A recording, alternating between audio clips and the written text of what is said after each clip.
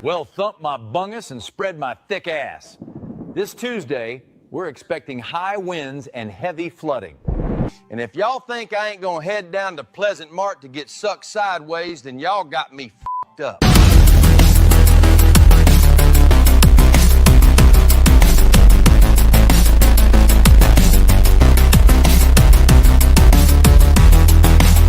My name's Jeff.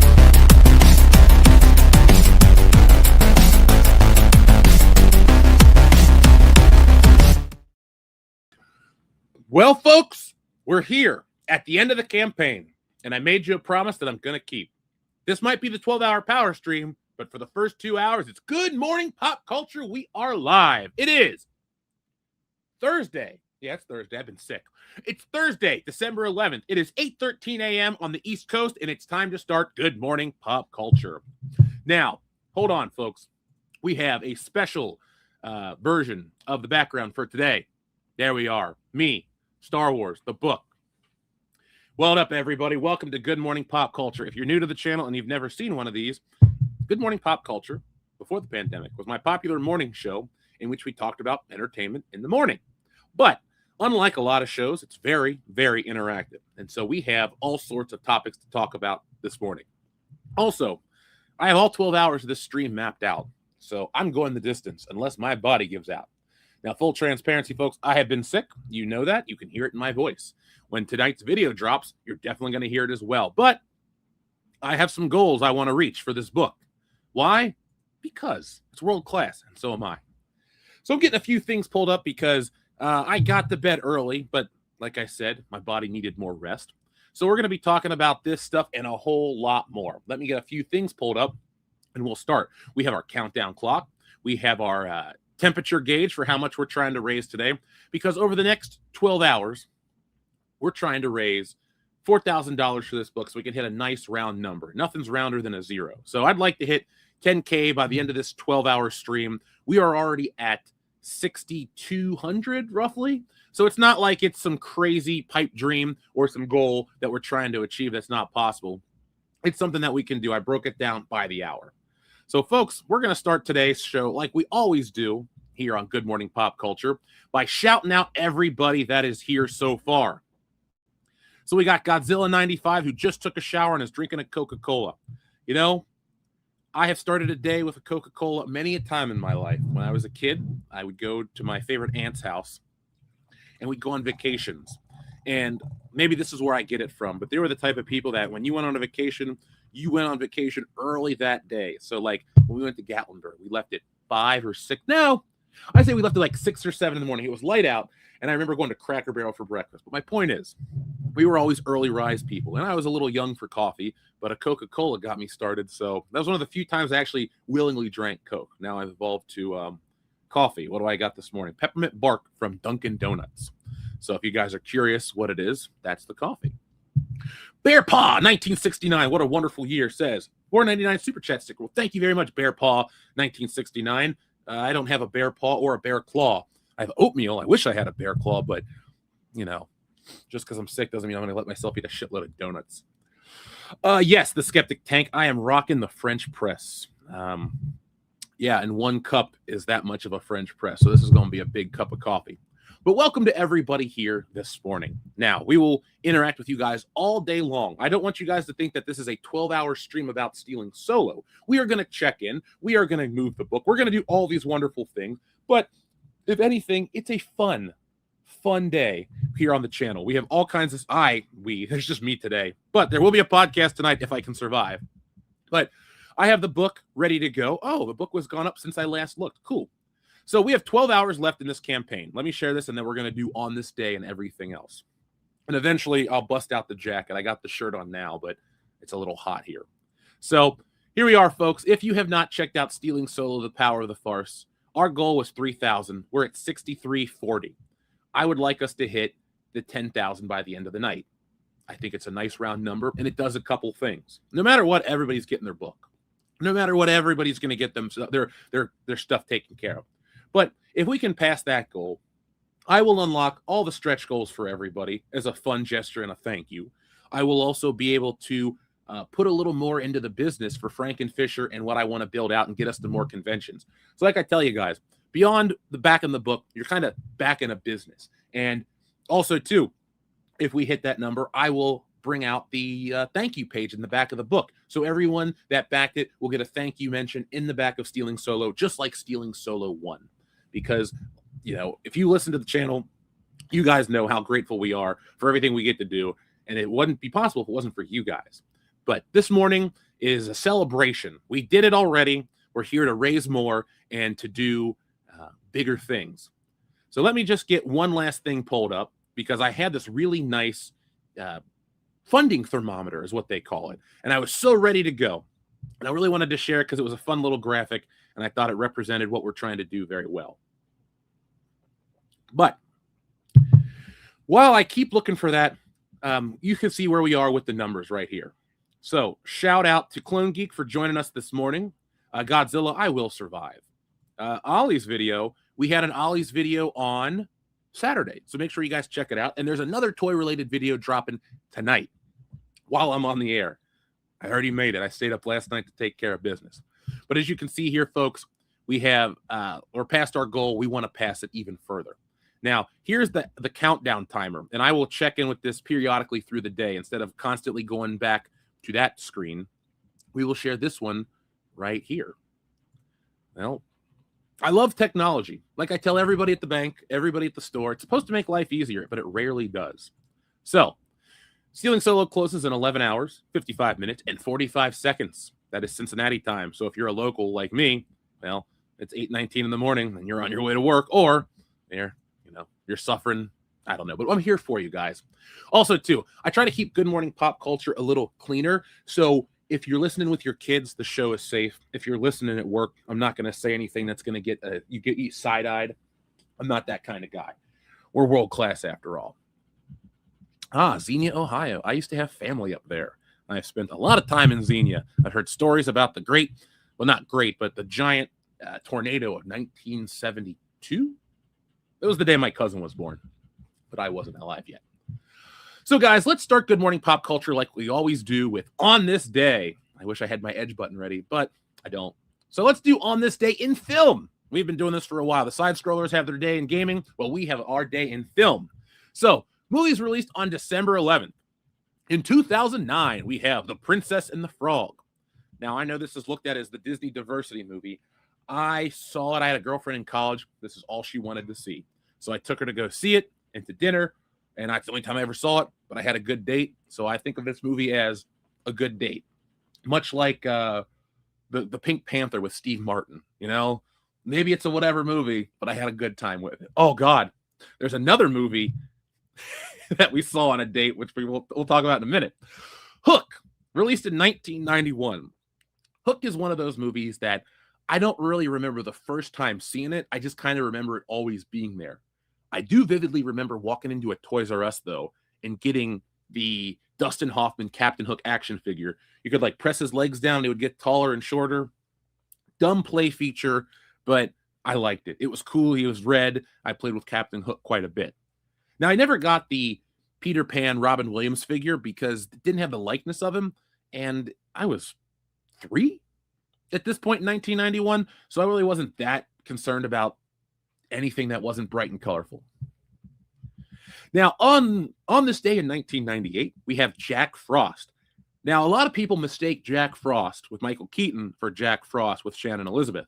One is about a father who's killed and becomes a sentient snowman to bring love to his family on Christmas, and the other is about a sentient snowman who kills people on Christmas. So I understand if you mistake the films. I know our friend Aaron here on the channel has said that back in the day, he and a buddy would rent both, switch out the tapes, and watch people suffer. That is terrible, and I love it, and I would do the same thing if I wasn't 10 years old when this movie came out. All right, on this day also is The Lovely Bones. I saw this movie with the same girlfriend, and that was the worst date ever. It's a movie about well, look it up. He's a Stanley Tucci abducts a girl, kills her, and it's just a terrible date movie. But I digress. Also, we had The Ridiculous Six released on Netflix. This was the first Christmas of WCBS's existence. I turned this movie off. I am not an Adam Sandler hater, but I did not like that movie. So there's also a few more, some classics like Shakespeare in Love. Not a fan. Kind of overrated. It was one of those movies as a kid that I was like, oh, am I supposed to like this? But I couldn't. Again, I was 10 years old and I was busy with Jack Frost. Few more. A Few Good Men, released on this day in 1992. I love A Few Good Men. This is one of those films that you can just watch whenever. Every performance is great. Tom Cruise makes me believe he's a lawyer. He's actually, everybody says Tom Cruise is the best at playing a fighter pilot or a crazy guy. I think he plays a great lawyer because he's played him a couple times. He was in this one. He was in John Grisham. I think he was in, because he was in something else too. He always does a good job. All right, folks, who plays the best fictional lawyer? That's your first question of today's many questions. We want to know, I want to know in the chat. Tell me, who's your favorite fictional lawyer? I'll give you mine. Perry Mason, played by Raymond Burr. I watch a lot of old TV because I complain that a lot of modern TV is vapid and stupid. So I thought, why not watch something older and fun? So I've been watching Perry Mason in my free time, that and the Mythbusters. Now, on this day also in 2015 was The Big Short. I saw this in theaters. I liked it. It's based on a true story. I highly recommend it. It's one of those situations that I lived through, so it's weird to watch historical movies made about stuff going on in my life, but here we are, and, well, check it out. It turns 10 this year. Two more. We'll talk about three more films released on this day. First off, Wall Street. Now, I didn't see Wall Street until I was in college. I took advertising in college, and we watched this. I don't remember the name of the class, but the teacher was metrosexual, and he used to dress really weird, and he would wear a vest like Marty McFly, and the dudes all laughed, and the girls all thought he was cool, and whatever. My point is, though, we watched Wall Street, and I liked it enough to go buy it on disc. This is one of Charlie Sheen's best movies. If you haven't seen it, I highly recommend it. It's literally about Wall Street. Charlie Sheen's a broker. Emilio Estevez Charlie Sheen plays his dad. No, Martin Sheen plays his dad because he is his dad. Anyway, long story short, he plays an investor. Michael Douglas is Gordon Gekko. And it's that story of greed and business. And they even made a sequel years later with Shia LaBeouf called Money Never Sleeps, which I didn't watch, but I will one day. To close us out in a minute, we have two more films, but a sequel first. On this day in 2009, Boondock Saints 2, All Saints Day. Boondock Saints was a movie that everybody in college used as a litmus test. Have you seen Boondock Saints? It was that or Waiting. Those were the two movies my freshman year that everybody was trying to introduce you to. If you hadn't seen those, somebody was going to pull out a DVD and say, you got to watch it right now. And that happened to me with the first Boondock Saints. But luckily, Boondock Saints. And the Boondock Saints is a pretty good movie. Now, the sequel is not that great. All I remember is Clifton Collins Jr. and his ding dong mofos or the whoop ass fajitas line. Other than that, I don't really remember this movie. But the last movie we're going to talk about is a movie that I watched at a very young age, oddly related to, and it was Wes Anderson's Rushmore. So I rented this in grade school. When I was in the 6th grade, my mom went to Blockbuster and they had a promo. Buy DirecTV, get a whole year of movie rentals for free. They gave us this card that you swiped. It was one rental. It could be a new release, an old release, a video game, you name it. But every week for a year, I got to rent something new. And so I rented Rushmore, and I liked it at a very young age. And it was something that I would rent from the library and watch over and over. I don't know why I related to it as a kid, but I did. And as an adult, I go back and look at it and go, oh, okay, I was a weird kid. But I enjoy Rushmore. I enjoy Wes Anderson movies. I haven't seen his newer ones, but I want to. So that was on this day in film. Let's check in with everybody. So Jose Membrane, good morning. It is a great morning, everybody. You just saw Hook for the first time this year and you liked it. Good. It's a very good movie. I got it on 4K. Rufy. Oh, I met him once. See, Jeff Garcia died. Oh, I saw that. Sheen from Jimmy Neutron. I loved that show back in the day. I was like a first-generation Nicktoons kid, but then grade school happened, like everybody, and Jimmy Neutron came out towards the end, and it was that window where I got into wrestling, and I thought I was too cool for school, but I still would watch Jimmy Neutron and all that stuff. So, folks, I'm going to pause this for just a second. I'll be back. I got to blow my nose.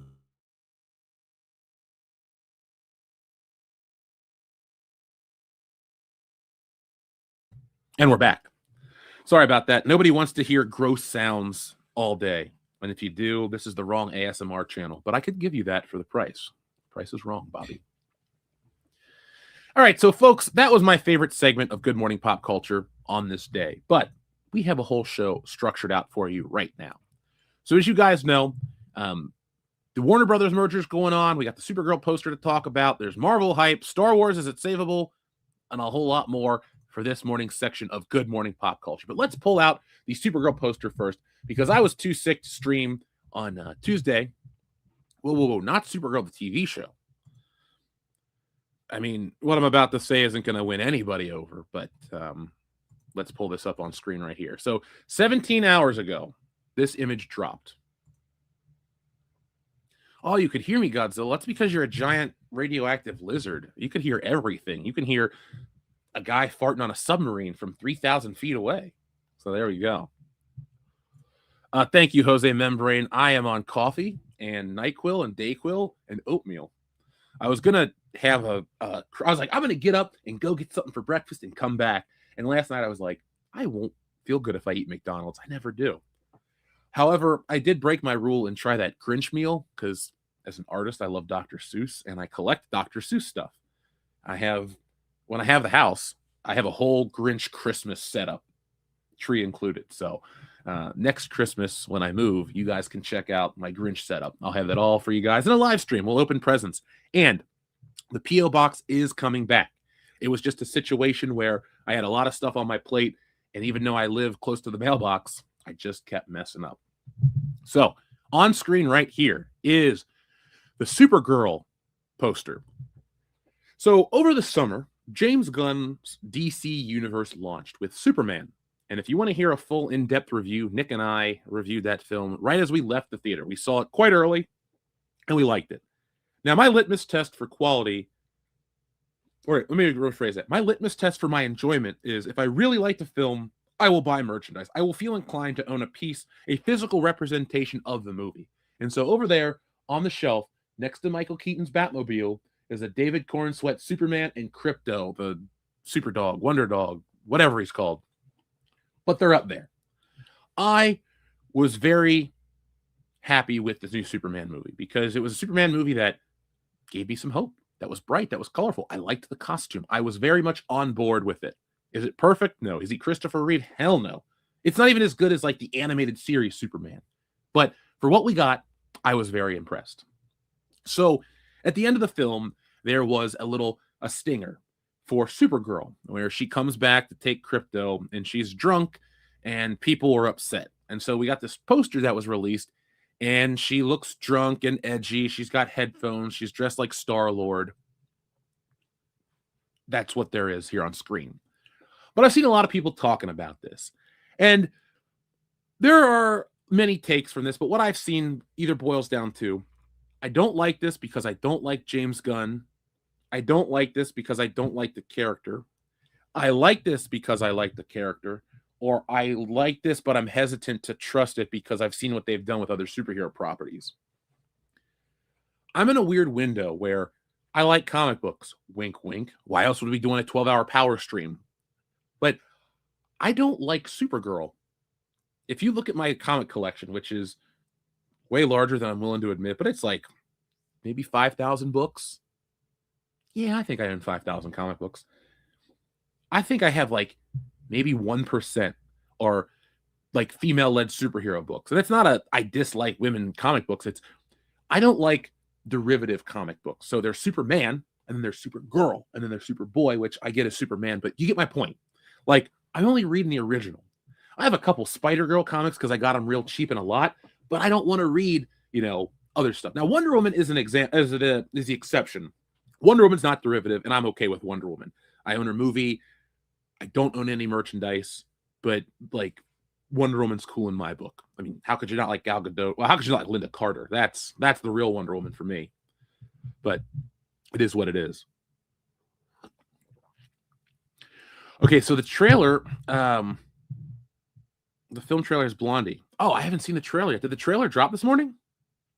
I didn't know. I've only seen the poster so far. If the trailer dropped, what I'll do is I'll check it out and I'll give you a live reaction here on the air. Let's see. So that was my phone in the background. So overall, I don't want to come off as super negative. I know you guys want a deeper take, but I don't really like Supergirl. This is more of a film that I will go see for the channel to talk about stuff in the future. But it kind of leads into my other point is I do think we've reached a point of no return with superhero apathy. Let me answer this question from Godzilla, and then I'll get into that. When do I think the Clayface trailer will drop? Unless they've made an announcement and I've missed this completely. Maybe I think you got like a week left until it would get lost in the holiday shuffle. That being said, you might want people to talk about it at Christmas. But I come from a family of normies. Now they're all, interesting people to a degree. No, they're not. They're boring. They're all accountants. The only one's an accountant, and she's not that boring. I digress. My point is, I come from a family that is on the periphery of superhero content. And a lot of people will call me and ask me, what do you think of this? What do you think of that? So maybe if you drop a Clayface trailer now, it'll get people talking at the holidays because everybody's got that friend, cousin, uncle, brother who's into comic books and shit like that. Okay, so the teaser trailer has called me like it's part of the score. So, the full trailer comes out at 12. Okay, well, 12 o'clock, we'll talk about it. I don't really like when you take a real song and incorporate it into the orchestration. Like, for example, I hate that new Walmart commercial that plays The Who after the Grinch stuff. To me, that's lazy. A film score, it's its own thing. You could talk about Star Wars, and we will. We have a Star Wars hour in the middle of the show. But John Williams didn't all of a sudden go, it's 1977. Now, I'm going to cheat a little bit because I'm pretty sure Saturday Night Fever came out after Star Wars. But imagine if, like, John Williams, in this alternate reality, put an orchestrated version of Staying Alive to the Death Star battle. You can laugh. It sounds funny in theory, but like, dun dun dun dun dun dun, it just doesn't fit. And I don't like how James Gunn's films or James Gunn adjacent films use real music instead of score. I would much rather sit through the same John Williams Superman theme every movie than like punk rocker or any of that stuff. That's what I mean when I say like I have issues with the film. I don't like the music. I think a score, an orchestral score, is something that can bring more people in. Songs that are like this are very divisive because they have an identity or a life outside of the film. So, for example, Nirvana's fine, but I can't stand the song Heart-Shaped Box. For example, in the Batman, Something in the Way, I thought that was kind of hokey and stupid. Every time Batman would be like, Batman's log supplemental. Alfred yelled at me because I didn't put the bat toilet seat down. I miss my parents. They would have let me gotten away with it. Like shit like that. And if you had Nirvana playing in the background, he has a squirrel eye or raccoon eye face paint, that's the type of shit that just makes me laugh. And it takes me out of the movie. So that's how I feel about it. Okay, Clone Geek. If the safety dance was orchestrated for Obi-Wan and Darth Vader's fight, I mean, could you imagine Obi-Wan S-S-S-S-A-A-A-A-F? Yeah, like it would be awesome. Ironically speaking, of course. Hans Zimmer, I have definitely given hot takes on Hans Zimmer, but he really is one of the greatest composers of all time. For me, it's like John Williams, John Barry, personally Harold Faltermeyer, then maybe Jerry Goldsmith, and then Hans Zimmer. No, Danny Elfman's got to be okay. Danny Elfman should be like 2 or 3. Let's be honest. He may look weird and Oingo Boingo may not be your cup of tea, but I mean, the Batman score, that's perfection. That's as good as John Williams' Superman theme any day of the week. Arguably, it's better.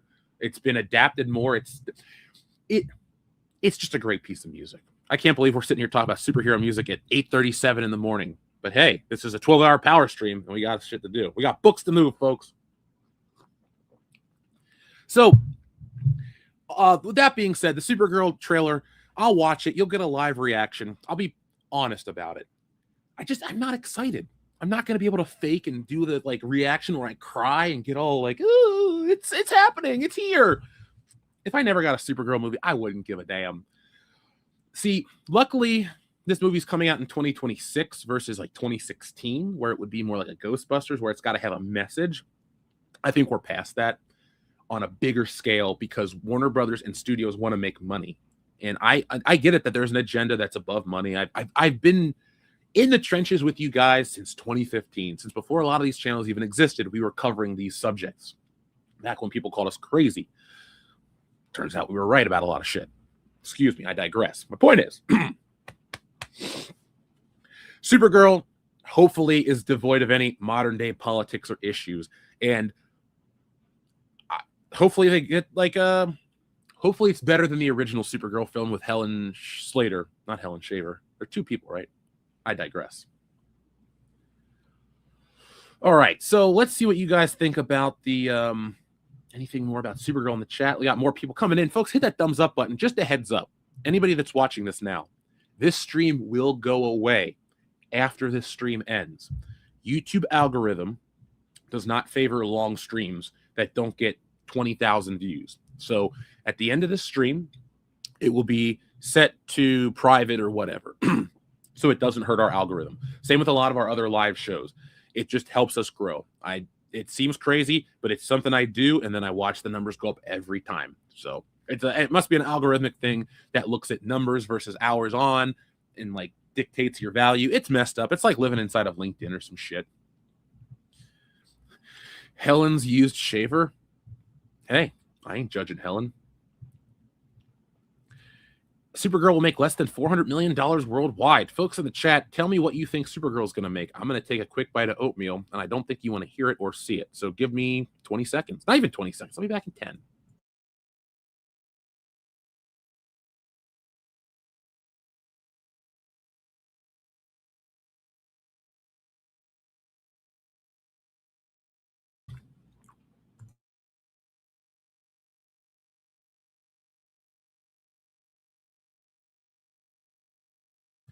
And we're back.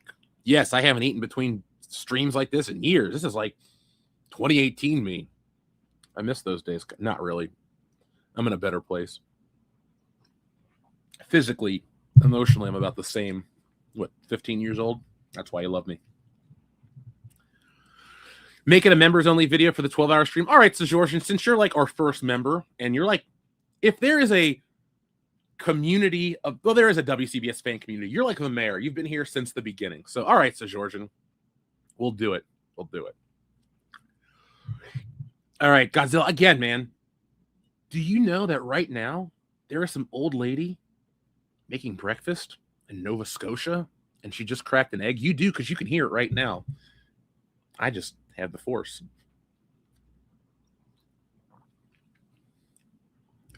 Why did I live in California? All right, I'll answer that question. Well, first off, I went out there. So I was seeing somebody, and I went out there for a month pre-pandemic, and it was a much different beast. It was, in a good way, it was stereotypical. It was sunshine and beaches and happiness and fun, and it was way different. And then I lived there, and the pandemic happened 2 weeks later, and it all fell apart, and it was like living behind the metaphorical Iron Curtain. You had terrible politicians and all kinds of crap like that. Would I ever recommend living there? No. Would I recommend visiting? That's the problem. The people that live there aren't really bad. They're really friendly, kind people. All people in my neighborhood, Mr. T included, were cool. I didn't have any issues with anybody. Well, one person. That's why I left the state. But my point is, there is a lot of good out there. But all of the stuff you hear on the internet is true. Homeless. I mean, I was living in a fairly nice apartment, and I would walk outside, and it would smell like urine. Why? Take a guess. And there's nothing they'll do about it. I saw people get beat up on the street. I called the police. I got voicemail. They called me back a half an hour later. I told them what happened. I said, I already left. Like, you guys can go back to the point. So I don't miss it at all. I'm from California, but California sucks. Yeah, I won't go back. I didn't leave my heart in San Francisco. I left a lot of money in Los Angeles, which, you know, I've since recovered, but that's it. It was the return to Ohio was great. The weird thing is the first thing I did when I got back was go see Guardians of the Galaxy 3. So for as much as that movie is whatever, it always is like a reminder of when I came back. I'm glad to be back in Ohio for specific reasons. Ohio is like the most okay state in America. Actually, it's the most okay place in the world, because Ohio, outside of a meme, like, okay, I'm in Cincinnati. I can't speak for the whole state. I've been to lots of parts in Ohio. There's some boring shit in Ohio. Like, drive up 71, it's farmland. I'm not really into farmland. But I live in a place where we have museums, great restaurants. Star Wars toys were made here in Cincinnati. Like, I don't tell that story enough, do I? We have the Kenner. So here you go, folks, to tie it into Supergirl, which is on screen right here. Kenner Toys has a street named after it called Kenner. That's where the original factory is. It's right next to the Hall of Justice from the Superman movie. So that real building is called Union Terminal, or the Cincinnati Museum Center.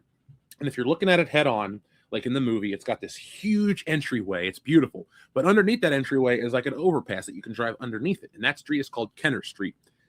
And that's where the original factory for Kenner Toys was located. But if you go to downtown Cincinnati, our biggest building is called the Kroger. Well, one of the biggest buildings is the Kroger building.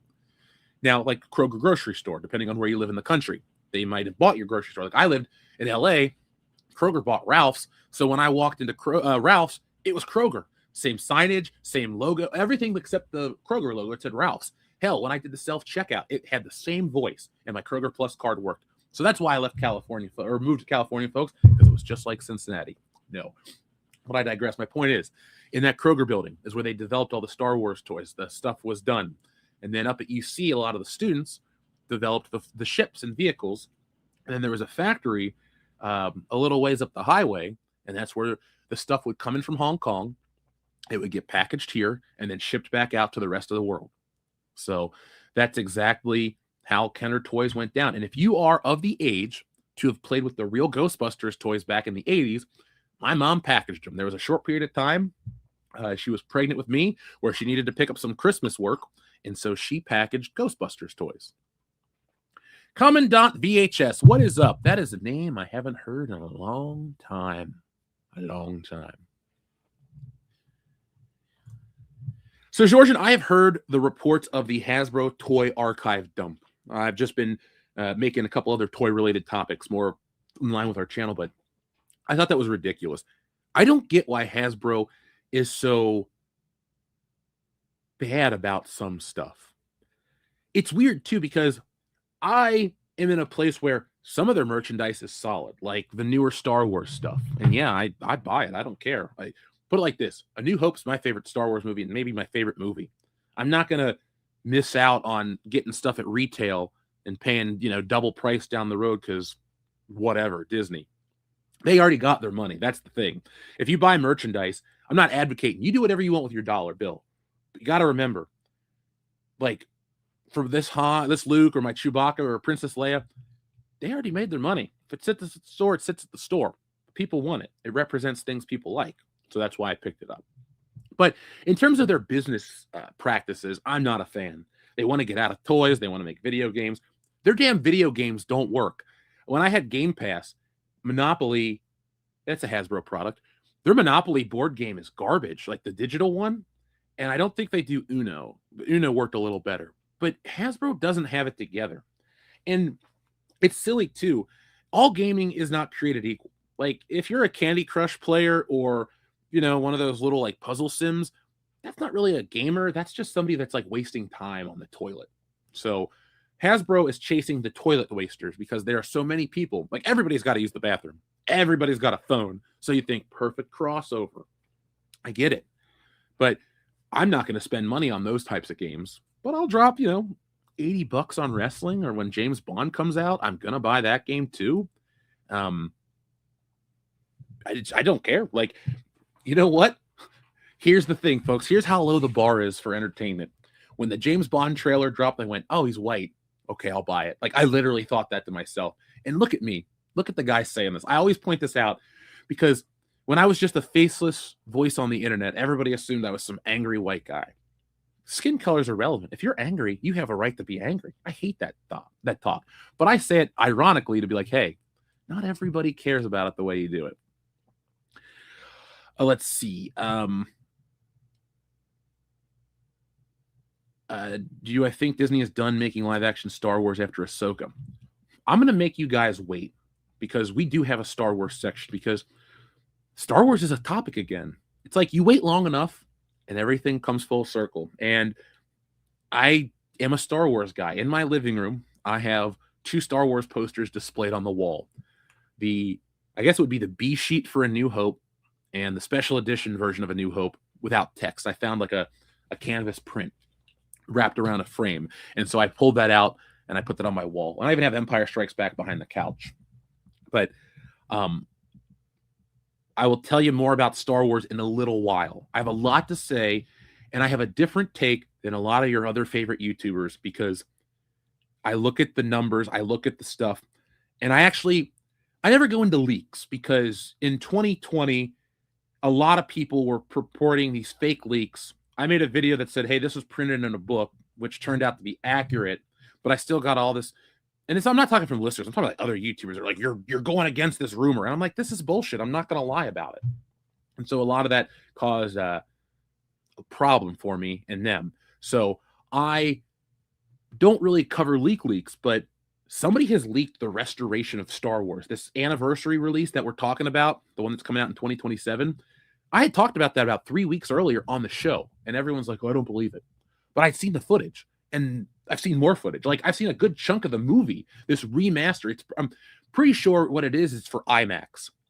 And according to the leak, I don't really know how it popped up. Some people say they found it on YouTube. Some say it's an auto upload. But there are these clips of Star Wars, original Star Wars, that have been redone. They look better than 4K 77. They have a better picture quality and better color timing than the UHDs from Disney, and they have all the special effects back to the original. And the audio sounds great too. Like, if you watch when Tarkin's on the Death Star talk about evacuate, now moment of triumph, I think you overestimate that chances.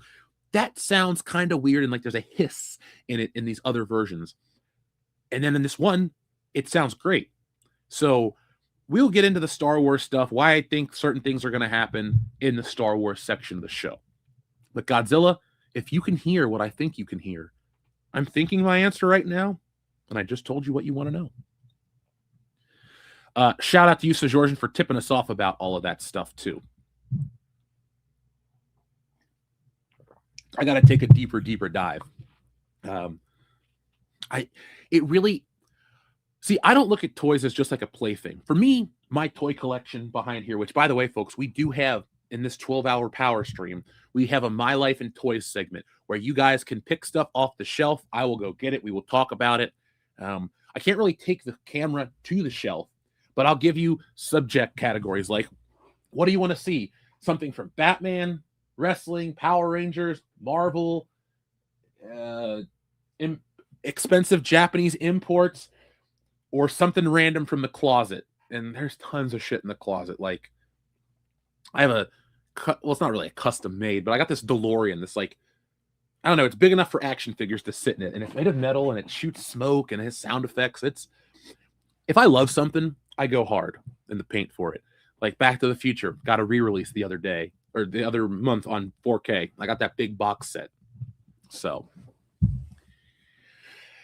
anything else you guys want to talk about Supergirl? Again, this is the 2-hour Good Morning Pop Culture section of the show. We've already done On This Day in entertainment history, and we've seen a lot of good films. But I don't really have a ton to say. When the trailer drops today at noon, we'll talk about it. I will do a live reaction. I'll mute myself, and I'll watch the trailer, and you guys can watch it. How do I think about going to Japan? I definitely want to go to Japan. It's on my bucket list. Of all the places in the world I want to visit, Japan is up there. It used to be London because I love James Bond and I wanted to go see stuff and just kind of experience it. I wanted to go to Savile Row and get a shirt, because when I say I like James Bond, like, I know who makes his shirts. I know the special kind of cuffs they invented for Sean Connery, like all kinds of stuff. I really like the character and I like what he represents. He's just like the coolest guy in the room.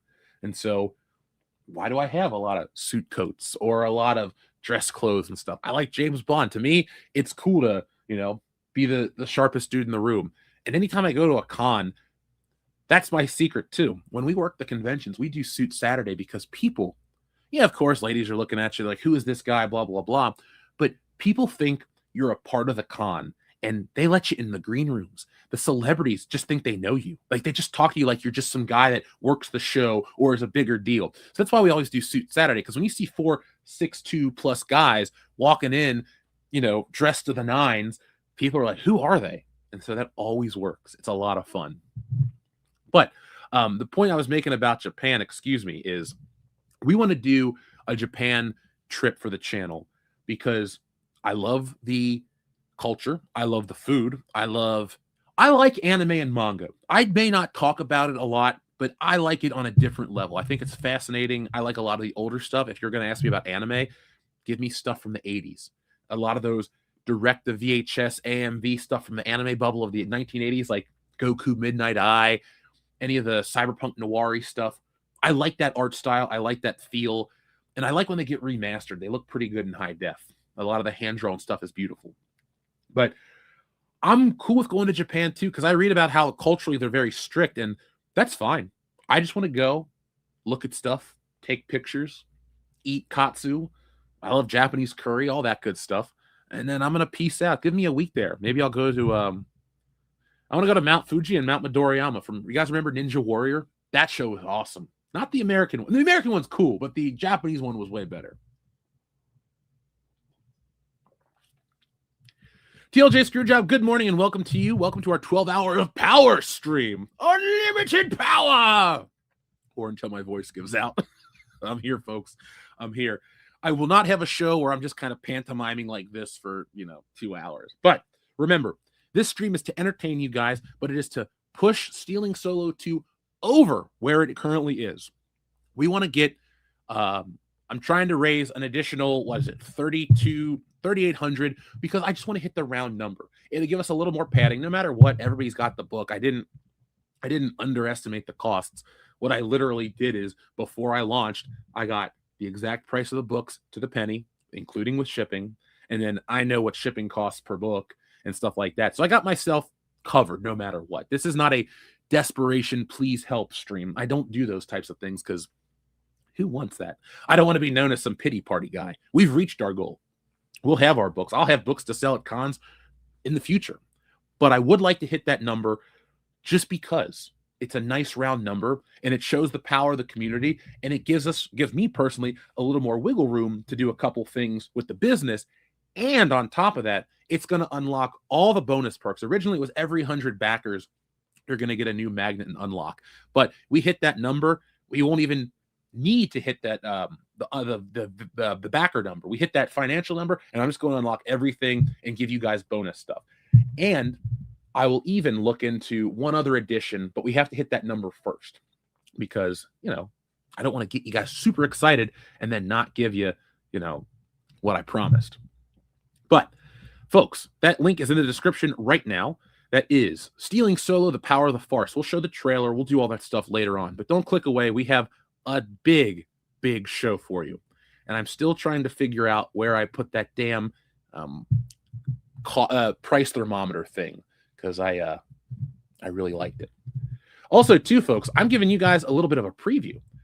So, for example, we do our end of the year movie reviews, our end of the year stuff like that.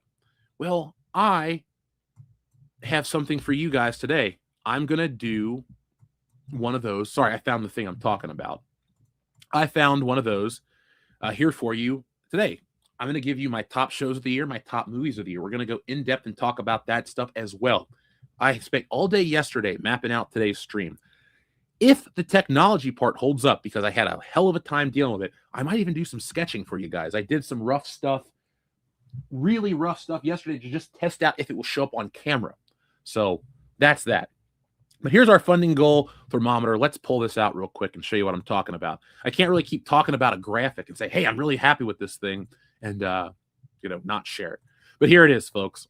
So our goal is to hit 4. Hold on. I should do the math because it's really less than that now. Oh, we went up again. Thank you. Thank you, folks, for back in Stealing Solo in the final 12 hours. As I keep stressing, this is a completed book. It is, as soon as it's done, it takes 2 weeks to get the money. So by the end of the year, it'll be off the printer. It takes about 6 to 8 weeks to get it printed, shipped, and all that stuff to you guys. So like I said, early February is my date. But as you guys know, with Wokebusters, I give you tons of updates no matter what, and everything arrives safe and sound in my nice Stay Flat mailers, and you get all the nice benefits and extras and stuff like that. But there we go. We're going to hit that. Let's change that. So we actually only need to hit 3,625. Okay, so what was that? We hit $375, right? There we go. So we're a little further along the way. So thank you guys. There's the graphic. Let's get back to all that stuff. And we'll keep checking in with this throughout the day, all 12 hours. What up? We got a message from Proper. What up, buddy? My sister went to Japan for work. My uncle for competitive jump rolling. Cool. And 2 friends spent an entire year studying abroad. Both gingers who stuck out like sore thumbs, but they all absolutely loved it. Proper, how do you think I will stick out in Japan? You know me. We've gone on our Back to the Future journey. Folks, I always talk about this friend that took me to all the Back to the Future filming locations. It's Proper. We had a great time. Proper, did I tell you about when I met Jennifer from Back to the Future? If not, I'll read the regular message and I'll tell you that story. It's kind of funny. But I'm 6'5", not an internet 6'5". I'm like a foot taller than your average guy in Japan. I will be like Godzilla in the chat everywhere, you know, just you can just see me walking. I want to wear a Godzilla. Have you seen the Godzilla popcorn buckets that are coming out? I want to get like a hat made of that. I just want to walk around Japan looking like one of those elves from A Christmas Story. And, you know, walking down the street, doing what I want to do. But yeah, Japan has always been a thing. Akihabara, right? That's how you pronounce it. I want to go buy toys. You know, folks, I don't know if you can see, but you see these boxes right here? Those are all Japanese imports. We got Wolverine, Cyclops, Gambit, Psylocke, Jean Grey, Storm, Magneto, Batman, Superman, Batman, the Joker, all from Mafex. I have SH Figure Arts figures. I got Goku, Super Saiyan Goku. I got Mario. I got Japanese Indiana Jones, which is a terrible figure, but I bought it anyway because it's Indiana Jones. I got Solid Snake. Those are just the Japanese imports. I love Japanese toys because the engineering used to be second to none. I got to give Hong Kong in their Hot Toys line, you know, extra props. I don't know where InArt comes from. As a collector, it's like the best time and the worst time to be a collector because tariffs are garbage on these toys and other things like that. But there's a lot of great stuff around the world. Like, I got to be careful or else I'll spend way too much money on import figures. It's like, do I need another Cyclops? It's Jim Lee design, so yes, I do. But that's what I would do in Japan. Eat, drink, buy toys, go home happy. I can't sleep in one of those little micro hotels, though, because my feet will stick out and, you know, I don't want them to. You ever seen Tales from the Crypt where the old black dude kills the young black guy, but he's too tall to fit in the casket, so he cuts off his feet and puts him in the casket, but then his ghostly apparition of his Jordans walk down the stairs and kill him? That would be me. The Japanese people would chop off my feet. I would come back, boom, boom, and just stomp on everybody. Like 2 Godzilla feet, just killing Tokyo like that. Yeah, Proper. I'm going. I have a schedule like mapped out. This isn't a joke. Good Morning Pop Culture is scheduled for the first 2 hours. Honestly, if you guys are liking this format, Good Morning Pop Culture could be 12 hours. We can just evolve it. I got all kinds of stuff. I would love to just sit and bullshit with you guys for hours and hours. But I do have something exciting that I've never done that you're all going to want to watch. So when we get to hour 5, which will be about noontime, I'm going to do a live Ollie's video. What that means is I'm not going to leave. I can't go and do all this shit because I'm a one-man operation today. But what I'm going to do is I got some Ollie's footage.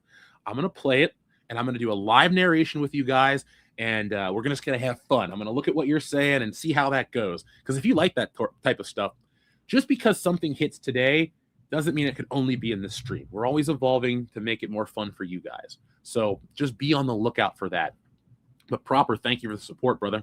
And yeah. Let's see, I should go to Epcot for 2 days. I've been to Magic Kingdom, MGM Studios, and that's it. Hey, talk about living in California. I never went to Disney once. I was a Universal guy. I have my pass back there. I mean, they're the studio that made Back to the Future, so I'm a fan. Do I like Lindsay Lohan?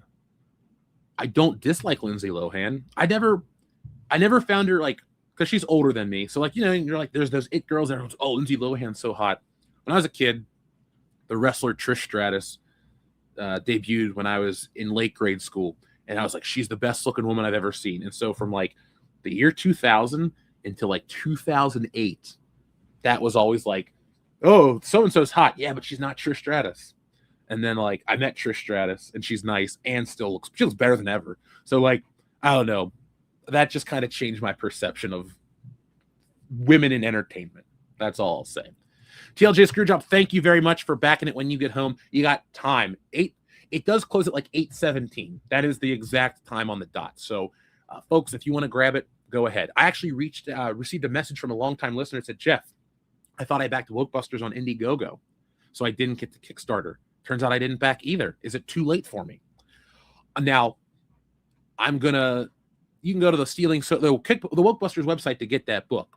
But don't miss out, because if you don't get it now, you won't get any of the bonus perks. I have extra stuff, but it's usually for me, like, here's an old Phantom Menace sticker. That's like one of one. If you would have backed it the other campaign, everybody got this stuff. I mean, hell, there was even this, I love these stickers, actually. They were a lot of fun. This was a fun campaign. But yeah, this is my favorite cover, the old High Council. But yeah, I got stickers and stuff like that, but it's only available through these campaigns. So if you guys want the bonus stuff, I mean, the books are always going to be awesome, but if you want more extra stuff, you got to back it that way. What am I pulling out from here? Like even Wokebusters trading cards. Yeah, I got those too. That was a fun project to work on. It took a long time, but I gave 100 pages of story. I'm quite proud of it. But thank you, TLG Screwjob. Thanks for everything. I really appreciate you guys. I don't want to come off of here as like sappy and saccharine. Oh, thank you, all this stuff. No, I've been doing this for a decade. If it was just me, it'd be a different story. But it's a group thing, and I'm always happy for it. And I'm a people person. If this was a job where I never talked, it would be weird. I like to talk. I like people. I have a business partner. We're in a different venture. It's a game, and it's not like when I get into something, it's not just, hey, let me learn a little bit about it. It's let me learn about it, period. So I had a friend that came to me and said, hey, man, could you design some cards to do the art for my tabletop game? And I looked at it. It was like a lot of cards. And I said, that's going to cost a lot of money. I said, why don't we just become partners? And he goes, that's what I wanted. I didn't have the nerve to ask. So for all this year, this isn't new. I've dropped these little hints here on the channel.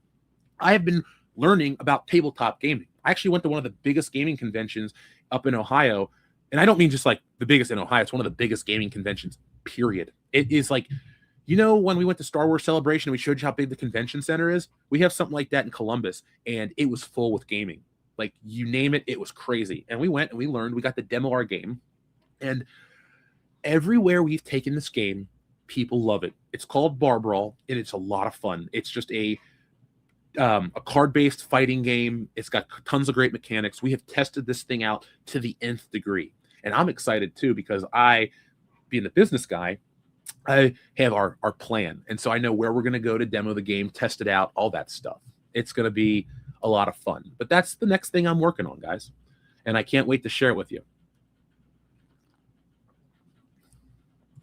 Proper says, no, I haven't. Which Jennifer was? It was Claudia Wells. And this is kind of silly. But Nick and Kendo sent us his Back to the Future DVD set for Dragon Con. He's like, can you get it signed by everybody? I'll pay you.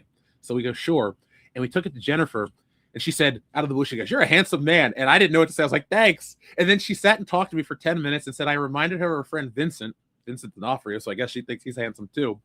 But the reason she talked to me for so long is because I said, oh, I used to live by your boutique. And I told her where I lived. She goes, oh. And like from that moment on, she was just like the friendliest person I've ever met. Now on that day, I met Doc. Doc was awesome too. He's normally quiet, but because I mentioned Dennis the Menace, he started to talk to me. But you know who the coolest one was Strickland. His grandson, actor's James Tolkien. His grandson is his handler. And it was the coolest thing ever. Here you go, Grandpa. And dude, you talk about somebody that's excited to meet the fans. Oh my God, James Tolkien couldn't have been nicer. He shook your hand. He was like, he's old, but he wanted to stand up for photos. Like, he was the most like direct, respectful, cool guy I've ever met celebrity-wise. He's up there with William Atherton, the bad guy from Ghostbusters. Just the chef's kiss of awesomeness. And then we met Billy Zane, and he was funny too. And it's funny because I look vaguely like so many people. Like famous people will think I'm their friend or think they know me. Like I once went to a film screening at Quentin Tarantino's movie theater with Nick. He was in town. He's like, let's go see. It was that movie with Keanu Reeves and Ana de Armas, where like he's the guy and the two girls like kidnap him in his own house. We went and watched the original and the remake, and Eli Roth like stared a hole in me, and I kept looking over like, why does he keep looking at me? Because I wasn't talking, I wasn't texting, I was being the perfect film goer. And I just was like, Nick, what does he keep doing? Nick would look over, he's like, why does he keep looking at you? We never found out because at the end of the screening, he didn't stay for the Q&A. Maybe he thought I was like, I don't know, a loan shark, and I was coming to collect. I don't know his finances. But that's always fun for me at these cons because everybody thinks I'm somebody else. Hey, Kilted Cajun 5331, thank you very much for backing. You got both covers, shirt, and the first issue. Well, thank you very much. I know you're going to love Stealing Solo. This isn't a marketing tactic. Everybody that reads the book tells me it's funny, and that's all I'm shooting for, is to make you guys laugh. And this one is bigger and crazier. If you like the idea of a group of Star Wars fans kidnapping Harrison Ford, imagine when Mark Hamill kidnaps those same Star Wars fans and forces them to remake The Last Jedi. It's bigger, it's crazier. He doesn't just like kidnap us in our own home. He takes us out in the middle of the night to this factory that he's retrofitted into a movie studio. And it's got a lot of this, like, you remember the green screen jokes? There's a lot of commentary on entertainment in this book. I don't want to spoil anything for you, but it's bigger. It's got a lightsaber duel. It's got all kinds of stuff. And the flashback that I've shown in the trailer is one of my favorite portions. I'm very proud of the work. I'm not trying to like gloat. Don't take it that way, but it's a one-man operation. It took a lot of time, and I'm really happy with the way it turned out. So I hope you guys like it as much as I do. The dollar bin Marvel figure video was entertaining. Thank you very much. I like making Ollie's videos. They know me at Ollie's. They're quite kind. Do I think that they should reboot Small Soldiers? You know, Steven, I think what they should do with Small Soldiers. See, I don't think you should do a reboot per se. I think you should do Small Soldiers 2, and I know I'm going to sound like a hypocrite, is more of one of those like spiritual successor reboot sequels, because the toy market has changed, technology has changed. You can have a much better commentary. Instead of it being about nuclear grade weapons chips, it could be AI. They did it with Chucky, so they already kind of done that movie, but anything to get more. I have Major Chip Hazard. I have two of them. I have, if you guys want to see it later on in the show, I'll pull it down, but I have the 1998. It would have been a 1-to-1 scale, that one that talks. Love that toy. That was my favorite toy of the night. Well, if you count the N64 as a toy, that was my favorite toy of 1998. But that actual toy, love that thing. I played with that. Chip Hazard and Buzz Lightyear were for some reason a team when I was a childhood, because they were toys that came to life in movies, I guess. But they were a team, and I don't know who they fought. They were so much bigger. I don't remember. All I know is I played with them together, and I had a lot of fun with both of those. But to answer your question, I don't want to reboot. I would rather have like a sequel reboot thing. But if it's to get like NECA to do 1-to-1 scale Small Soldiers dolls, I don't care what the movie is to get the toys. A couple years ago, I could have bought a screen-used Stan Winston puppet, but I didn't know about it until it was too late. And now I'm not going to pay the resale price. But I would love, love, love, love more Chip Hazard. You talk about a design, like literal perfection to me. I'm a design guy. I know I'm an artist, and you know me that way. But when it comes to like toys or certain characters, if they're designed well, that's kind of what I look at above all else. So, like, for example, certain Star Wars costumes kind of hit that like perfect window for me. Like Han Solo's Bespin gear is such a cool look. Chip Hazard, Buzz Lightyear, like certain Batmans, like they just like Michael Keaton Batman to me is like perfect. And I mean the first suit. I know some people prefer the returns, and that is, if 1A, that's 1B. They're both good, but I prefer that first one with the different cowl. But I digress. Don't forget the Stealing Solo poly mailer with the action figure mock-up.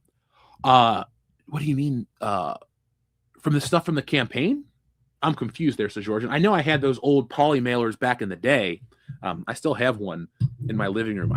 I'm a Christmas guy, and it's one of those situations where it's like, some people get a lot of gifts. So like Dion's family, or Dion himself, I don't know why, but it's like I bought them their family gift, and then I got him 2 things, and I got his wife 2 things, and his sister something.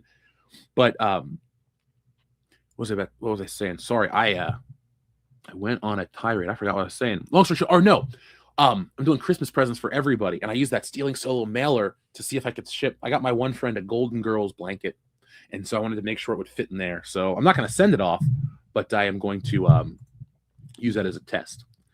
Boar Legion, what is up? The best Star Wars trilogy since the original. Looking forward to the new comic. Thank you very much, Boar Legion. I appreciate that.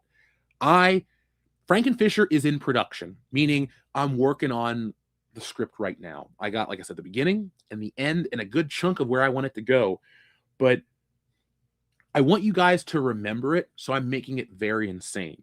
And I don't mean like, when I say insane, it doesn't mean I'm turning it up to 11, and if it sucks, and you don't get it. I'm turning it up to 11 to tell you a story with a point, and it's going to be crazy. So, Boar Legion, thank you very much. And like I told you guys, I'm going to do my damnedest to make sure that my whole trilogy is out before Spaceballs 2. Only because I don't ever want to be accused of, well, he just riffed off this joke in Spaceballs. We're before Spaceballs 2. Spaceballs 1 is up here with the original Star Wars. And we're somewhere in the line of like, we're better than Attack of the Clones, but we're not as good as Episode 1's racing scene. I digress. Look, I'm really not here to rip on George Lucas. As a creator myself, I get what you're trying to do and tell a big story, and it sucks when people don't get it. I understand that pain. But when you create something so wonderful as the original films, it's hard to top that, man. It's hard to top that. Jeff Stark, what is up, man? He says, good morning, Jeff. Congrats on the book. I look forward to listening to the stream when I'm at work all day. Well, Jeff, hopefully you have a good day at work and you have a good time listening to us. Shout out to you, man. You've been one of the biggest supporters since the original book. So, folks, if you are on Facebook, find me. I usually accept friend requests from everybody. Most of my Facebook friends are now you guys. I don't really post much private stuff outside of, oh, I'm sick, or, hey, it's Mother's Day. This is what my mom and I are doing. But thanks, Jeff, for all the years of support, man. I appreciate you. Let's see. What movie have you watched lately via your Regal Pass? You know, it's funny. I was thinking about canceling it because when I do my section of the movies I've seen this year, I've only seen about 16 movies overall. And the last film I saw was Tron Ares. I did not like it. 3 reasons. As I put up 4 fingers, excuse me. Just get a little more in frame. Sorry, guys. I don't have a jacket on today, so my shoulders don't look as broad, even though they are. But Tron Ares was a completely, utterly disappointing film. Very much like the Disney Star Wars, where it has the problems of the lady just knows how everything works. For example, the Asian lady finds a light cycle that gets pulled into the real world, and she just knows how to operate it. Now, that comes from Dillinger Tech. She's never been to the grid. She doesn't even know about this stuff. But she knows how to operate it because bad character writing. Secondly, they're in the grid for 7 minutes. Tron Legacy is one of those films that means a lot more to me than it does to most people. When I watch that film, I'm like sucked into the grid. As soon as that, like, what is that note, that sound, that digital, that like echo thing that plays, and then you hear the grid, Jeff Bridges comes in. I'm like, here we go. About 2 months ago, when Disney Plus got those 4K versions on the streaming platform, I sat down, I had a couple of drinks, and I was like, all right, Tron Legacy. And here's me. It looks great. It sounds great. It's just what I want out of a Tron movie. It's in a computer. It's like a video game come to life. It's a nice upgrade from the original, which I also love. Like, if Tron Legacy is a high mark, the original Tron is a high mark for what it achieves, what it accomplished. Jeff Bridges is a great actor. We share a great name, so of course I'm a fan. But Ares was the last one I saw, and I didn't even like the music. And you're like, but Jeff, Trent Reznor's cool. I'm not here to knock him. But when your score is mostly like a digital breaking, like sound effect the whole time, that doesn't bring me into the story. That kind of takes me out. The Daft Punk score was an 11 out of 10. I still listen to it to this day. But the other one, just not in love with it. That's all I can say. But that was my last one. Silent Night, Deadly Night. So Skeptic Tank, I watch a channel called Hack the Movies. Shout out to Tony and those guys out there. And I was watching their review of the original Silent Night, Deadly Nights 2 through 5. And then they were talking about this new one. If Nick was in town or if Dion and his wife wanted to go see it, I'd watch it. I don't like that actor, that kid that was in Halloween Kills. Maybe I'm being unfair, but it's one of those I'll watch it at a later date. Because, look, I'm going to do one thing. I'm going to break the illusion of Stealing Solo, folks. We'll be right back to the book itself. But one of my favorite things about Silent Night, Deadly Night can never be replicated because it's not going to have this.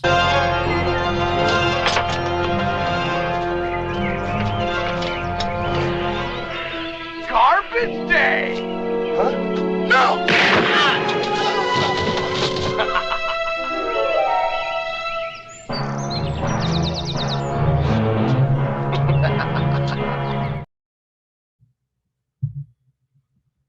Oh yeah, I'm a garbage day guy. I bought that sweater. It's in my closet. I won't wear it on the stream because it's too hot. But yes, Skeptic Tank. If you see the movie, check it out, or I'll tell me what you think. Did I ever eat toothpaste when I was younger? I did not, though that Crest Blue one was quite enticing. I never did. Let's see. Mark Hamill's the new SpongeBob movie. I haven't seen any SpongeBob movie. I watched SpongeBob when it was new, but that was it. Tron was better than Thunderbolts. I was happy with the Thunderbolts when I first saw it because it had the tone I like. But the more I think about it, and it's the whole trauma dump the movie, I don't ever feel the need to watch it. Nor do I ever feel the need to watch Tron Ares again. I would rather watch the original Avengers or Tron Legacy or just Tron. So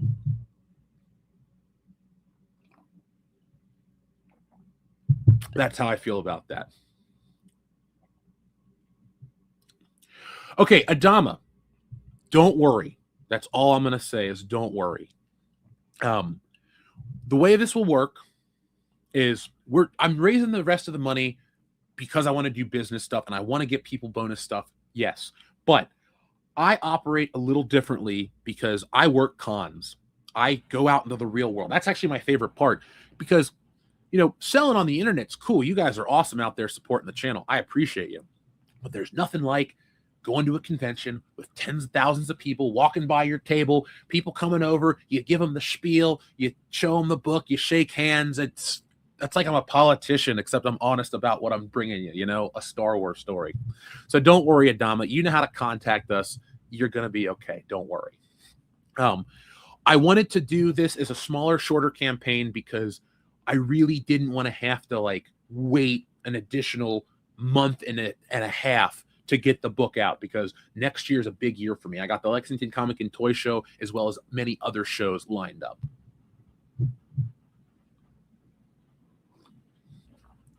Why do you think celebrities think you're somebody you're not? What kind of person do you think they are? No, what I mean proper is because I vaguely look like Vince Vaughn or Vincent D'Onofrio or like I'm related to The Rock. They think I'm related to him or somebody like that. So they stop and think, do I know him? And that happens a lot. The guy that's the voice of Scooby-Doo, one of them was at the horror show. Maybe he's the voice. It wasn't Matthew. It was either the voice of Scooby or Shaggy in like the Zombie Island movie. And he had this huge thing. And he goes, does anybody ever tell you look like you're related to The Rock? And I go, almost every day I go to a convention. But that's cool. The Rock has a shelf back here. I'm a fan. I'm not embarrassed to say I'm a fan of The Rock. Jeff's going to use a Stealing Solo money to buy Dion a pony. Maybe a pony action figure. There's a new one from Japan I just got an ad for, so maybe I'll do that. Bucky was the best part of Thunderbolts. Bucky was a great part. You know who I didn't like was Yelena. I don't even dislike Florence Pugh. It's not even a dig at her as the actress. I don't like that fake voice, and when I watch superheroes or Marvel just in general, I want something that I can aspire to or overcome with the character. So Spider-Man, the reason I like Spider-Man so much isn't because he shoots webs or climbs walls. He overcomes adversity, believable adversity that we all face, and fictional adversity. Like, you know, he's got to save Aunt May. That's a real problem. But then, you know, the Green Goblin and all that shit, we can't ever actually have those problems. If anything, it's a metaphor for other things. That's why I like the characters, because he's strong. I don't necessarily look at the Thunderbolts characters as strong. I look at them as real and flawed, but I don't want to watch real and flawed. I want to watch larger than life. I don't want to watch Superman Well, Superman's a little different. He's a human. Never mind. You get what I'm saying. Oh, dude, Adama, don't thank me. Believe me, trust me, you guys are awesome. I'm grateful for you. But you'll have your chance. Don't worry. Is there a Beverly Hills Cop Holy Grail? Yeah, a film reel, an original film reel from 1984. That's the last thing I need. Or it's either that, or if I could hang out with Eddie Murphy for enough time to get him to sign all the shit on my shelf and not annoy him. Yeah, I think so. Because I like Eddie Murphy beyond just Beverly Hills Cop, Trading Places, Coming to America, The Nutty Professor. The first one's really funny. I think Eddie Murphy's made more good movies than bad movies. And I like Party all the time. And I love his stand-up specials. Delirious is very good, but Raw is iconic. That is the chef's kiss of stand-up comedy to me. If you hang out with the guys and I, we quote Eddie Murphy's Raw all the time. So, let's see. Thank you, Proper. He says, respect for Garbage Day. I love that movie so much. Rookie Critic and I did a live watch party years ago. I don't know if I'll ever laugh that hard at a stream again. So, Eric Freeman, the guy who says, garbage, I can't move my eyebrows the same. He was always on my bucket list of celebrities to meet because there was a point in time where he was missing, but now he's been found and he has horror conventions. But if I ever go to a show that he's working at, I don't care what his price is, I will pay his fee, I will go meet him, and I will tell him one thing. Same thing I would say to Nicolas Cage. Actors are meant to be entertaining. And for my money, there is no one, with the case of Nicolas Cage, and I'd say to Eric Freeman, very few people that entertain me as much as you. I don't care what the internet says. I've watched your movie a dozen times. I laugh every time. You did a great job. That's why I want to meet that guy.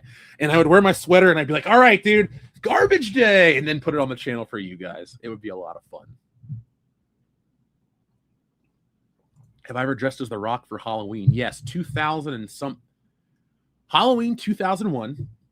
I had just went to a SmackDown a few weeks earlier for my birthday, or a week earlier, and I got The Rock's then new Team Bring It shirt. It was The Rock's first white t-shirt.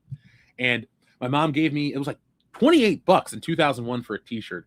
But she goes, honey, here's the money. You go get a shirt. She wanted me to get finally The Rock has come back to Cincinnati. But I wanted something that The Rock wore on TV. That's my go-to. You know, if it's on TV, I want the version that the real guy wears. So I went and I got that shirt. I wore that shirt till I had fucking holes in the armpits. I loved that shirt. It was my first officially licensed wrestling shirt. I had like ones from Kmart and other stores, which were still licensed, but they would have like pictures of The Rock's face. The Rock didn't wear his own face on his shirt. He wore the Brahma Bull or the logo, anything like that. Or Just Bring It. That's my favorite one. But I wore that shirt religiously until it fell apart. And that year for Halloween, my uncle's like, you got to wear a coat. So I had a compromise. I took a sweatshirt. And I'm like, is this warm enough? He goes, yes. So I put the sweatshirt on. I rolled the sleeves up as far as I could underneath the t-shirt. And that was good enough for him. And I went out in my Rock shirt, my track pants. I didn't have a title belt, but I carried my candy sack like I was holding the title belt, and I'd throw it up when I was done. So yes, I've been The Rock for Halloween. But when I went to WrestleMania 40 in Philadelphia, the guys and I were joking, let's cosplay as wrestlers. They didn't do it. I committed. But I did dress up as The Rock. I got a fake $500 shirt. I got the gold chain, the watch. It was great. And people kept calling me Dwayne. I was like, I would call him The Rock if I met him, but I digress. But yes, Pokemon fan, I have dressed up as The Rock for Halloween. Okay, we're in the Eddie Murphy portion of the chat. I need to watch his documentary. My mom watched it and she called me on the phone. She goes, honey, you got to watch Eddie Murphy's documentary. It's so good. And I go, Mom, I will one day. I will one day. And Proper, I'll definitely let you know when Eric Freeman's in Ohio. Hell, I'll let you know the horror con stuff and we'll go together. We'll go have a good old time. Ooh, we keep moving up, folks. Thank you. We're getting even closer to our goal. Checking in. Wow, we're moving even faster. You guys like these last day 12-hour power streams. Here we are. We're at 6,550. We're only 450 away from 7,000, which means we're only 3,000 away from our ultimate goal, which will unlock everything. And I may put it like this. If you're like Adama or a couple other people, there might be some extra stuff for people too. But make sure you guys back it just in case. But I want to thank you guys for helping us reach that goal. We are almost there. Cool. Thank you. we're already past that goal. But like I said, this is more of a celebratory, let's raise a little more to get more books out there type of thing. We only have 11 hours left, which means I have to be here for 11 more hours. But I'm not bitching. I actually really like doing this. I wish we could do it on a scale of like on national TV. Just, give me the mic. I'm good to go. So I'm going to take a quick second to take a bite of this oatmeal. Don't click away. I'm only going to be gone for, you know what? Let me give you guys a button to watch while I'm away. Let's go back to here. And can you still hear me? Yes, you can. This is a nice button which should cover it.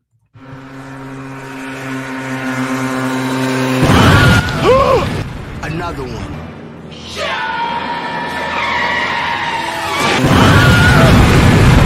Another one.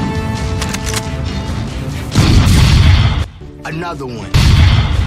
Another one. Another one. You want another one? Okay, sure. How about this one? I'm Shawanda, and her name's Brickwilla. Oh, those are beautiful names. I'm Gloria, and this is Black Dynamite. My mama said my daddy's name is Black Dynamite. So did my mama. Oh, hush up, little girls. A lot of cats have that name. I love that movie. If you haven't seen it, guys, watch Black Dynamite. It's a classic. Not a holiday film, but a classic. Skeptic Tank asks, what are the chances we get this before Christmas? The book, that is not possible. The printing process takes longer than you'd think. It's a minimum. When you send in an order to a printer, like my printer, it takes a minimum of 2 weeks just to get through the processing to get printed, which takes an additional 2 weeks. And then there's folding and producing the book. The printing part might take X amount of days, but then they have to assemble the book. And mine always take longer because I don't do folded comic books. When you buy a book from me, I'm trying to get one. I'll get one in a second. But what I do is a thing called perfect binding, which means it's got an edge with, it'll say Stealing Solo, the Power of the Farce on it. And it's a bound book. It's glued in. So there's saddle stitch, perfect bound. Then there's staples. And most of your American comic books are what we call floppies, and they have staples in the middle. Those are a lot quicker to produce. But because I'm bringing you a graphic novel and I'm bringing you a premium product, because I know what the price is, but I'm bringing you a book that is worth that sticker price. So that is why it takes longer to produce the book. And like I gave myself that window of time for the campaign. But as you guys know, I give updates. Go back and look at how Wokebusters is on Kickstarter. There are updates even after the book's released. So that is the fastest I can get it turned around. And if I would have waited to do a 60-day campaign, it would have pushed the book into like April. And that's not me taking time. That's just literally how long it takes to do the printing process. So Lester, I'm excited. I'm always happy to talk logistics. I'm happy to tell more about the process because I want people to go make their own books. It's not we're all up here on, Mount Olympus making our books. It's you guys should go out and tell your own stories. It's a business. You got to be able to make it work for yourself. But at the same rate, you got to learn how it works, and I'm happy to talk about that stuff. Oh, Skeptic Tank, I had played around with doing an early bird gift. But from a business standpoint, I've done that once before, and that eats into a lot of stuff. And as a solo man operation, I mean, if I was Kenner or a big company, I would have had you guys an early version of something, or I would have just paid, more people to produce the stuff. But this is a one artist operation, one writer operation. I'm the businessman. The only thing I don't do is color the book because I want to give you guys that Marvel and DC color.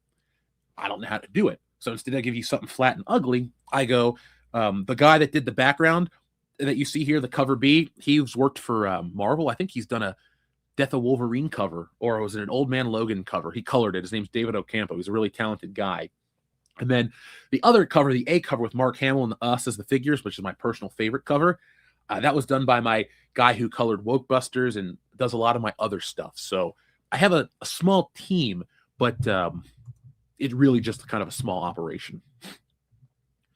Jose Membrane, thank you very much. I appreciate that comment. It's a lot of fun to do what I do. That's all I can say. It's I don't know. It's cool. Like this was something I wanted to do. And that video I made, this was always my dream. I was in college. I was doing the stuff. I wanted to get like a traditional degree to make sure I had my ass covered, but I wanted to do comics in the back of my mind, and I got to do it. I fell into YouTube. You know, I wanted to do a podcast. I used to listen to a show called Bloody Good Horror, and I loved it because it made me feel like I was the fifth man in the room. But then I met the guys at a horror con, and they were really rude. So I stopped listening to the show. But that was the number one edict I made, is when I meet you guys, I want to make you feel like you're part of the show. So if you come to these cons, we'll hang out and talk. I don't care if we talk for an hour. I'm never like, go away. And I make friends with people too, like Proper. I've known Proper. I met him through the channel. We're now lifelong buddies. Same thing with Kendo. Kendo was just a listener. Kendo was going to a wrestling show. He said, do you want me to cover it for Patreon? I said, yes. He was super prepared. And then when Dustin quit, I said, hey, let's get this Kendo guy. And Nick and Dion were like, yeah, he's great. And he's now a lifelong buddy. He's the type of friend that's like, I'm getting married. Who's going to be in my wedding? Kendo and Nick and Dion and the local guys. Like, you know, this channel has brought me a lot of cool people. Yeah, I got to do my book. Yeah, I get to talk about toys. And yeah, I get to go places. But it brought me like great friends. Hell, I had known Nick a little bit before the show. We met at a horror convention, not a horrors convention. Excuse me. That came out silly. That'd be an interesting story. Well, I met Nick at a horrors convention. I digress. My point is, though, through the show, we've all become closer friends. So let's see. Clone Geek says, man, floppy spines really fray easily from shipping and stuff. Well, that's the difference between ours. You know, the reason I use the specific shipping things that I use, unlike other people, is when I was in California, I got a return. It was a box, one of the not a Phantom Menace box. It was like the Stealing Solo 1 box. And the package had been left in the rain. And so the box absorbed all this water. And it was like, I'm like, oh man, I'm going to be stuck with damaged products. I can't do anything. I opened the box. Everything's bone dry and perfect. So I was like, I'm going to use Uline Stay Flat shit or stuff, excuse me. And I have. So I like it. Like when those books, those envelopes don't fold. They're really rigid. Here's one of them right now. They're hard, and there's a book in there. And if I pulled that book out, this is a Wokebusters 8 cover, it's going to look like new. So that, on top of the spine and stuff, these books will last as long as you want them to last. So bring them. And also, too, folks, if you come out to the cons, bring your book. We sign for free. We want you guys to get autographed books with all of our signatures in it. Nobody has any of the Stealing Solos with all the bullshitters. Superfan Adam Shawhan has three of the four of us. But if you're going to make your way down to Lexington in March, Kendo's coming into town. We haven't seen Kendo in 4 years. 2021 at Loudy's wedding, this iconic, historic event we talk about here on the channel. I hope when we tell you these behind-the-scenes stories, you're closing your eyes and thinking about the bullshitters in these settings, because we're exactly the way we are in person as we are on the show. And the photos should show that. But that's why we tell you guys a lot of these inside baseball stories, because it's like we're producing a pilot in your mind, and that's that episode. Shout out to Fox Hills for hail in the chat. Hail to you too, my friend. Dustin really likes Hillary Clinton. Yeah, I think Dion kind of liked her too. Hey, everybody's got their own taste. I can't get behind Lena Dunham. I wouldn't get behind Lena Dunham, but that's a topic for another time. Skeptic Tank, thank you very much for your generous super chat. He says, mind walking us through your con prep? Having gone to my share as a consumer, I imagine being a vendor, as I've gathered collateral work, is a pain. I love to talk about this stuff. It's fun because I'm getting ready to do it. So the only hard part for me with the con is it takes forever to get like in the con. Sometimes you sign up, there's the dates, but sometimes it takes longer to get a confirmation email and all that stuff. But once I get locked in, which I'm already locked in for our March show, I kind of live prepared. It sounds rougher than it is. That's why I need more space and want to grow. Like literally when I say I need a house, it's not because I just want a house. It's my mom needs space because I take care of her now. And I need space for books because this corner is just stacked with books. My Jeep is full of books. I'm kind of always living with my inventory. And my buddy Phil has space in his house, and he stores a ton of books for me. So the way it works is in March, I will load up my car with, for example, I'll have at least a box of every cover. And like regular Stealing Solo, I don't get it. That book is always popular. So I take 2 boxes or more. So I get my boxes prepped and I keep a bag always ready. You know, those like big shopping bags that you can take to Kroger and reuse. In there, I keep boxes with pens, markers, tape, stuff like that for the show. I usually make signs once and then just take the tape down and reuse them. I do all sorts of stuff like that to prepare. So once I'm loaded up, for example, the next show, my buddy Phil will drive us down to Lexington. It's only like an hour, but we'll drive down to Lexington and we unload. Now, my secret isn't really a secret. It's just how you get further in life. It's talk to everybody like you're your friend. So when I get to the con, the first thing I do is I talk to the people at the gate, the door. Like, hey, what's up? I'm so excited for the show. But like normal shit. I don't like overdo it where I come off as weird or fake. But I talk to everybody. And then I always ask like, hey, could you point me in the direction of a cart? So I talk to everybody in a nice way, and I get myself a nice cart, and I load my booth in.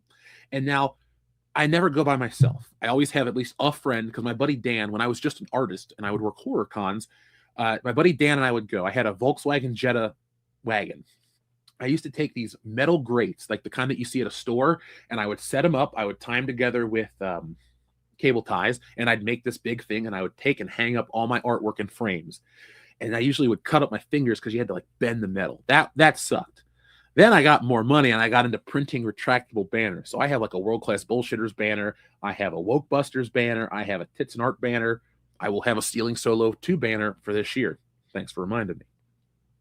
But after I unload, while I'm unloading, my rule of thumb is to know my neighbors, because there's nothing better than working a con where you're friendly with the people that work next to you.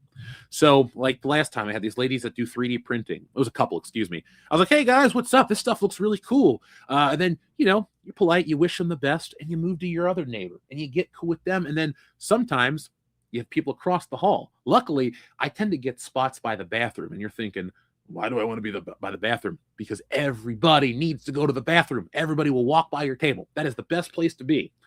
The best con I ever had as an artist, I did like $2,500 in business, just selling prints and sketches and Walking Dead artwork. And I was right by the bathroom. And everybody walks by the toilet and they say, it's Daryl Dixon. I need one of those. So that's how I would do it. Also, too, if you ever want to work at con, here's a secret. Take your cost of your print and find a way where you can basically find a price that gets people to want to buy 2. Because if you're like, oh man, one's $20, but if you buy 3, it's 30, and you're getting, you know what I'm saying? Like, make a deal that they can't refuse. Just give them a little more. We'll give them a lot more, but charge them a little more, and you'll do better as a business yourself. So I'm giving you all my secrets today. But after I get set up, because I do books, I just set up stacks of books. I take card and cash. I get dressed like I wear this shirt or a jacket or something, and I just sit there with the guys. Now, at horror shows, we would have a cooler of beer under the table, and we'd be bullshitting and hanging out and having a good time. But the comic shows, when I'm selling the books and doing stuff for the WCBS channel proper, we save the beer for after the show, which doesn't mean we don't hit it the same way, but we just don't really drink at the cons anymore, because we're here to meet people and sell books. And sometimes people want remarks and sketches, and if you've had like 15 beers in an afternoon, you can't give the best artwork. Believe me, I've tried to draw drinking. It never works for me. All my comics are created very sober. Fox Hill, thank you very much. Let's see. That's been my convention expo experience these days. Panels and visiting the various vendors, rubbing elbows, having meaningful conversations. See, now when I go to shows just as a fan, like I go to Dragon Con with Nick every year, a lot of people recognize us, and that's not like a brag. It's just literally like we do this and we go to a place where the fans would be. So I have people come up to me. It's funny too. Some people are afraid to talk to me, so they'll just pat me on the shoulder and go, dude, I love all these videos, as they're walking away. I just want to talk to them, but I'm like, hey man, thanks. But then there are some people that will want to talk to you for like an hour. Like I talked to Michael from Retro Blasted at Dragon Con for like an hour and a half straight, and that was fun. But yeah, as a fan, I just usually go in one of our t-shirts, or depending on the show, if I want to go dressed up, like on a suit Saturday, I get dressed up. and I'll just hang out. I go to the shows to film a little bit of stuff. We're going to start doing a new segment at cons where I ask a series of questions and we'll turn them into YouTube shorts and TikTok and all that shit that you guys, watch out there. But that's kind of how I do it for cons. If you have any specific questions, I'm happy to answer. But it's really not more in depth than that, as I just kind of sit there, talk to people, sell books. Last time I was signing Shuricopters, there was this one dude. Oh man, I remembered his last name. I won't say it because it's a doxing thing, but whatever his screen name is, this dude was so excited. He came by, he bought a book and left. But he comes back, he's like, I was really shy. I was afraid to talk. That dude talked to me for like 2 hours. Got his email address. We've emailed each other and stuff like that. It was fun. Those are always great. They make the time go quicker. People like cons. And then what we always do is we go to a nice dinner. So at the horror shows, we would do a big steak dinner in whatever city we were in. So when I did my first show back from California, it was Indianapolis Horror Hound 2023. And Dion came down and Nick came up, and then Pete from the channel. You guys know Pete, the 17th bullshitter on the roster. Actually, he's a great guy. He's a big help for us. He's a good dude, too. He came down, and we just got dressed up. We went to a big steak dinner. We brought Superfan Adam Shawhan, and we took Dr. Coffin Nails. He was there, and Drew, the guy from comics, the guy that I'll have on every once in a while that I've done covers and stuff for, he was there. And we just have these big dinners. Like if you're at a con and you're like wanting to come to dinner with us, if we can fit you in the reservation or we're going to a place that doesn't require one, come along. Like we went to this chicken place. It was terrible, the wait, but we were all there having a good time. So that's how we operate. That's pretty much my con thing. And then I do the Jeff time where I go and I look at all the toy vendors and I go, that's a good deal. I'll take that. Ooh, I need that. I'll get that. I'm a sucker for a good deal. I am not cheap. If something costs X amount of dollars, I don't even try to haggle a guy because you got to make your money. I get it. But like, if, for example, I went to a con, this was $5.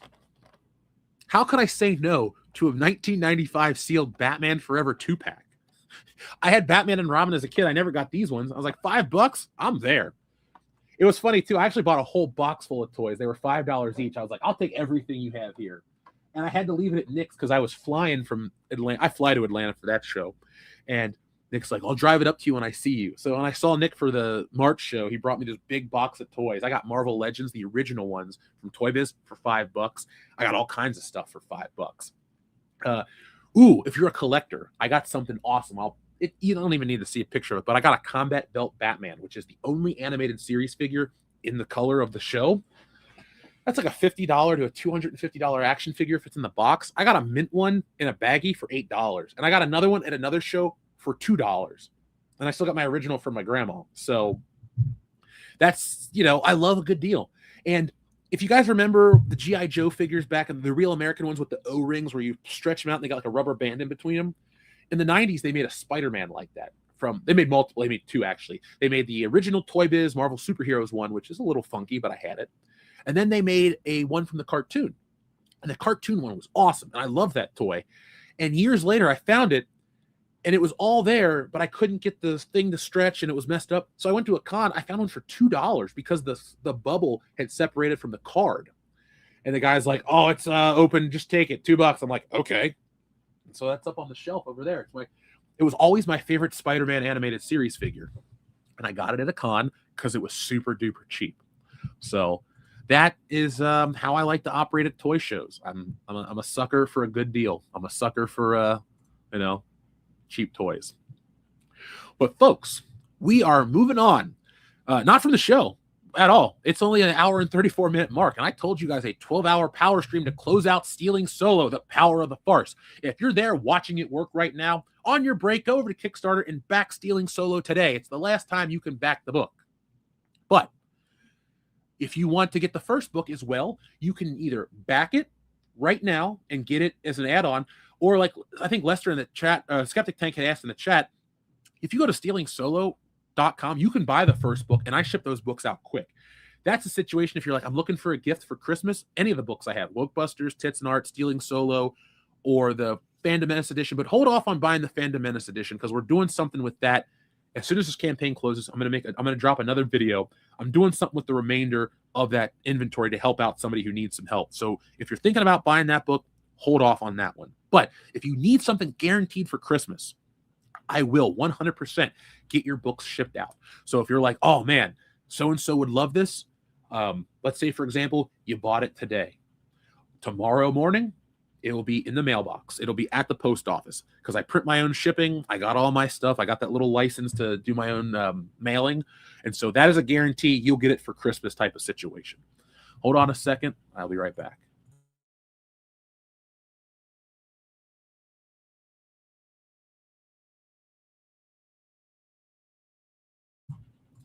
All right. Sorry about that, folks, but you don't want to hear me blow my nose on the air.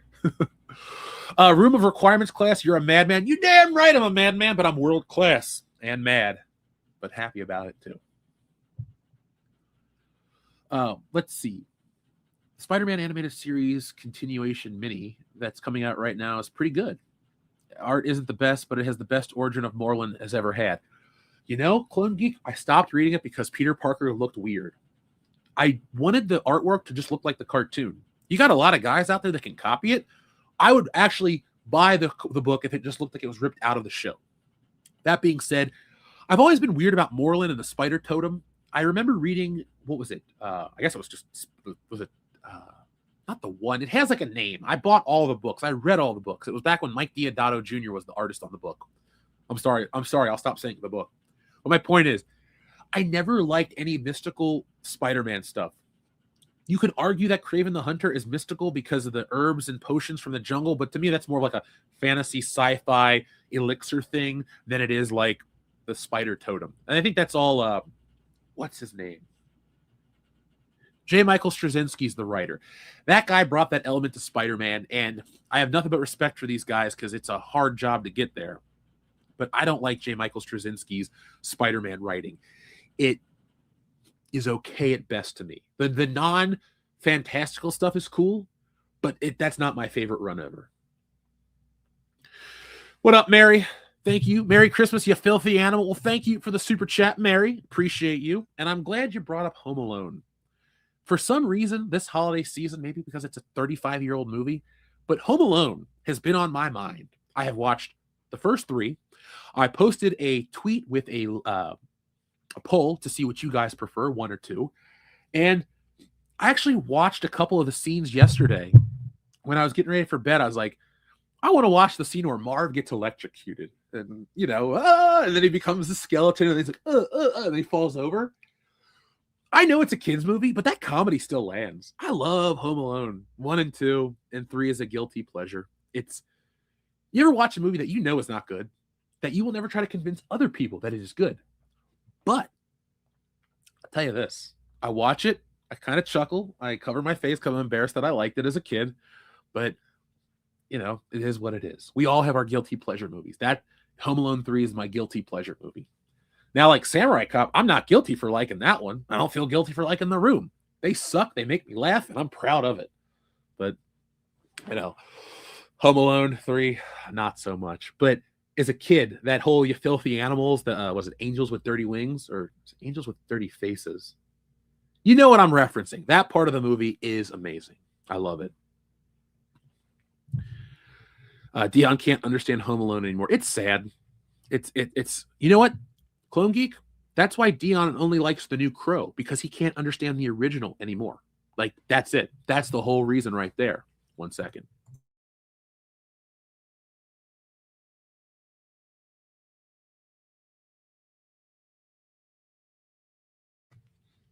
All right. There we go. Again, don't want to do that in your ears. Mary says, my guilty pleasure is Belle's Enchanted Christmas. I've never seen it. But Mary, when we're all together in the future, maybe we'll watch it. Even if we're hanging out in the summer, we should all get together, because I had a lot of fun when it was you, me, Proper, Valiant Renegade. Somebody else was there too. It was a lot of fun. But we could all get together and watch our guilty pleasure Christmas movies in July. Hell, when I get a house, you guys can come up and we'll have hangouts here. Dylan, that's who it was. That guy was nice. I'm surprised we haven't tried naming Dion's condition. Okay, folks. So I am doing a 12-hour power stream, but there will be a WCBS show tonight. I already told the guys I need them to amp it up because I'm going to be running on fumes. But the way I'm going to make this show last is I'm going to eat throughout the day. So every once in a while, I'll cover the mic and mute myself and my camera while I take a bite of something and keep going. That's why I got a big bowl of oatmeal. There's a lot of oatmeal left. So I'm going to be eating that throughout the morning for energy. And I'll drink tea. If I drink too much coffee, I'll get really wired and we'll talk really fast. And I'll tell you all about everything forever. It's like, how many webs are on Spider-Man's mask? Well, depending on who's... see what I'm saying? I could go on that. But I digress. However, there will be segments of the show where I tell you more about the book. I even have over here, for fun, this is what the book starts as. This sketchbook has Stealing Solo 2 in it completely. Like, for example, I even have pages that, you know... So for what I wanted to say is, like, Stealing Solo actually is a little longer than it started out to be. When I originally wrote it and mapped it out, it was, I don't remember the page count. It's not about a page count thing. I needed a bigger action scene. So I added an action scene. And the way I did it is I drew it on separate paper so I wouldn't have to undo it. So, for example, there's this lightsaber duel in the book. And the pages are only about this detailed, as you can barely see. But we got Mark Hamill running at Kendo, and he's freaking out, and he swipes at him, and he dives out of the way. That's what it is. This original fight scene wasn't as long. And I wanted to go longer because I like drawing action. I draw the books a certain way because they're comedy. But in the third book, it is a action set piece book. And it will be very much like balls to the wall, every page, big action set pieces. But like the pages are only this detailed. Like when you've seen this page, folks, it's in the trailer where he opens the door and the smoke comes out and you're like, where the hell did he build a Star Wars set from? That's that's how it is. And look here we go right here. Page 1, Jeff Hicks, Stealing Solo. Originally it was called The Farce Awakens. Then I went, that doesn't work because you can't awaken if this is the second book. So we'll call it The Power of the Farce. So that's where it is. But yeah, I'll show you guys more stuff like this and give you more of the process later on. It's a lot of fun, and it's not like I can spoil the book for you because you have no clue what the hell's going on in these little roughs. Somebody asked too, I was over on the that's something too I really appreciated. This campaign, a lot of people reached out to help me promote the book. I was over on the 3POA show, and they asked me all kinds of great questions. I was on Side Scrollers the other day. I was on a couple other channels. Like, guys have been great about this stuff. So it's been a fun process. And we're at the very end. So, folks, get in on it right now. I press Hello Dion button. Oh, you want that one. So the Hello Dion button is a classic here on the channel. But doesn't mean we don't have it right here.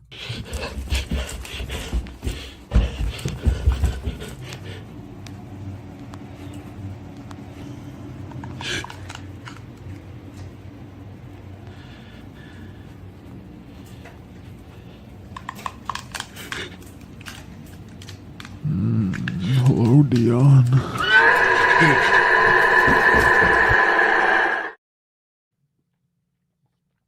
That's horrifying, isn't it? You caught me eating oatmeal, so I'm just going to wait and drink my coffee at the same time.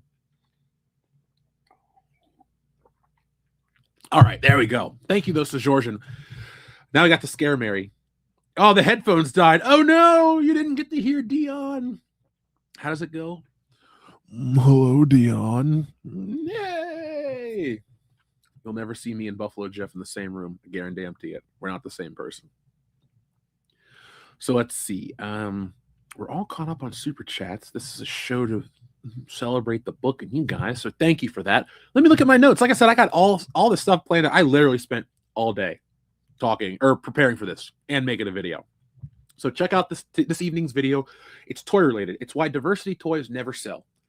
It is a video essay on how you cannot guilt fans into buying stuff they don't want, children into buying stuff they don't want, and why merchandise is the ultimate identifier of what is actually popular. So, Fox Hills, thank you very much. Appreciate the kind words, and I'm glad you guys like this stream. I'll tell you this though, one last pitch for everybody. if we cross this goal this afternoon, and I know we're going to because we keep moving up, I'm going to sweeten the deal. I will give you, if we hit the 10 by the time tonight, I'll give you a minimum of 2 weeks of Good Morning Pop Culture in the new year. Yes, I'm not joking. I'm having a good time doing this. What we'll do is it'll be archived on the Good Morning Pop Culture channel. But if you guys really want this kind of stuff, I'm here for everybody. We're not just comics. This is one of the situations where it's like, hey, you back the book. Let me do stuff that benefits everybody who watches WCBS in a different way. So when we hit that, it'll be a guaranteed of 2 weeks of the show. If it goes over that by even $1, it might be 3 weeks. And if it goes even more, it might be a month. And that wouldn't be a problem. So, guys, if you want more of that, if you're on the fence, if you want to basically guarantee yourself some Good Morning Pop Culture, that's a way to do it. Also, too, not really changing the tone of the channel, but I'm making it, this show will be a situation where you can listen to it with your kids on the ride to work. So I'm going to keep working on making sure we cut out everything. Just, kids are kids. I get it. And if you're at work, you don't want to hear some guy talking about random stuff that might get you that side eye. So we're going to not change the subject matter, but just, accessible for everybody. But at nighttime, we're still the same WCBS. Do not expect us to change at all. So let's talk about something the same, but a little different. Now, I love social media for one reason. Actually, I don't. I hate social media. I wish it didn't exist. But I like being able to talk to you guys and talk about entertainment. One thing I've noticed, though, over the last couple of days is there's been a big push talking about this upcoming Marvel Doomsday Avengers movie, but I don't feel anything towards it. I'm getting a graphic pulled up right now. Now, like a lot of you guys, I'm tired of superheroes from Marvel and DC. Superman was a nice change of pace, but overall, I'm kind of tired of the 2020s superhero format. I'm not tired of great superhero movies, but whatever we're getting now, especially from Marvel, is not it. The Fantastic Four, and I have the numbers. Hold on, let me pull it up for you guys. The Fantastic Four has hit streaming, and it is not the be-all, end-all that everybody is saying it is. Oh, good. The notification went out. 12-hour power stream. Closing out Stealing Solo 2. Sometimes I'm like, oh, these notifications don't go out. But now today I know they are for sure.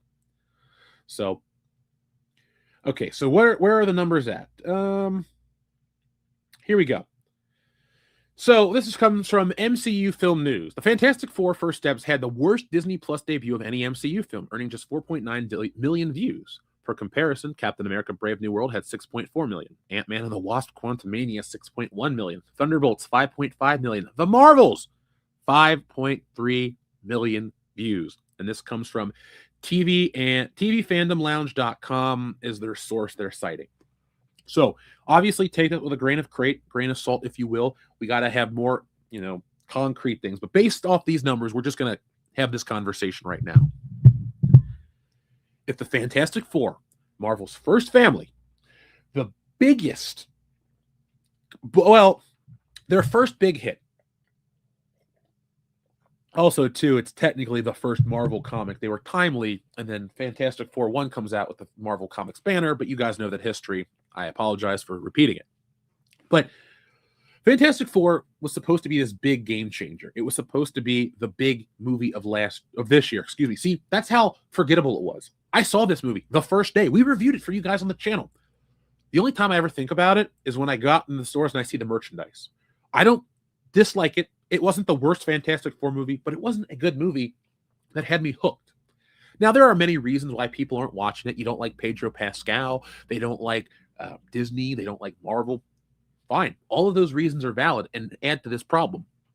If the Fantastic Four, what's supposed to be an A-list team, can't really hit big, what's that going to say for the Avengers? Now, I have argued for the last few years here on the channel that the Fantastic Four are irrelevant to mainstream audiences because I'm 37. During my lifetime, the entirety of my comic book fandom, the Fantastic Four have been a B-list or afterthought team to Marvel. Now, you might think to yourself, but Jeff, Reed Richards played a huge part in the Illuminati and Civil War and all that stuff. Yes, he did. But in the heyday of the early 90s, The Fantastic Four cartoon was a joke, and it was on like syndication local channels. It wasn't a Fox Kids event. They didn't even get a video game until the PlayStation. And again, it was one of those forgettable moments in time. The movies came and went. The toys came and went. Fantastic Four hasn't had staying power in my life. The Fantastic Four is like that relative that everyone says, well, this is old Uncle so-and-so, and he did this, and this in the old country. And then he comes over here, and he's just some dude. And you're like, all those achievements over there mean a lot, but here they're very irrelevant. I watched the Goldbergs. I'm thinking of their cousin Gleb. But my point is, the Fantastic Four was so important to Marvel. It's their first family. Jack Kirby and Stan Lee were firing on all cylinders. They created something great. Hell, even last year at Christmas, I was reading original Fantastic Four books to get myself ready for this movie, to see if I could actually understand the Fantastic Four, because I've never really liked them. And it worked. I loved the books. I've been buying the Marvel Masterworks. I got the figures on the wall over here. I'm good with the Fantastic Four. But I believe that this movie is viewing on Disney Plus is indicative that people don't really like the Fantastic Four, and that it wasn't necessarily a good call to put a lot of resources into that one when it was never really going to hit. Does that make sense? I don't want to sound too redundant. Because while we want variety and diversity and entertainment, we kind of will gravitate towards what works. So the way I would look at it is, if you're going to make more Marvel movies, I wouldn't be upset if it was just Spider-Man in different settings with different heroes and different characters teamed up with Spider-Man, or just more Spider-Man stories, because there's well over 1,000. There's almost 1,000 issues of Amazing Spider-Man. Let's say there's 3,000 to 5,000 appearances of Spider-Man in a comic book. There's a lot of stories. Beyond just, the Electric Company stuff that you could tell, you got great iconic stories. That being said, I think Marvel has really watered down or diluted their brand with B-list, C-list superheroes, bad film, forgettable moments, stupid toys, stuff that pisses off people. I was there in the beginning of the MCU, and I was so excited. Iron Man, it was like, maybe it was just in my social circle. Everybody had seen The Dark Knight. That was the biggest movie of 2008. Like, I went off, freshman year of college ended in April of 2008. So I go home, come back and see all these big movies, and then we all get back together and we're hanging out. And everybody, including like the girl down the hall or this chick or that dude, randos, they've all seen The Dark Knight and they all love Heath Ledger. But the real ones, we all saw Iron Man. And we all talked about Iron Man as like, to us, Iron Man was the better movie. Dark Knight's great, high marks. But Iron Man had something special. It had that intangible. It had Robert Downey Jr. It was just so much cooler. And we all were into it. And then Marvel built. And it was like we were all on this journey together, because they went from household recognizability with a lot of their characters, but they were like really making the effort to establish everything else. And a lot of us in my social circle, we were with Marvel because this felt like they were coming up, like they were the underdog, like they were going to make the achievement that DC had done. They were going to build a universe. They were going to do all these great things, and we were on board. And we felt rewarded, and it was a good experience, and we were very happy. But then as time has gone on, it has just been crappy after crappy film after crappy film, and it's beyond diversity or DEI. These movies aren't good. Like, I'm with you, like making the Eternals where everyone's a different color and this one's deaf and this one's gay and this one's like, they're fucking robots at the end of the day. Why would you build a robot? And I'm not making fun of anybody with disabilities. You guys know me. But why would you make a fictional robot that has hearing problems? If you have a robot with a bad auditory whatever, you would fix it. They're fucking robots. Like, they look like humans, but they're essentially like these robot things, right? Why would you ever do that? I never understood a lot of the decisions they made, a lot of the narratives around the films. And I think we're now finally coming in, coming to roost, essentially, is the phrase I'm looking for. I don't think that the Avengers Doomsday and all this stuff is going to be the big game changer. If Superman is making what do you make, like under $700 million? I get that the Avengers have a bigger pull and Robert Downey Jr. is back, but I think enough people in the know realize that he's Dr. Doom and all this other crap. And I just don't foresee Marvel really regaining the audience that they think they're going to regain. And no matter what, if the movie's great, it could still underperform. I am more willing to give it my time because of what I do with my own comics and what we do here on the channel. But I feel like a lot of people are going to sit this one out and wait for people to talk about it. And, you know, with money being tight and things the way they are, hell, I get it. So that was just my long roundabout way of saying, I think the new Avengers movie is kind of not DOA, but I don't think it's going to be the hit that Disney wants. And I'll even take it one step further. I watched Endgame again recently, within the last like 6 weeks. I'm going to put me down as I don't like that movie. I think that movie is representative of like Disney, Star Wars, and these other big movies where they just kind of rehash stuff that's famous, and they just bring together. It's like Super Smash Brothers, and these movies are master hand, and they're pulling out random toys out of the box, and they're just placing them all next to each other, and then they play out these big fantasy scenarios. And then once you live the fantasy scenario once, it's like a good joke. Yeah, it lands, but after a while, and you hear it on repeat, you're like, yeah, and then you just kind of move on. And that's how I feel about that movie, and a lot of these ones. Delaware Comics Dude, what is up? Great screen. He says the original Fantastic Four run with Kirby and Lee is a masterclass in comics. I agree 100%. I have nothing but the utmost respect for Jack Kirby. I respect Stan Lee too. I don't ever want to act like Stan Lee isn't anything, because I'm in a lot of Facebook groups where people dump on Stan Lee, and it bothers me because he did a lot for comics, but he didn't write a lot of the books that people say he did. And a lot of times it's the artist that did more work. Like Steve Ditko up and just stopped bringing in, he just brought in finished pages. That's the script. And like Stan Lee just wrote in the dialogue. That being said, that dialogue is what gives Spider-Man his character, you know, the quips, the jokes, all of that stuff. Because Steve Ditko didn't have a humorous bone in his body. So that guy, but you see what I'm saying? Like, it really is a team effort, but I always err on the side of the artist doing a little more than everybody else. That being said, though, yeah, their run is great. I'm a nerd for like original Marvel, so give me like 1962. Actually, I'm like, it's like chunks of time. Give me the 60s of Marvel. I find that fascinating because it's new, and during the space race, entertainment based during the space race feels different. There's like this sense of anxiety from the Soviets. There's this push to do something bigger. There's this existential threat that, you know, we don't have nowadays. It's the existential threat is, are people going to get dependent on AI and stop going out to buy food and notice everything Uber Eats delivered? Like other shit, dumber shit. Well, that's why we live in a parody of society. That's why Wokebusters is what it is. But a lot of those books are just really wonderful. And those guys are the modern myth tellers. You know, for as much as George Lucas changed the world with Star Wars, those guys, Lee, Kirby, Ditko, Heck, Romita, they changed even more because they're at that foundational level that inspired the George Lucases to go do more stuff. And I don't think their names get enough credit. You know, Stan Lee and Walt Disney, you can put them in the same sentence for importance to entertainment, because for every co-creation that Stan Lee's a part of, throw me a Walt Disney creation. Spider-Man is bigger than Mickey Mouse. At one point, Mickey Mouse was bigger, but Mickey Mouse hasn't been shit in my lifetime. Mickey Mouse is an afterthought that you give to little kids, or an ice cream bar, or a recognizable symbol of a company. But he is not relevant anymore, and he hasn't been relevant most of my 37 years on this planet. Spider-Man, on the other hand, oh man, there's a picture of Tom Holland taking a shit. People are just tweeting at that. Spider-Man, Spider-Man. Like, people love that character. And Spider-Man is the perfect superhero for this diversity push in 2020, whatever, because he represents everybody. It's a dude in a faceless mask. He's everybody. That's why I do believe Spider-Man resonates with everyone. It's not just the color of the skin underneath the guy. It's that everybody can fantasize about being Spider-Man.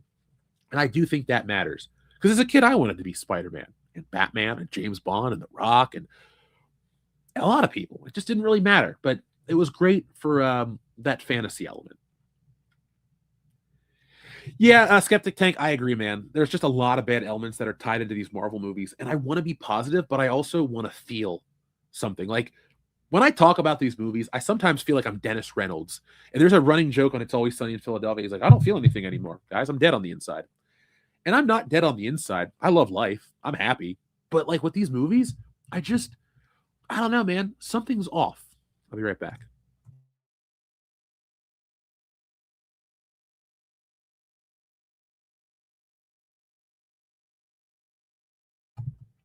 All right, I have returned from blowing my nose. I couldn't even finish Endgame. I got super bored while watching it. I will only watch it again if friends want to watch it film. I will never put that movie on. Infinity War is so much better. It has a better, let me put my writing hat on. Better pacing, better stakes. There is intensity. You got the battle on Wakanda, you got the stuff on Titan. It's like breakneck. If I could alter anything, if I could change the course of superheroing, I don't know how I'd feel. I don't know if it would ruin the movie, but I like the idea of Thor saving the day, and that kind of just ends that story. Like, because Endgame feels like the Marvel universe is over, and I don't care. Like, that's why I am also checked out, because it's like the end of the story, and what a great ending it was. Empower Warren, what's up? He says, everything Endgame did was done better in the comics. Why do time travel when Jim Starlin wrote far superior ending? Well, it's because Jim Starlin is a legend. Not only was he a great writer, he was a talented artist, somebody that I look up to. The double threat guys are the ones that I'm like, oh man, I love John Romita, but he wasn't really writing. He put in stuff, but he wasn't that kind of a storyteller. He was just a different type of storyteller.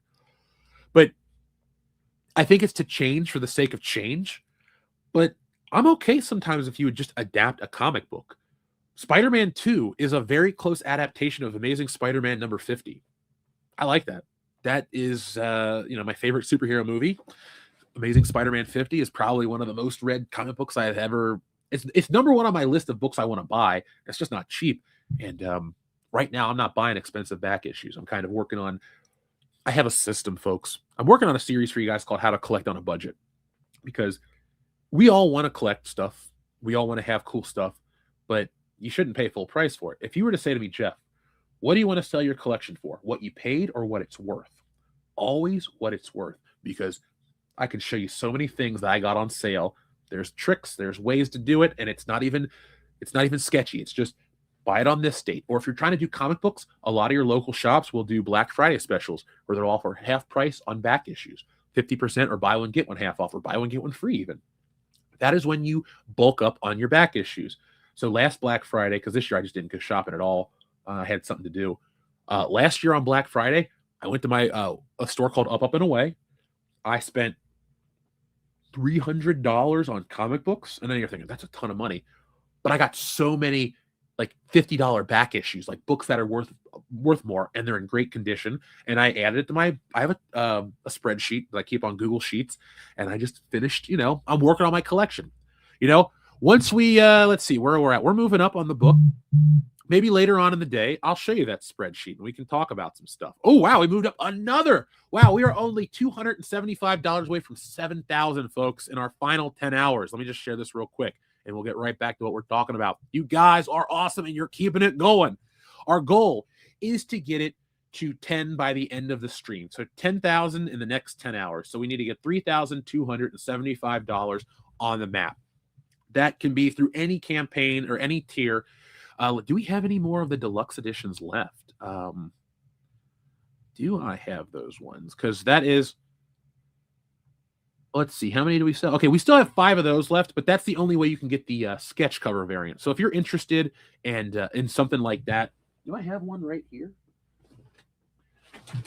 I had one, I thought, right here. Wait, I do. Now, folks, this is one of my personal copies, so it's got a little schmutz on it, but yours are all wrapped in plastic. I don't send out stuff that doesn't have, that isn't collectible quality. But this is what it actually is. This is the only version of Stealing Solo that is this size. This is the sketch cover variant that was sent out with the original campaign as a bonus. It's the same comic. It's Stealing Solo, but it does not feature anything extra. It is the rarest version because it's the only version that is just Stealing Solo. It doesn't feature anthology or anything bonus. There's only 10 left in existence because I won't go back to reprint it. But it's also the first appearance of the parody logo. So if you guys want to get that, that's the only way you can get it. And if you ever come to a con with this, I will give you a free sketch on it because you spent the money to get the deluxe edition, but this pretty much buys you a free convention sketch. It can be anything from a superhero to anything like that. But that is just a bonus I wanted to offer you guys because I like to collect random stuff that, it's one of a kind. You can't get that anywhere else. So as we continue to move this campaign forward, thank you guys. I'm really excited. It's great. It's great. I love doing this, so I'm really happy. But let's get back to you guys in the chat. Clearly, this is going to be a long Good Morning Pop Culture. This is a 12-hour power stream. I may have segments, but we can literally do anything you want on this show. So guys, send in your messages, anything. Doesn't have to be a super chat. It can be anything you want to send in, and we will talk about topics. It's just, channel stuff. We're not going to get into like sports because I'm not a sports guy. I don't know much about fishing, but I like to cook fish. So we can do all that stuff. One day when I move, I will do a cooking stream for you guys as a joke, but I'm a good cook. I like to cook. I actually have a Christmas party to go to on Saturday night. So, the girl who hosted, she's like, can you make more of that pork? Because I did a pork shoulder last time for the Halloween party. I happened to have an extra pork shoulder. I was like, I got to make something last minute. So I pulled it out. I brined it. I stabbed it a couple times. And I brined it with apple cider vinegar and a shitload of barbecue spices. Let it seep in for like 2 or 3 days after it thawed. And I pressure cooked it. It was too big for the pressure cooker. So I then, after it partially cooked, I baked it low and slow, pulled the bone out. I shredded it in the juice. It absorbed the juice. It was the party favorite. It was funny. This one girl was like, all you brought were cupcakes? I said, no, I made the pork too. She goes, you made that? Because she's from Philadelphia, talking a little too much trash. And then she's like, oh, it's the best thing I ate. I'm like, I know. I made the macaroni and cheese last year that you liked. So my secret is butter, a lot of seasonings, and high quality ingredients. Maybe one day, I'll tell you this though, if you're a friend of the channel, and you don't have to be like an actual friend of mine, I've had events at these cons where people come back to the Airbnb and my mom makes dinner. So just get to know us. Come hang out. You can have some Jeff's mom's cooking. It's really good. That's why I'm the size I am. Holy shit. All right. So let's see. Clone Geek. We'll talk to you in a second. But M Powers, man, I'm with you 100%, dude. Jim Starlin all the way. He's still around. I'd like to meet him. Let's see. I think they should have done an about face with F4. Find a character we don't know to get excited about. That's a good point. Maybe Nova, like the Richard Rider Nova, or maybe even like I wish the Eternals would have been different because I thought the Black Knight, or I think the Black Knight is a great character design. Remember earlier in the stream when I was talking about how much I love designs of characters? Black Knight. I have one of him on the Avengers shelves. I should have got the 90s edition, but I didn't. When I spend the money, I was like, whatever. But that would have been a cool character. I mean, he's got essentially a lightsaber and a leather jacket, and like you could just. I do feel a low-hanging fruit way to make fans excited is if you create characters whose costumes are accessible via cosplay, because then it'll build brand awareness. So if you did a character in like a leather coat and this and that, and you don't look stupid dressed in it, I think a lot of people would cosplay as the character and grow awareness. And if kids see it, then kids are going to look up and go, that's cool looking. I do think the Black Knight could have been their next thing. And horses are cool. Like, I'm not afraid of them like Dion. You could have had a horse. You could have, or like a winged thing. Also, too, I think the money's in the X-Men. I'm a huge X-Men fan, like a nut. I love classic John Byrne, Chris Claremont X-Men. Not the new shit, though.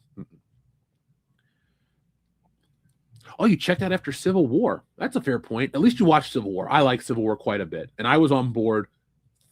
I mean, I'm still watching them, but I was like emotionally invested through Endgame. Let's see. Did I ever tell you how Endgame should have gone? It should have been them trying to reforge the stones based off the residual energy. I would have preferred that. You could have had Ant-Man go to the quantum realm and do it that way. I hated the time travel. And the fact that you rip on Back to the Future, my movie. You don't rip on Back to the Future. I'll fight you. Not you guys personally, because we're on the internet and can't really fight a computer, but you know what I mean. Let's see. Delaware says, collecting Silver Age Green Lantern comics right now. Lots of great stuff. Unfortunately, everyone hates Green Lantern now thanks to the terrible Ryan Reynolds movie. Delaware Comics. Let's take it back for a second. I love to tell you all about my comic book history. So that would have been what? 2011? My buddy Joel is who I consider like my biggest comic book friend, because Joel is older than me. He's what? 55 this year? Not a dig. Joel, I thought Joel was like only a couple years older than me. He's like one of those dudes that really doesn't age. So good for him. But he is like the comic guy. He started collecting in 1980, and he has so many books. And he was always cool about people reading his comics. He wasn't uppity. Like, one of the things we used to do was he'd buy Chipotle for lunch. We'd go to his place. We'd watch Doctor Who reruns that he had DVR'd, all Tenet, of course, and we'd board and bag comics after we ate Chipotle. Awesome. And so I'd flip through books, read books, and he's like, dude, you got to get into the Green Lantern. Green Lantern. He swore by the Green Lantern. He had a ring. He would wear that Black Lantern shirt. He was a big, big fan. So I did jump into Green Lantern, and I got like those best of books. So it had like Gil Kane. I don't know who did the Alan Scott Green Lantern in the Golden Age. I'm sorry. I don't know Golden Age artists. I respect them. They're all dead, RIP, but I don't know the names. But that, the Green Lantern stuff was a lot of fun. Admittedly, the movie sucked, but because of the awareness and the books that I absorbed before the movie came out, it turned me into a Green Lantern fan. So if we're doing DC, it's Batman at the top for me. I love Batman. Actually, if I do all comic book characters, go Spider-Man, Batman, and then anybody else, because like Batman's almost 1B. I don't get into Batman the way I get into Spider-Man, but I love him. He's just always been there. The Green Lantern's cool. I have a little Green Lantern figure up there. He's where is he flying? Who's he flying over? He's up there next to Link. Oh shit, the Ghostbusters fell. Anyway, Green Lantern's up there. I like Green Lantern quite a bit. I even played one of the video games, Rise of the Manhunters. And I watched the show too, that cartoon. That was pretty good. I wish the Green Lantern, or I hope the Green Lantern does really well, because I'm a huge fan. I love the design. And like when Neil Adams drew him, or Dave Gibbons. I know my guys. Like I said, I'm just a huge fan. I've drawn Green Lantern a lot too. I like drawing any superhero that's just in a bodysuit. Like the reason I draw Spider-Man so much well, I do love Spider-Man. That was my dream, to draw Spider-Man for Marvel, but that dream has changed because Marvel's changed. That being said, though, Green Lantern's always fun because they're just like how you learn to draw bodies in different poses. That's why I always would draw Spidey, because it's just a guy in a suit. And so that's why I can draw him in weird poses and upside down poses and legs up this way and legs back that way. It's a great character to study. And the Green Lantern, he has less poses to do, but it's still the same process. So I'm a big fan. What's the story of Douche Canoe and the O.D. Hooker call? O.D. Hooker call. I don't know the second part to which you're referring. Douche Canoe was just a guy we were friends with. And I knew him in grade school. We became friends in high school, and we stopped hanging out right around college because my mom got him a job. He didn't want to work weekends. He called her boss to try to get my mom fired. I told him, "You're dead to me. We'll never talk again." And that was 12 years ago. So that's the whole Douche Canoe story. But he's just a punchline now. The funny thing is, my buddy Dan, who used to be on the show, that's why I'm naming him, because he was on the show at one point, ran into Douche Canoe, and Douche Canoe has fallen off onto hard times. I wish him the best, because it's kind of a dick thing to punch somebody when they're down, but he will always remain, you were my friend, but you're no longer my friend. I still want to see Beta Ray Bill, the God Killer comic with the Hunting Galactus. That was awesome. Beta Ray Bill is on my shelf. I like Beta Ray Bill. Now, when I talk about comic book knowledge, I know a lot about the production of stuff. I know a lot about the history of these stories. I haven't read a ton of galactic and cosmic style stories. Now, I've read like the original Infinity Gauntlet, Infinity War, a lot of Starland stuff. Like I'll get reprints, or I'll get like trade paperbacks that are like the best of Thanos, and it'll have like one or two stories back there. I've never really done like full deep dives, but I have read that kind of stuff. I would love to check out more. And Beta Ray Bill's a great design, especially that Thor cover where he's coming down. I think it's Walt Simonson that's coming in with his hammer. I like to study those poses quite a bit. The Disco Dev, what's up? Disco is alive, folks, and it's here on World Class Bullshitters. Jeff, who did your favorite Spider-Man run? Looking to grab it. Thanks, and Merry Christmas. Well, Merry Christmas to you too, my friend. Okay, I'm going to give you a couple answers. I recommend, like for me, my favorite Spider-Man run. Like I really do like from the first. I like the Ditko stuff from a storytelling standpoint because it feels like the natural evolution of the character. Like it feels more realistic. I do like that run straight up. That is the run I've read the most. The original 37 issues, 36 issues. But my favorite artist is John Romita. The only problem is some of the stories are a little hokey. So if you like hokier traditional comic book stories, the Romita Lee stuff is great. You got iconic stuff, and the art is second to none. I have these big books back here. I can't even show them on camera. They're about 3 feet tall, or whatever the size of the original artboards were of John Romita's artwork, and I study it. I just look at it and go, wow, this is beautiful. I sound like a nerd when I say it, but that's how I feel. Same thing with this Jim Lee book. I sit and I study it. I'm like, oh, that's how you do the hatching, okay? I don't draw like that, but I'm teaching myself how to figure it out. But Disco Dev, if you want specific good Spider-Man runs, I like the original run from Ditko and Lee. I would say the 1980 Roger like the early 80s Roger Stern, John Romita Jr. run is really good. I think that's the early 200s. That's a good run of books. Most of the 1980s in general are pretty solid for Spider-Man. I'd recommend you guys check out all of that stuff. The Ron Friends stuff, the Black Suit Saga is good. Kraven's Last Hunt is great. The McFarlane stuff is important. I'm not his biggest fan, but I respect him and his work. So people seem to like his, so I recommend that too. I got to blow my nose. I'll be right back, folks.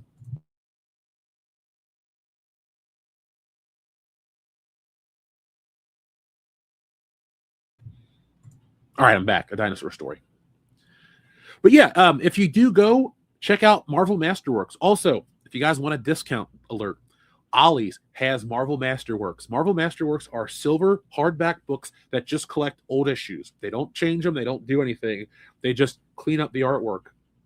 Weird thing is, a lot of the artwork has been restored by somebody else, and so it's not technically the original artwork. Some of it's been lost or stolen. There is a book. It's by a company called Tash, and I can't really get it right now, but it is a thick omnibus. Like, it's this big, and it collects like the first 2 or 3 years of Spider-Man. And they took original books, the best surviving quality copies, and they photographed them, and they photoshopped them into this book. So you're reading the original books with the original color and the way they look, the best way they can look. So if you really want that experience, like a guy like me enjoys, that's how that is. That's where to get it. Delaware Comics, I like that run too. When I think Spidey, I usually run to Amazing Spider-Man because it's the main line, but I have a good run of Spectacular Spider-Man, including the first issue. You know, that's the line where you'd see more of a Peter Parker life. That's where Deb Whitman was a bigger part. Mary Jane and, well, Gwen was dead, but it wasn't all, Peter and Mary Jane. It was more of his life, his social circle. I like that element of Spider-Man. And I like Al Milgram's artwork too, and I think he wrote as well. There's so many Al Milgram covers, it's funny. I also like Web of Spider-Man from Alex Saviuk. I met that guy. He's my Facebook friend. Nice guy. I always like to tell you guys what celebrities or famous people are legit, because so many people are shitty and rude, excuse me. And it's nice to be able to say, hey, this person's awesome. Check them out.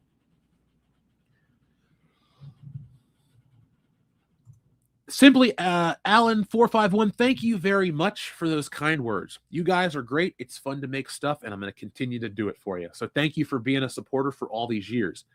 If you really like what we do, come back tonight about 7:45. There's a new video dropping, and my voice sounds a little better than it does right now, so I'm not as nasally. Also, too, when you're recording, you can do retakes as many as you want.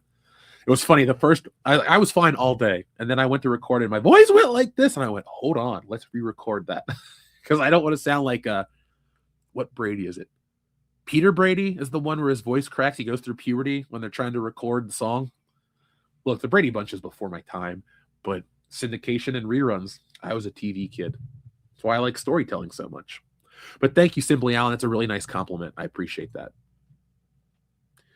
Layden Swallow says, Hail, Hefe, had a very late night last night. What I missed? Also figured out how to change my name back. All right, you're Layden Swallow once again. Well, Layden Swallow, this is a 12-hour power stream to close out Stealing Solo 2, the graphic novel that is the follow-up to the original Stealing Solo. And I said to you guys, we have passed our goal. We are, going to get the book that's not a if, when, or what. It's I want to reach the $10,000 line so I can do a little more with the business. And you guys have been awesome. We are almost to 7,000. So that's what this stream is. It's not really just to only talk about the book. This is Good Morning Pop Culture. And like I told you a few moments ago, we crossed that line. I'm going to give you guys some more of these shows. And if things start to go and we're, feeling it in the new year, it might become a staple again. Who knows? I do like talking to you guys. It's a lot of fun. And, like Simply Alan says, you've been watching for years, so why stop now? Let's see. I got Spectacular Spider-Man Omnibus with the Harry as OG. Oh, it's the Green Goblin, and he dies. Oh, so Spectacular Spider-Man number 200. That's one of my favorite single comic book issues, especially the last couple pages where there's no words. It's just, Harry flying into the house to save Spider-Man and all this shit, and the house explodes. Sal Buscema's artwork, awesome. That guy. So, folks, one thing about comic book artists that's kind of sad is a lot of times people will get an iconic style, it'll fall out of favor, and they can't find work, and it's difficult. There's a lot of stories like that, and it's very sad. But a guy like Sal Buscema was like, you know what? No. He altered his style to match that edgier Image Comics style, and some people say it worked, some people say it didn't. I say it worked because his Spider-Man, he has 3 styles, and that later style that Clone Geek's talking about is awesome. I love it.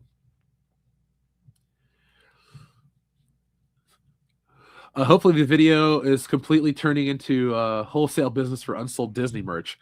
I've thought about that, but if I can buy it at Ollie's for so cheap and no one's buying it, who would buy it from me? Now, I have thought about buying it and selling it at weight, but you basically, Sherry Copters aren't worth $1, and you have to pay $2 to get them, so. Late and Swallow, this was the end of my pot of coffee.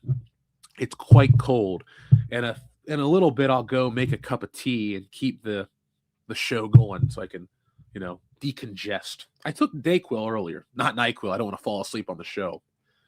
But I'm legitimately surprised that we're almost 2.5 hours in. Like, this is great. This is awesome. Let's see, Maximum Carnage is somehow a deeper story than most comic book events today. I have Maximum Carnage in my living room. When I was a senior in high school, my Christmas list was Spider-Man graphic novels, and I got Death of the Stacys, Kraven's Last Hunt, The Venom Saga, Maximum Carnage. I got those 4 books, and it was funny too. I told my comic book guys, hey, my mom's coming in to shop for Christmas presents. Tell her I want some Spider-Man books, and they recommended those. So that's why I always give Dave at Rock and Rooster a shout out, because 2 reasons. 1, excellent customer service and a kind person. And 2, he got me to work with Neil Adams, which Neil Adams has passed away. And I could put that under my belt as, hey, I got to work for Neil Adams. And I can tell you guys, it was like The Godfather. Everybody came up to pay their respects. Neil, it's great to see you. Darwin Cook, Alex Saviuk, the representatives of the late Michael Turner, like everybody came up to Neil Adams. And then his sons came over. His sons were big artists too. They worked on King of the Hill and other stuff. They were cool. His wife was cool. And the best part is they paid very well. They were not chintzy people. Neil Adams paid $15 an hour to work a con to sell his prints. And that was 10 years ago. I'm still talking about it like it was yesterday. It was seriously, as a comic book fan and a creator, it was like one of the coolest things I've ever done. Honestly, it lives up there with Stealing Solo as like, hey, I did it type of thing. So that's why I talk about that story as frequently as I do. That's one of my favorite moments. Yes, I'm a man of world class. I do love a good French press coffee. I've lowered my coffee intake in 2025 quite a bit because, don't want to over caffeinate, hurt the heart. But I do like my French press. I'm not drinking the world's classiest coffee today. Years ago, a listener sent me Black Rifle coffee, and it was very good.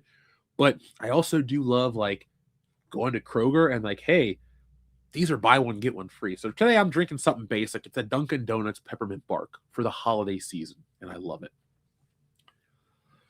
Let's see. I'm recollecting my SNES days, renting button, super. Oh, you know what? Skeptic Tank, I was so angry as a kid. I always wanted the X-Men arcade game.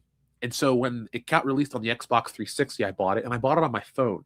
But then I got a new phone. It didn't transfer over, and somebody stole my Xbox 360, so I lost that game. About a week or 2 ago, I'm on the bike, and I'm, trying to get energized, which is not that hard to do. But I've listened to some music, and I was like, you know what? I'm going to listen to the X-Men theme from the video game, that one. So Here Comes the Heroes from the first level, and I'm just riding the bike, do. I love that game. If they were to release that tomorrow, I wanted to buy the arcade machine. When I lived in California, I never really showed my home. I would broadcast from it and, show you stuff, but I had a really big place. I was lucky. And at one point, we had enough space that was we had 2 couches, and we were like going to get more. And I was like, I should put an arcade machine in this corner. She's like, yeah, let's get one. So I was going to get a full-sized X-Men arcade machine for my living room in California. Thank God I didn't, because I would have had to leave it out there. Because shit, I moved home. It cost me $5,000 to move home just with a truck full of stuff. Actually, they told me I got a good deal. Usually they do it by weight, but the special I had was, whatever. And I had to ship all my books back. And that was so much to ship that. But I would have loved to have that arcade game. The Super Nintendo, not wrestling. I don't like wrestling games on the Super Nintendo. The Super Nintendo superhero games were awesome. I liked Maximum Carnage and Spider-Man and the Batman Returns beat 'em up. That's the best one. And then the animated series Batman, that's another great game. You had so many different, I know that financially, people will say, well, the early MCU era is the biggest comic book boom ever, but the 90s were different, man. You had Spider-Man on credit cards and cereal and everything. It just felt like a better time. It was more exciting. Maybe it's because I was a child, but superheroes definitely fell off towards the end of the 90s. And it wasn't until Spider-Man, the movie, came out that people were back into that stuff. Because Batman really, ruined the bed with Batman and Robin. And people just were making fun of superheroes. Blade came out. A lot of people didn't realize it was a comic book movie, even though it's in the credits. And, it took a couple years to regain that. But it was a great time to be alive, man. It was really exciting. I think a lot of that has to do with the spectator bubble of comic books in the 90s as well. Everybody was in because it was like Beanie Babies. Well, Death of Superman #1 is going to be worth $8,000. Let me get 12 of them and pay off my college. It's like, no, old comics are valuable because they're rare. And a lot of them got destroyed. And I don't know if a lot of you guys know this, but what they would do is you could return a comic book. If you were a store or a newsstand, you could return the comic books. What you would do is you would cut off the top with the logo, send it in, and get a refund. So then a lot of times people would just get those comic books with the covers cut. And so, there are thousands of books that are missing the labels because of that. So, see, folks, when I say I love comics, I don't just know about comics. I know about the history of them too. Because I do feel anybody that's out there making them should know that it's just like how to draw perspective. It's just one of the little tools you should have in the toolbox so you can talk about this stuff and keep the medium alive. It's beyond just, drawing it. Let's see. Delaware Comics, I do have the coolest mom. She's awesome. She's still alive, thankfully. We had since I moved back, there had been a couple health issues, but things that had been taken care of. A couple were scary, and I was really worried there for a minute. But modern medicine is wonderful and has some great things out there. So shout out to a couple of doctors who keep my mom alive. Thank you, Dr. Smith. And no, we're not talking about Lost in Space. Thank you, Simply Alan. I like to talk, and I do have people tell me that I can narrate stuff or speak in a certain way. I was at breakfast the other day, and my waitress is like, "You have a really deep voice," and she asked me to sing her a Christmas song, and I sang the end of "It's Cold Outside" or whatever, and she's like, "Ooh," so it's kind of funny, but I appreciate that. I would love a second career as a narrator, as a voiceover actor, is something. I know it's going to go into AI soon, but maybe I can get my foot in the door and be like the voice of Jif Peanut Butter or Maruchan Ramen Noodles for America. Who wouldn't buy ramen noodles from this guy? So let's see. Lots of talk about the video games. They were great. I did see the Superman crossover coming up. I didn't even know that's the story, though. I saw the artwork from Jim Lee. I also saw the price tag of $8. I mean, I'm not here to judge. You got to make money. It's business. But I have the original Spider-Man versus Superman. That's what I did last year when Wokebusters closed. I treated myself to one nice book. It was $90, but again, a lot of comic book stores have a punch card, and after you reach so many punches, you get money off. So this card was worth $50, so I got it for $40 and change afterwards. But the original Spider-Man Superman is one of those achievements in the comic book medium, and I love it. Yeah, I agree. The first 2 Spider-Man films are excellent.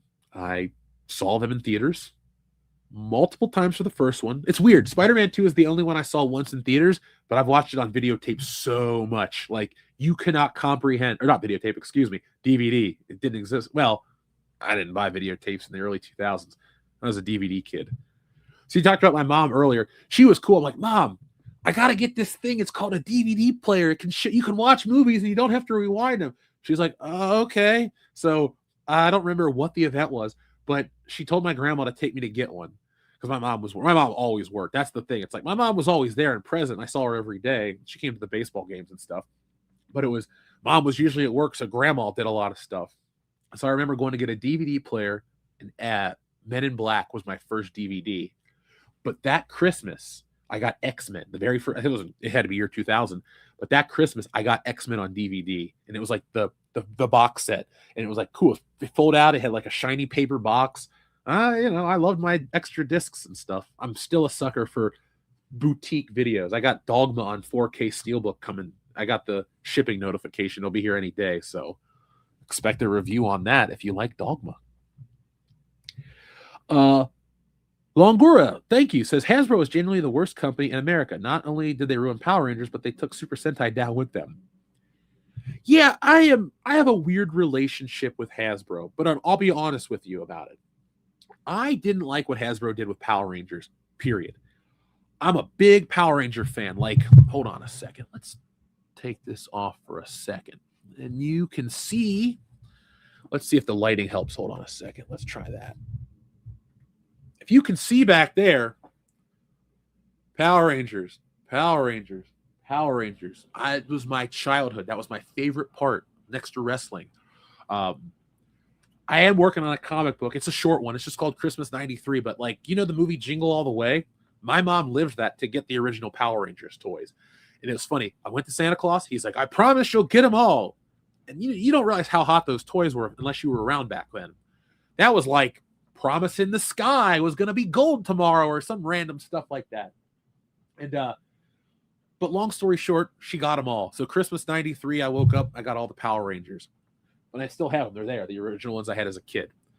But the Hasbro ones just didn't do it for me. I thought the sculpting was rough. I thought I didn't really like the figure bodies. I thought, honestly, they had too many wrinkles in the costume. Power Rangers wore those spandex suits. Those looked like people in baggy costumes. So I didn't buy any of them outside of the White Ranger. I had to test it out to make sure I was right. So I didn't like what they did with those toys at all. I actually don't like the Lightning collection in the slightest bit. That being said, yeah, Hasbro did not do a great job with Power Rangers. They put it on a bigger scale. People bought them, great, but you didn't really do much with it after Mighty Morphin. Now, I am a believer that Mighty Morphin's the most culturally relevant, so it's kind of hard to stretch out Zeo in space, or it'll be Zeo Turbo in space, and then I don't remember what else came after that, because I didn't really watch it after Mighty Morphin, but I must have watched Power Rangers in space, because I remember that show, especially that theme song. It kicked ass. But I digress. And then Super Sentai, I think the reason Sentai isn't really, I don't want to say loved, but isn't as popular is because general content from Japan has taken over. I think anime is the reason why Sentai isn't as big in the West. I know they're different beasts, completely different beasts, but I went from watching Power Rangers as a kid thinking it was the coolest thing ever. When I got a little older, I got into Dragon Ball Z. Dragon Ball Z felt like an edgier version. And, if you grew up in the 90s, take something from Japan, put a shredding hardcore soundtrack on top of it, it's the coolest thing ever. That's why I can't watch Dragon Ball Z without the Bruce Falconer score, because, the next Dragon Ball Z, like that's how Dragon Ball Z starts, not, with that weird trumpet music from the Japanese release. Same thing with Sentai. I respect everybody that's involved with it. That's a lot of work, but the Zhu Ranger music, that does nothing for me. But Go Power Rangers, I'm like ready to morph myself. I got a couple Power Morphers up there. I got the original one and the Legacy one, which again, I got on a discount. So that's how we talk about buying stuff for a deal. But literally the instance they got the growing mints on Power Rangers, they put it in Gay Rangers. So I didn't realize that there are gay Power Rangers. I really only acknowledge the original 6. I don't even like Rocky, Adam, and Aisha. I feel bad too. I met Steve Cardenas at the last con I was working, and I happened to have my red velvet jacket, and he had a suit on just like that. I was like, "Hey man, nice suit." He's like, "Hey, you too." And again, it's if you're in a suit and you talk to people like you know them, it always catches them off guard, and they're like, "Do I know that guy?" And so they just talk to you like they know you. And you don't ask for an autograph or a picture. You just keep talking and you build the illusion up. Same thing with Kel Mitchell. I told him a story about something and we just kept talking. Because if you talk to them like that, they don't try to sell you. They're like, where do I know this guy from? And they don't want to be rude in public. So they just talk to you for a long time. Steve Cardenas, such a nice guy. But I'm a Austin St. John original Red Ranger fan. I used to live by the Black Ranger. We lived in the same neighborhood. And Walter Jones is cool. Met him at a con too. Nice guy. But honestly, though, Longora, I don't know. Like, I don't read the was it Boom Studios or whoever does the Power Rangers comics. I don't know any of that stuff. So I thought, like, Billy wasn't a gay ranger. I know that because everyone's like, well, Billy was always gay. No, David Yost, the actor, was gay. Billy had a girlfriend named Marge in the early episodes. Like, Billy was not a gay character. And David Yost was a gay man. But you know what? How many gay actors play straight roles? Not a big deal. Let's see. Kamen Rider is still big in Japan. Kamen Rider is awesome. Now, when I was a kid, it was just called The Masked Rider. But whatever version of Kamen Rider that is with that specific suit, I love. I want to get the Figure Arts Japanese release of that version of Kamen Rider to put him alongside the Power Rangers, because I have the original Masked Rider toy and the motorcycle, and I just used to watch the hell out of that show. I loved anything that was Sentai. Superhuman Samurai Cyber Squad, that was my show. Like, every morning, because Tim Curry is the voice of the bad guy too, but every morning before school, that was on, and then I'd come home and Power Rangers would be on. So I was obsessed with Servo. I thought that was was called Gridman in Japan. I thought that was like the coolest design I had ever seen in my life. Again, back to design, guys. It's all about that. I'll be back in just a second. Got to take care of this.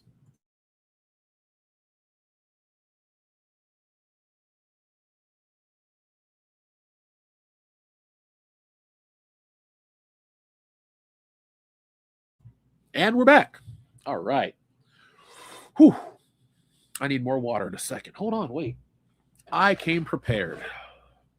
There we are. I won't do that. No, I'm not drinking beer at 10:49 in the morning. I went to college. I went to Michigan State. It was a party school. When I hang out with Dion, we may or may not on a New Year's Eve morning crack a beer with breakfast. Kegs and eggs, it's a thing. Still is a thing. Might be 37, but I can still drink like I'm 17. Don't like it, but it's something I can do. Sometimes it doesn't like me. About 1 in 10 times. Now, Zhu Ranger is good, but I think Morty Morphin Power Rangers is better. Focuses on the Rangers, while Zhu Rangers has a lot of annoying kid characters. I agree. When I first moved back home, like I told you, I had to move my stuff in this big semi truck. It didn't come directly. So there was a couple weeks where I just had a computer, a tablet, and a few other things so I could do the channel. I had none of my movies, none of my games, none of my toys, none of it. So I was watching Zhu Ranger on YouTube because I was like, you know what? This is familiar. Stuff sucks. Let's watch something a little different and have a good time. So I watched a good chunk of that show. I won't finish it because it is hokier. Like, I get it. They're both hokey kids shows. I'm not going to sit here and tell you guys Power Rangers is actually a misunderstood classic. It is what it is. But I do agree with you that the American version was better.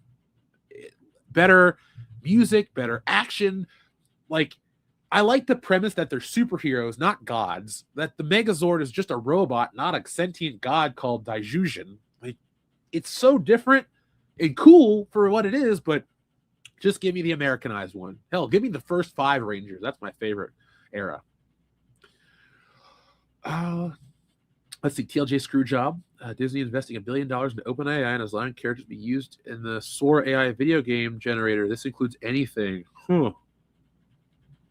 So, okay, so Pokemon fan said it as well. So both you guys, thank you for bringing this to my attention. I'm conflicted because I use AI for some things, but not others. This isn't an advertisement, but like my creative work, 0% AI goes into these books. I'm a believer that if I'm selling you a comic book, it should be done by a person. So if there's work I don't know how to do or can't do because of timing, I just pay somebody. I don't like that it's going to take away work from artists because I do feel like we're going away, not by choice. You know, as a business, I get you need it done yesterday type of thing. So that's a little iffy for me on generative AI in general.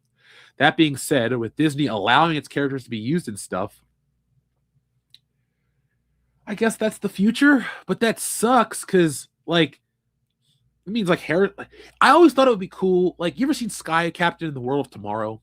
You remember how they had Laurence Olivier in that movie and they kind of brought him back?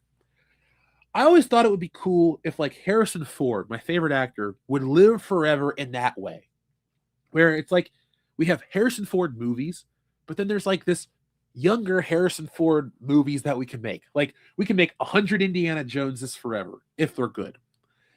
And I think a lot of the reason why the modern Indiana Jones movies suck is because creators are so hell-bent on, we got to tell him why he's old. We got to tell him why he's out of touch. We got to talk about this, that.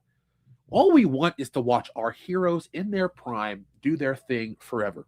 That's why you guys love the EU so much, why I enjoy it as well. It's our favorite characters continued on forever. They're the versions we remember. They don't age. They don't change. We don't have to have modern whatever to, explain certain things.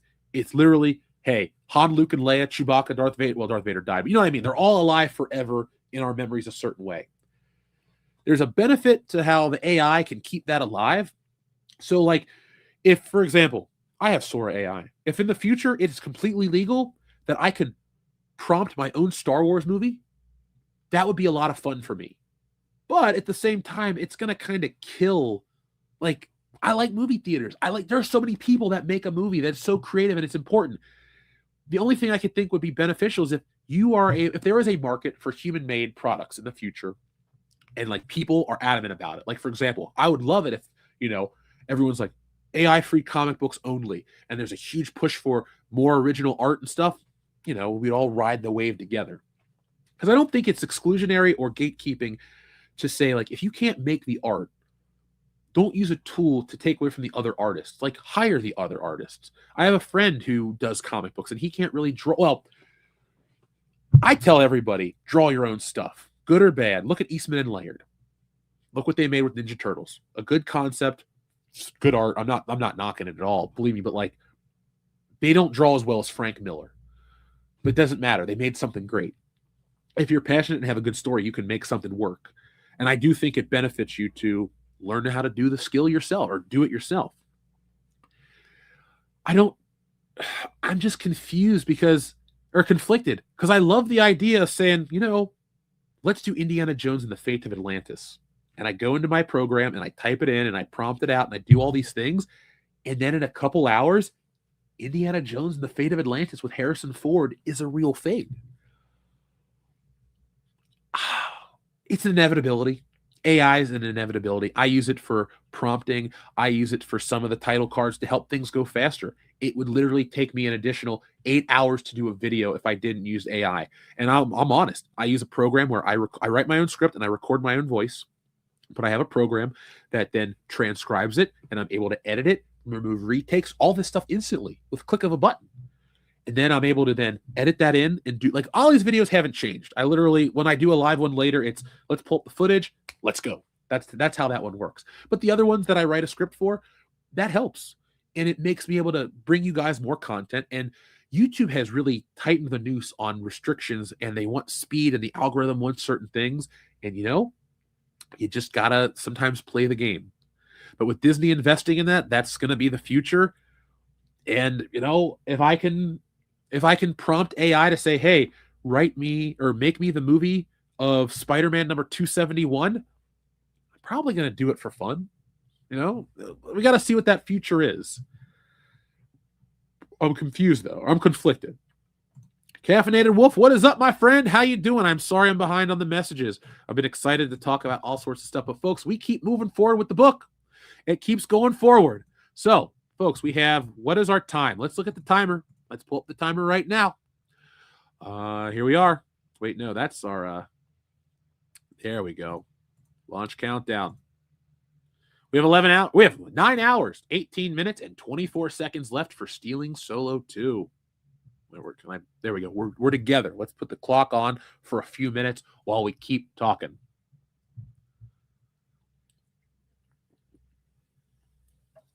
All right. Let's keep on moving. Let's see. We all just use Darth Vader as personal AIs. Okay, folks.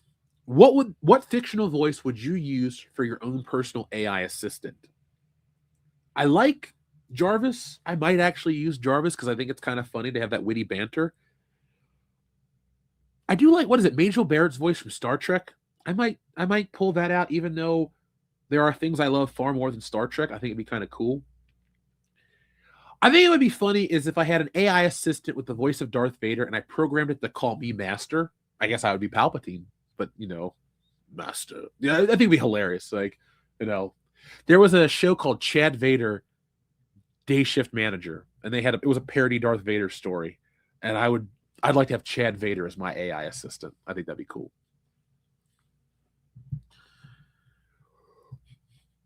The AI should be the tool, not the art itself.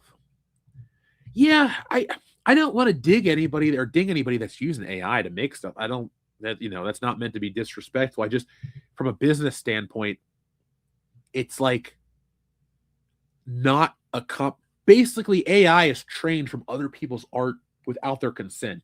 So that's where I go, I don't know if you're really able to sell it because technically it's a stolen good, and I'm not about that.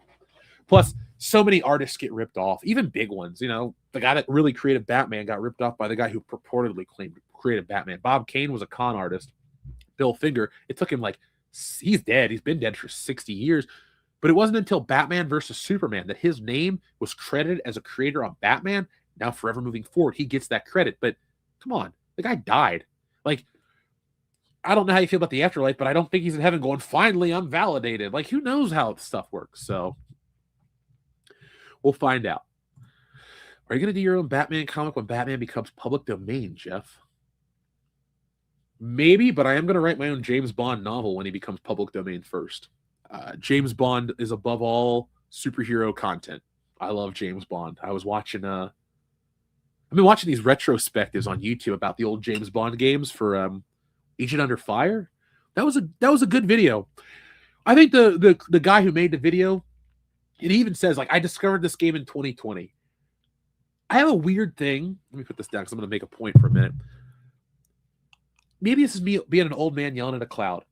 I don't really enjoy watching people do pop culture retrospectives of things that they weren't alive for, but I was alive for, because it's weird and unsettling. It's like, I lived through this. Why am I going to listen to somebody tell me about what it was like to live through something? And it's also weird too. It's like, if I were to make a video, guys, and say, let me tell you what it was like to live through the Great Depression. I was born in the 80s. That shit had ended. Now, when grandma used to tell me what it was like from the Great Depression, because she was born in 24. So she was 5 years old on Black Saturday or Black Monday? Is that the day? It was October something. Long story short, I find myself not wanting to listen about somebody made a video the other day about what it was like to live through 9/11. I'm like, I lived through it. Why am I going to watch this video? I didn't give it a bad review and I didn't say anything snarky, but I turned it off. I'm like, this is pointless. And so it's kind of weird watching people gush about old stuff that they just recently discovered when us who lived through it didn't think it was that great. And I'm just using that game as an example. Agent Under Fire, it's a very mid-level James Bond game. I bought it the day it came out on the GameCube, and it was just oh, I got a new Bond game. I'm so excited. And I played it. And in the back of my mind, I'm like, when Nightfire was coming out, I was like, oh, I can't wait to get the real one with Pierce Brosnan. I get it. They were both officially licensed James Bond games, but one was kind of generic and one felt like a real event. And Nightfire blew Agent Under Fire out of the water. But yeah, that was a random tangent based on a question about Batman. Sorry. All right, so we got, let's see, HAL 9000, great choice. Christopher Lee, greater choice. I love Christopher Lee's voice. I like the Russian with from the Russian with Love video game. I have that out in the living room. I have it on GameCube and Xbox because my Xbox is the only system I had that ever broke. The original Xbox, it just broke on me years after I stopped playing it, but it broke. But that's where I would buy all my multiplats. And so that game was an Xbox game. So I picked up on GameCube because I got the Wii. Yeah, the Wii hooked up to my TV with one of those. It's like a 720p adapter because you can't really do 4K on that system. 4K didn't exist in 06. Well, it did, just not for us. Long story short, though, I play it like that, and it doesn't look very good. But it's I do emulate. I'm all about, supporting the arts, but I play a lot of ROMs and emulators because I figure I own this game on disc. I paid my money, my $1.05, and now I want to have a higher quality fidelity version, with modern graphics and stuff. Well, upscaled graphics. The graphics are still the same. Let's see. There's a Critters movie being made with AI. All right, I'm just going to take off it takes away artists' work for a minute. That's okay. The reason I guess I'm a little more okay with that is there's no money in Critters. Critters is one of those like classics of the horror con scene that like people get on videotape and gush over. I've watched it. It's like Ghoulies. It's just okay at best. And there's really no money to make it. So if your budget is dependent on AI to get a Critters movie made, hey, let's see if it works. Horror is usually where filmmakers cut their teeth. There's a lot of invention or a lot of I guess improvements is the word I'm saying, where stuff is tested out in horror, then it's brought up to the mainstream, and then it's accepted as a modern style. Hell, the first shared universe is a horror universe. So horror is very important to film. A lot of early film horror related. It's all about art is about emotion. I want to make you laugh with Stealing Solo. People want to make you scared with horror movies. It's about feeling something. So, Critters, completely AI. Okay. Nick and I will watch it for the channel, maybe next Schlocktoberfest. Maybe it might be the Xbox capacitor leak and kill it. So what it was, Pokemon fan, was it would turn on, the disc tray would come out, and then it wasn't even a read issue. It would just shut off after you put in a game. And you have to turn it back on. You could take out the disc, and then it would just turn off every time. So,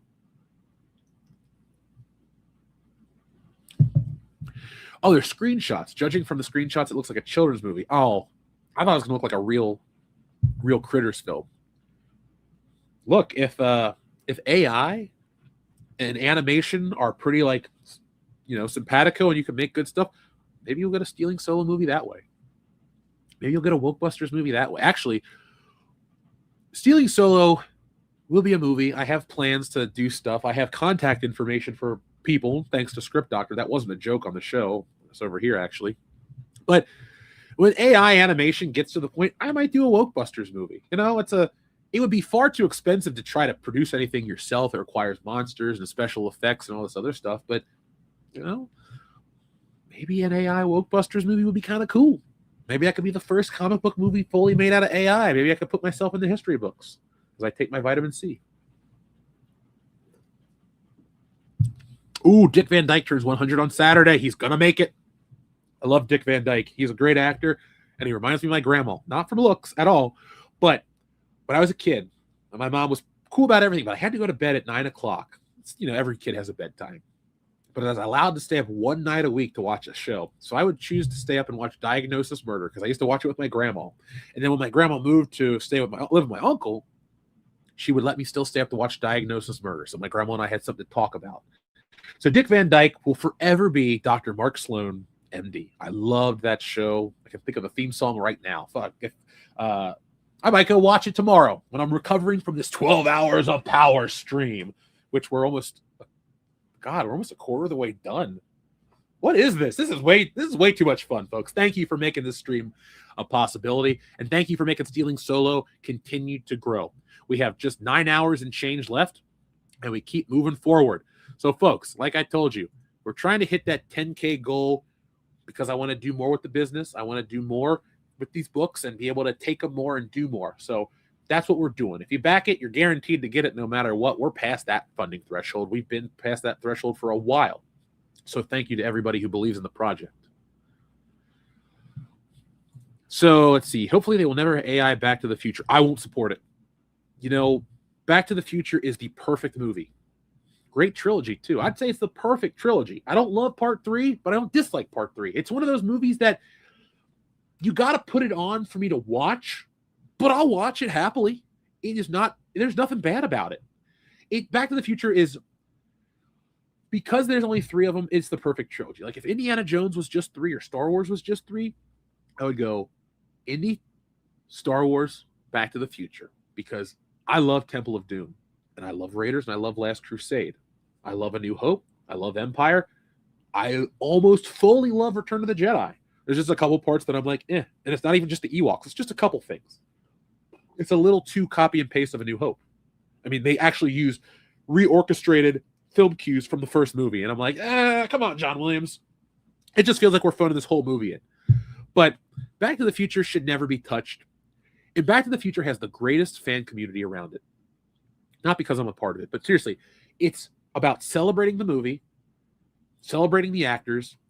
People dress up, they wear their costumes, they get the cars, they do stuff for charity, much like the Ghostbusters. But the Ghostbusters fans want to make their own movies and write all this stuff. And see, I'm different. Ghostbusters isn't a franchise that you could just milk. Ghostbusters is about 4 actors: Murray, Aykroyd, Ramis, and Ernie Hudson. He gets his full name. But it's really, without those 4 guys, it doesn't work. And I liked Afterlife. And I sat through Frozen Empire. But damn it, it's about those 4 guys. Back to the Future is very much about that story. There's no universe. There's no world. I don't want Doc Brown and some other kid to go on an adventure. Who cares? It's all about Marty. Marty's the hero. Marty's the character. Oh, man, you saw Back to the Future for a quarter at a local pizza parlor.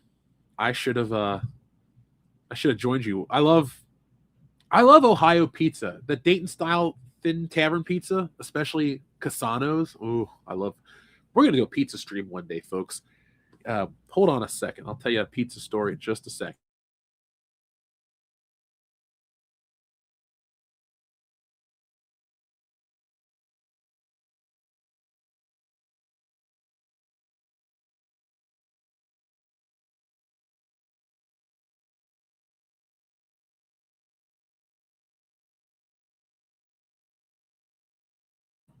Okay, I needed some oatmeal too for the power hours. Unlimited power! So if I really practiced, I think I could do a good Palpatine, because I'm congested and I'm not going to try it right now, but that I could do that for a while. My Star Wars impressions, I could do Palpatine, Jabba the Hutt. That's about it, really. I mean, who can't do the Darth Vader breathing? And I know, like, whatever the Huttese language that Greedo's saying, I was somewhere and people were speaking gibberish, like, as a joke. Me and my buddies were hanging out, and I accidentally, like, went, like, Ookle Dooba. I was like, oh, no, that's from Star Wars. I was like, oh, man, my brain is ruined. So it is what it is. I will ask Kendo tonight on the show, says Georgian, if Dick Van Dyke is on the Celebrity Deadpool. I hope not. Got nothing but respect for the dude. I mean, look, the Deadpool is more of a tongue-in-cheek thing. I don't wish death on anybody, but I just want Dick Van Dyke to make it to 100. Same with, I wish Betty White would have made it, or Bob Barker. It's more of like they did it. But I think Dick Van Dyke will live to be 102 years old. That's my guess. So I'd like to meet him, too. I don't really know what I'd say to him besides I love Diagnosis Murder, and he'd probably go, thanks, and shake my hand and be really polite because he's happy to be alive. But I'd like to meet Dick Van Dyke just to say I have. I've met a lot of celebrities, mostly cool, only one douche, CM Punk. But other than that, I'm pretty happy about this stuff. Dick Van Dyke almost played James Bond. Broccoli approached him after Chitty Chitty Bang Bang, and he turned it down. I might have heard that story. I usually think of Adam West. They wanted Adam West to play James Bond too. Adam West would have been a great Bond. I know you're thinking like he's Batman, but he did a Nestle Quick ad where he was a spy. I think Adam West would have been the best American James Bond. Because thankfully, Adam West had a second life on Family Guy. But if you listen to his story, it was really rough after Batman for decades. He was seen as Batman. He was like going to cons dressed up as Batman. He was kind of a joke. But he really regained his career picked up as Mayor Adam West. And I don't like Family Guy that much, but I like that Seth MacFarlane did that, and it really gave Adam West a second career at the end. And I mean, Adam West looked awesome. I wish I would have met him. I was at a con. I could have met Adam West and Stan Lee. I think it was the one I worked with Neil Adams, but I was too busy with that. And I was like, I'll meet him in the future. And they passed away. Oh, RIP, guys. Legends. Do I collect autograph stuff? I have a Stan Lee No, I have a John Romita Sr. autographed Spider-Man comic. I never met him, but I bought it, and it's got a certificate of authenticity. It's from like one of those resellers. It has a remark on it too. I got wrestlers autographs. I have Shawn Michaels. Randy Orton was cool. I did a painting of him in high school, and he signed it. He was like the nicest guy. He loves artwork about himself, so he was like super cool. Other autographs. I got CM Punk's autograph, Chris Jericho's autograph. Do I have any autograph stuff on my shelf? I never met a Power Ranger to get an autograph. I haven't met The Rock yet, so I'd like to get his autograph. I'm not opposed to collecting autograph stuff. I have Telly Savalas' autograph, and you're like, who's that? He was the second Blofeld. Well, if you count the guy who's not seen, he's like the fourth Blofeld. Because here's a piece of James Bond trivia. If you watch Dr. No, there's a character named Professor Dent. I think his name's Anthony Dawson, the actor. It's the guy James Bond shoots after he in the bedroom. That guy actually plays Blofeld's body in From Russia with Love, and maybe even Thunderball. But if you count Donald Pleasance as the first one, then Telly Savalas as the second. He was on a show called Kojak. I wasn't alive for Kojak, but who loves you, baby? Kojak was a big deal. My grandpa was an engineer, and he was staying in New York for some job, and Telly Savalas was staying at the same hotel, and they would swim together every morning. And at the end of the whatever, Telly Savalas signed a hotel envelope, and my grandma gave it to me one day, like decades ago. She goes, honey, you like James Bond? Here. And so I have Telly Savalas' autograph just on an envelope. Who loves you, baby? Pokemon fan, I wondered why CM Punk was a douche to me, because it was a thing where I paid. I can understand if people don't want to be bothered at dinner. I get it. I'm not rude, but I paid $100 and something for a WrestleMania. I paid $1,000 in 2010 money, 2009 money actually, for a WrestleMania travel package. It included a celebrity meet and greet. And I was like, cool, who's it going to be? You didn't know until you got there. Luke Gallows was super friendly, and CM Punk was nice to the people in front of me and my friend, but not to me, and he was nice to the people after us.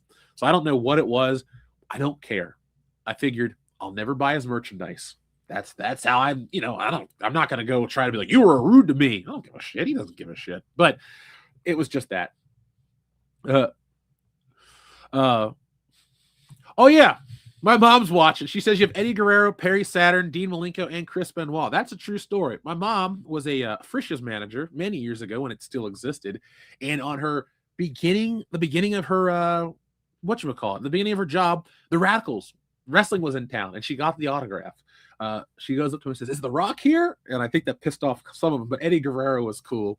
And he's like, hey, honey, I'll sign it for you. So I got all their autographs. Somewhere at home, I have a Chris Benoit autograph. Kind of weird in the context of it, but I always tell people this. I didn't really like him that much as a wrestler. So when I say stuff about him in passing, it's not, I can separate the two. He's in one of my favorite matches of all time, the main event of WrestleMania 20. But, I technically own a murderer's autograph. It's weird. Leighton Swallow 9 says, shout out to Amazing Fantasy Comics in Littleton, Colorado. Found while wandering, waiting on a delivery appointment. Spent an hour just walking around, drinking in the cover art. Bought a Robotech tabletop RPG book. You know what? Shout out to that comic book store. Folks, I am all about local comic book shops. If you ever want to come on here and say, hey, shout out my local comic book shop, I'm all about it. These businesses are very margin thin, and a lot of people that run them, it's because it's a passion, and they're just trying to make ends meet. My two local guys that I love, Rock and Rooster, that is a community business. They're trying to do a lot of stuff. The neighborhood's fallen down in years, but they keep going. The store is better than ever. So I always am wishing the best for everybody. But yeah, if you're out in Littleton, Colorado, check out Amazing Fantasy Comics. They got a great name, and I bet they got some cool artwork somewhere in the building too. Like if I owned a store that was based on a comic book name, like let's say I owned Amazing Fantasy Comics, Spider-Man, and the one painted on the window, we'd do a recreation of the cover with Jack Kirby and Steve Ditko on the inks.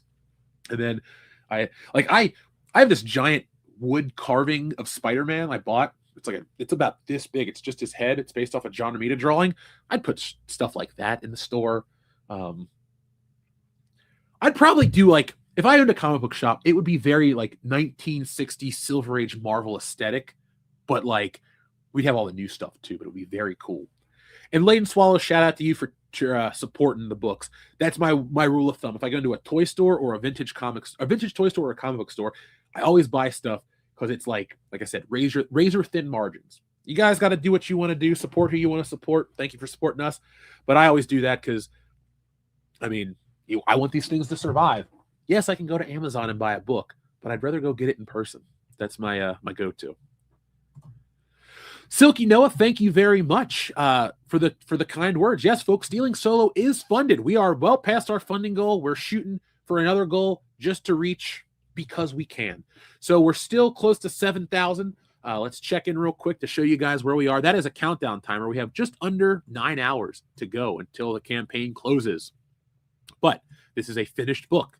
If you want something, well, this is a good book to get. And you can get the first book added on as a bonus. And if you want to get that book right now, you go to stealingsolo.com and I will ship your book out tomorrow. Usually it takes about 18 hours for me to get a book out. So I think that's pretty good time. But as you know, the story is written and drawn by me, and it features the same kidnappers from the first book, this time held hostage by Mark Hamill. So as you can see here, we have a flashback with Rian Johnson and J.J. Abrams and Kathleen Kennedy parodies. Mark Hamill has snapped. They broke his spirit. So he kidnaps us and forces us to remake The Last Jedi. And there's a lot of commentary about green screen and movie making. There's a scene from our limp lightsaber duel. Wait till you see Kendo Ren. He looks like a tool, and he's meant to look like a tool. But I have some symbolism in the artwork, too. As you can see, the gray Luke Skywalker parody and the young, bright, and optimistic Twin Sons version. I had a lot of fun making this project. And again, as always, it's a parody, which is approved by no one. I have a good lawyer who taught me all about that stuff. But everyone's getting a free keychain. And now, if we hit our other goal, everyone's going to get all the bonus magnets. So if you're on the fence, check it out. It'll help support the channel. And like I said, it's a finished book. It's over 80 pages of the book. It's perfect bound. It's in full color. It's a high gloss card stack with wraparound artwork. So it's not going to be a floppy little Marvel book. It is a full event from cover to cover. I put details and quality in every aspect of my book. I'm putting my name on it, so I got to put the best out there because we are world class after all. So, folks, the link is in the description. Let's get that book past its goal, and let's keep on rolling with some world class entertainment for you right now. Let's check in with the audience some more. Again, shout out to Layton Swallow, and I'll check out that store if I'm ever in the area. Thank you to you, Silky Noah. You know, Sir Georgian, thank you for reminding me. I have John Ashton's autograph. Years ago, during the channel was around, but I bought his autograph for $5 on eBay. Somebody met him at a con, and it's just like a printout with him that he signed, but I have his autograph. So RIP to Taggart. You know, I'm really thankful that he made it to part 4 because that made part 4 feel like a complete story and the end of everything. It's funny. You guys are talking in the chat about Harmony Gold. I'm almost positive that was where it was. I used to live by where Harmony Gold was, like the actual building. It's just out near Hollywood. It looks like the building was a mix between like a house and a business, and they had a really old looking sign in the window, but I'm almost positive it was Harmony Gold that I would see regularly. It's like almost across the street from the Nightmare on Elm Street house. It's like, you know, Hollywood that you all see where it's got the Walk of Fame and all that stuff. If you go a little further down and you make a left, that's the street where they filmed Nightmare on Elm Street. That house is just there. And if you go to the right, Harmony Gold is like almost adjacent to that street. It's really weird how small Hollywood is because you got there and you think, oh, it's going to be so vast. It really isn't as vast as you think. It's just poorly structured, so it takes an hour to go a mile. Like here in the Midwest, I got to drive 60 miles. I'll be there in about an hour. California, it's a 5-hour journey. So it really is crazy. TLJ Screwjob asks, Jeff, what is a remark that comes with the autograph add-on? So a remark is a custom drawing that I will do and personalize for you. So if you get a remark, Wokebusters had a surprising amount of remarks. So what you would do is I would get the book and I would draw a villain, and to try to make it fun and personalized, I would write your name and say thank you and, you know, sign my name on top of it. But it is an actual sketch. And depending on it's going to be something from the book. So it'll be done in pencil with some marker, even maybe a smidge of color. So like with the Stay Woke Trigglypuff Man, I would color the eyes in. I actually use better markers. This is just here. But you would get a little drawing or a sketch. So for example, if you get a remark, it might be Kendo Ren, or it might be me as Ray, or Dion in the big green milk suit, or a Mark or somebody like that. It'll be something like that. But a remark is just the official name for a custom drawing in your book. Because when I get something autographed, I like it signed to me personally. I'm not a reseller. And I find that a lot of times, like celebrities, if you're like, will you sign it to me? They're like, oh, you're not going to resell it. And they're a lot nicer. They don't just feel used. A lot of wrestlers feel that way. Because I love wrestling, but the fandom is very like sketchy about some stuff. And money is one of them. And like, these guys will get all these autographs and they're like $10,000. It's like, no, I would rather, if I'm going to meet Ric Flair, I'm like, can you sign it to me, Jeff? And so that's how I operate. I just like to make it personalized, but it is a drawing that you receive in the book. Oh yeah, I also have James Seymour's autograph from Live and Let Die. Yeah, a Bond girl. If only I had Roger Moore's autograph to go with it. No, thank you, TLJ Screwjob, for asking. I should have done a better job to explain it, but yeah, it's a way to get a personalized drawing, and those are fun too. I remember for the Woke Busters, I had a big stack of them, and I sat here and I was like, all right. And it was just, I put on some music, and what I do also is I take a piece of notebook paper, or not notebook paper, I take a piece of printer paper, and I test out what my remarks are going to be. So I know, because the hardest thing I have to do as an artist, I know this sounds silly, it's not the drawing, it's the conceptual stage of what to draw. For example, it takes far more time to do, like, that's not a good example, but here, let me give you an idea for a page. You know what I'm going to do? Let me show you an example real quick. And then we're going to read the super chats and talk about all sorts of fun stuff.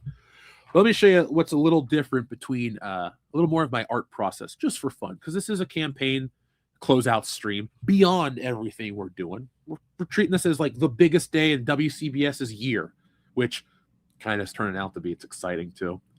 A lot of people, you think like, oh man, the campaign's over. I'm always excited, not because they're over, but because we did it, This was a nice, smooth campaign, no hiccups. It was just a blast through and through. So let me show you guys an example real quick. So let me pull this up. This is one of my favorite pages of the book. Now, the whole theme of this book was comedy. Like, I was trying to make myself laugh. Here to make you laugh. So, for example, here is a page. So this is one of the flashback pages where, you remember how Harrison Ford was kidnapped? Well, maybe Mark Hamill was aware of it the whole time. But that's that page. That page, you draw it, you get it colored, it's stuff like that. It's fun. And I like it. I like the sillier nature. And this is the only time you're going to see these pages without word balloons, folks. See, I format my pages with more open space. So when you put word balloons and thought balloons and captions, it doesn't really overlay the art. It kind of, balances out well. So this is a part of Mark Hamill's flashback. Now, the thing that took even longer than that, and let me give myself the floor, is this is the rough version of it right here. There we are. It's really rough, but as you can see, there it is. There he is looking in the window, flashback, coming to the car, all of that stuff. This stuff takes longer than what you would think the other page does, because I have to map out the position, the expression, the pose. I have to sit and think about the story like a movie on repeat to make sure it works. So like when you're editing a video, you do one bit and then you move on to the next. And then sometimes you watch both bits together to make sure they flow naturally. That's the stage in the story where I repeat the stuff over and over to make sure that it goes from point A to point B and flows like a natural narrative should. That's the process. That's the part that takes a lot of time.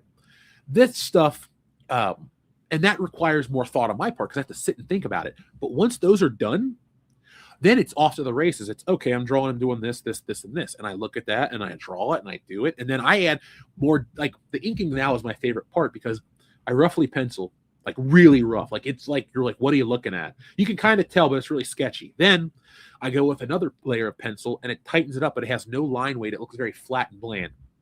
Then what I do is I go over with the brush tool and I'll ink it. So I'll add like the shadow under the chin to add weight. or I'll do under the arm or under the hand or in the finger curves, like stuff like that. And it's little bitty things because I like a guy named Chick Stone. He's long dead, but he did like early Marvel books. I think his inking is very clean, and I like that look. It's very comic booky. That's what I'm shooting for. I could draw, grim and dark like a Jim Lee, which I love to read, but I don't enjoy making that because I don't feel like it fits the tone of my stories. But that was your little preview into more of Stealing Solo. I'm going to give you guys more of those as we continue to go through today. This has been a fun stream, and we have all kinds of stuff. We are only in hour 3 of 12 hours of power, unlimited power. And there will be a point where I stop to get some tea or eat lunch, but we're not there yet. We're still riding high on this morning's oatmeal. It's very cold. It's like a porridge at this point, but it still tastes good. Peaches and cream. Layden Swallow, thank you very much again. Another shout out to Action Games and Movie in Foley, Alabama. Has cool art painted on the windows. Old video games, Atari old, movies, vinyls, LP, cassettes, paperback books, all kinds of treasures. That sounds like the type of store I need to visit. Now, I know I haven't done as much My Life in Toys, the travel stuff, but would you guys watch videos if for example, I go visit Nick. If I were to go to old pop culture stores and document those on the channel, would you guys watch videos like that? Would you like to see that kind of stuff?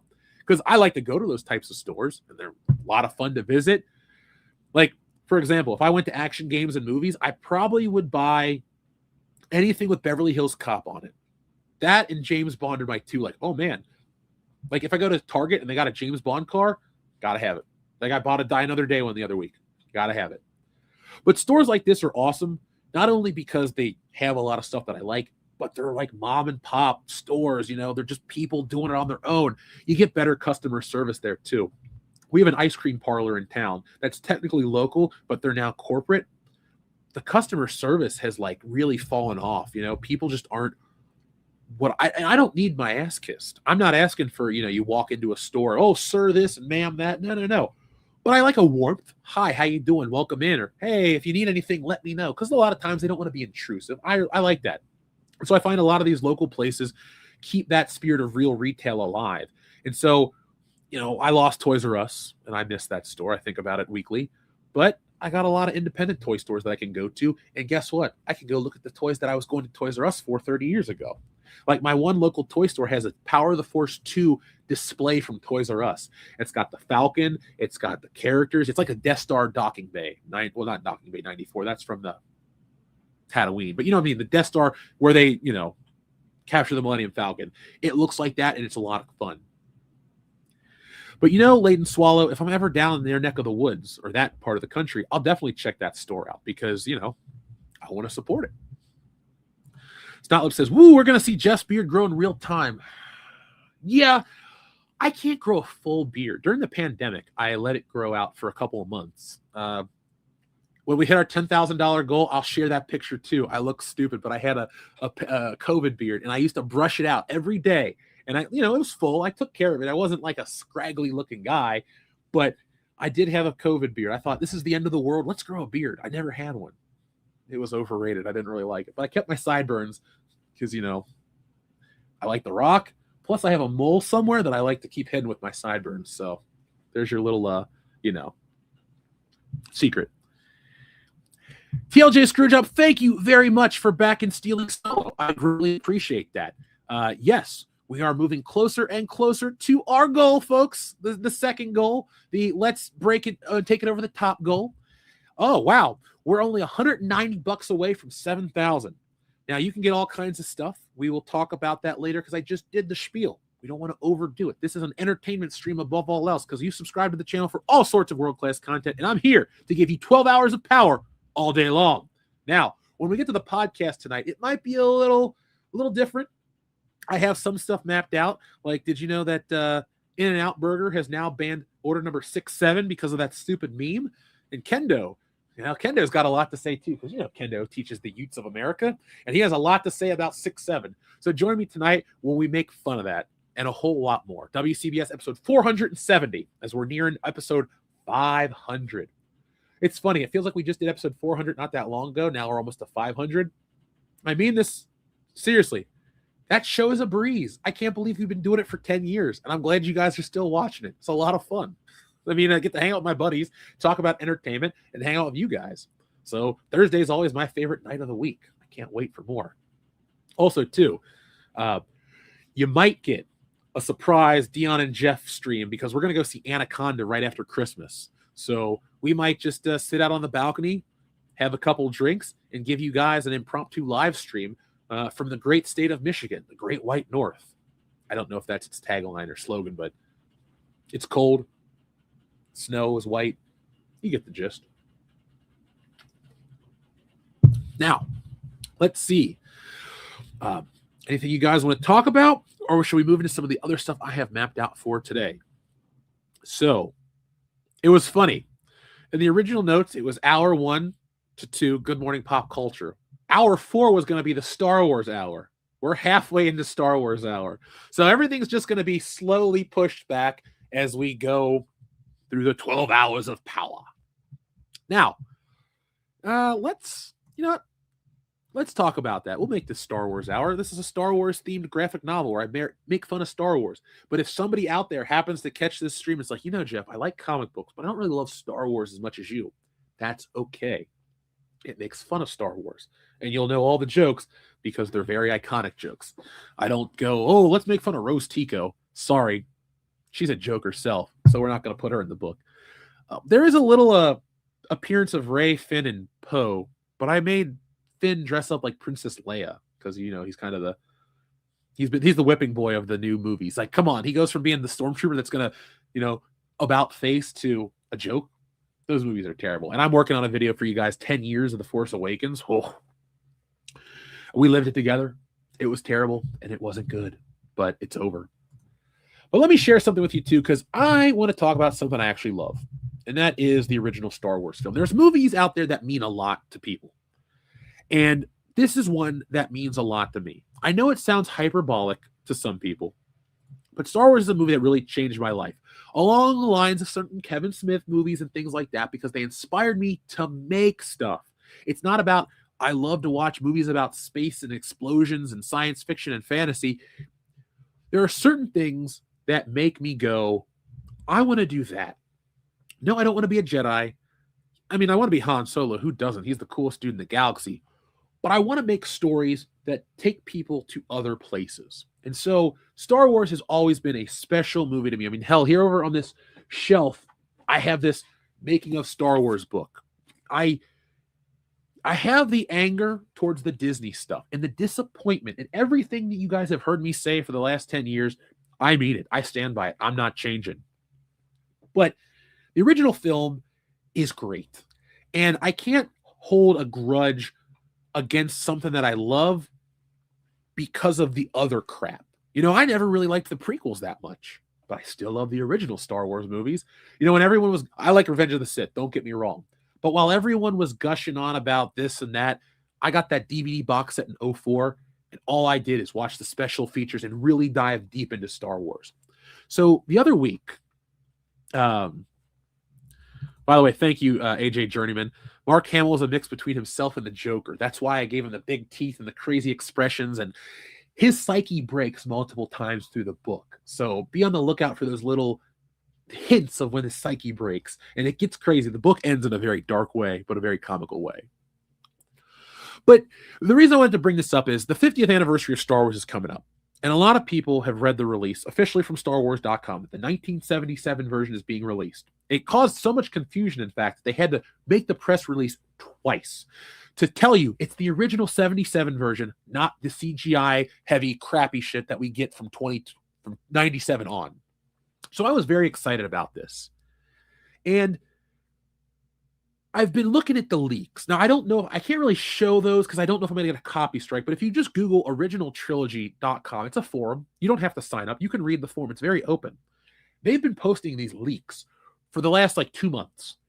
And Star Wars looks better than it ever has.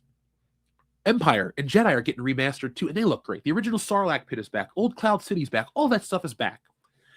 And I'm excited not because I like Disney. I haven't changed my stance. I'm not going to change my stance because you can't undo what you did to me. You disappointed me so much that, well, I had to make parody comics, and you changed my life for the positive, but I'm not going to watch your movies because they're bad. And The Mandalorian fell off, and Ahsoka is not good, and The Acolyte's garbage and the Skeleton Crew's forgettable. Like, they all stink. But the original Star Wars has never fallen off for me. And now we're getting the original one back.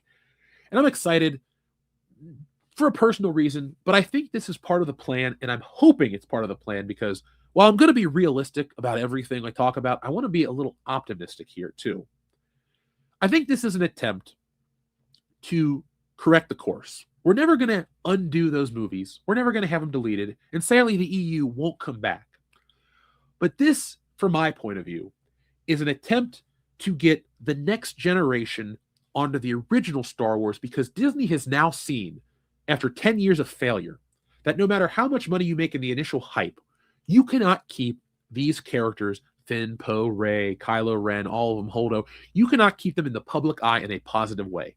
They are punchlines, they are jokes, they are representative of bad ideas and entertainment and agendas that people have that we don't like. But the original film is magic. It's a fairy tale. It is something that we've all seen and most of us like. You know, some people might prefer Empire. I think if this is a 10, Empire's a 10. They're great. Like, I'm not going to dig on one to build the other one up. They're just perfect. But this is an attempt to get that next generation on board with this and kind of reset how the original Star Wars has been treated by George Lucas. I respect George Lucas's creation. It changed my life. It changed all of our lives. It brought us all together here. If it wasn't for Star Wars, we probably wouldn't have found each other. But George Lucas is the reason why all those arbitrary changes happened, not Disney. You know, McClunky, that's a change from the 3D release that George Lucas was working on pre-Disney sale. That's why there's that stupid rock.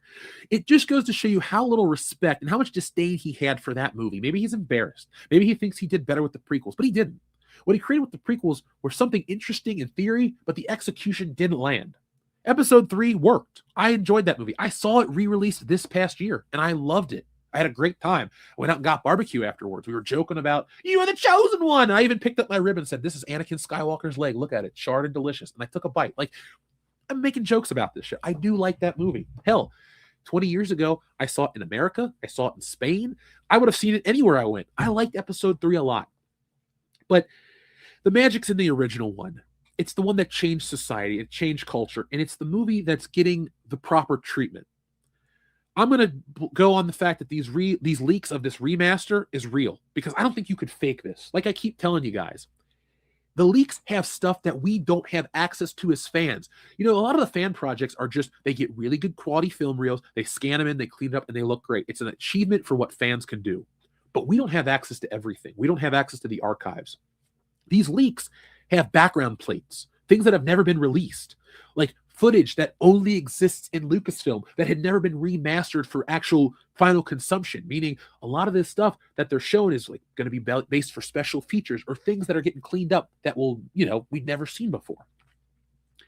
And so I'm hoping, I'm going to stay positive on this, what I'm hoping and guessing is that this is Disney's attempt to reset what Star Wars, the original trilogy is. The original versions available in perfect picture fidelity. There's even rumor that Criterion's the one that's remastering these movies. Whoever's doing it's doing a fantastic job. Like, there's a shot. You know the shot when they're flying to the Death Star and it's Luke, Han, Obi-Wan, and Chewie in the cockpit? We've all seen the picture. When I look at the footage, I was blown away. It looked so real, like I was in the cockpit with him. I was like, oh my God, this is how this is always supposed to have looked. And it sounds great. There's leaked audio. Like, it sounds like it's getting the treatment the film deserves. Kind of like how Back to the Future gets that treatment. You know, Back to the Future is one of my other favorite movies, and I can't complain. It gets re-releases. It gets remastered perfectly. I can watch it at any time. It's done well. I think this is their attempt to make that happen for the next generation. And if they do it right, while I don't think they'll ever redeem Star Wars for me, and they won't undo the crap or stop making the garbage entertainment, because they're not going to stop. You know, that's their edict. They got KK at the top. She's just whatever. We've talked about it forever.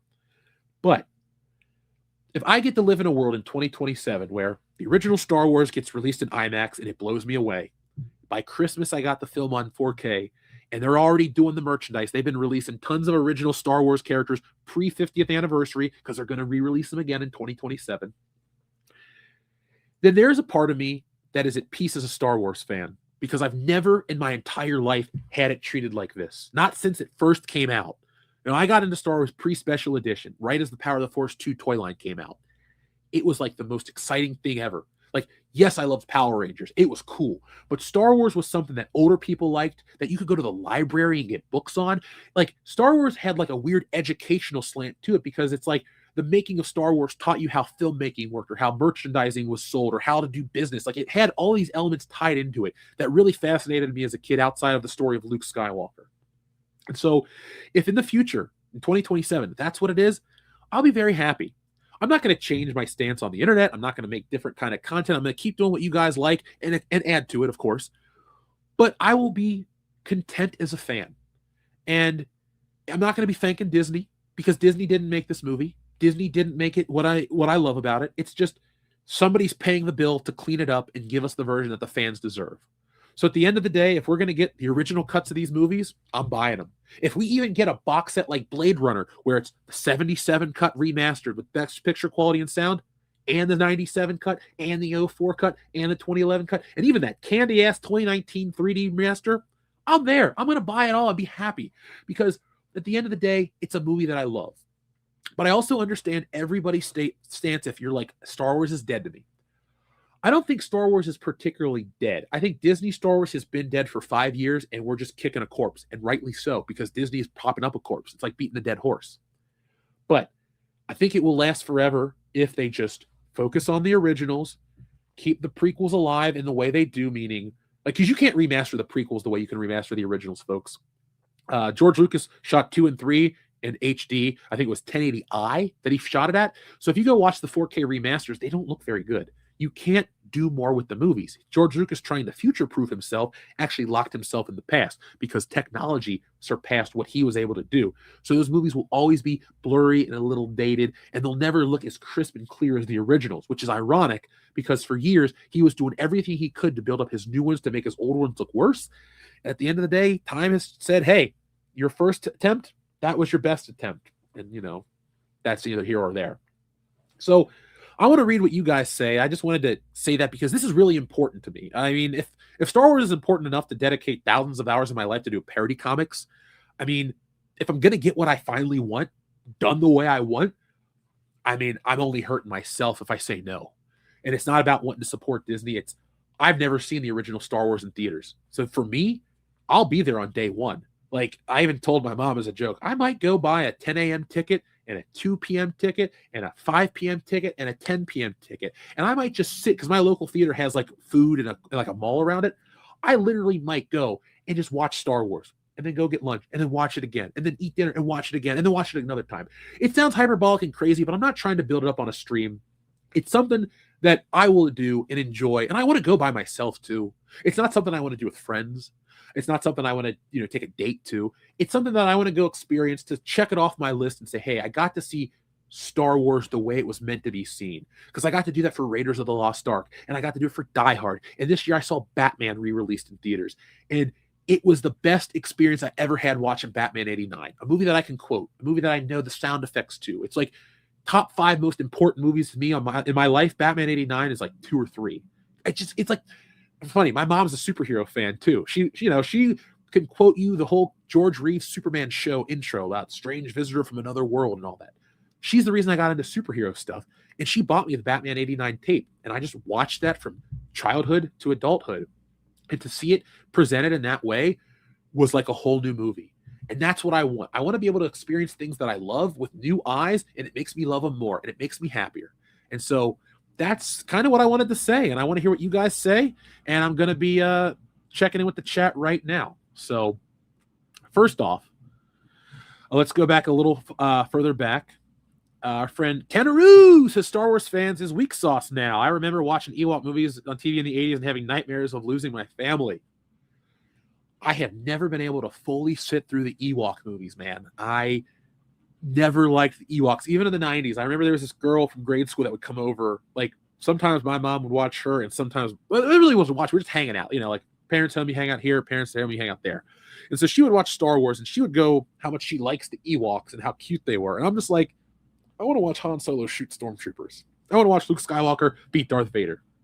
So the Ewoks were always sort of like there, and I don't own an Ewok toy. Like, I got a box of I have many boxes of Star Wars toys. I got a giant Millennium Falcon over here, but I never once purchased an Ewok. Just, I don't know, man. Not into cutesy stuff. Like, I can watch anime, no problem. But if I'm watching anime, it's always a little, not even adult anime. It's just something with a harder edge. Like I said, Goku Midnight Eye is my new favorite this year. But I love Lupin and Golgo, and I'll be right back.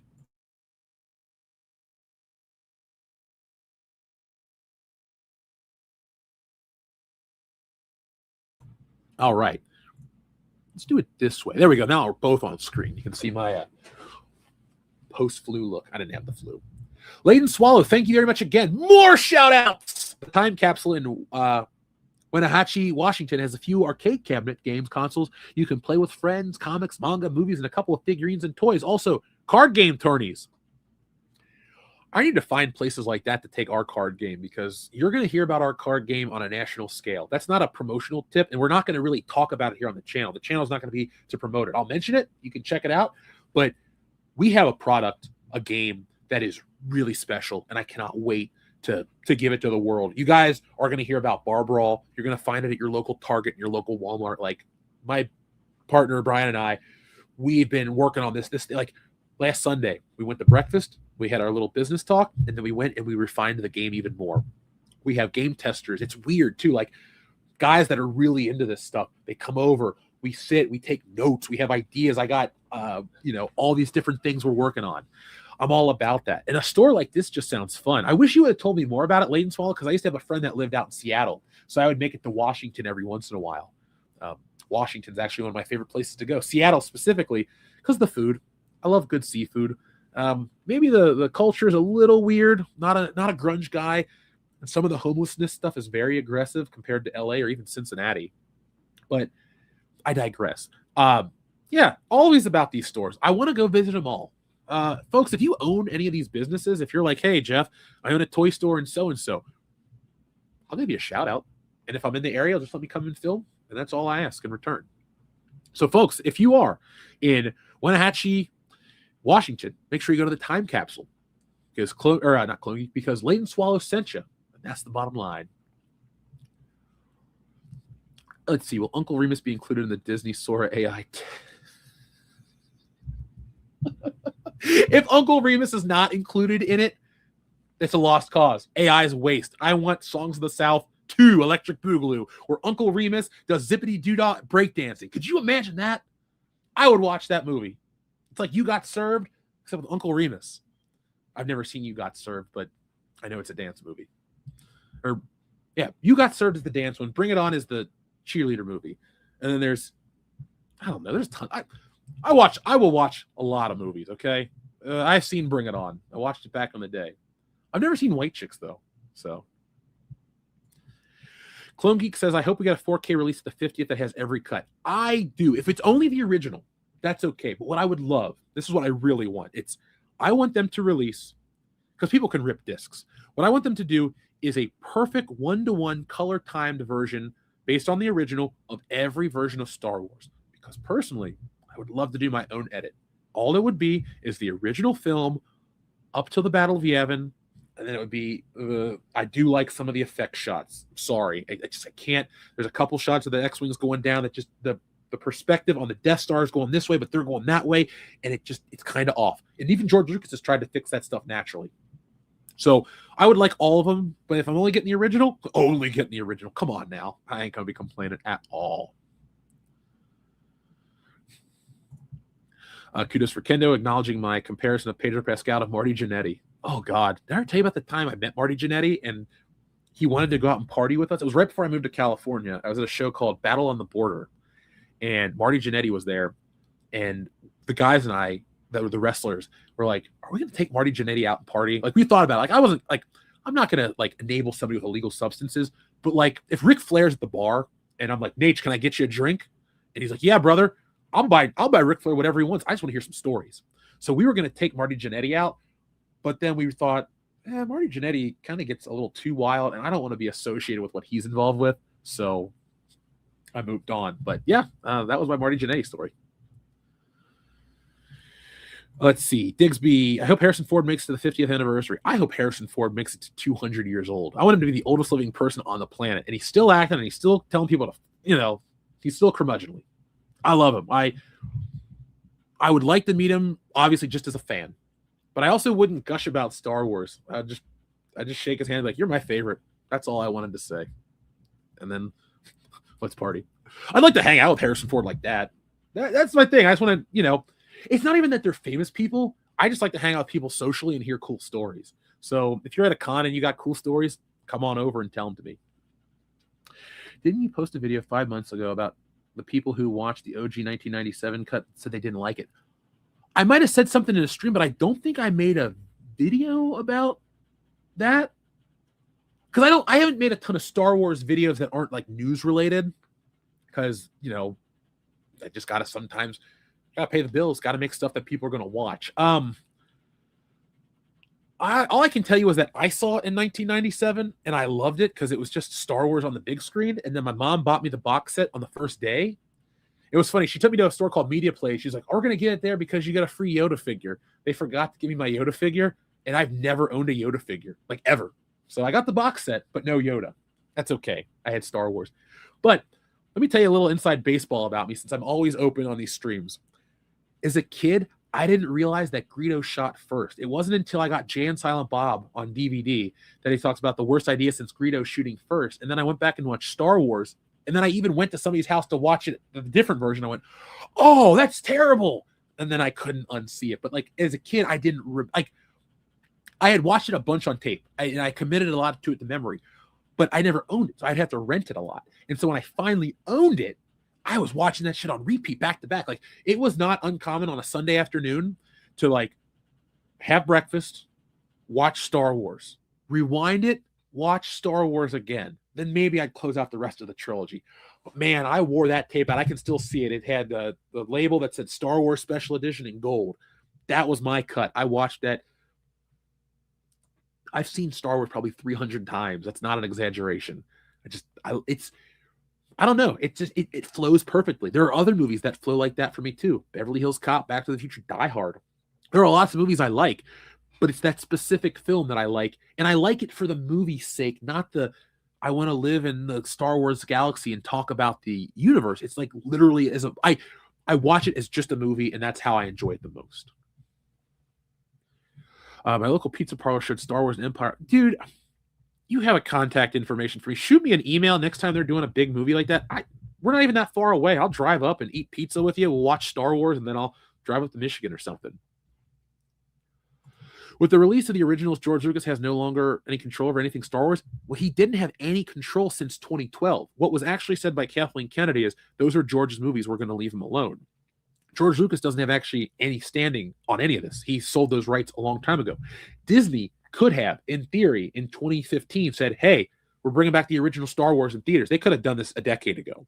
But I think it was more of a goodwill thing. You're in business. He's a big shareholder with Disney stock. You don't want to disrespect the guy. So I think it was more of a, we're doing this for you type of thing. But remember last year, maybe it was even this year, they did a screening of the original Star Wars. In the UK, they found a Technicolor cold storage print, and they showed it, and people went nuts for it. Even Lucasfilm went there to approve it in person to say, hey, we're here on board with this. I look at this, if I'm being really honest, this is a last-ditch effort. This is something that you have to pull. This is a Hail Mary. Star Wars has been bad. And it's not just Star Wars. Star Wars is kind of representative of entertainment being bad. It's the biggest thing. And therefore, when that falls, so many other things fall. I can name us any genre property. Ghostbusters, Marvel, pro wrestling, horror movies, Power Rangers. Ninja Turtles are fine. Like, they haven't really fallen off. They get better and worse. They come and go, different iterations. But it's, the goodwill's still there. So we're going to take Ninja Turtles out of that. But this is like, you got to remember something. No matter how many actors or people that are like shills tell you that your voices don't matter, your voices matter more than you think. And your wallet matters to Disney even more. When you guys say you're done, you're like, let's say you're a 45 or a 50-year-old dude. Let's say you grew up with the original Star Wars and you've been supporting it from the original through the 90s Power of the Force 2 era into the prequels into now, and then you stop. They know that that's a problem for two reasons. One, it's money. They're losing money. And two, people introduce their children to the next generation of stuff. Dion's kids will never be Star Wars fans. Why? Because when they were born 2 to 3 years before the new stuff came out. They were born into the Disney era. Dion doesn't like it. He's not watching it. He came down to watch it with me. He didn't take those kids to go see those movies in theaters.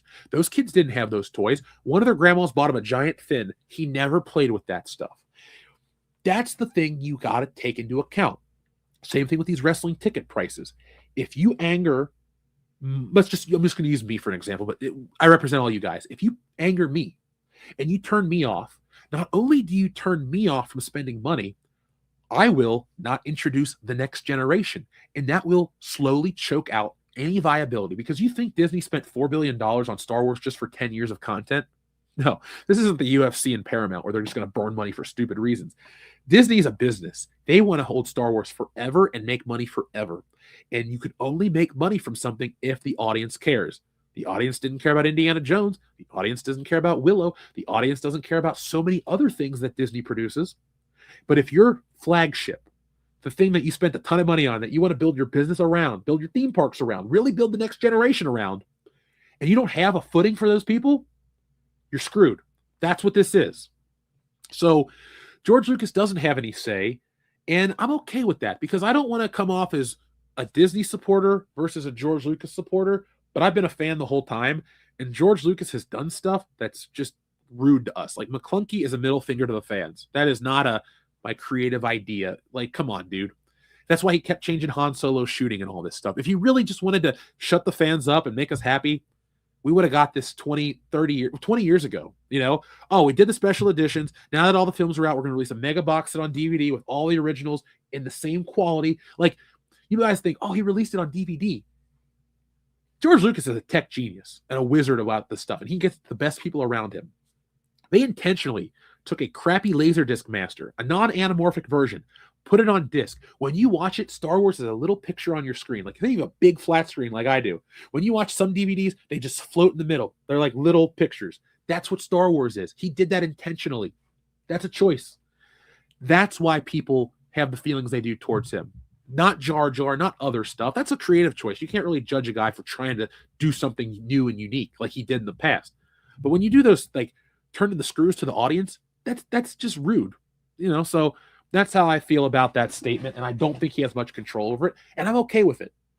You know, it wasn't when it's all George Lucas, you get Jar Jar Binks. When it's George Lucas and Gary Kurtz, you get The Empire Strikes Back.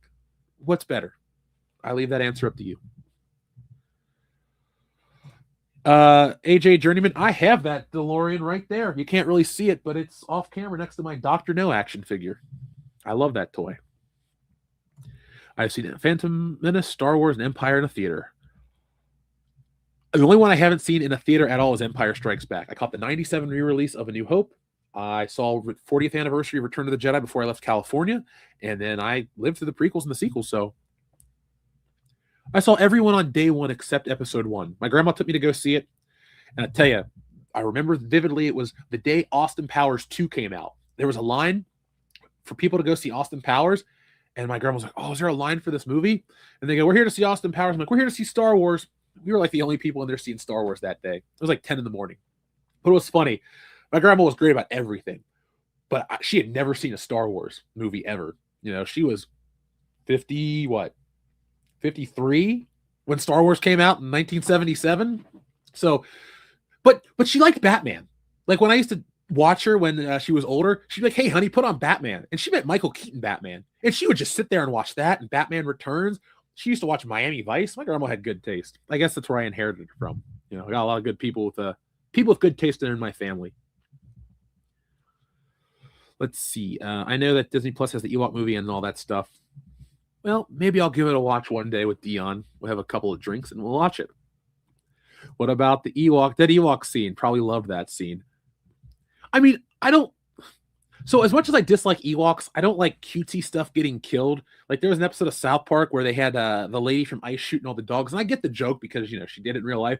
But after a while, they kept showing it. I'm like, I don't really like to watch animal or animal adjacent things die that are like cutesy looking. It just always makes me go, and then, you know, it doesn't really make me laugh. Andrew, you better go to your local theater for that Star Wars re-release. That's a required viewing if we're going to stay friends. Just joking, bro. Leighton Swallow, I haven't played Battlefront. You're talking the original Battlefront, right? because I played that one. I have it on my Xbox. I like Battlefront, the original one, but not the new version, which I also have on my Xbox. It kind of sucks. Yeah, Tanneru. I guess I wanted to remember Seattle as the grunge capital of the world, even though I'm not the big, like, I like grunge music. I like that stuff when I was a kid. It's Kurt Cobain that I've kind of soured on, because the music's fine, but I recently read a book on the history of MTV, and I've done a couple other things about rock and roll, and he just seems kind of like an annoying guy, and I just wouldn't have liked him. So I don't, not a big fan. Drumline with Nick Cannon. I saw that movie. Pretty good. I watched it once, so that's like the one thing I'm saying about it, but pretty good. Clone Geek, I like that too, that you can tell the work. I enjoy the artistry behind the making of those movies. Wenatchee. Okay, cool. Yeah, I'm trying to read it on a screen with a congested nostril, but thanks, Laden Swallow. I'm glad I know. But I'll definitely check it out when I'm in Wenatchee. And if you're ever up there, hang out with me too. We'll go. Look, Seattle's got my favorite this breakfast place called Mercury Coffee. They have these breakfast souffles, and it's like, it looks like a normal thing, but then you cut into it and it's just cheese. That's the moral of today's story. Jeff likes cheese. So let's see. It'd be funny if they put the edited version on video before theaters. I'd laugh. I'd buy it. I'd still go see it in theaters, because the leak shows Star Wars slightly cropped differently. And either the theory is it's cropped so they can match it with other things, or it's cropped for IMAX. And it doesn't mean like you're losing like a ton of picture. You're talking like, if there are 45 panels on the Death Star that you can see, it's like you're seeing 44. So it's just like whatever, slightly. And I get it. It's different. I would want the whole picture. But if it's being reformatted for IMAX and it's a different thing, it's much like when you print a book, a comic book.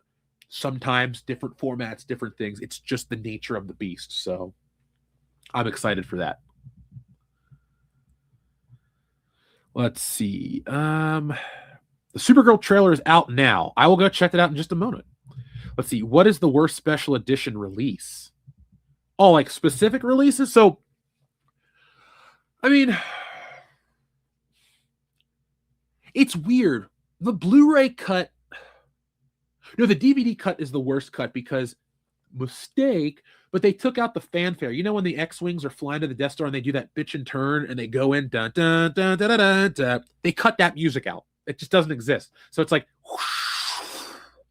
And apparently George Lucas wanted to make it more militaristic. Like, that's what happens when you got one guy at the top who controls everything. George Lucas needed a no man. Like, there's a yes man, he needs the no man. George's like, oh, I want to do no, but I want to change no, but no. You just get him in his face and say, no, George, this is a bad idea. Nobody wants this, including you. Let me tell you how much money you're going to lose. He would have listened. I would have been a good no man. Even as a kid, I was 6 feet tall. I'd be like, listen, George, no. Or, well, my voice was about the same, I guess. But the worst release is the DVD release, because it just takes out stuff. Oddly enough, Empire Strikes Back's versions never really suck. They're just slightly different. No, sir, the new Battlefront 2. Yeah, you know what I didn't like the most, Laden Swallow, was the controls and the flight part. I just want a new Rogue Squadron game. That's all I care about.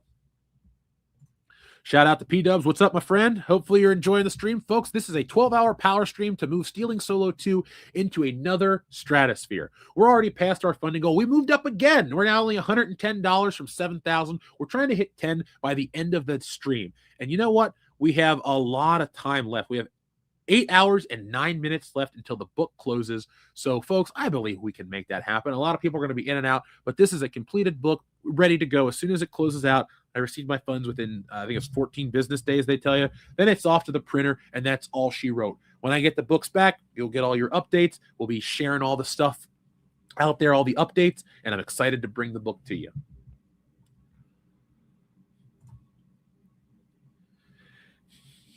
Yeah, Tanneru, I agree with that statement. I thought they were cool. Like, I went to the fast food places, so you get like the lenticular card of like the approach to Mos Eisley, or this or that or Jabba the Hutt. It looked so cool. And in theory, it was cool because we thought it was just going to be one-off and it would be different. And then, you know, both are there. But then it's like, oh, we've replaced them. It's like, what? Oh, yeah, you never saw the other movie. Yeah, you know, forget it. These aren't the movies you're looking for type of thing. And, you know, even as a child, I'm like, oh, okay. I think I got more militant about it probably when I was like 13, when I really got into using the internet, like message boards and stuff. I was a big IMDb guy back in the day. I loved that website. I was saying when they closed the forums down, I stopped going to that website. I had spent way too many hours debating movies and discussing films. That's how I loved The Warriors. I would read the IMDb message boards. I'm like, that sounds great. I went and bought it or rented it. Game changer. I love The Warriors. That's a top 20 favorite film of all time. I consider the guys and I like The Warriors. None of us are Rembrandt, though, because he died. Lord of Opossums, thank you very much for being a member for 3 months. Hi, Lord of Opossums. What is up? How you doing this afternoon? Hopefully you're enjoying the 12 hours of power stream. We're almost to hour 4, which means we're a third of the way there. And I mean this genuinely. It went really fast. So, Lord of Opossums has gifted 20 WCBS memberships. Folks, grab a membership, but please make sure you thank Lord of Opossums first. That is the only way this stream is going to be viable, accessible after it goes. After this, we're going to put it as a membership stream because it's going to be 12 hours long. Who's going to watch 12 hours of content? The members, because they're world class and they want the most that we can give them. So that is the only way you'll be able to watch this stuff. And yeah, folks, all hail Lord of Opossums. Thank you very much. And thank you for being excited for the book. I'm excited to bring it to you. I can't wait. I'm ready, man. Like, that's all I can say. I love doing these things. I love making them, but I love shipping them out because it's like I accomplished it. Every time I finish a book, I feel like Clark Griswold. My favorite part of Christmas Vacation isn't the jokes, isn't anything. It's at the very end when he goes, I did it. And he's like very happy that he got the Christmas he wanted. That's how I feel about the books. It's, you know, they're a journey. They're a lot of work. It's late nights and all that stuff. But I'm not complaining. I'm just telling you it's all part of the process. But when it's done, when I get it and in my hand, I go, I did it. And I feel relieved. And I always take a day or two. Like, that's when I have the most fun. When I get the book and I know it's like, all right, I'm going to start shipping out on Wednesday. It's Monday. I don't do anything. I get up whenever I want to get up. I eat a little extra. I might have a beer with dinner. I might stay up late. I might sleep in. That's when I really enjoy it. Like when I'm just like, I'm done. I'm going to go nuts and do whatever I want. But shout out to Dirt. Oh my God, Lord of Opossums gave 20 more memberships. Holy crap. Thank you, Lord of Opossums. That's 40 memberships, folks. A lot of you in the chat are now going to be WCBS members. So you know what that means? For me, let me take my notes. Because of Lord of Opossums, more, I can't write, member content. Look, right here on paper, more member content. That is my 2026 edict to give you guys more world-class content. If you guys have recommendations, now, would you like membership-only streams? Because I can do that. That is not a problem. I was just trying to bring everybody in on it. But if you guys want membership exclusive stuff, let me know. I think we can give you almost everything on Patreon minus the copywritten stuff, because you can upload movies to Patreon and watch them along with us. We can't do that on YouTube, but we can give you the commentaries. Would you guys want that? How about this? Do me a favor, folks. I don't mean to ask for extra work, but if you want to shoot us an email to info@worldclassbullshitters.com and say member requests, we're going to work on that stuff. I get at the end of the year, stuff slows down and we start building out next year. Because this book is done and I won't be working on the next one right away, it's going to be a good chunk of 2026 is dedicated just to you guys here on WCBS. No more stretching myself out for different things. It's really a focus year on the channel. So if you guys want to tell me specifically of what you want, I am very happy to bring you more world-class content. That is my goal, number one goal in 2026. And I'm going to try to hit up every Ollie's in America. Okay, RJ McCready's already seen. He says, just got to say the Super Guardians of the Galaxy trailer. I just saw it and I officially have a favorite big screen Supergirl, Helen Slater. Oh, shit. Uh-oh. Okay, folks. This is how I'm going to do this. I'm going to watch the trailer. I cannot share it with you. We can't really watch it together. Oh, my Halloween party might be canceled. Darn. Well, I have 2 Halloween parties or Christmas parties to go to this weekend, so I think I'll survive. One's to watch John Cena's last match and have a good time with the guys. and the other one is my college friends. But, whatever. Supergirl trailer. All right. It's funny. You know how YouTube looks at stuff that you've or recommends stuff you've typed in before? Okay, there it is. Wait, is that real? Okay, sorry, if you look at something and go, is that real? You might be in for something bad. So I'm gonna mute this. I'm gonna watch it. You can look at my live reaction, and then I'll be right back in about 2 minutes. So I'm not going anywhere, folks. Be prepared for this.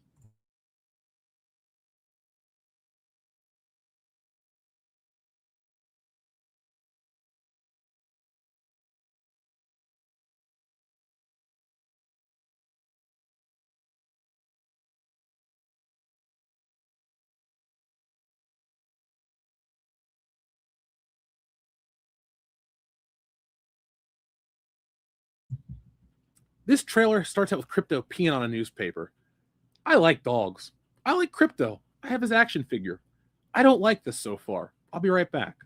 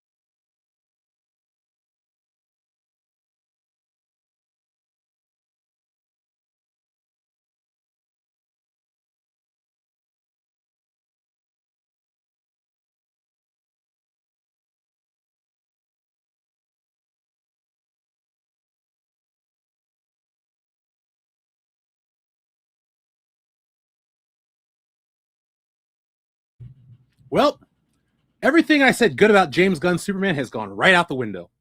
Wow, did I hate that trailer. Holy crap, was that stupid. First off, it looks like Guardians of the Galaxy 3. You know that, maybe it's even part 2. You know that city they go to? Yes, part 3, where they all sing that stupid Florence and the Machine song, The Dog Days Are Over? It's like they shot it there. Wow. No. I am not gonna, I don't really want to watch this movie, man. I get it that it's a trailer, but if that's the tone of the film, I don't like it, and I don't like the visuals. It was already a hard sell, but if you want to watch it, hey, more power to you. I'm looking at the trailer again without the sound on. No, it's Guardians of the Galaxy with a chick. I didn't realize that James Gunn's tone was literally like that. I thought that's what he brought to Guardians of the Galaxy. Superman was slightly different. But yeah, I mean, you can kind of tell what this movie is going to be. She's like Star-Lord. Yeah. You know what? This is why I don't like superhero movies becoming a genre, because it's like, well, we're going to do all these. I want to do different things. But when I watch a superhero movie, I kind of expect certain things. I get it that she's drinking over the loss of her planet, but hey, based on the teaser, not excited. Gonna have to see a lot more to get me excited for the film. And well, I think it's gonna be, yeah. So hey, some people like it, and I'm happy you guys like it. Believe me, I don't want everyone to agree with me, because life would be boring. That's like saying, oh, everybody likes we all like It's Always Sunny in Philadelphia as much as you, Jeff. It's like, oh, okay, well, that's not a fun conversation. So Clone Geek says it looks generic. Fox Hill's not with it. It just, I mean, literally, I'm on a stream. We're 4 hours deep, so I'm trying to come up with talking points, but I don't care. I'm not invested in the character, but the trailer and the poster match perfectly. So, yeah, that's fine. You know, we'll find out in the future. I'm sure a lot of people are going to rip on this trailer, and I'm sure a lot of people are going to defend this trailer. If this is what James Gunn's DC is going to be across the board, hey, Netflix, buy it and cancel it. I don't want more of this. Because what the hell is Batman going to be in this vacuum? Like, what is Green Lantern's going to be like in this vacuum? If everything, and that's my thing, is it actually looks like they got the same artist from Guardians of the Galaxy. As a comic book creator, Spider-Man books don't look exactly like X-Men books. They don't look exactly like, just sticking with Marvel, a Jim Starlin book. There's a house style, but house style is boring. House style is meant for either hard-nosed DC guys like Julie Schwartz in the late 60s or the style guide to sell merchandise. But I don't know, man. If this is the DC house style, I'm not interested. It has to blow me away. Like, and here's the thing too, folks. Unlike a lot of people out there, if I'm wrong, I'm happy to admit it. There are a ton of trailers, like Guardians of the Galaxy. I wasn't sold on the trailer because I didn't like Star-Lord or Rocket or all this stuff. I thought, oh, it looks hokey. But then there was a lot of heart, and I found, interest in it. The only difference is I have a preconceived notion of Supergirl in the DC universe and what it is normally. So it's an uphill battle, but I will be fair, and I'm not going to sit and spend hours on this stream railing against people that disagree with me. But yeah, Yakase, I think that's perfect. Give it a shot, folks. That's going open-minded to every movie. Because when we talk about my favorite TV shows and movies of the year, because I got a list, I did graphics and everything for you guys. My favorite movie of the year, I thought was going to be one thing. I saw a trailer, and I was like, that movie looks terrible. I already know what this story is. My friend and I went and saw it. I must have missed whatever else was in the trailer because I was blown away by the twist, and I went, this is my favorite movie of the year. And I've only been to about 15 or 16 movies this year, but it's still my favorite after a deep discussion. So I got to give everything a fair shake. It's really silly for me to just scream about, female movies or this and that. Movies, women directed my favorite movies. Women are in movies that I like. It's not an identity thing or an agenda thing or a gender thing. It's just really, she looks like Hancock, an alcoholic superhero who's hiding from the pain of losing something. I saw this almost 20 years ago, and I hated Hancock. So that's all I'm saying. If James Gunn really understood Supergirl, he would have made her an angry drunk, not a goofy one. Fair point. I don't really read Supergirl. I'm not, I'm, like I said at the beginning of the show, folks, I'm not interested in derivative characters. Like, I like Batman, but not Batgirl. I like Spider-Man, but not Spider-Girl. Hulk, but not She-Hulk. And if there was the flip side of like, fine, Wonder Woman's cool. Wonder Man, completely irrelevant and different character. But I own his action figure because I like the safari look from George Perez. But I digress. My point is, it's not that it's a female character, it's that it's a derivative character. Why do I have such a hard stance on Miles Morales? What do you do with him that you can't do with Spider-Man? And I use the argument to people on the internet, or the people on the internet like this argument, but people in person don't know how to handle it. I go, I'm not white. I don't like the diversity character because I feel like it's lowering me as a person. I have to be in a box. Like, why can't I like any character? That's what this stuff does to me or for me. And that's why I made Wokebusters the way I did, to make fun of that. Like, it's not about anything about the female Ghostbusters. It's, when I see a story, you usually put like, anytime it's like a black lead, it's got to be like a commentary on civil rights or something about adversity. No, I just want to tell a cool story with dudes. Like, it doesn't matter what we look like. We're doctors, we're not doctors, we're janitors, we're whatever. We're saving the world from garbage. Same thing with the real Ghostbusters, the movie. Ernie Hudson's just a Ghostbuster. He's not the black Ghostbuster. He's just the fourth Ghostbuster that they hire. He's just not a doctor, but he's equally important to the team. That's kind of where I look at this stuff. And I know it's just entertainment, but entertainment is important to me because it influences a lot of my life. It brought me here to you guys. It's what I do for a job. I sell the books. I get to do this stuff based on my love of entertainment. No, this is a one-man stream, Xavier to God. This is all me because, for better or worse, I did the book myself. I wanted to promote it myself. I wanted to do it. Like, I appreciate, look at, let me take that back. You guys are making this book a possibility, and people like Andrew and the Soska sisters and Script Doctor, they're out there retweeting the book. They're helping me out. I couldn't do it without them. I don't want to act like this is a lone man on an island, but I kind of enjoy doing these streams directly with you guys because you got to wait for other people to talk. You can't be rude. You got to wait for them to make their points, and you have a natural conversation. This is the type of stream that I miss doing where it's just me and you guys, me, a microphone, a camera, and hundreds and thousands of you out there that are going to watch us in the future. That's what I like. So no, I won't be joined by them if we have some kind of event where I can't handle the last couple of hours. Then what it'll be is something else. We'll maybe switch it up, but there's a podcast for tonight, and the guys from WCBS are all about that. So it's going to be a lot of fun tonight. You're going to be able to poke fun at Jeff, who's barely with it, and if I can hang. But I'm world class. I can definitely hang, and, well, I got tons of fuel here with this oatmeal and such. You know what I'm going to do real quick? I'm going to play you guys a quick button. I'm going to take a bite, and then, oh, what am I doing? I forgot. Here's the QR code for the book. I forgot that was an option. Yes, StreamYards has changed it up. If you scan the QR code, it'll take you directly to Stealing Solo. How did I forget to tell you that? Don't worry. I told you right now. But I'll be back. Actually, I'm going to have to take off the QR code to switch out stuff. But I'll be back in a minute. I'm going to grab a bite. And, well, see you in a sec. Rick and Scott Steiner, let me welcome you back. Oh, Team 3D, you guys are out of your mind. Coming to Atlanta, Georgia, the place that the Steiner brothers got their start in professional wrestling. You guys are out of your mind, making it a table match, because tonight we're going to beat you at your own game. And after it's all said and done, you're going to be taking splinters out of your fat asses all night long, because you got some fat asses. The only chance you have no chance, but you had a chance, is if you can run lickety-split. Because you can't run because you got some fat asses. And after it's done, we're going to have a tailgate party for all my freaks out there in Atlanta, Georgia. You wanted some, you got some. This is the big time, boys. You come down that aisle, the Steiner brothers has got something for you. Ooh, it's a dog pound. Ooh. God, I love Scott Steiner. Rick Steiner's awesome too. I wish the best for Braun Breaker, but he's not my favorite wrestler. By the way, folks, great news. We've moved up again. We are now $85 away from the $7,000 goal. Now, again, this is over the moon stretch goal stuff because I want to bring you guys everything. And like I said, when we cross that goal in the next 8 hours, I will unlock all the stretch goals and all of the bonus stuff to give you guys, the magnets. And if we go even further, well, like I told you, when we hit that goal, you got at least 2 weeks of Good Morning Pop Culture, which is just this. But if we go $1 over that goal, you'll get a month.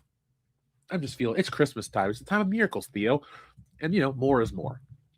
But now that I've had my oatmeal recharge, let me check in with you guys. So Lord of Opossums has been super generous. Lord of Opossums, thank you so much. 40 people out there. You guys got memberships. Like I said, more member content. Excuse my bad handwriting. I actually wrote it on the back of this cupcake thing. Yeah, I cook. I went to a party where I took cupcakes in a container. I had to learn how to build it.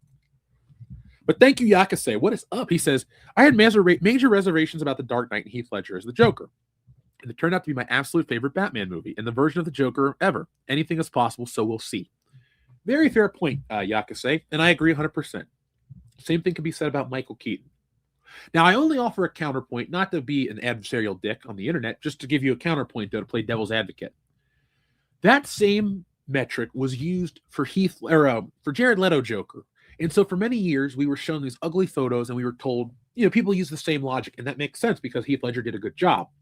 However, Jared Leto brought us the worst Joker, in my opinion.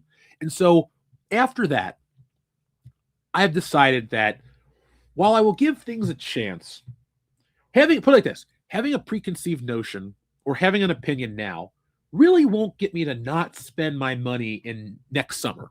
Because, you know, we're going to talk about it on the channel. I'm going to be curious. And to me, it's like an infinity gauntlet. I want to say I've seen every superhero movie on the big screen because it's how it should be. Like if they re-release Superman 78 tomorrow, after my Christmas party, I'm going to see Superman. Like I'm about that life. But I do think that's a good way to look at it. And it's better than doubling down on, oh, I'll never watch it because of this, and that. Like, fine. I don't say I don't care because I'm not interested. It's I don't mind how you feel. You know? do what you want to do. But I think that's a good way to look at it. And that's how I look at a lot of stuff. That being said, with the exception of like some Star Wars stuff, I'm a little more hesitant to trust because I've been burned on an emotional level. My soul is not the same. Okay, it's not that serious. If anything, my life is better because those movies were terrible, because it brought me here to you guys, and I'm happy. So I digress. But yeah, like I say, I think that's a great way to look at it. And, you know, I give Heath Ledger all the respect in the world. I think he did a good job. I think The Dark Knight's a good film. Is it my favorite Batman film? No. I prefer Begins over it, and I like 89 tied with that one. I like a little more fantastical Batman. But realistically, like, The Dark Knight is one of those movies that, let's say I go over to a friend's house and it's on, I'm going to watch it with you. I'm not even going to say much through it because it's a very entertaining film. And I love the music, and Christian Bale, outside of the voice, is a good Batman. And yeah, I just wish we would have got more Heath Ledger Joker. Now, The Dark Knight Rises, ooh, I wish that would have been a better movie.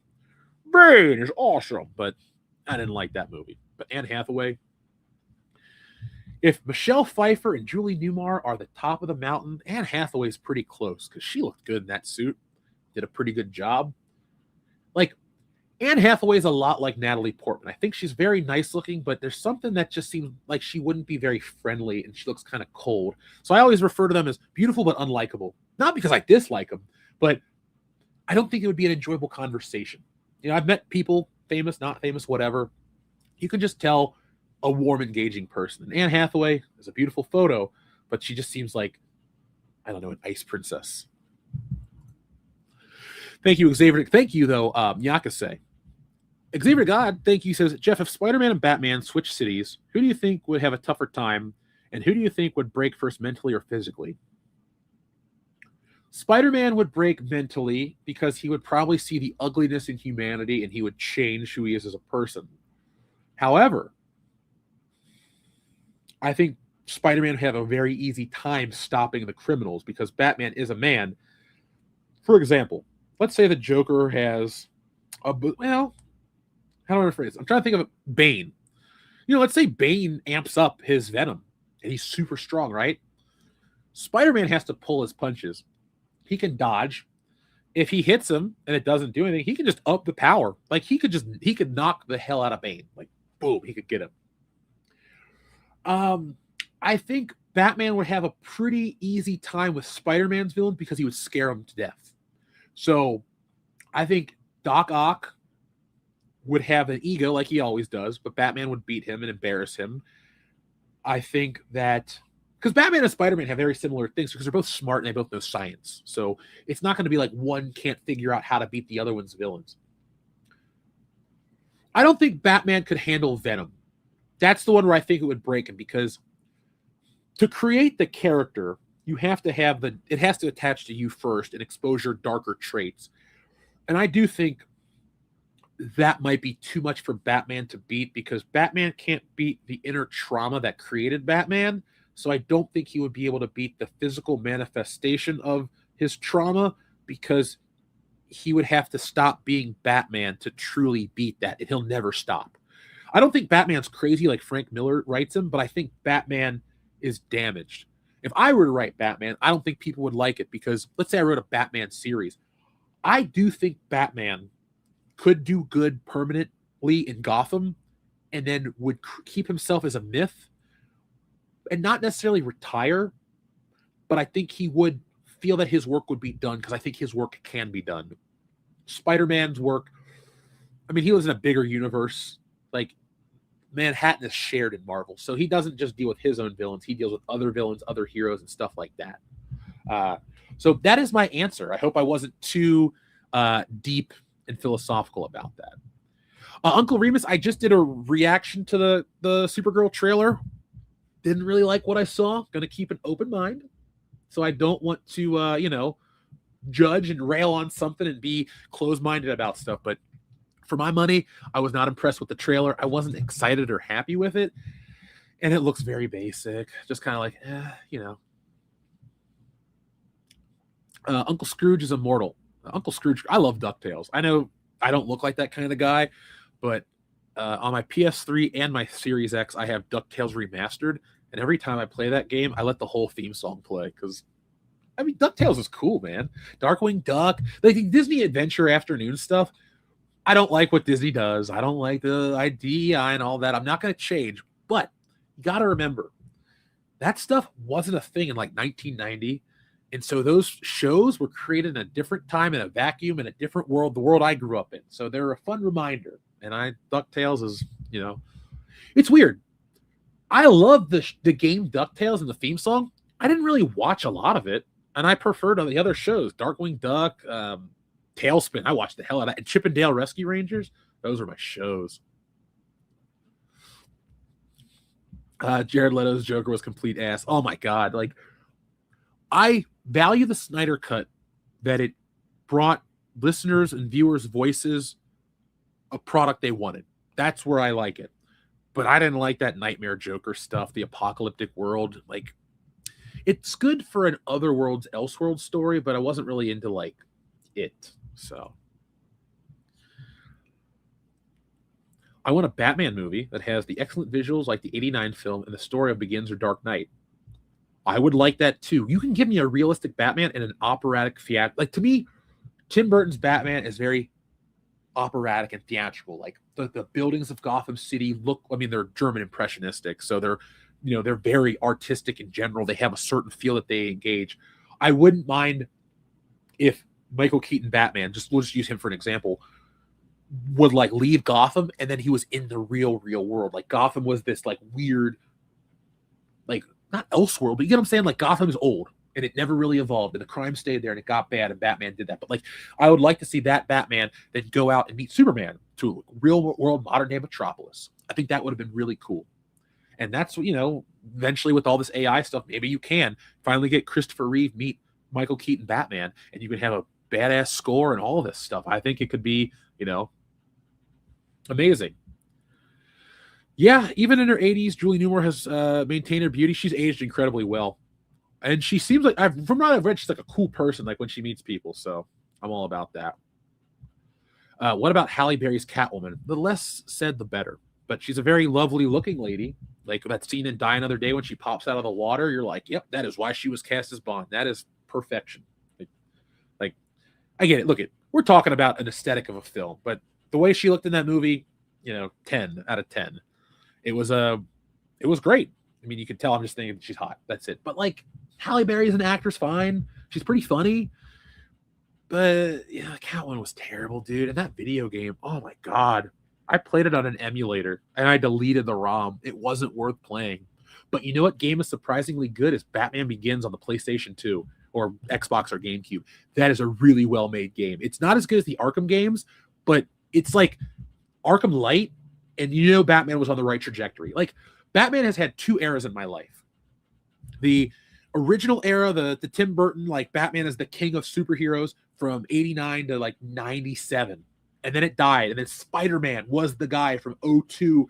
Like, you could argue Spider-Man's still the guy, but there was a window post Tobey Maguire when the Nolan Batmans were hot. Batman was the superhero. The games were great. Like, everything from Batman was considered like top of the charts. Let's see. Do you think Eddie Murphy will ever be in a Marvel or DC movie? I hope not. I don't think he would fit. And I mean, his serious roles are good, but I think Eddie Murphy has had a great career renaissance, and he should just stick with more Eddie Murphy stuff. Like, play himself. Dolomite. Have you guys seen that one? I'm not big into I like blaxploitation movies, but I don't watch them as much as Nick does. But Dolomite is this legendary character. It's very hokey and very what it is, but you watch it, you can see it's like an independently made movie from a lot of people with passion. But Eddie Murphy did the biographical movie of the guy's life, Rudy Ray Moore, and he did the character of Dolomite. Eddie Murphy did it better than the real character. I would rather watch Eddie Murphy play Dolomite in other movies than I would Eddie Murphy or the real guy. But Eddie Murphy's character kind of comes from Dolomite too. We're all inspired by certain things. I'm inspired by 60s Marvel books. Eddie Murphy was inspired by a lot of these great comedians like Red Fox and Rudy Ray Moore and all these, and they're not just black comedians too. I mean, Eddie Murphy's like, they're okay. Some people get pigeonholed into like the race. They're like great black comedian. Eddie Murphy and Richard Pryor and some guys are just above that, and they're just great comedians, and they don't really, it doesn't matter what the color is, but some of them are definitely locked into that. I don't know where I see like a Kevin Hart, because Kevin Hart is not that. He's not locked into a race, but I also don't think Kevin Hart is as good as people say. It's more like he's achieved a lot, and I respect that, but I'm not championing more Kevin Hart. I've reached my Kevin Hart wall from the 40-Year-Old Virgin, which is 05, so I've never liked him. Thank you, Yakase, about my Venom point. Klungeek says, I think if Batman can beat Clayface, he can beat Venom. Remember, it's not really a physical thing. It's more of an internal struggle. I don't think Batman's is strong mentally as Spider-Man, because Batman his psyche was broken as a child when his parents were shot in front of him. Aunt May and Uncle Ben had all of Spider-Man's formative years were built on good, clean, wholesome American values. And I'm using quotations because the values relate everywhere, but it's like from an era where you would use that phrase, kind of like with Superman, truth, justice, and the American way. Who do I like more, the Green Goblin or the Joker? Oh, the Joker. I love Spider-Man more than Batman, but the Joker's the supervillain, like the supervillain. There's no other conversation of like who's the supervillain. You can say, well, what about Lex Luthor? What about Lex Luthor? You know, he comes and goes. What about Mr. Mitzi Pitalik? Or what about Dr. Doom? Dr. Doom's great, but Dr. Doom doesn't, see, when I say about greatness, it's not just what's on the printed page or what's on the film screen. It's about how they permeate popular culture. And so the Joker is everybody knows the Joker. And it doesn't matter if it's Jack Nicholson, Cesar Romero. I mean, everybody just knows the Joker. Hell, Mark Hamill, my personal Joker of choice. But it's like when the Joker's a part of something, it's an event. Like when the Green Goblin's coming back, you're like, oh, cool, the Green Goblin. Okay, it's the Green Goblin. Great. Like Willem Dafoe did awesome. 10 out of 10, knocked out of the park. But I'd argue Alfred Molina did a better job as a memorable supervillain. And then when they both come back in Spider-Man No Way Home, awesome. Green Goblin's a huge part of that story, and I love him to death, but the Joker almost upstages Batman in every movie, and that's how it's supposed to be. Like when you quote Batman 89, you don't quote Batman, besides on Batman, you quote, where does he get those wonderful toys? Or love that Joker, or I'm of a mind to make some Mookie, or Bob Gunn. You know, or come on, you gruesome son of a bitch. They're all Joker lines. Same with the Dark Knight. Why so serious? You know, the pencil trick. Ta-da, it's gone. All that crap. It's all Joker lines. So I think the Joker is the greatest because he always wants to steal. He can almost always steal the spotlight from Batman. But a Joker movie would never work because it's about yin and yang. You need the Joker. You need Batman for the Joker and vice versa. I don't think a superhero movie where like Green Lantern brings in the Joker at the beginning of the movie would work. It'd be stupid. It just isn't that type of thing. And in reality, the Joker works too because he's not, okay, and let me get to this whole point before you think of it. He's not that big of a threat, meaning he's dangerous and stuff, but like, oh, the right superhero could just go in and Joker's not a problem anymore. He's a threat for Batman because Batman's moral code. He knows how to pull at him and like, you know, poke him and just get him to be, he wants to break him. And that's the interesting part of the Joker. And that's why he'll always be greatest. Green Goblin was obsessed with learning who Spider-Man was and then like destroying his life in that way. But it was really just about killing him quickly. You know, he might have said the line in the movie, you know, MJ and I are going to have a hell of a time and all this stuff. But like, it's easier to just, you know, Spider-Man, you're a kid. I'm just going to do these two things to get at you. Man, the Joker would like kidnap your family, fake cut off their faces. You know, like the Joker gets way more personal than the Green Goblin ever could. I know he killed Gwen Stacy, and that's a big element for Spider-Man, but Doc Ock took over Spider-Man's brain and changed his life. Kraven the Hunter beat Spider-Man. He thought he was dead. Like there are other villains that do great stuff with the heroes. Nobody comes close to the Joker. That's a really long answer. There you go, Xavier to God. Yeah, the remake was really good. Now, let's see. Jim Ward was the voice of Sheen we're talking about. Correct. Shout out to him. I liked Jimmy Neutron as a kid. Like I said at the beginning of the show, it came out when I was in later grade school, but Jimmy Neutron, Danny Phantom, I still watch that era of Nickelodeon. I was also watching wrestling a lot. Let's see. Have I ever heard of Norm Macdonald's Mr. Fantastic bit? Probably. I'm a big Norm Macdonald fan. I was watching a video the other day about the unreleased R-rated cut of Dirty Work. So If I think it was released or it was about to be released, but I got to check it out. Big fan of that. Them, all those guys. Richard Pryor was the pioneer of the buddy cop movie. Oh, him with Gene Wilder? Dude, those were great movies. Silver Streak, Stir Crazy, See No Evil, Hear No Evil. That's my favorite one. I love those movies. A lot of fun. I just got done watching Bowfinger. Bowfinger is one of the most important movies to me that I never talk about because before I was doing comics, and even this is still a big part of me, I want to make movies. And I'm not leaving comics to do that stuff, but to me, movies are this art form I've always wanted to make. And any kind of story about an artist that will do anything to make their art, and I don't want to sound too hyperbolic about that, but it always reads to, or speaks to me. Airheads and Bowfinger. You know, they take over the rock station. They hold him hostage in Airheads. It's a funny movie, but I understand, like, it's hyperbolic, but I get that you would take it that far to make it, to live your dream. Same with Bowfinger. I mean, they convinced Eddie Murphy he's crazy, even though he really is, to make this movie. And it is. I saw that in theaters as a kid. Fake Purse Ninjas is the greatest fake movie never made. Like, I would love to watch that. I got it on disc. If it comes out on 4K or if I missed it, I'll get it. Bowfinger is... I love Steve Martin. You know, Three Amigos, The Jerk, all kinds of stuff. But Bowfinger's the one I always go to because it matters to me. And I used to watch it a lot as a kid. For some reason, when DVD was coming out in like 2000, even though DVD had been out for years, Blockbuster would get like new movies and they would sell them super cheap on tape. Like, let's say Bowfinger was out on DVD and videotape in 2000. They might have Bowfinger on tape for $3 and the DVD would have been like $15. So my mom's like, you want this movie? Of course I want this movie. And so I would get a lot of late 90s, early 2000s movies on tape because they were cheap. And man, I watched Bowfinger till that tape essentially wore out. I had it on DVD and now I got it on Blu-ray. It's great. Let's see, Jeff, what story do you like more? Harry Osborn turning into the new Green Goblin or Harvey Dent turning into Two-Face?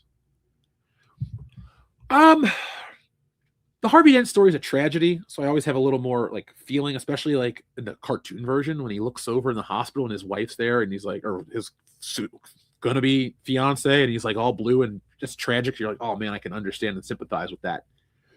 But I like the Green Goblin story more because when I say I read Spider-Man, and I'm a comic guy, so I can be as nerdy as I want with you guys. I don't just read it like a couple issues. I'm working on it all. I mean, like every issue ever. And what am I going to do once I read them all? Nothing. Probably read some more again and call it a day. But I have read everything from the first appearance of the Green Goblin through the death of Harry and all that stuff. Basically, I've read every Spider-Man book from the first appearance to about a couple years ago, maybe 2013. So it's a lot of Spider-Man I've read over the years. But the Green Goblin story was always more fascinating because you saw how cold Norman was to Harry and how that affected him. And then how Harry was trying to make excuses for his dad as the Goblin. Like, not that he knew he was the Goblin, but like, oh, my father's sick or this and that. And then you watch Norman relapse and how it affected Harry. Then Harry turned to drugs and he went off and did this and that. And then eventually he becomes the Goblin. And you watch how, you know, I think he married Liz Allen and they had a kid. So you're watching that dynamic fall apart. So it's a lot more layered than it is just Two-Face Harvey Dent getting scarred and becoming Two-Face. You know, what do they call him? Harvey Two-Face, essentially. Hell, there's a trivia. He's not actually referred to Two-Face as Two-Face in Batman Forever. His official name is Harvey Two-Face. They just call him Two-Face and the other things, but in the credits, he's referred to as Harvey Two-Face. I didn't realize that until years later because I've always called him Two-Face and the Riddler. But no, it's Harvey. They even say it when they're in the GNN flashback, Harvey Two-Face. So there you go. You know what? I'm glad Joe Dante left Batman. I love Joe Dante's work. Small Soldiers, The Burbs, Gremlins. He didn't do Joe versus the Volcano. That's just Joe versus the Volcano. But Joe Dante is a wonderful director, but I don't think he's right. As weird as it is, Tim Burton just fits that Batman movie perfectly. And then Return, some people like it more. I like it less, but I'm glad it was what it was. Oh yeah, and Heather Graham. I'm from Ohio, but I'm not actually from Ohio. I use that line all the time. So let's see. Dirty Work is goofy. Yeah, it is. I like it, though. Remember Wag the Dog, the Travolta movie where he essentially plays Bill Clinton? I do. Did I prefer Jimmy Neutron or The Fairly Odd Parents? I did watch both quite a bit. At the time, I liked Jimmy Neutron more. if you asked me to go back and watch one, I'd probably watch a Fairly Odd Parents with either the Crimson Chin and Cincinnati or Doug Dimmadale and the Dimmadome and his giant hat. Because I follow not Butch Reed, not Butch Patrick, Butch Hartman. Yeah, the artist Butch Hartman. I follow him on social media because I like to see how people draw differently than me. I draw shapes and I build out these big rounded characters and then I kind of go in and chisel them out. But I follow him and I've kind of have a new love for his work because I watch him on social media. Shout out to Justin Booth 89. What is up? Thank you for joining us this afternoon. Jeff, I sent an email with more information on the time capsule like you asked. Let me know if it went through. Let me check real quick because I have, let's see, because now I have to switch over. Oh, good. My show Murderbot, the books are on sale. Yeah, I'm going to tell you guys about that stuff in a minute. We're having a really good time talking about what we're talking about. So you guys, all you got to do is tell me what you want the subject to be, because we have about 7 more hours left, and I am feeling great. In a little bit, I might step out to grab some more energy, some more water, and use the restroom. But let's see. I did not get an email yet to info@worldclassbullshitters.com. The last email I received was yesterday from Liquid Death.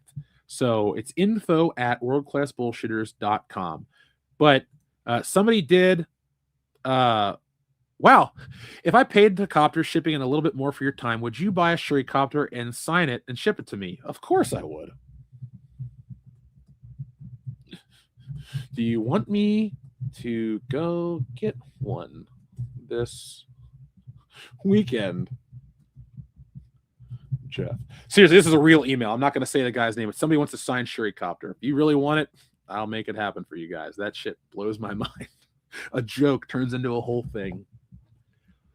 But Leighton Swallow, it's info@worldclassbullshitters.com. Oh, I didn't realize he was the voice of Doug Dimmadome. Well, look at anybody, RIP. Like, everybody's important to somebody. But I didn't realize he did that much voice work. I just thought of him as Sheen from Jimmy Neutron.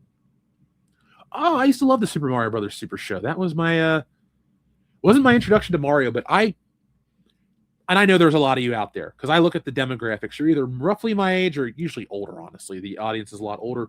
But I'm like that the end of the first era Nintendo kids where like it was the NES and it was kind of weird and strange and the cartoons and the stuff didn't really get what it was trying to be, but we all loved it. I loved Super Mario Super Show and Captain N the Game Master. That was my show. Yeah. See, Clone Geek, I agree. Not a lot happens in modern Spider-Man. The other day I went to my local shop, Rock and Rooster, and I picked up it's not an arm's reach, but I picked up the last 2 issues of Spider-Man. I'm caught up with the newest run fully. Haven't read a single issue. I'm just collecting for posterity. Like I am not interested in reading it as much as I want to be or should be. Okay, good luck on your exam, Clone Geek. Let's see. Let's try again. Did I see all 3 Timmy and Jimmy Power Hours? Depending on the year. I kind of stopped watching Nickelodeon mid-high school. Not, I still watch cartoons and all that stuff, but I would like in high school, I got into more internet-based stuff. So I would spend more of my time watching, just be on the internet, and I didn't watch as much TV. And then when I did watch TV, it was either like MXC or wrestling reruns or movies on IFC. I've watched every episode of that 70s show on repeat, like on syndication. So I might have missed that stuff. Oh, 2 different voice actors died. Oh, okay. Okay. Well, RIP to both of those guys, because I just saw Sheen from Jimmy Neutron. I was like, oh, man, I love that show. What was that superhero he always wanted to be? He always had him with him, because there was Jimmy Neutron, Sheen. Was his friend Carl, the dorky one that looked like Chucky? And then there was the blonde girl and the brunette girl and the old man teacher and the old lady, or the prince, one of them. Like, no. The old man teacher is the one from Fairly Odd Parents. Now I'm mixing them all together. I know I watched them, but Ultra Lord. There we go. Ultra Lord. Who are your favorite fictional superheroes? I think I'm going to go with the Crimson Chin, but I do love a good fake superhero.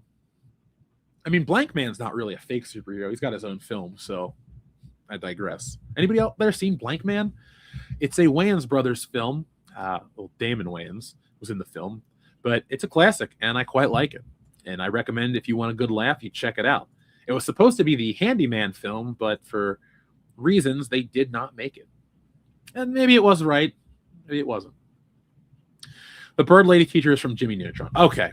I remember her, like, the nose, and she's kind of like squawking or whatever. Well, we can take the Star Wars logo off screen, right? We're over talking about that. I was happy to get to say my piece about that on Star Wars. And if you guys go to originaltrilogy.com, it's a forum, and you just look for the most recent posts, it's very easy to find all that leaked stuff. I found it quite interesting.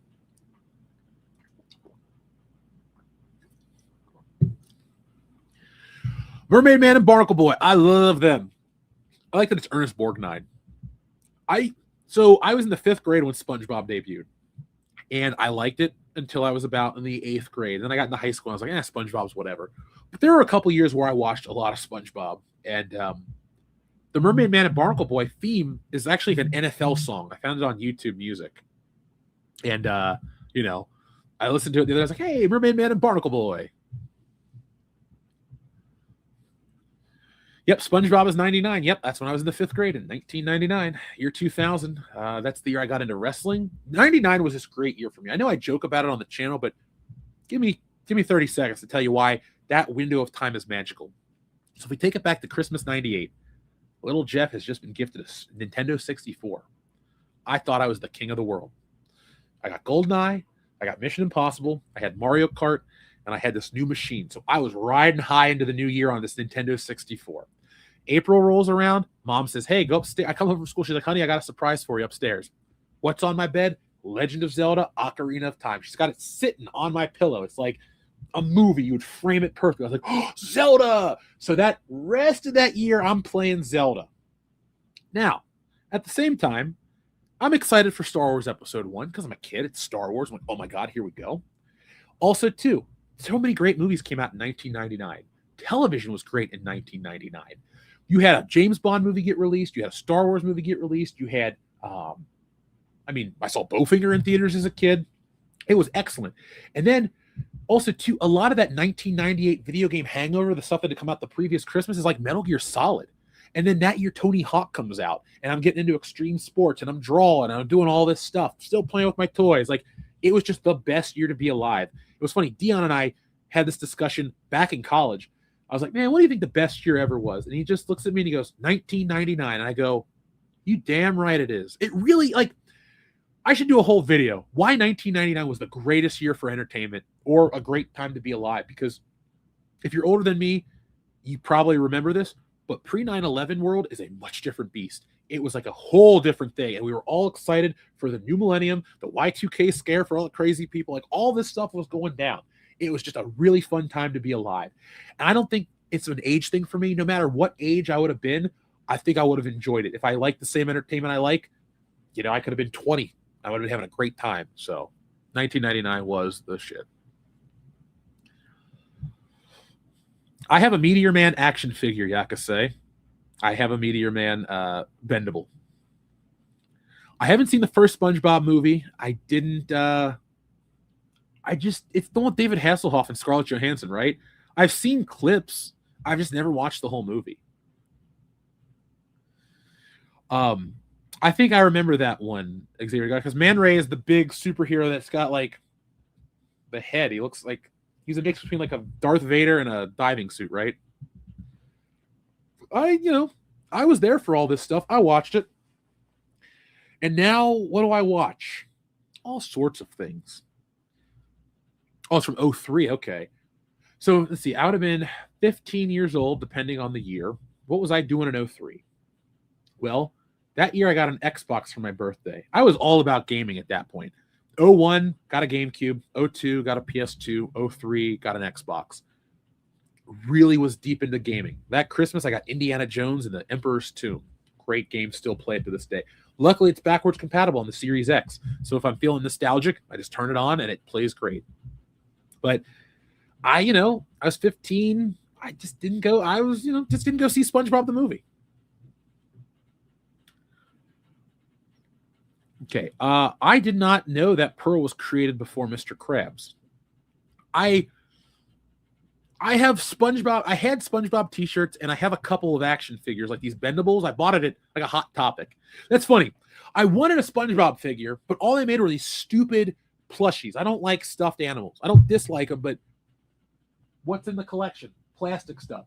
The closest thing I have to a stuffed doll, I got Beavis and Butthead that talk. They're like pull string dolls. They're pretty cool.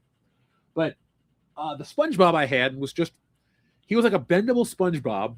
He was kind of big. He was about this tall. And, you know, it came in a 3-pack. I think it came with Patrick and Sandy, or Squidward for sure, because I remember the legs. I played with the legs.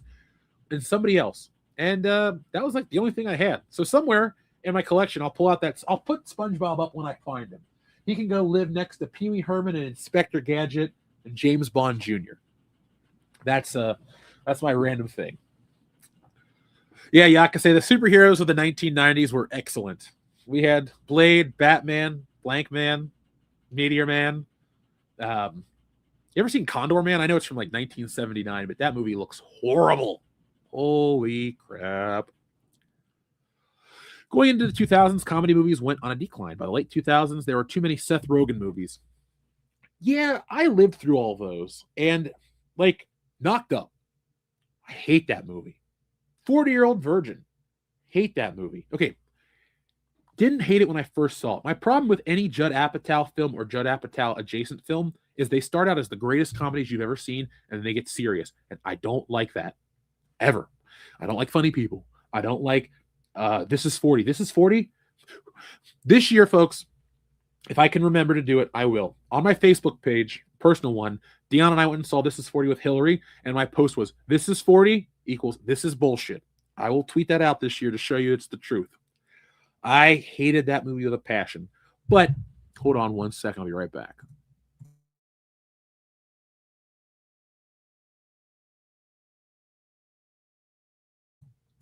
But as I was saying, with those comedies, there are some really great ones. Like I Love You Man. I think I Love You Man is one of the best comedies ever. Now, 21 Jump Street's in the 2010s, so that's kind of a cheating window. But I'm with you. Like there was a sharp decline.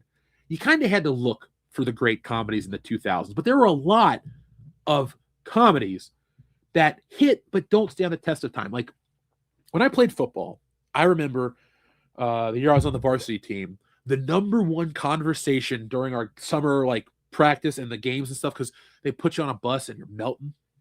It was Wedding Crashers, 40-Year-Old Virgin. What's funnier? And I've always been team Wedding Crashers. And Wedding Crashers is still funny. Dare I say, as funny as it's ever been. Because comedy is meant to be raw. It's meant to have the stuff that you're not supposed to say, but you say it anyway, and it's funny. Like, because of YouTube stuff, I'm not going to say it, but like Todd is one of my favorite characters in that movie. Especially when Vince Vaughn is tied up to the bed, and he's like saying stuff to him. That part makes me cackle. I'm laughing that hard. Or when Jane Seymour comes on to him, call me kitty cat. Like, Wedding Crashers is great. That's why I ended on a bunch of formats, and it's, you know, a favorite of mine. But those Apatow ones, the Rogan ones, outside of Zack and Miri Mega Porno, because I do like that movie, a lot of them just don't hold water. They hold water. They're just, you know, sinking. Superbad. You know, I'm glad you asked me about Superbad. I gravitate really strongly to movies where I'm the same age as the character and going through similar things. So I was a senior in high school, about to go to, actually, I had just graduated high school. I was going off to college. So I'm watching a movie about guys, seniors in high school, college, all this stuff. It really spoke to me, and I thought it was great. Like, that was the year I got my first car. So I was 18. My mom was like, hey, just be safe. But, you know, I'd take my friends out. We'd go to see movies. We'd stay out all night. We'd get fast. Back when McDonald's was open 24 hours, when Superbad came out, we used to take this guy named Sean and drive around. And we'd go to McDonald's, but can I get a McLovin extra sexy? And they're like, what? And then we're just like, can we get, you know, whatever? And we'd order our food. So I loved Superbad when it came out. When I was a freshman in college, I had a McLovin ID poster on my wall. Like I had Hot Fuzz, Casino Royale, and McLovin. Like those represented me quite well. But the more I watch it and the older I get, I don't like that movie at all. Like I didn't buy it beyond the DVD. I don't watch it. I don't think about it. It's got 1 or 2 lines of dialogue that I find funny, but every actor, with the exception of Michael Cera, has been in better movies. Like, if you're going to say what's McLovin's best movie, Role Models, or even Kick-Ass, or Jonah Hill, I go for 21 Jump Street because the reason I like 21 Jump Street is the same reason I liked Superbad, but I still like Jump Street for it's a better movie. And 2, when I was in college when that one came out, and I was, 23, 24, I felt a weird disconnect with people that were like 21. Like, the hipster crowd. I never was that guy wearing my flannel and those boots and, the beard and my craft beer and, all this dumb shit that the hipsters did with their glasses. I did a social experiment once, though. I bought a pair of those hipster glasses that were just plain glass, and I would wear them out to the store, and different people would talk to me, like different type of women, different type of people would approach me because I had like their badge of whatever. Like, I would wear these glasses as a joke because the guys and I would be like, "You gonna wear the hipster glasses?" "Yes, I am."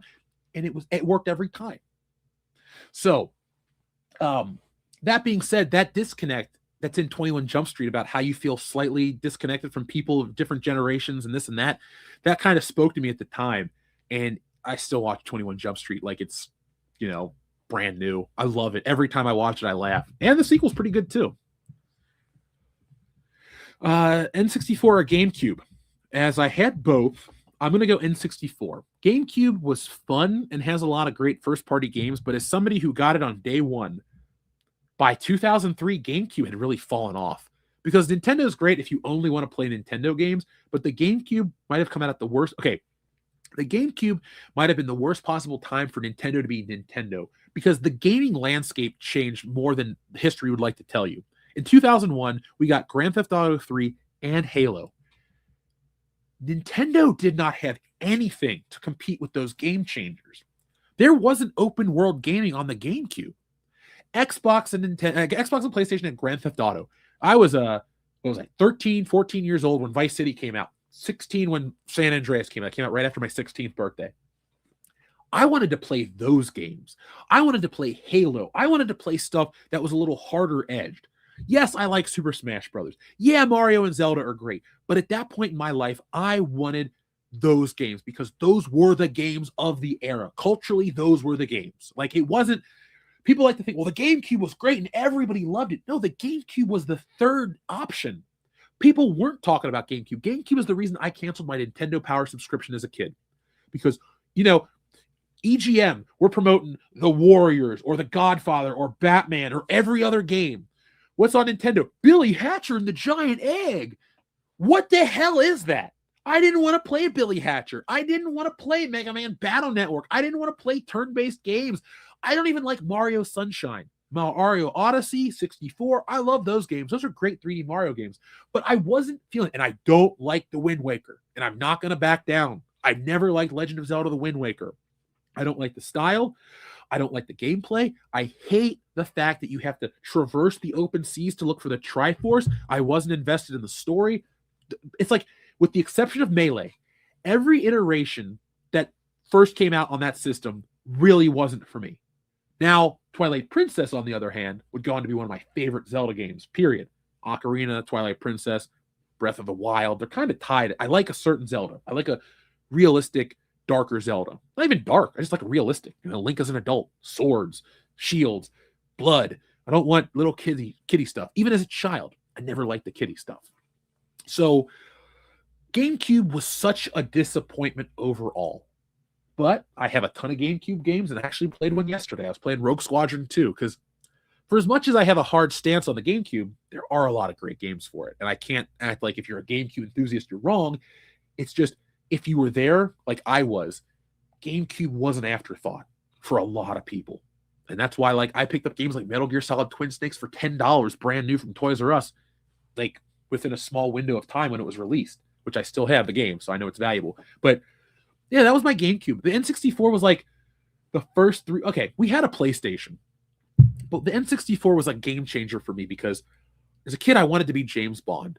And N64 gave me GoldenEye, and I got to be James Bond. And the thing I like about GoldenEye, beyond it being a great game and fun, is it represents the entire James Bond franchise to that point. It's not just Pierce Brosnan. It's, You get to be Roger. Like, you're not technically Roger Moore, but you go to do Roger Moore levels. You fight Jaws. You fight Oddjob, Mayday, Baron Samedi. They're all in there. It represents. And if you here's my nerdy moment of GoldenEye.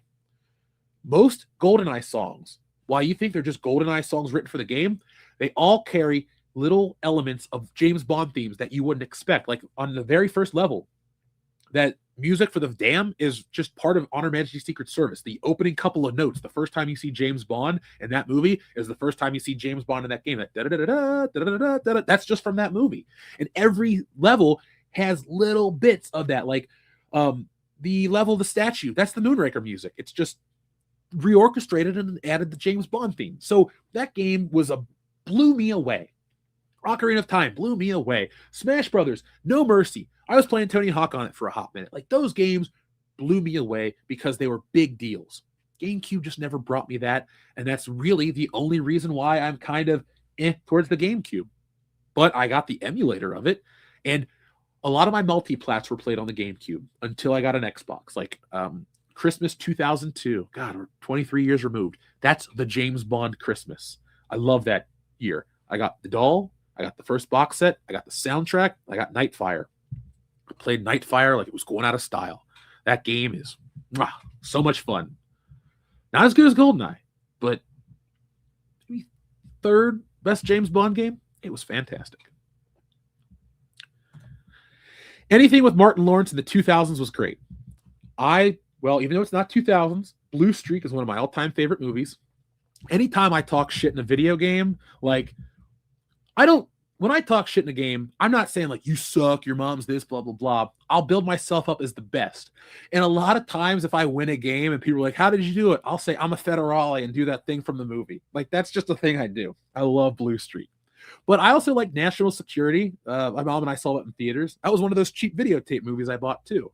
And then I saw Black Knight in theaters. It was forgettable, but I liked Martin. See, my mom watched his show when it was new. I was like 3 or 4. So I grew up with Martin. I love Martin Lawrence stuff. If I ever met him, I'd be like, what's up? But, who wouldn't? And Bad Boys is great as well. I like Steve Martin. What's your favorite Steve Martin movie, Jeff? Beyond Bowfinger, I like The Jerk. Planes, Trains, and Automobiles is great. I mean, you can't not watch that movie and not feel for John Candy. Like, you don't have a heart if you don't feel when you watch that movie. That's fantastic. When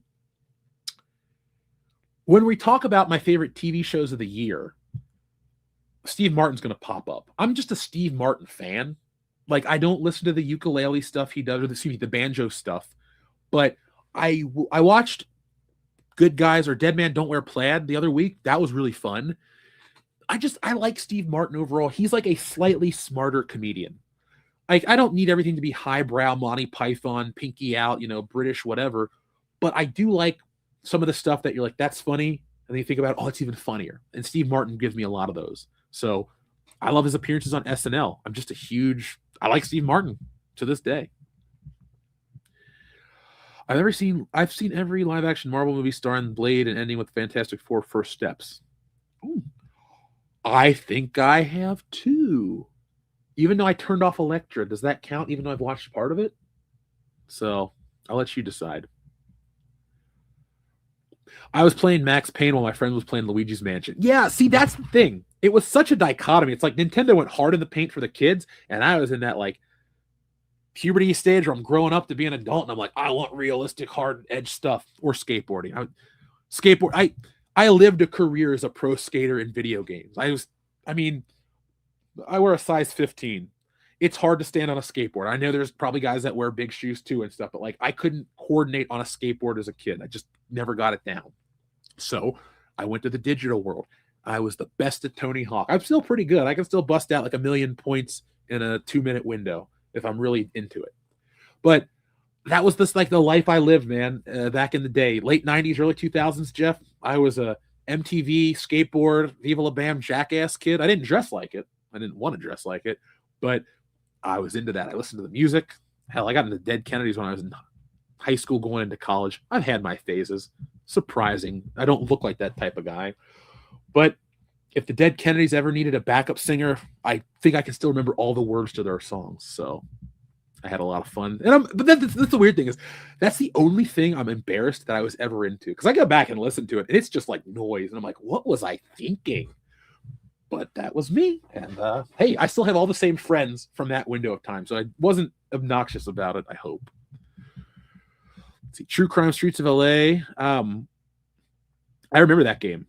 And I remember the San Andreas joke too. San Andreas, though, man, that you talk about like game, no pun intended, but like game changers for you. Like, I may be very meh towards Grand Theft Auto 6 because 5 was stretched out and I felt used as a consumer. Honestly, that's why I'm angry. I feel used. Like, you're really gonna make 13 years so you can just make DLC money. Like, that's stupid. Like, do work. But man, I remember the day San Andreas came out. It was a Tuesday. I think it was October 26th, 2004. And our computer monitor broke. And I said, Mom, I need a new monitor for the computer. So she goes, of course, because my mom's great. And so she takes me out to buy this computer monitor. I'm like, Mom, the new Grand Theft Auto came out. Can I get that too?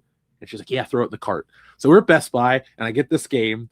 And I always give my mom the credit because she was not a rich lady. She was a manager at a fast food place. So she's making bills and doing all this shit. And it's not like I got, rich parents or something like that, but she put in a lot of hours to make me happy. So I'm always grateful for that. And I remember these things very specifically because, I'm an adult. $50 is not quick to make. You don't make $50 in an hour. For her, that was like almost a whole day's work. Like, that was a lot. But she's like, no problem. And so I took that game home. And man, did it change everything. I had already liked a lot of the music and stuff from that era, but I turned that game on and I put literally thousands of hours into it. That's not an excuse. That's not an exaggeration. Between the PS2, the PS3, the PS4, and the PC version, I think I have over 100 hours in each version and over 250 in the PS2 version. That was like my game. I wanted to just sit and study the world. I didn't care what my character looked like. I wanted to go off and build up my stats. I knew I still know the cheats by heart. Like, if you turn it on, I can get me a jetpack and the plane, whatever it's called, and take off and fly around. I know the weapons, the health. It's burned into my memory. It's such a good game that I even forgave that stupid remaster when it was on Game Pass and played that for a while. You ever have something that just hits you and it never stops mattering? Hell, I take that back. I had it on my phone as well. So we got to add another console or another way to play Grand Theft Auto. I had the original phone release. So yeah, San Andreas, I remember that. I remember all that era of games. It was just maybe it was the age, but man, it was a good era of gamer. Like, I would say my favorite era of gaming on a personal level was the Xbox 360 early era, because I got into college. It was a lot of dudes that were into gaming. Gears of War wasn't just a game. It was like a brotherhood thing. Me and the dude down the hall, we did all the campaigns on hardcore. I remember we waited in line at midnight to get part 2. We were like, we had one room between us. And it was our friend Garrett between us. But we would leave the doors open. And yeah, we had headsets. But I would scream at the door, duck! Or watch out! Or something. And like the whole floor knew we were playing Gears of War. And they would walk by, where are you guys at now? And I had my own room. I paid for it. But I kept my own single, even though it was a double room. And so I had the hangout room. So people would like come over to watch us game. And then eventually when Rock Band and Guitar Hero were big, later that fall, it was like the Rock Band room. So PS2 has a lot of hardcore games and a lot of movie games. Yep. And I liked both. I didn't really like Enter the Matrix, but because I want to experience playing the character, I will sometimes sit through a lesser experience because it's licensed for fun. Like, is Mission Impossible on N64 the greatest game ever made? No, it's not. But did I like Mission Impossible and want to be Ethan Hunt, so I played through the game? Yes, I did. I've made excuses for some bad James Bond games. They're not as good as they should be, but you know what? I did it. I played through them, and I liked them.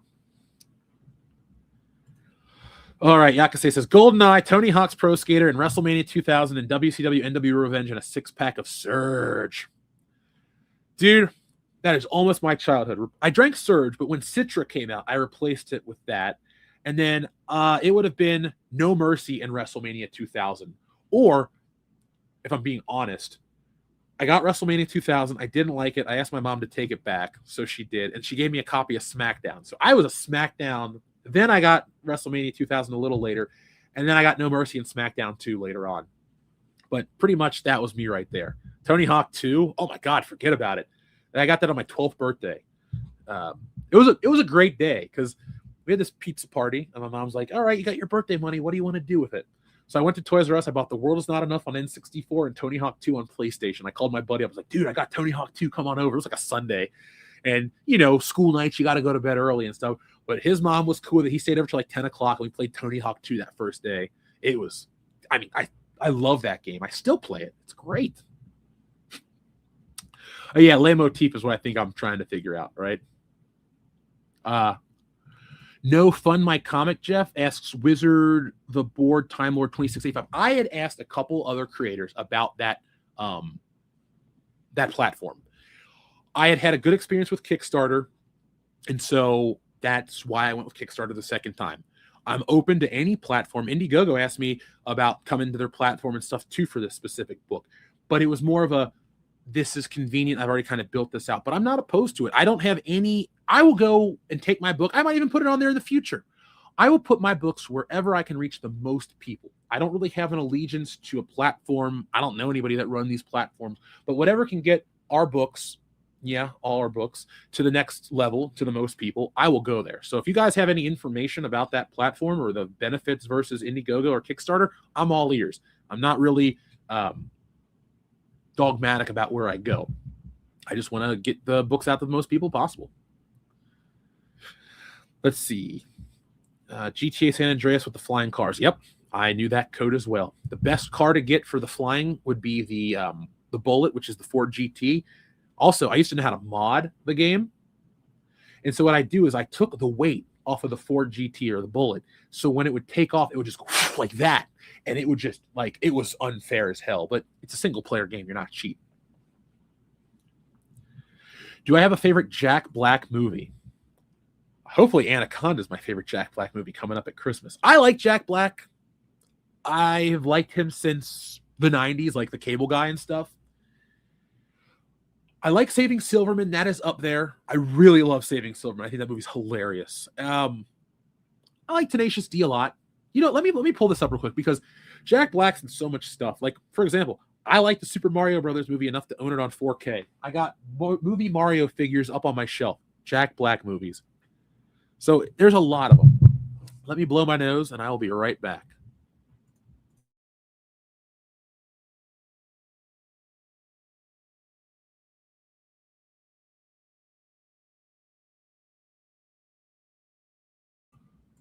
All right, I'm back.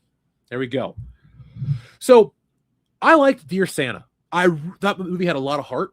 So Jack Black gets a plus there. I like the Super Mario Brothers movie. I like the Jumanji movies he's in. I loved Polka King. That movie's great. Jan de Bont, that's a true story. Check it out. I also like Bernie. That was another true story. That was a good movie. I liked Goosebumps. I liked Tropic Thunder is my favorite Jack Black movie because it's Tropic Thunder. Holy crap. Gulliver's Travel that I saw in theaters. It was okay. I like Be Kind, Rewind. That was a funny movie in college.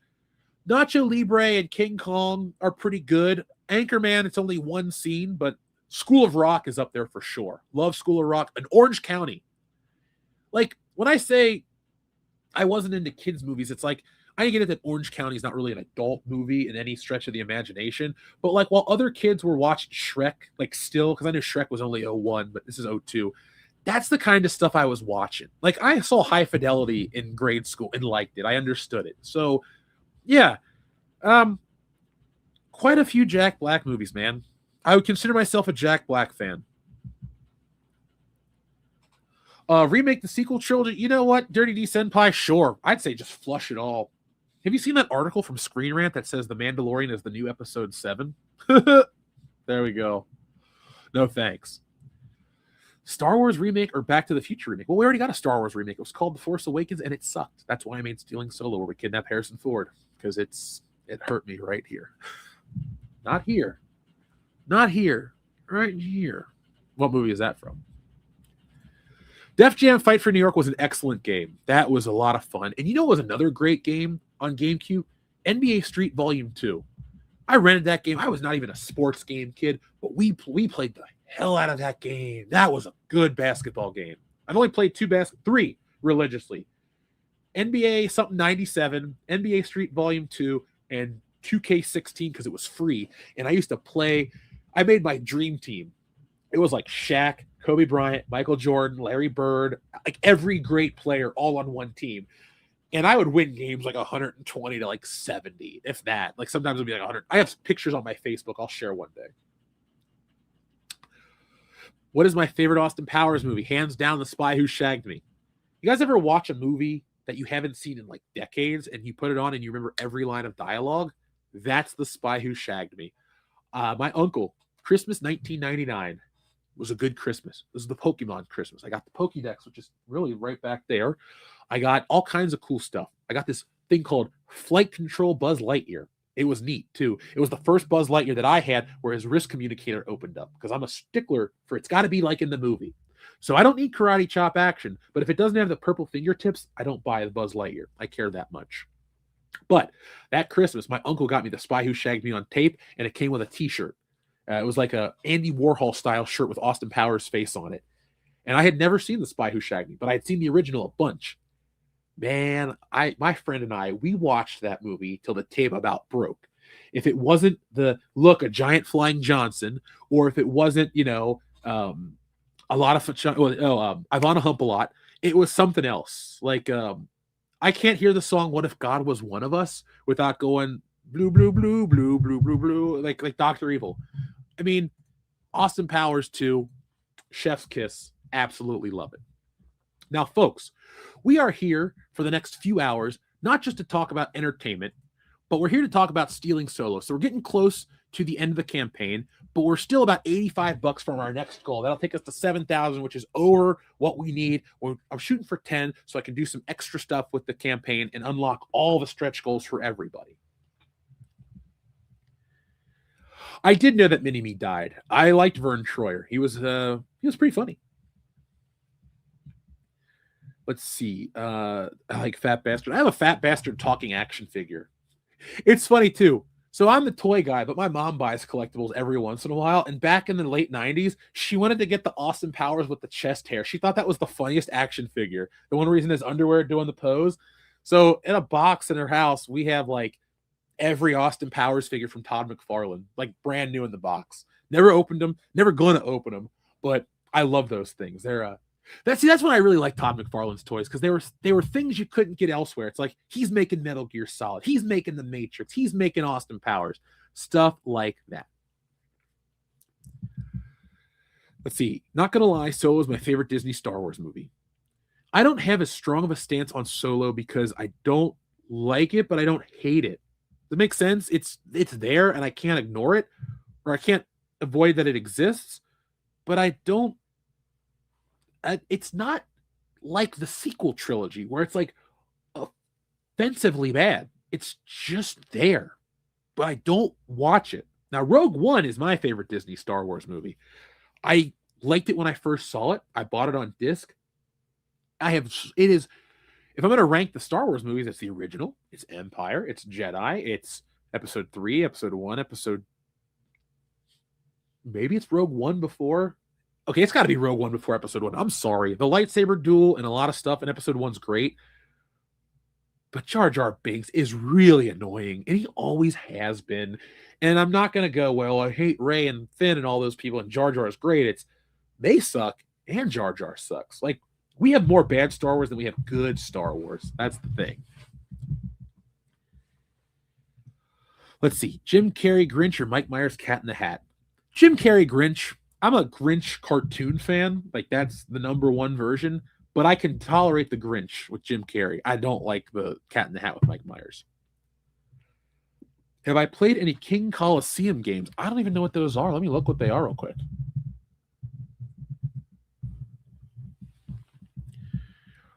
Oh, is it the tabletop game you're talking about?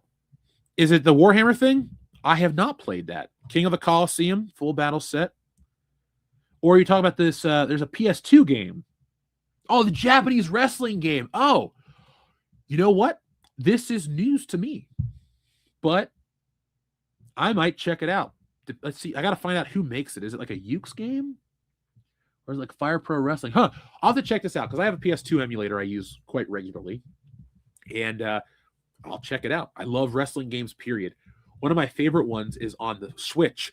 It's like a bootleg game. It's by a guy. His name is called MD Dickey. It's one dude that made it. It's called like Wrestling Empire or something. But he like has like he ripped off like real wrestlers' faces, but put like mustaches on them and all this stuff. So and it's like you can die in the game. You can use dynamite. You can catch people on fire. It barely works. Like intentionally, the controls are kind of funky. It's the most fun I've ever had in a wrestling game. Like my buddy Dan and I, he comes rolling in on a skateboard and I throw dynamite at him. And then we like fight out in the subway train and we get hit by subways and we die. It's great. It's so great. Fire Pro Wrestling was the best. It has a bootleg of every wrestler. Is there a Fire Pro Wrestling on the PS4? Because I think I had it, or at least played it a lot. But it's not that I'm a loyalist to WWE, but I have played their games for so long that I have evolved with them. So even the ones that aren't as great, I mastered them because I play them every single year. I have skipped out on years, don't get me wrong, but like I've pretty much had every wrestling game from Warzone to now. The only ones I haven't bought from the WWE were I didn't buy 2K15 or 2K19 because I didn't buy them because they took out the Legend version of The Rock. And I love wrestling, but if like wrestling's here, The Rock is here. And it's not about the guy or the actor. It's like the character of The Rock is why I got into wrestling. And he was so cool. Like I was like, what is this? And literally the first I saw him once and I went, I'm a fan forever. And it wasn't even a good match. I went back and rewatched it. It's The Rock versus the Big Boss Man. But he cut this promo, he talked trash, and I was blown away with how cool he was, and I instantly became a fan. So I will always buy a wrestling game as long as the Legend version of The Rock is in it, which he's like the Hulk Hogan, Stone Cold, and The Rock are the three biggest stars. And then you throw John Cena after that. Like, they don't have bigger stars. And so I'm pretty much a sucker. If that version of The Rock's in it, I'm buying it. I even bought 2K20 because he was Legend Rock in that game. But I'm a pretty like loyalist to the WWE game experience. I've played them all, liked most of them. I still play 2K25, and I'll buy 2K26 as long as they don't, take out The Rock for some damn reason. And now I'm thinking about getting a Steam Cube in the future, the Gabe Cube, if you will, and I'll mod it. I'll get it on PC, and I'll get the mods, and I'll have custom everything. Because really what I want is no mercy with modern graphics. And then I'm set for life. Like, you give me that experience, I'll consider upgrading my wrestling games as long as I can get my mods put in. But I'm about to take a step into the land of PC gaming for a long time, folks. Xbox has pissed me off. PlayStation hasn't done anything to entice me, but I'm still going to give PC a chance. Will Vader have a cameo in The Mandalorian and Grogu? No, because he's dead. Mandalorian takes place post Return of the Jedi. So maybe a flashback, but I don't want to see Darth Vader. If anything, I like that Darth Vader is just off the board. Original Star Wars characters are off the board to me.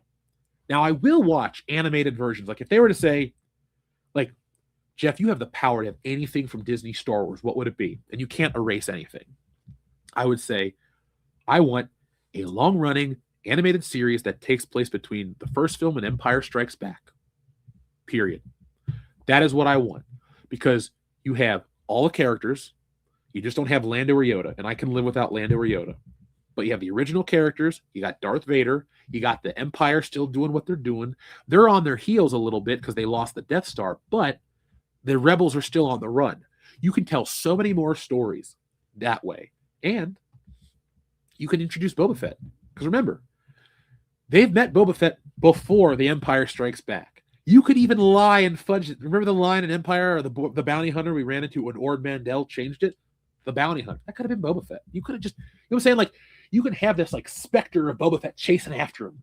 There's so much you could do. And, it could be an Adventure of the Week story. You can tie it together. You can follow Luke's journey as a Jedi. There's lightsabers. There's a lot of comic books from this era, especially like the newspaper strips that are like near and dear to my heart. So that's what I'd like. Let's see. Oh, in a flashback. Probably, in flashbacks, they're going to do all that so they can merchandise, Mandalorian box art with the old Darth Vader figure resold in there. Yakase says, I'd like to be the first to welcome you to the PC Master Race. Well, the PC I'm currently broadcasting on is a gaming PC, and it games. I played Halo on it. I can play. It can play. Here's the thing: it can play a lot of games. My trick, remember I said about collecting on a budget or buying on a budget, is I bought a PC with a lot of nice specs, but I didn't opt for a 4K screen. So I have, the solid state drive, and I have decent graphics cards and stuff. Well, decent for 2021 standards. But my point is, it can still run a lot of great games, and I have dipped my toe into this. But a PC is a work tool, so I have trouble like playing a lot of games on it because I feel like I sit here and I feel like I'm doing my work. So when I go out there and I play on the living room TV, it's like I'm on a break. I get fun. So let's see. Oh, I have the Darth Vader coffee mug that would definitely go good in that meme. Godzilla, I'm going to stay away from creatures like Yoda and Chewbacca. Chewbacca will pull your arms out of their sockets, and I'm not really into mutilation. It's not my cup of tea. And, Yoda might force wipe me if I talk to him the wrong way. So I'm going to say no to both of those.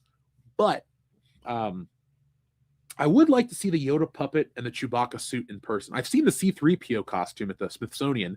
We went there sophomore year of college. We were spring break, and my buddy's like, hey, come down to my house in Virginia. So we partied. We had a great time. We were 20, but we still had beer. So it was a great trip. And yeah, we went back the following year and rocked it out. Yes, Versago 1, very eloquently said. I'll take a quick bite, folks. I'm just going to mute myself so you don't have to hear me.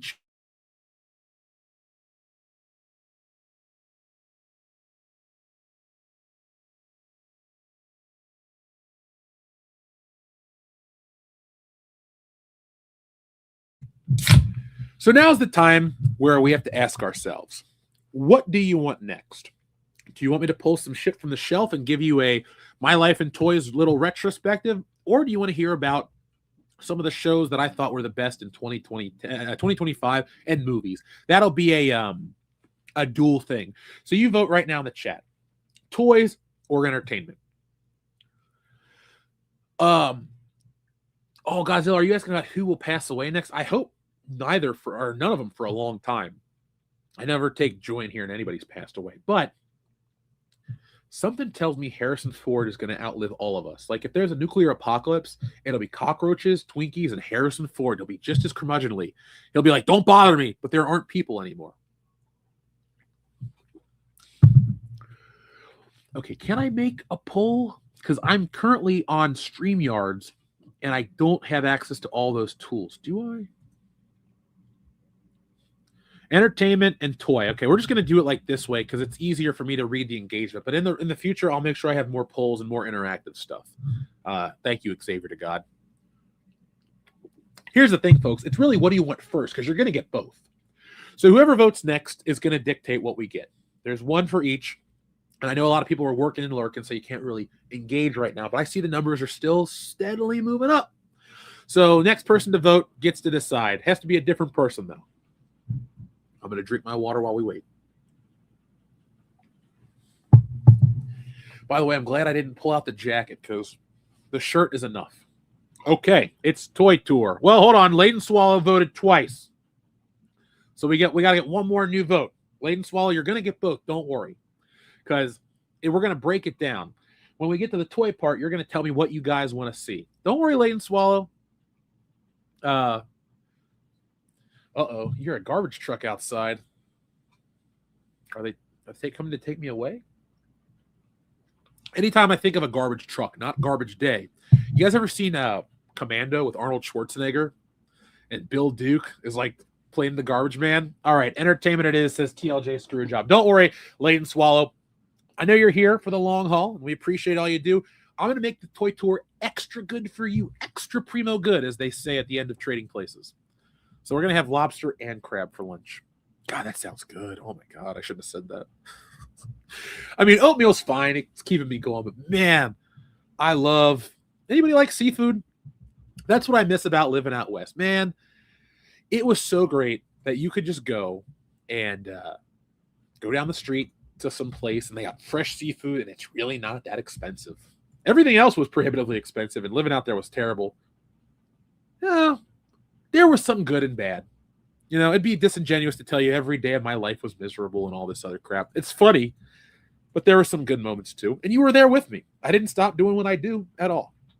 So, folks, these are my 10 favorite shows of 2025. Now, caveat, it doesn't mean they're brand new for 2025. I'm judging the 2025 season, or if they're new, they're new. Now, there's going to be one on here that surprises you. I'm going to ask you to keep an open mind. Now, I'm not asking you to go watch the specific show, but I'm going to give you reasons why I enjoyed it, and maybe my reasoning will get you to want to watch it. Godzilla, I know you love a lot of fish, my man. If you ever visit me in California, I'll get you a shark. All right, you can eat sharks. So let me blow my nose again real quick, folks, and then I'll be back with this in a second.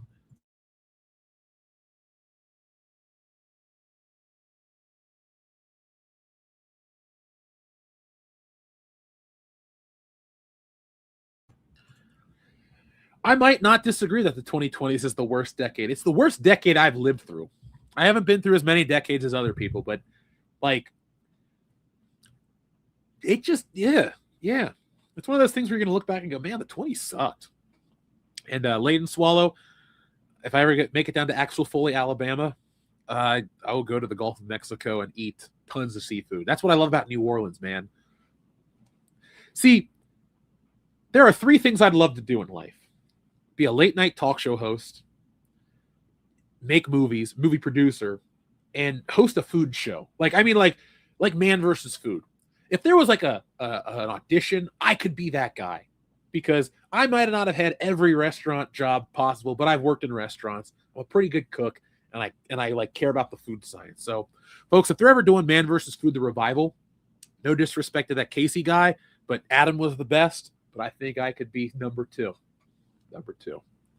So anyway, folks, let's talk about my 10 favorite shows of the new year. Like I said, one of them is going to surprise you. But number 10 is a show called Murderbot.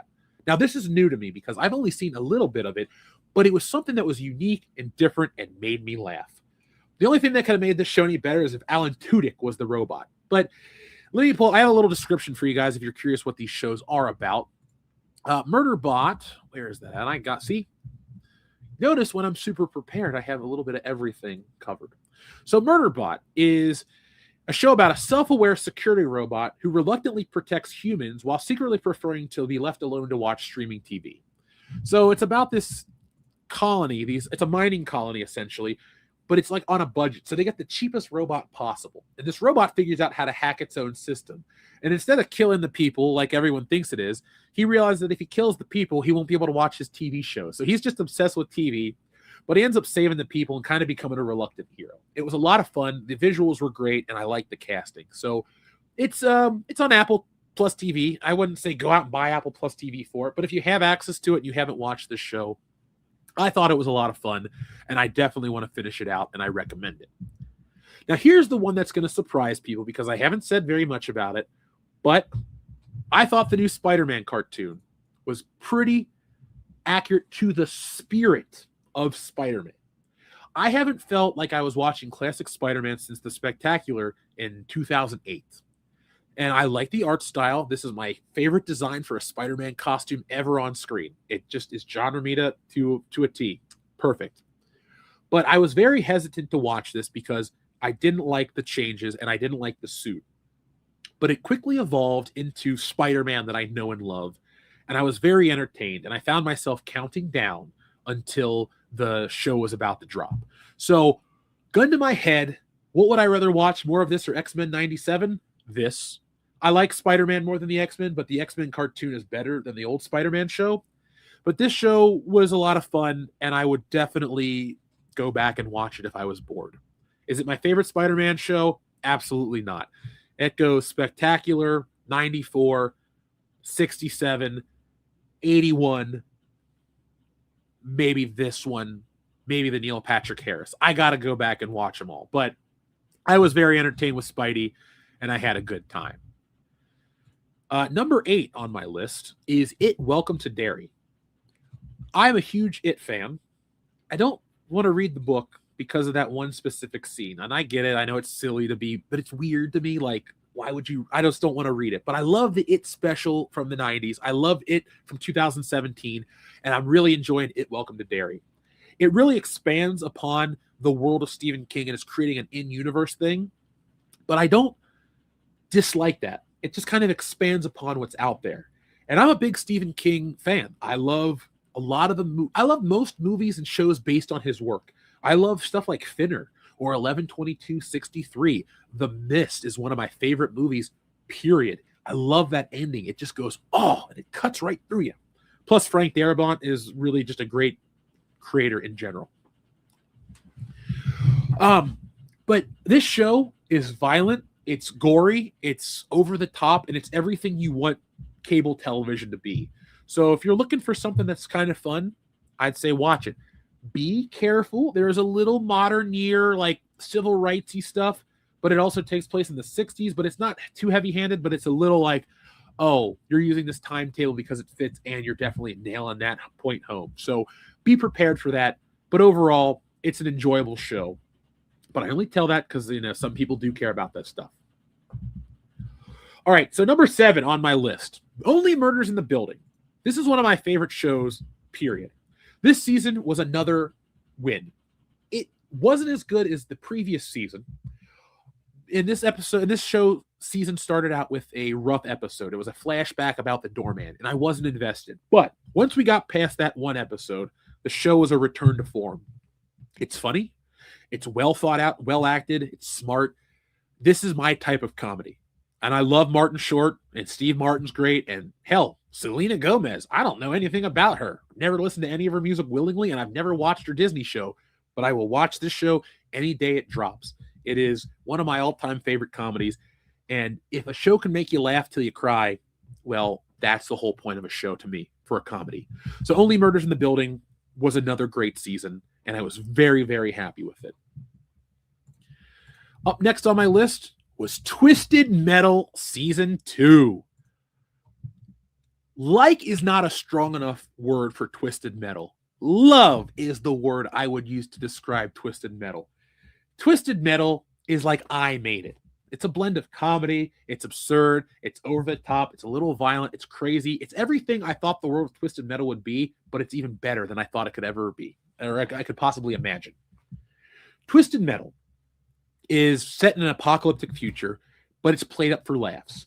And season 2 picks up where season 1 left off and maybe elevates it even better. The villain for this season, I won't spoil anything, he stole the show. He was so funny, so weird, so bizarre. And every character that was introduced was great. Anthony Mackie's great. Stephanie Beatrice, she's great. Sweet Tooth, played by Samoa Joe the wrestler and voiced by Will Arnett, he's great. Every moment of the show is funny. Like, I don't want to be hyperbolic when I say that, but to pick apart a favorite moment would be like, the prom episode. I thought that was hilarious. But at the flip side, there really wasn't anything I disliked. I thought it was going to set up to where, you know, it was going to be her versus him and all this stuff was going to be undone. But they like get you thinking that, and then they flip the switch, and it was really good. So I can't recommend Twisted Metal enough. And I'm not trying to be hyperbolic. I know a lot of you out there like Fallout. Fallout was not my cup of tea. I didn't like the pacing. I didn't like the tone. I didn't like the humor. I didn't like it. So I stopped watching it. Twisted Metal is there. If I'm going to pick a video game adaptation, Twisted Metal's it for me. And this could go on forever. I would never get tired of watching this show. If they can keep the format rolling and it's as good as the second season, which was as good as the first, I'm there all day, every day. So shout out to Anthony Mackie. You may not be my favorite Captain America, but the dude is funny. Number 5 on my list is the revival of King of the Hill.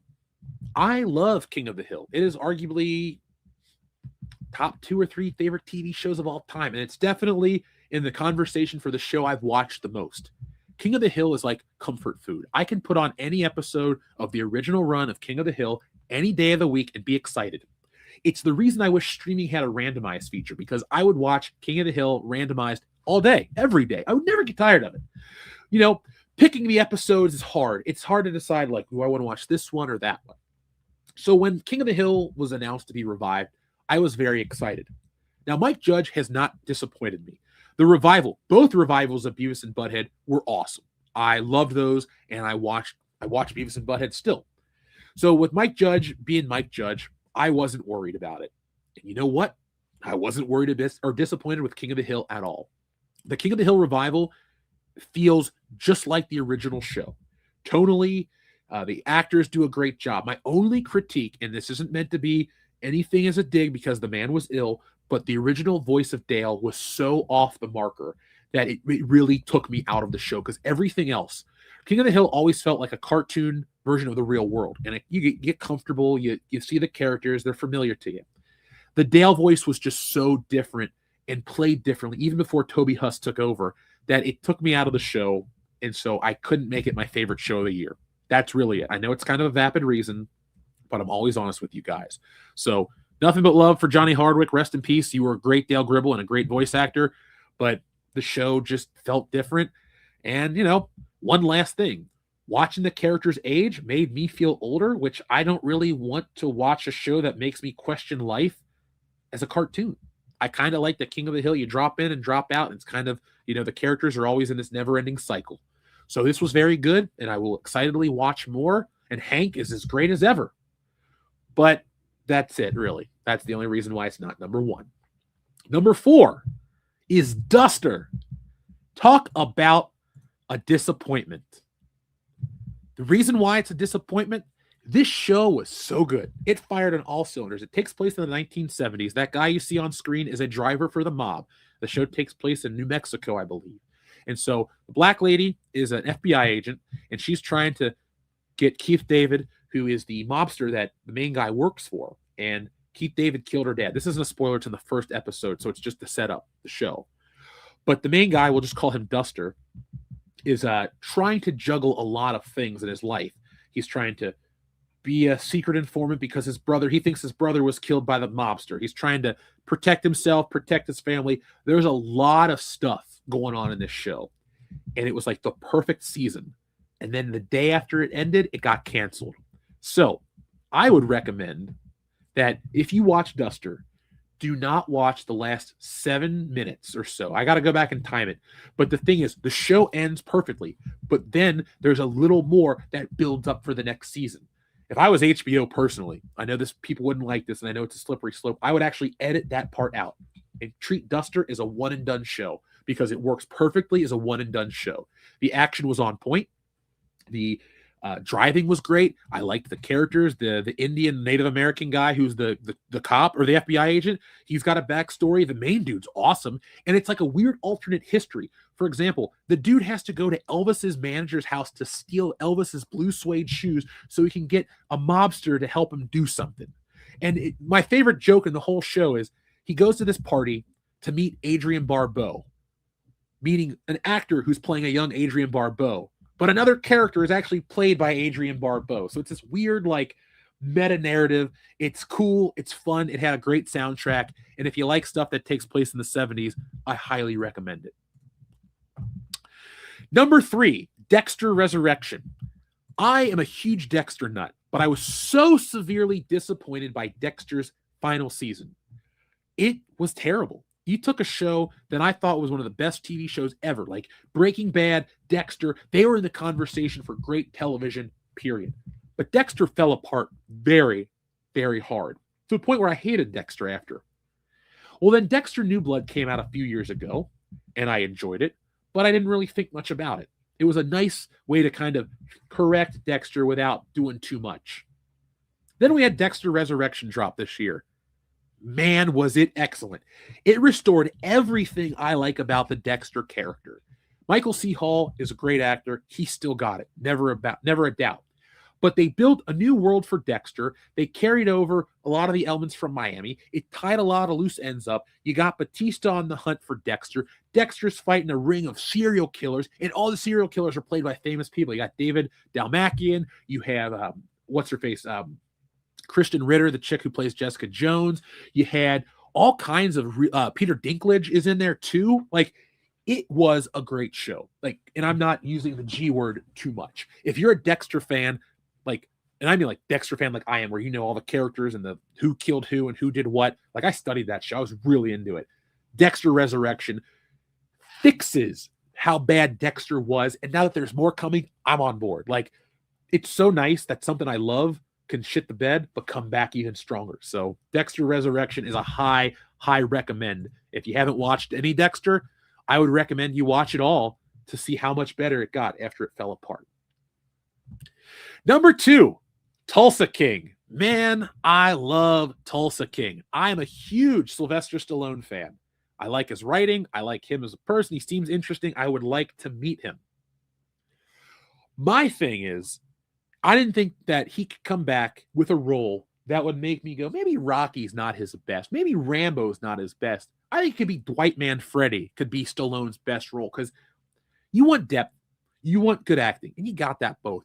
But you got a cool factor that I don't think Stallone has ever had like this way. Like, if we compare him to Schwarzenegger was always the cool action star. Stallone was the good action star as well. But Schwarzenegger was just cooler. He was bigger. He had the better lines, the cooler voice. He was relaxed. Stallone was so intense that it was almost too serious at times. Schwarzenegger, remember when I said I would kill you last? I lied. Or my favorite line from Total Recall. You think this is the real Quaid? It is. He just wipes him out. You laugh. You love it. There's just this naturalness to that. Dwight Manfredi has that in spades on Tulsa King. Now, these aren't commercials for streaming services, folks. You got to do what you got to do in the modern day and age. I'm just glad you're here. But if you want to watch both of these shows, they're on streaming, and I recommend Tulsa King even more than Dexter. Dexter was great. Tulsa King was even greater, and we're in the 3rd season of Tulsa King. We're talking all-star cast. This season, we had Robert Patrick as the villain. Samuel L. Jackson came in for a little bit. The rest of the cast is awesome as well. You got Martin Starr, who's usually in a comedic role. He plays one of the characters. You got Garrett Hedlund, who was in Tron Legacy as young Flynn, Sam Flynn. He plays an awesome character in this, and all the characters have motivation. All the characters have reason and purpose, and they all have story arcs that tie together naturally. If you want a show that is what I would consider a quality television show that just doesn't, need to hit the same beats every week like a sitcom, then Tulsa King is what's up. I love this show. But there's one show I rank even higher than Tulsa King. And that is The Righteous Gemstones. I was going to make a joke and say, holy shit, this is the greatest show ever, but I don't need to make that joke. This show is fantastic. Now, like I said, it's either a show that had its newest season in 2025 or it debuted in 2025. I was late to the party on The Righteous Gemstones. I had heard of it, but I had never seen it. Now, I like Danny McBride. I love John Goodman. And the other ones, the other actors, I had heard of them, but I didn't really have a strong opinion. But The Righteous Gemstones was one of the strongest television shows I've ever watched. I got caught up this year. I watched as season 4 was just dropping, I started watching season 1, and I binge watched it all the way through to the point where when I was finally caught up, it was the very last night of the show. Like, I caught that one as it debuted. Very rarely does a final episode of a show that I love satisfy me, because I always want more, But King of the Hill's original ending and Righteous Gemstones ending are some of the just best ways to tie up a story, but keep me wanting to go back and rewatch the show. So if you don't know what The Righteous Gemstones is, it's about a family, the Gemstone family, who owns a mega church in the South, and it's about the kids. And they're bad people, but we watch them evolve, and we get to see that they actually love each other, and they grow, and it's not like a feel-good show where it's sappy. It has that towards the end, and you're like, oh, this is great. Like, I like where the characters go. But it's so damn funny. Like, they catch John Goodman and his girlfriend, played by Megan Mullally, doing something. And later on in the episode, John Goodman's talking to him, and he pulls his hair out of his tooth, and you're just like, oh, no. And it's so funny. Like, and it's really, like, in your face about it. There's a character named BJ, who is like a very effeminate Southern guy, and you think he's gay, but he's actually married to Judy Gemstone. And like, you watch his journey from having no respect in the family to being like a respected member of the family. It's got a lot going for it. And like Keith, the boyfriend of the one son, I never want to watch, that kind of stuff on screen. I'm not looking for it, but they're so funny. Like, they're so awkward about it too. Like, how can you not laugh? You got to watch the show. Like, they start this ninja cult, because it's like, he does everything to say he's not gay about it, and it's just the funniest thing I've ever seen. So The Righteous Gemstones And Baby Billy, Uncle Baby Billy. Oh man, I didn't even get to Walton Goggins. He's great too. I want $2 million in cocaine. Like it's every character is great, and there's music to it too. They have a couple songs that come out. Like there's a song called Redeemer. It's about there is a holy monster truck that the one guy gets as a gift called the Redeemer, and every time it comes on, it plays this 80s. It's like Redeemer, and he just like drives in. It's so funny. They have a song called Misbehavin'. I highly recommend you check it out. I know all the words. I don't even like country music, but I'm singing that damn song. So The Righteous Gemstones was not only fun, but it kind of broadened my horizons and made me think about stuff in a different way. And I laughed till I cried. And well, that was the only emotion I showed in Natalie, but it was a really feel-good show. So those are my 10 shows of 2025 that I really enjoyed, be them new or new seasons of it. I can't recommend them enough. I was so pleased and so satisfied. And it's exactly what I want out of entertainment. You know, some people be like, you guys criticize stuff. What do you want? Those 10 shows are exactly what I want. And they're very different. I didn't pick genre shows only. I didn't pick superhero stuff only. I didn't pick certain things that would fit into certain categories to appeal to certain people. Hey to you, DJK6176. What's up? Welcome. We're here to close out Stealing Solo 2 for the 12-hour power stream, and we're almost halfway there. Woo! Feeling good, though, folks. But we keep nearing our goal, folks. We're only a couple bucks away from hitting our next threshold. So if you have not backed the book, go over to go to the QR code in the corner or click the link in the description. We have only a few hours left. Let's check in with the countdown clock, and I'm going to check in with you guys right now. So here we are. We're in our final stretch, 6 hours and change. Ooh, my stomach's rumbling. It means I must be time to go get some food, which I will in a minute, and I'll secretly eat off camera. Does it matter what my name is? Sorry, I'm a big fan of The Rock. I always answer like that. What's my favorite MonsterVerse film? Mine is Kong Skull Island. Mine too. I bought it on disc. I don't care that it's Brie Larson. That's a great movie. And the poster that looks like Apocalypse Now, that is one of the best modern movie posters, period. It's just a great piece of art.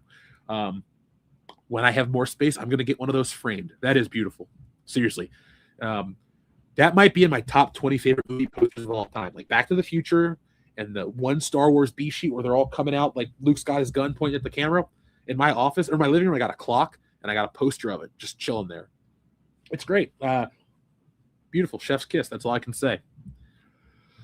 John Cena's last match is Saturday. Oh, Xavier to God, you know I'm going to be watching it. We can talk about wrestling in a few minutes. Don't get me wrong, folks. This is an entertainment stream. Remember, I don't want you guys to think I'm only here to move comics. This is a closeout stream to move the goal. But after Stealing Solo 2, I'm going to be focusing more on you guys and stuff like that. And I saw somebody in the chat asked about Stealing Solo 3. It's us versus the Army of the Undead franchises. It's exactly what you think, and it's going to be more insane than ever. I am not ashamed to turn the volume up on my work and make it crazy because I make sure it tells a coherent story. This isn't just like punk rock where it's just vomit for noise and all that stuff. But this Stealing Solo 2 ends in a way where you're going to go, oh my God. Like literally the last couple of pages, you're going to go, oh my God. And then the next book is going to continue on that path. But I'm so excited to bring you guys that in the new year. Well, not in the new year like that, but next year you'll hear more about it. But yeah, man, I'm excited for Cena's last match. It's weird too. I was the biggest anti-John Cena guy on the planet. Believe me or not, that John Cena sucks. That was me getting that shit started in 2009. Dion and I, we would do that at Michigan State. We would do it at B-Dubs. There's video proof of me doing it years before it ever took off on TV. I was like the guy at my local B-Dubs because there's a whole bit. Because when the rap-a-doo comes out, you boo, and then it's John Cena sucks, and you sing along with it. And then when he does his you can't see me, it's you can't wrestle, and then you count down 5 moves left, 4 moves left. And then once he's out of the moves, you just go, you still suck. Like there's a whole thing to it. Like I really hated John Cena because he's a great dude. Like the person I respect and actually really like. That's the weird part about saying how much I hate John Cena, because it's the wrestler. The man, the guy that does all the Make-A-Wish stuff, how can you not like respect that? And he's a solid actor too.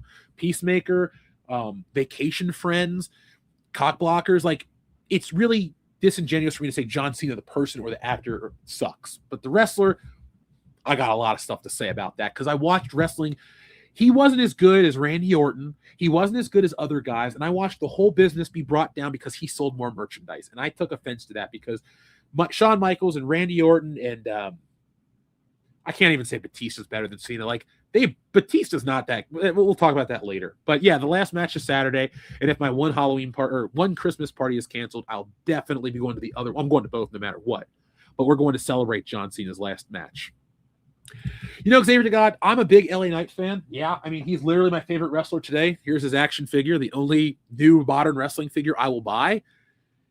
I didn't think it was a burial. I don't think it benefits his character the way it benefits the character of Gunther. Gunther retired Goldberg. Gunther retired Cena. That's a notch in Gunther's belt that keeps Gunther relevant even if he's not champion. I think LA Knight's time is coming now, because we've reached the point of no return. No matter how bad they book him, he gets the best pops. Jey Uso is back in the tag titles team or bracket. We talked about that, or they talked about that on Raw. So Jey Uso is not main event anymore. And Jey Uso can kiss my ass. Sorry, Rikishi. You're great. The Rock's great. Roman Reigns is cool. Jey Uso is a great tag team wrestler, but he is not the main event guy. And at 10 years old, I would have cut a more coherent promo than, I'm out here fighting for my life. Like, that's the dumbest shit ever. Like, even Stone Cold's what is more entertaining than Yeet. But now I'm sounding like an old dude. But I don't think LA Knight was buried by that. I think LA Knight's year is next year. I don't say he wins the Rumble. Personally, I'd like to see LA Knight win the Rumble and main event WrestleMania and dethrone Cody Rhodes or whoever. It doesn't even need to be Cody Rhodes. I think he should beat CM Punk. CM Punk should be champion until that long. If anything, we keep Seth Rollins out of the title picture forever because I'm not a fan.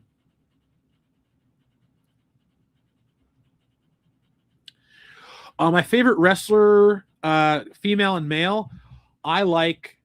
Are we talking ever or now? Because like if it's current female, Stephanie Vaquer, it's not even just the devil's kiss. She's a really good wrestler, and I mean she's gorgeous. How can you not? She wrestles like Psylocke. She wears a Psylocke getup.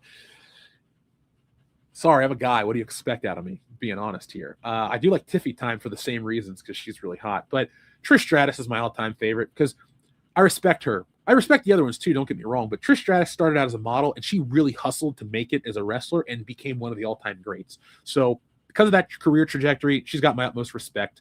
The Rock is my favorite because he's my favorite and I'm not ever going to back down or change. I don't care how bad it gets or how much I want him to not be on TV.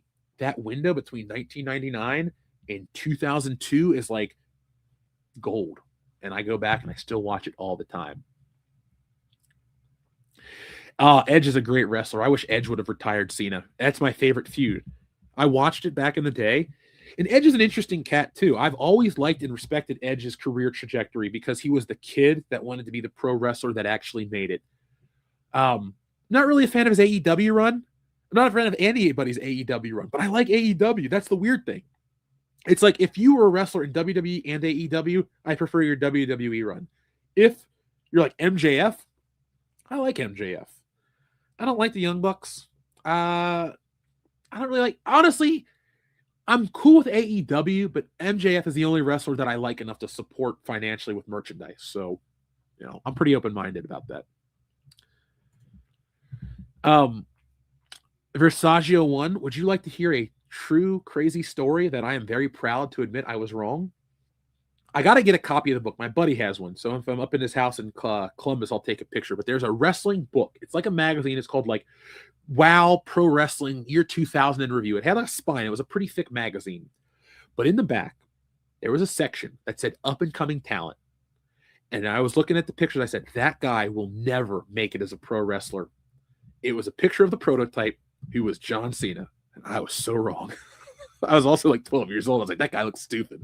But I was completely wrong. And I think it's funny. That's why I tell that story so much. Because, come on, man. How can you be so wrong? Like, everybody wants to be right. But how can you be so wrong that it's, like, embarrassing? And now it's funny.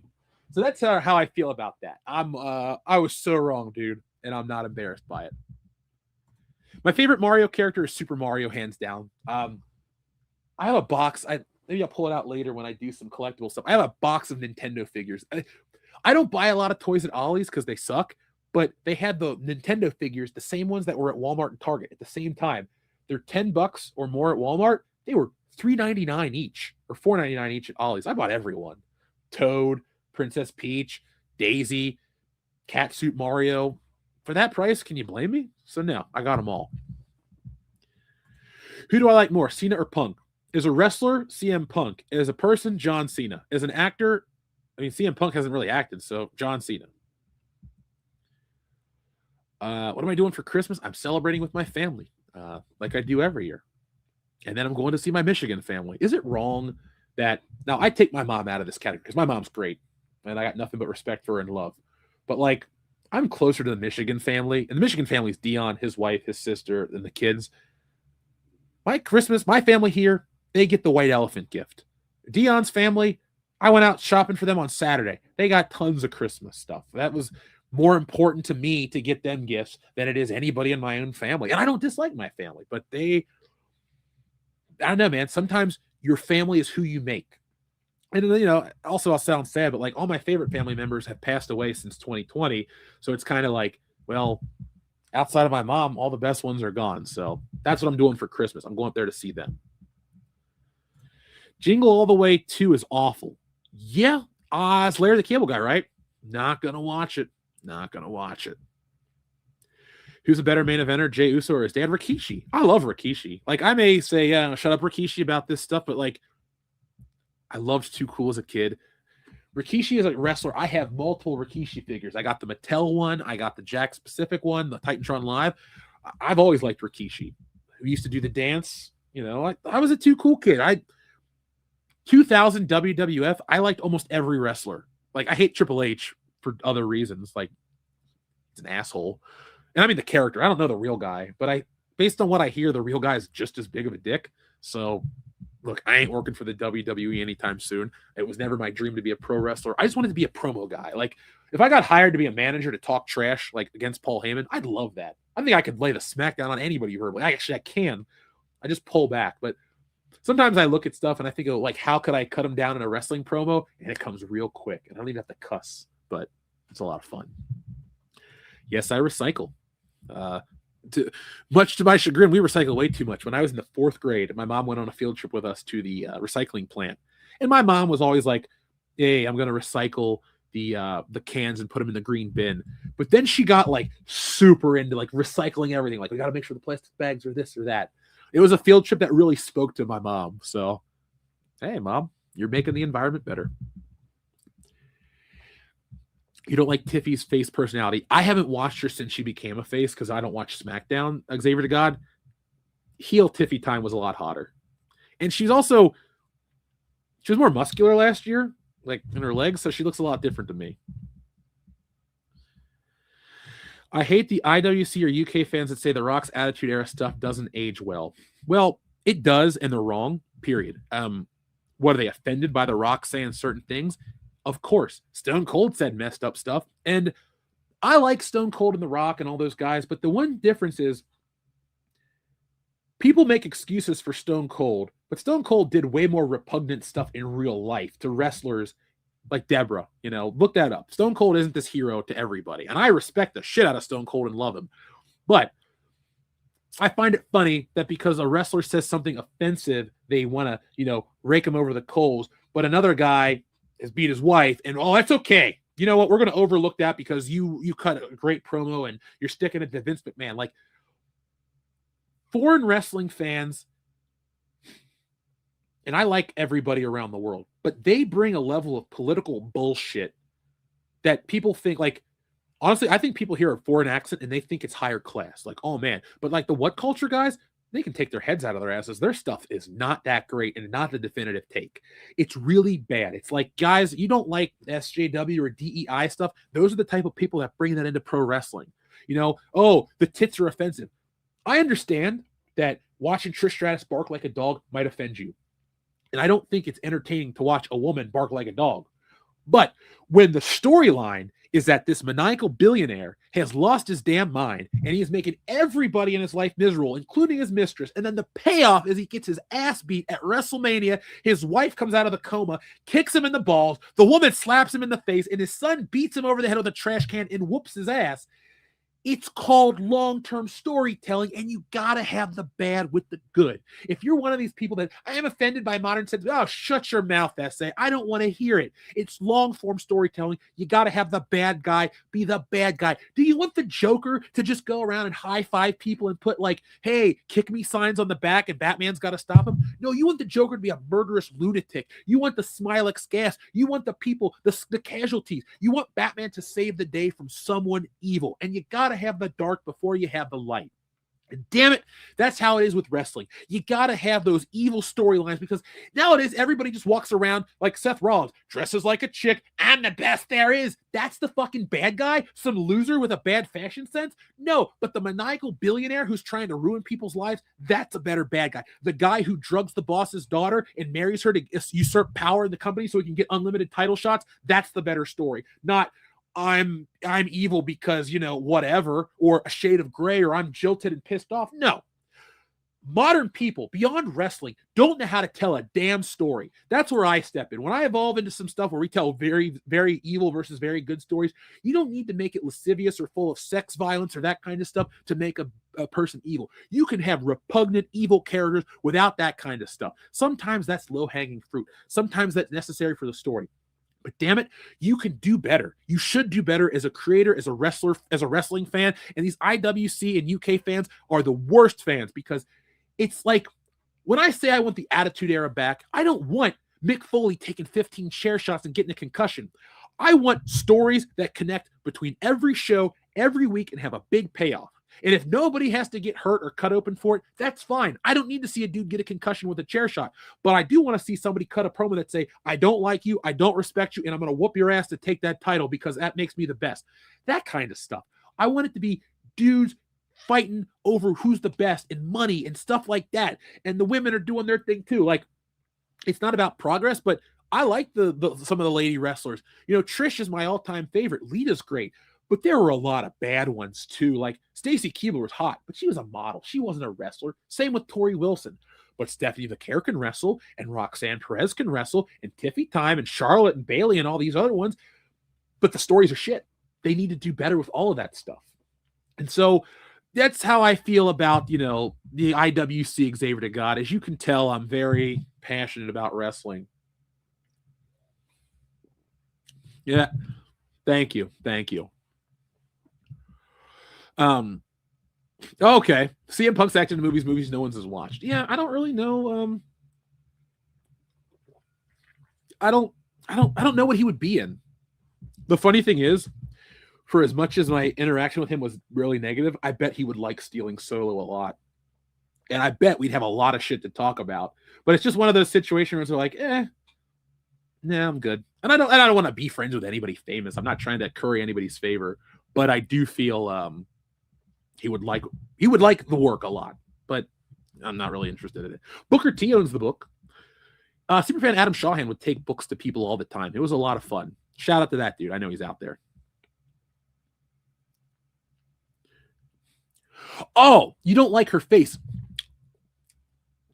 Look, I like her because she fits into a certain stereotype, but I get where you're coming from. And look, beauty's subjective. There's a lot of women that have weird looks that people find hot, or traditional stuff that people find hot. It's cool, believe me. I find it interesting because sometimes the Barbie doll type is hot, sometimes it's not. First date I ever went on was with a girl that looked like the Barbie doll type, so I thought I was cool. Godzilla 95. Do you like the Jumanji movies? Every single one of them. I got the first one on 4K, and I like the other two with The Rock. There's our 3 with The Rock. 2. They're good. They're funny. They don't really crap on the original. They're different, and I understand that they're kids' movies, but sometimes a kids' movie or an all-ages family movie is kind of fun, and they're both fun to me. I like them a lot. I have never heard of DPW or Deadlock Wrestling. I'm very open to non-WWE wrestling because, like, my friend is in the NWA. He was the former TV champion, and now he's doing other stuff. Like, I helped him record a Christmas album last year. I did his T-shirt earlier this year. So I'm cool with wrestlers, like, all day, every day. I respect those dudes, but I have not seen that one. So if you want to send me a link, I'll check it out. Oh no, I hurt Godzilla. Don't step on me, please. That's all I ask. Don't crush my house. You know, Xavier to God, I have no room to talk, but I'm pretty sure Stealing Solo was more profitable than any of the comic books Punk made. I'm just saying, like, one dude in a room outdid it. Also, too, I think it would be really funny. This is ego talking, so I'm not being serious. But it'd be really funny if the books went to a certain path, and he's like, "I really want to get back into making comics," and came to me. Like, I think it would be hilarious because I would look in the mirror and go, "Do I want to be myself and tell this guy to go jump off a ledge, or do I want the business to grow?" And I'd take the business. But after the book was out and published, I'd be like, "Hey, man, we have to have real talk. Yeah, what's up? I met you years ago. Oh, you were the biggest douche to me in the world, and I paid to meet you. And I've held this in, and now we're making money, so I'm over it. But I just want to let you know, deep down, you owe me an apology." I think it'd be pretty funny. Godzilla, thank you for watching since 2017, and thank you for not crushing the house. I'm greatly appreciative of it. All right, folks, 6 hours to go. In exactly 6 hours, this campaign will be closed. So I'll be eating something, and then I'll be, on to the WCBS show. This is going to be I'm going to be on deep sleep tonight. I'm going to tell you that. But I'm going to take another bite of this oatmeal. I'll mute myself so you don't have to hear it, and we'll talk about some more stuff in a second.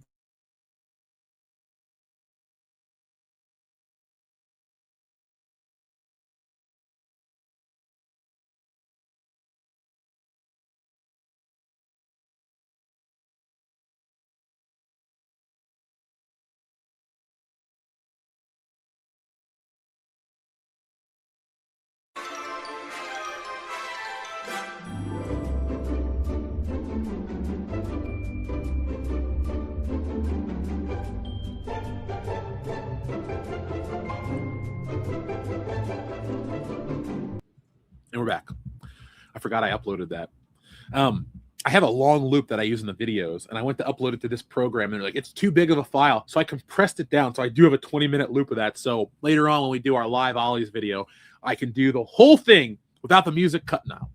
I'm prepared.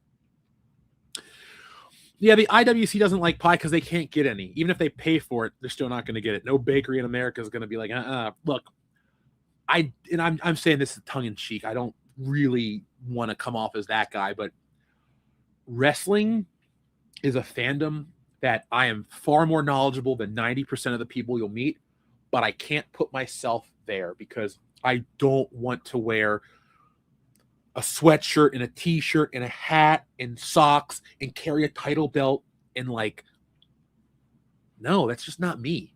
When I go to WrestleMania, I did dress up as The Rock one year, but I have this button-down shirt of The Rock I wear.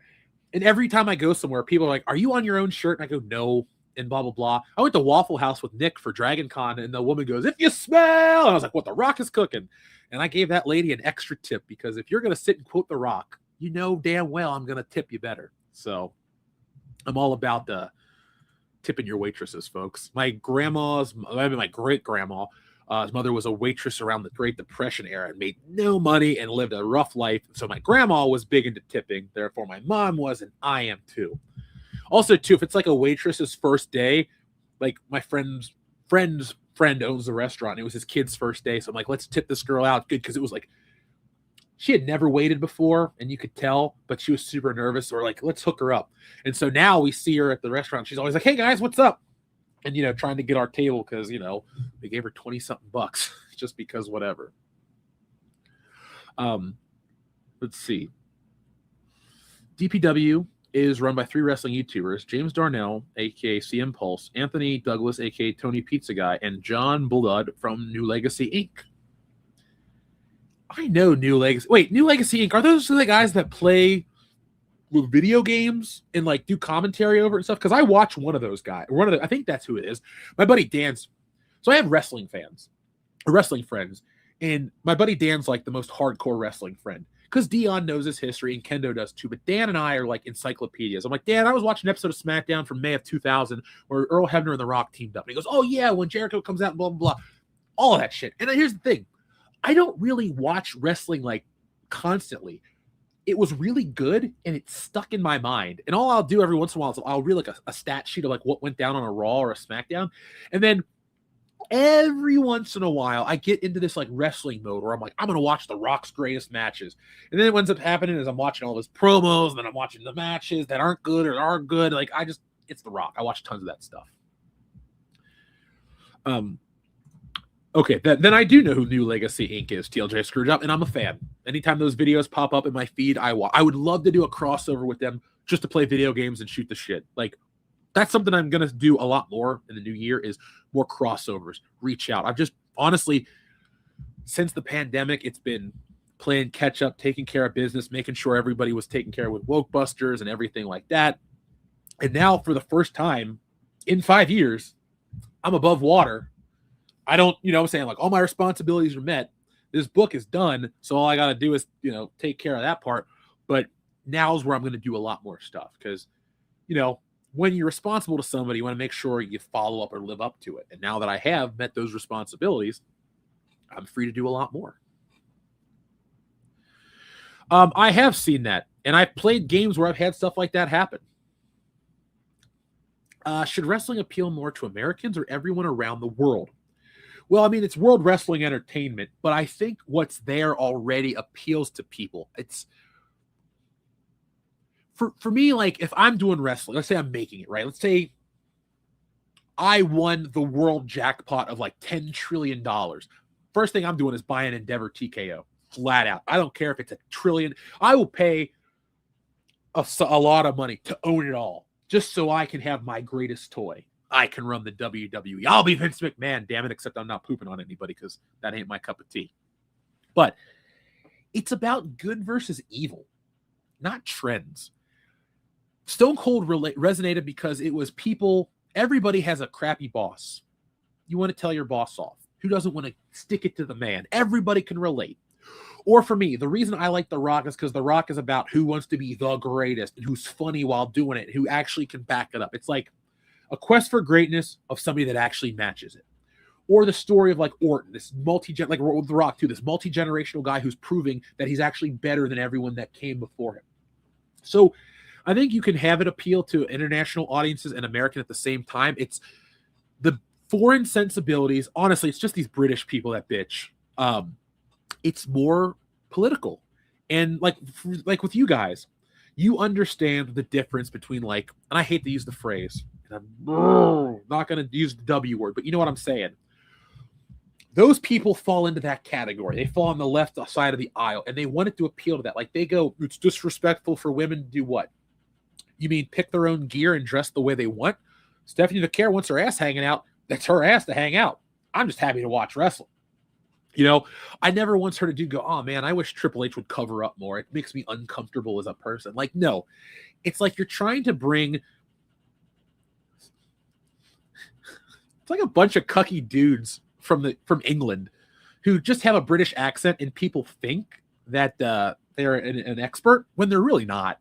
Like, I would love to meet every single one of them in debate and discuss and lay the verbal smackdown from Simon Miller, from What Culture, you name them all. I've turned off their videos because after a certain point, I'm so tired of the same garbage rhetoric. If the WWE is going to ignore anybody criticism, ignore those jabronis. They don't even have great lists. They're garbage. Like, for example, I love WrestleMania 3, Macho Man, Ricky the Dragon Steamboat. That's a great match. You're never going to hear me dig on it. But they'll pick bullshit work rate matches that nobody cares about from obscure pay-per-views to be different and go like, well, that's the best match ever, or this and that. It's like, I go with the Al Snow method. What match did people actually pay to see? What sold the tickets? So while I think that a technical masterpiece is Macho Man Steamboat, WrestleMania 3 was sold on Hulk Hogan and Andre the Giant. There's no debate about that. The Rock and Stone Cold, they're bigger than John Cena or any of these other people that want to say, well, they sold more merch or they did that. It's not about the merch. It's about the cultural impact. In the 90s, in the early 2000s, you see Austin 316 and DX shirts everywhere. Everybody knew who Stone Cold and The Rock were, and Goldberg to a degree. Like, they were just part of the household. They were household names. Maybe John Cena is a household name, but that's it. Wrestling isn't as culturally relevant as it used to be. And so these guys want to pull off random crap because it's a more sanitized time. Like, I will never make an excuse for Chris Benoit's actions, but I'm also not going to act like he was the worst wrestler in the world. It was a tragic thing that happened that I wish personally I could even undo, because nobody wants to hear about that stuff, or nobody wants to have had that happen. But it would be disingenuous for me to sit and tell you I can't watch WrestleMania 20. That's one of the greatest triple threats I've ever seen. Like, I love The Rock, Undertaker, Kurt Angle from Vengeance 02. But damn it, that WrestleMania 20 match is like perfect. And none of those, like, Shawn Michaels is my second favorite, but like, I hate Triple H and I don't like Chris Benoit. I never liked him, really. I got his autograph, don't care. But like, it's that type of mentality that wants to act like that never happened. It's the same bullshit mentality that permeates the UK stuff. Yeah, all those guys, Cultaholic, What Culture Wrestling, all that stuff. We have more than 67 minutes left in the stream, man. So when we get to the final 67 minutes, I will let you know. I'm sure we'll talk about all sorts of stuff as we're counting down. But folks, we need about $85 more to hit the next threshold. We're in the middle of the day. I know you guys are working and lurking, but we're going to hit that strong and hard as we continue on today's stream. So we're going to have to time you out for just a minute, man. That's a little too much spam. As you know, I'm really chill about all that. Wait. But just had to put you in timeout for a minute. Let's see. You sell your home base first and foremost, and if it works around and abroad, great. But you need to make your cash cow base happy. And if you do that fully right, it sells the world over. Yeah, that's what Vince used to do. Like Hulk Hogan and this raw Americana stuff. Like, I'm sure it was weird for people to watch Hulk Hogan wave an American flag. But I'm sure at the same time, you know, you're just like, okay, that's what Hulk Hogan does. He's from America. Like, I don't think Bret Hart's a bad guy for rocking the Canadian flag. You're a proud Canadian. Okay, you got hockey and good food and stuff. Yeah, beer. Like, hey, I have no issue with that. I'm probably one of the chillest people you'll ever meet. I really don't judge or care in terms of what, you know, people want to say or do. But there are certain things that I think are dumb. And when it comes to entertainment, I'm not really attacking the person. I'm attacking the views and there are points on entertainment. So, like, I don't really know Simon Miller from What Culture. I hope he's as nice as he seems, but his internet personality comes off as fake. There's another guy. He's an American guy, and I watch his videos every once in a while. Oh, what's his name? He's a white guy, close to my age, but he's overly positive, and that's good. Like, I've been trying to bring more positivity to stuff and look, but like, he's like making stuff up to be positive, and you know, it's like, brother, I'm not really I'm not feeling it because it comes off as fake. You know, you got to call it like you see it. And if you really see it like this, then I take back my comment and respect you. But I really don't think that he likes everything the way he says. I feel like a lot of people, here's what they want. You know, I'm not worried about Lucasfilm liking me. I'm not hoping that Lucasfilm buys Stealing Solo. I want to make stories that I believe in, and I want to have my voice heard on the internet in a way that I am honest with you guys. You know, if I like a show, I like a show. If I don't like a movie, I don't like a movie. You know, some of you guys have a more open mind about the Supergroup trailer. I just was like, that looks lame, but, you know, I'll keep an open mind. But I do take a strong stance on opinions and entertainment because it's kind of a fun way to talk trash, but you're not talking trash about anybody. And, you know, you can lay the verbal smackdown, get your point across, and have fun. It's all about what this is supposed to be. You know, nobody wants it to be boring. Nobody wants coffee. Well, we all like coffee talk with Linda Richmond, but, you know, I'll get the butter out later. How can I forget the Royal Canadian Mounted Police? I'm the Mountie. I don't have his action figure, but, you know, maybe one day I will. All right, guys. So what we're going to do is, I said this was the entertainment part. I have a list of the movies. Now, I'm sorry I didn't do the graphic for the movies because I just didn't have time. I have a video that's dropping out tonight. So I figured you guys would rather have a video than just pictures of these movies I'm about to talk about. Now, I'm going to list my favorite movies of the year in order. These are all I've seen so far, and I haven't seen Anaconda yet. So if Anaconda comes out and it's number one, I will tweet you in a second. I'll tweet you that in a minute.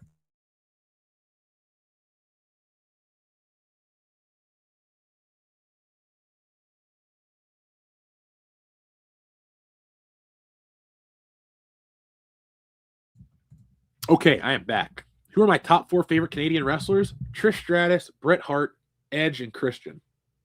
Yeah, I like Owen Hart, but he passed away right before I started watching wrestling, and I didn't really have access to his matches for about 15 years of my wrestling fandom. But I've gone back. Oh no, we're having trouble streaming to Facebook. Boo-hoo.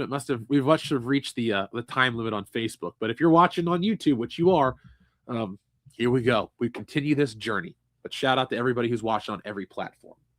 So, Jeff's movies in order for 2025. Oh fuck! Sorry, I forgot Chris Jericho. No. Let me redo that. Chris Jericho is not Canadian, like at all. I know he says he's a Canadian guy, but he's born in New York. He's an American. I know, the Canadian gimmick and this and that, but born in Manhasset, New York. Chris Jericho is an American wrestler. So, Chris Jericho is used to be my second favorite wrestler. He's probably like 4 or 5 now. But if Jericho's Canadian, which I don't think he is, he's amazing. And I forget Piper is from Canada too. I met Roddy Piper. Nicest guy. Like, almost wanted to fucking hug you. Like, I'm not saying I need to be hugged by wrestlers or people, but wrestlers are some of the nicest, warmest people you'll meet. Like, I met the Axe and Smash Demolition. I took him a piece of artwork. That guy looked like he was going to cry. He's like, thank you so much for drawing this. I was like, hey, I'm a big fan. You guys, like, when it comes to wrestlers, you put your body on the line.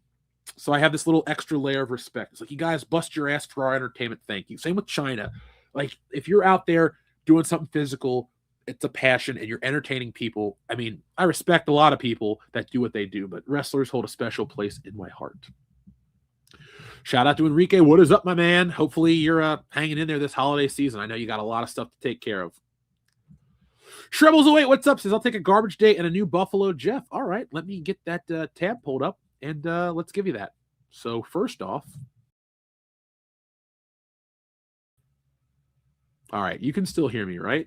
There I am. There we go. Here is garbage day right now.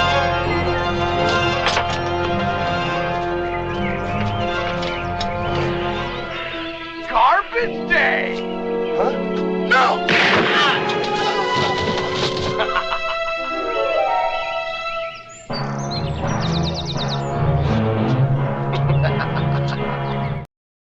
Oh, yeah. By the way, because of my Jericho flub, You just made the list! sorry, Chris. And then here is the other button you requested. Who's that Pokemon? It's Me, your old pal Buffalo Jeff.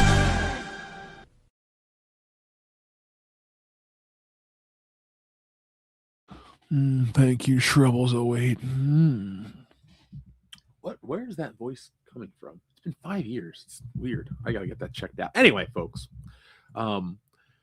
thank you to Shrubbles08. Thank you to everybody who's supporting this closeout stream. It was just here to promote the book and get it going, but we're turning it into 6.5 hours. Like, I'm having a great time. In a moment, I'm gonna have to finally break the seal. And I got a stupid video we made in February as a joke, but it runs 2 minutes, and it's gonna give me enough time to go to the bathroom and put in a thing of soup. So I'm going to press this. Don't click away. It's just a thing we made about Black History Month as a test, really, with the program. So I'll be back in about 2 minutes, and we'll be back with the show.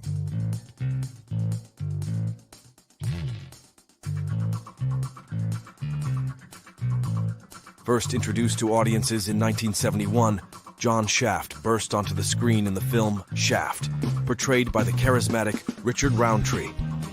He was a groundbreaking character, a black private dick navigating the gritty streets of New York City with style, swagger, and a no-nonsense attitude.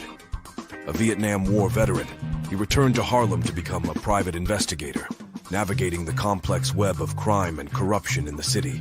His unapologetic confidence, sharp intellect, and willingness to bend the rules made him a formidable force against injustice. But Shaft's significance extends far beyond the confines of his own films. He became a cultural touchstone, inspiring countless imitations and homages in both film and television. His influence can be seen in characters like Luke Cage, who shares Shaft's determination to fight for his community. Shaft wasn't just a cultural phenomenon, it was also a financial powerhouse. Directed by Gordon Parks and produced on a modest budget of around $500,000, the film went on to gross over $13 million, an impressive feat for its time. Success was a testament to the film's wide appeal, drawing audiences from all backgrounds. Shaft's enduring popularity led to multiple sequels, spin-offs, and even a reboot in 2000, starring Samuel L. Jackson. The franchise's longevity speaks to the lasting impact of the original film and its ability to resonate with audiences across generations. John Shaft isn't just a character. He's a cultural icon, a symbol of resilience, and a beacon of hope in a world that often seems dark and chaotic. So let's raise a glass to the bad mother who showed us that sometimes the only way to get justice is to take matters into your own hands. Here's to John Shaft, a true legend of cinema. Okay, that worked out perfect. I just got back and I even have a snack, but I'll mute myself when those are involved. If you ever wonder what kind of stuff I like, random snacks like this. I don't need a lot of potato chips, if ever. And if I do, they're salt and vinegar. What's your favorite potato chip flavor? Let me know in the chat below. Yes, there is one more remake of Shaft, and it's actually good.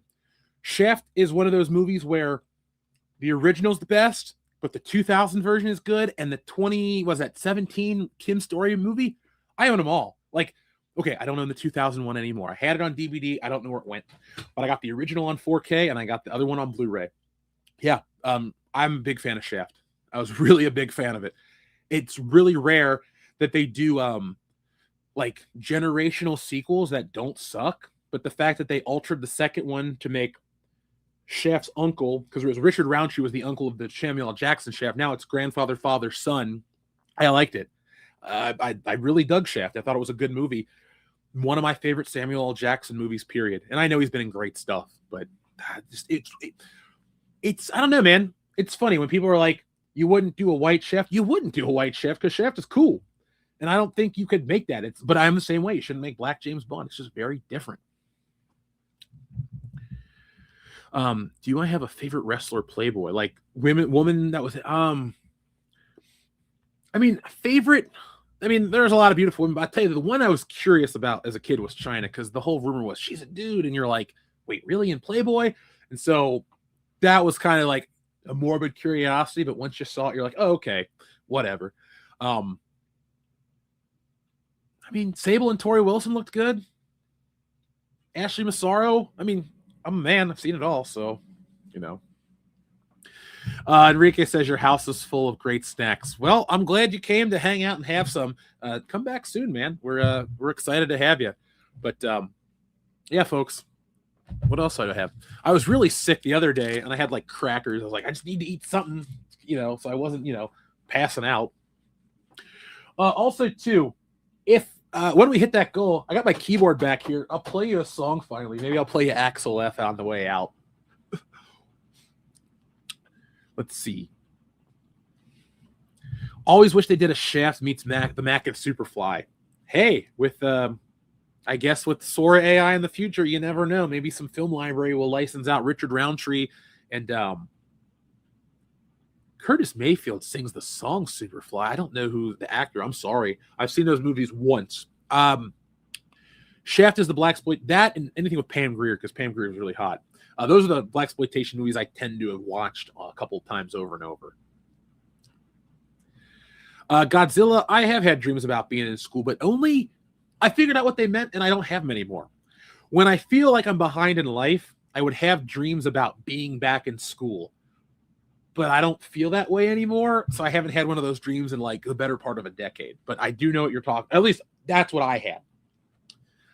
So now that I'm back, folks, and drained, and I feel better, and I got some soup cooking, some broccoli cheddar. It's like, yeah. By the way, I'm giving you my whole menu for the day. You're gonna be like, oh, I watched Jeff eat oatmeal and soup. What a great diet. I'm getting over a cold. Plus, I don't want to overdo it. I do take better care of myself than I used to. That's funny. I'm one of the rare people that says at 37 I'm in better shape than 27 or 17. I know that sounds crazy, but I was the biggest kid in the state of Ohio to play football, like, giant. But I feel a lot better now. I can run, couldn't before.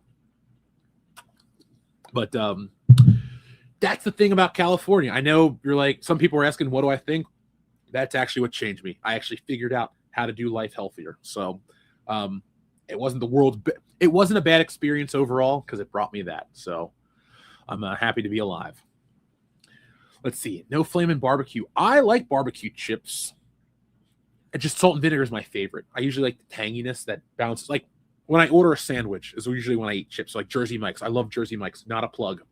But I do get gift cards for Christmas and my birthday from Jersey Mike's and Chipotle. Those are my favorite. So anyway, I usually, if you put mayonnaise and all these other peppers and stuff, sometimes there's a little sweetness that comes with the sandwich. So salt and vinegar is a nice acid pop to really change it up. Let's see. Next time you're here, Enrique, I'll take you to the barbecue place called Montgomery Inn. We went there for our pre-Christmas family dinner and had ribs. It was so good. The thing that sucked was when I was sick on Monday, we were having leftovers and I could barely eat. I ate the ribs because they're ribs, and I'm just like, I'm done. It was lame. I was laying in bed watching Raw. I had like the shivers. I had sweat through so many clothes over the last couple of days. Ooh. But yeah, we're not here to talk about my my cold, as you can hear it. I'm almost over it, thankfully. It was worse, but I mean this without sounding saccharine. Like there was nothing that was going to stop me from closing out this book this way. And I don't know what it is. Maybe it was the pot of coffee or the power of the force or something, but like here we are at almost 7 hours in and I feel great. Like I really like doing these streams where I get to talk to you guys because I feel like we cover a lot of ground and there's a lot of entertainment. And realistically, I will never run out of things to say. Hang out with me. I can go on forever. And not like an annoying like C-3PO way. It's like, let's say we're hanging out. You're like, yeah, Jeff, so what do you think about, I don't know, fishing? And so, fishing's cool. I've only gone a couple of times, but then I could tell you a story about how I caught a fish. And, then we'd probably talk about seafood and it would evolve. So it's never ending. Oh, yeah. When Enrique came to town, we were grilling and the propane grill almost exploded. Yeah. Hank Hill would not have been happy. Or no, sorry. It was charcoal. It wasn't charcoal. It was propane. It was charcoal. We had too much lighter fluid. It was very Clark Griswold from European Vacation. Let's see. My favorite candy. I don't really like candy. That's the weird thing. If I'm gonna gun to my head, if I had to eat candy back in the day, it would have been like, oh, the one I can tolerate, sour bright crawlers. The blue and red ones are my favorite, but I would rather eat beef jerky or a different type of snack. I'm not saying they have to be healthy snacks. I'm not saying that, but like, if you're like Jeff, what would you rather eat? Candy or some string cheese? String cheese, because I like cheese, but I don't know, man. Now, ice cream is a different beast. I love ice cream. Really love ice cream. I haven't seen the new Black Suit Spider-Man. I'll have to check it out. If you want to tag me on Twitter, that's the best place to contact us for like stuff like that. Because I do check the Twitter regularly, but I don't. I don't know, man. Do you guys want more out of us on Twitter? I feel like people expect me to be more vocal and give hot takes on Twitter, but YouTube is what pays the bills. Twitter, not really. But I guess I could do both. But I did find earlier in the year I was really hitting it hard on the Twitter stuff, and it just, I don't know. It's not enjoyable. YouTube works for me because it's a creative outlet. It's not about, reporting news or giving opinions on, entertainment, political, whatever. It's like, I do still treat the scripts like a script where I figure out a thesis and I work from there. And it's nice that you got like the Funko Pop video or, these other ones. Over the last couple months, we've been seeing bigger hits consistently because I have a new formula and also to have a new zest for all of this stuff. That's the thing. Twitter does get toxic. I don't follow that though. Like if you saw the other day or yesterday, everybody was posting about on the Script Trooper thing. It's like, oh, Star Wars dead. Yes, it's this, it's that. I said, no, it's not. I said the original trilogy will live on forever. And I gave you my points. The merchandise, the new movie, or new re-release. Like everything we could possibly want is just strictly original trilogy fans is coming out. And for me, I think I'd be hurting myself if I was trying to take a hard-nosed stance on social media for points. Yeah, those movies are terrible. I'm not going to buy them. I even put one in the microwave because when I used to stream with Ethan, he convinced me to buy The Last Jedi. So Kendo and I microwaved it when the Rise of Skywalker came out. But I just don't. I'm not mad enough to hurt myself. I love what I love, and I'm going to enjoy it. So I'm glad some people think Twitter is toxic. I think it's kind of stupid. I don't really understand social media outside of staying in contact with friends. I'll tell you this, what pisses me off is when people don't understand movies. Like the meme that's pissing me off this week is, why are they drinking milk in Home Alone? It's literally a line of the dialogue. Drink up the milk so it doesn't go to waste while we're on vacation. Like little stuff like that is like makes me hate social media. But then again, that's just me yelling at a cloud. But excuse me for expecting people to understand a movie they take the time to post about. Like I would never once post on social media, why is Marty McFly wearing a vest? It's a fucking design choice. Like honestly, it's whatever. But like stupid shit like that is what kind of No, Dion does not think the sequels are all right. I will make fun of Dion all day, every day. He hates those movies too. He really does. But he wants to be a little more like level-headed dad. But he hates those movies. His kids don't like those movies. Hillary doesn't like those movies. Like, we don't have to bullshit you on our take on those movies at all. But Dion does love horses, so you can tell him that tonight. What is Beyond Space? The space beyond spaces? I don't know. What is my favorite Dragon Ball movie? My favorite Dragon Ball movie, I have watched whatever, some of the earlier ones that'll have like the right Funimation voice. I will watch a lot of them. Anyone that mostly focuses on Goku, because as a kid I loved Goku, but he was always dead when I would catch the show. So I hate when you get stuck with Goku not being around. Now, guys, I'm going to get my soup while it's still hot. So I'm looking for a button that's going to keep us going. And I think this one should help. If not, I'll be back in a moment. What happens to us in the future, Doc? It's your kids, Marty. Something's got to be done about your kids. What do you mean? Your daughter marries a black man. That's actually not a big deal for me. Yeah, me neither. What? What? You really? Yeah, I mean, well, what's wrong with that? Oh, no, nothing. It's nothing, I guess. I think it's great. Congratulations. I don't think I'm comfortable around you anymore. Did you know peanut butter was invented by a black man? Too late, Doc. Yeah, Doc, too late. I love that gag. I take my Back to the Future seriously, but like that's a good joke, man. And a good joke, you know what I'm saying? You just, oh well. Is Doc really racist? No, but on Family Guy he is. Let's see. DVD the 13th, the Japanese title is literally If Goku Can't Do It, Who Can? And that's the movie with the dragon fist. So I canceled my Funimation Crunchyroll because they didn't put enough. Like, I watched through all of Dragon Ball Z finally and liked it. But if they would have had the movies and other stuff and not like, oh, you can only get the dubbed version if you buy the disc, then I would have stuck around with it. Because I'm very open to a lot of anime, especially classic stuff, but I'm not going to read subtitles. It's not a lazy thing. This exists, but you won't put it on your platform so you can charge me more elsewhere. I don't like your business tactic, so I won't support it. That's really what it is. So I'm not going to suffer because a company wants to be greedy. Hold on one quick second. I don't want you to have to hear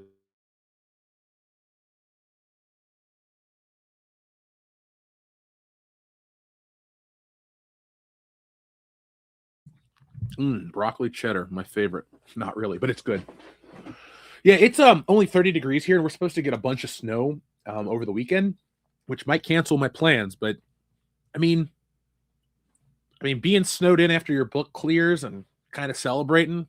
I mean, the only thing would be better is if I had like a fireplace and a Bond girl to hang out with. But oh well, that's when I get a house, and I won't broadcast that. Fireplace, sure. Bond girl out in public, but yeah, we'll do all that fun stuff. But let's talk about some of these movies I promised you. Yes, I'm glad you understand the greed of these companies.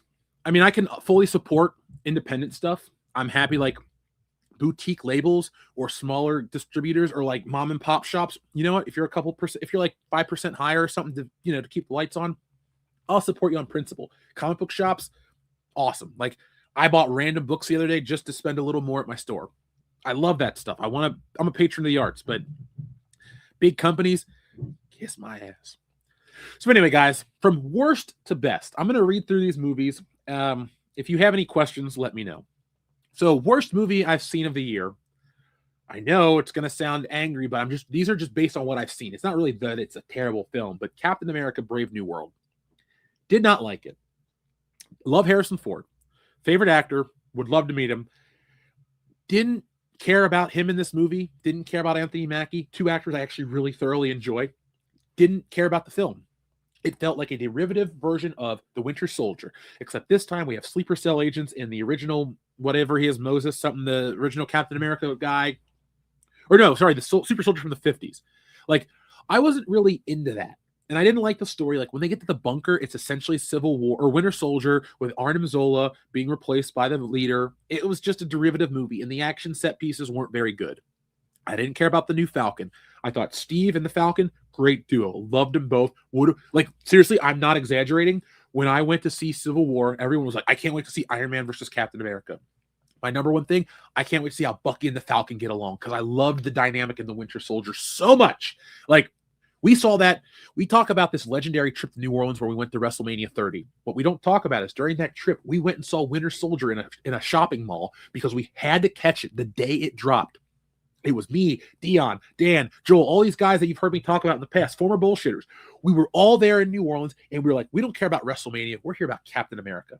Nowadays, the Avengers could drop during WrestleMania weekend, and we're in Las Vegas. We're just like, we'll catch it on Monday. Like, we're here for WrestleMania. Like, and that's, how I feel about WrestleMania. So, Captain America Brave New World was a very disappointing film and least favorite of the year. Not much better, only because it's slightly more original, but equally terrible, was Tron Ares. Guys, I said what I had to say about this movie. It isn't even a Jared Leto thing. 7 minutes in the grid, characters that know how to operate shit without any previous, to use the comparison, that'd be like if Luke Skywalker beat Darth Vader in the first movie. The dude just discovered a lightsaber 25 minutes into the film.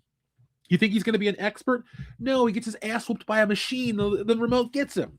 So I don't like when characters just do things. They have to build it up. At least have a line of dialogue. This lady just touches the machine. Oh, I know how to drive it. Whatever. Dumb. Moving on. This one might surprise people. Nick and I saw this film, and we did not enjoy it because it did not keep our interest, and that was Ballerina. I think Ana de Armas is a good actress. I think she's gorgeous. I like what she brings to the table. She clearly trained for this role, but I was not feeling this film, except the final third with John Wick in it. So if we're just talking the final third, this movie would go up about 5 spaces. But because it's her movie, and there was just so much useless exposition, and it's essentially a Black Widow movie with an R rating, it wasn't original, it wasn't fun, and I don't want to see any more films in the world with John Wick. Up next is The Fantastic Four, a mildly underwhelming film. A visual stunner, has some great scenes, some decent casting choices, great design, nice music. I can say the positives. But I didn't feel that the movie was as epic as it should have been. It didn't really get me excited for the Marvel Universe moving forward. And if anything, it made me roll my eyes with the introduction of the new Doctor Doom. So, Fantastic Four just wasn't it for me this year. Up next is another Marvel film, The Thunderbolts. I gave it a positive review. I don't think it's a bad film, but having watched it and thought about it for as long as I have, I don't ever think I'll watch it again. I got everything I needed out of it, and it wasn't very much. It was like it's like a McDouble. It'll fill you up. It'll keep you from starving, but it's not very good. So up next, we have A Working Man, our first non-genre movie. The Working Man was pretty good, but it's a Jason Statham action film, much like The Beekeeper, much like these other what I call quote-unquote dad rock action movies, where they're early year action films with older action stars, and they're pretty over the top and fun. Taken was the first dad rock action film. Then we've had stuff like Nobody, which is another good one. This one is not as great as those other movies, but it's pretty solid. Jason Statham does a good job. The villain was a piece of crap, so I was glad to see him die. And overall, I'm glad I saw this movie, but it's also one that I probably won't watch unless I'm hanging out with Dion, having a couple beers. It's like that. Now up next, we have another dad rock action movie. That's Flight Risk. This one had Mark Wahlberg, Topher Grace, and a few other people in it. And it was about taking a prisoner from Alaska to America so they could stand trial, and the mob had sent in this secret killer, Mark Wahlberg. It's in the trailer, it's not a secret spoiler, to kill him, and they're basically stuck on this airplane. And it's a pretty good tense movie. It takes place over the course of just a few, like an hour and change. So it's not like a really long, drawn out epic, but it has a pretty good ending. It's got some good plot twists. It's a pretty good acting. So even though it's lower on my list, it's not a bad film per se, and I don't dislike it at all. Okay, that's not loud. All right, so here we go. Next one. Sinners. I thought this movie was okay. The opening part was a little drawn out. The acting was great. The setting was cool.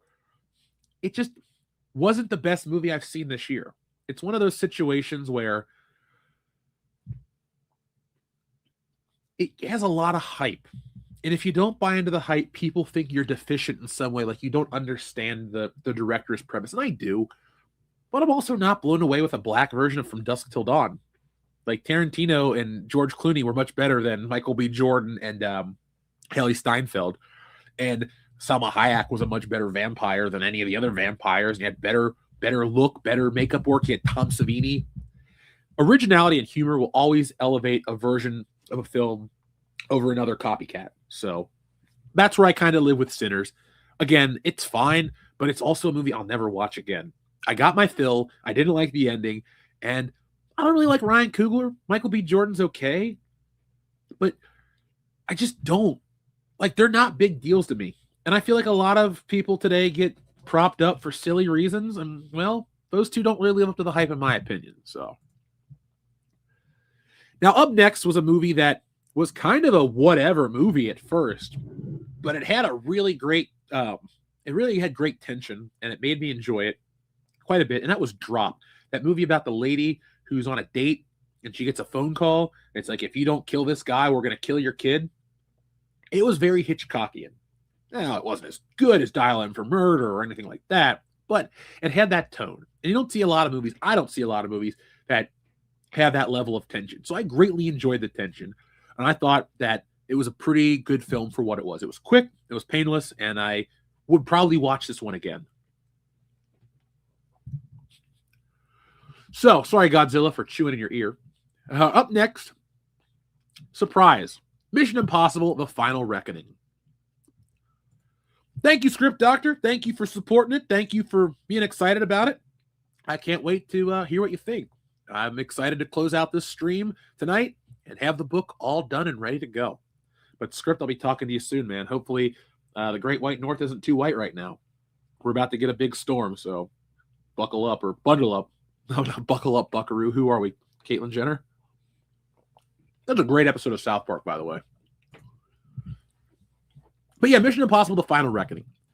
Kind of hard to critique this movie because I didn't dislike anything about it in the slightest bit. But Mission Impossible had run its course for me personally. I was on board with all the team, and I like Luther and all the guys, but everything reaches its point. Much like Roger Moore's James Bond, you were kind of done with it. I'm just done with the Impossible Mission Force as portrayed by Tom Cruise and the crew. They did a great job. They rode off into the sunset, and I'm okay. I don't want any more Mission Impossible films. I thought when they brought back, what's his name, Dunlow, that was a little too self-referential from the first movie, and I went, oh, this movie's falling into that category, so now we're done. But it was a good ending. The fight scene on the plane with him and what's his name, that was good. And the whole fighting over the AI thing, like, there were some pressing topics that I enjoyed. And to call it a bad movie really isn't accurate. It's just, it lands on this list the way it is because there are other movies I liked more. Up next, Superman. Some people loved it. Some people hated it. Superman was an enjoyable time for me. It captured the spirit of Superman. It was bright. It was colorful. It was a little quirky and weird. I liked the suit. I liked the actors. I liked everything really about it outside of the music.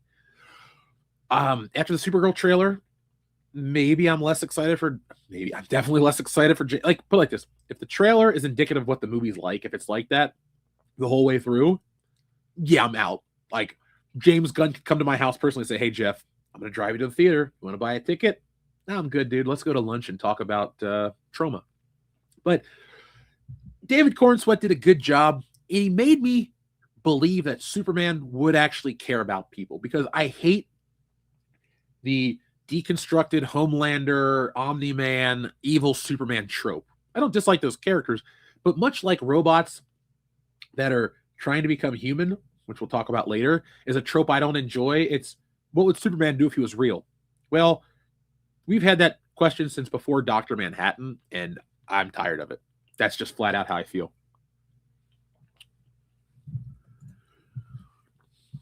When I was a kid, the only DBZ movies 1 to 3 were on Toonami. Same. I ordered a sub movie from people on a 56K dial-up internet. Dug pocket change out of the closings, hanging in the line. Simpler times, but I love DBZ. Dude, you and I must be roughly the same age. I remember. Do you remember how expensive anime was, though? Like, seriously, I remember you would go to like any store that sold the disc. It was like $24 for a single episode, or maybe 2 you got on the disc, and it got pricey, man. I don't like to buy anything episode-wise or episodic, excuse me, unless it's a whole season. There's just something crappy about paying for single episodes. Like, I'm not into that at all, man. I'll be back in a sec.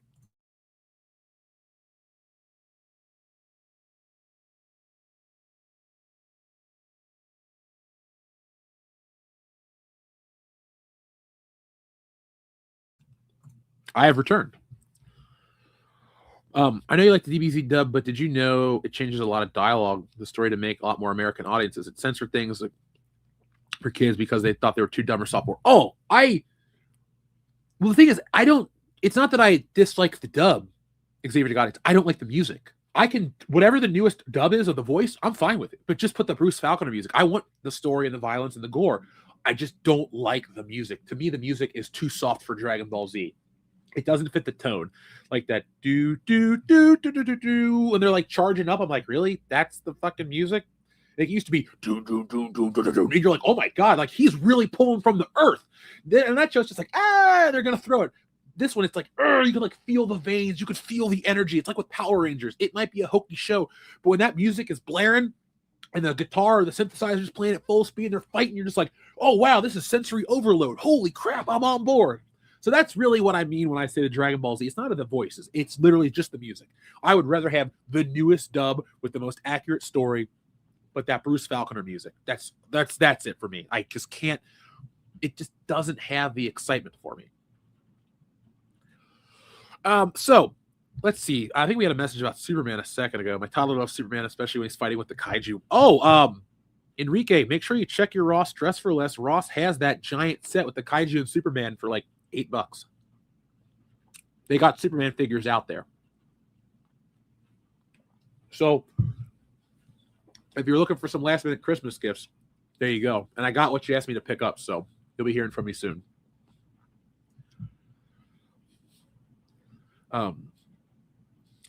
Full Metal Alchemist and Trigun are awesome.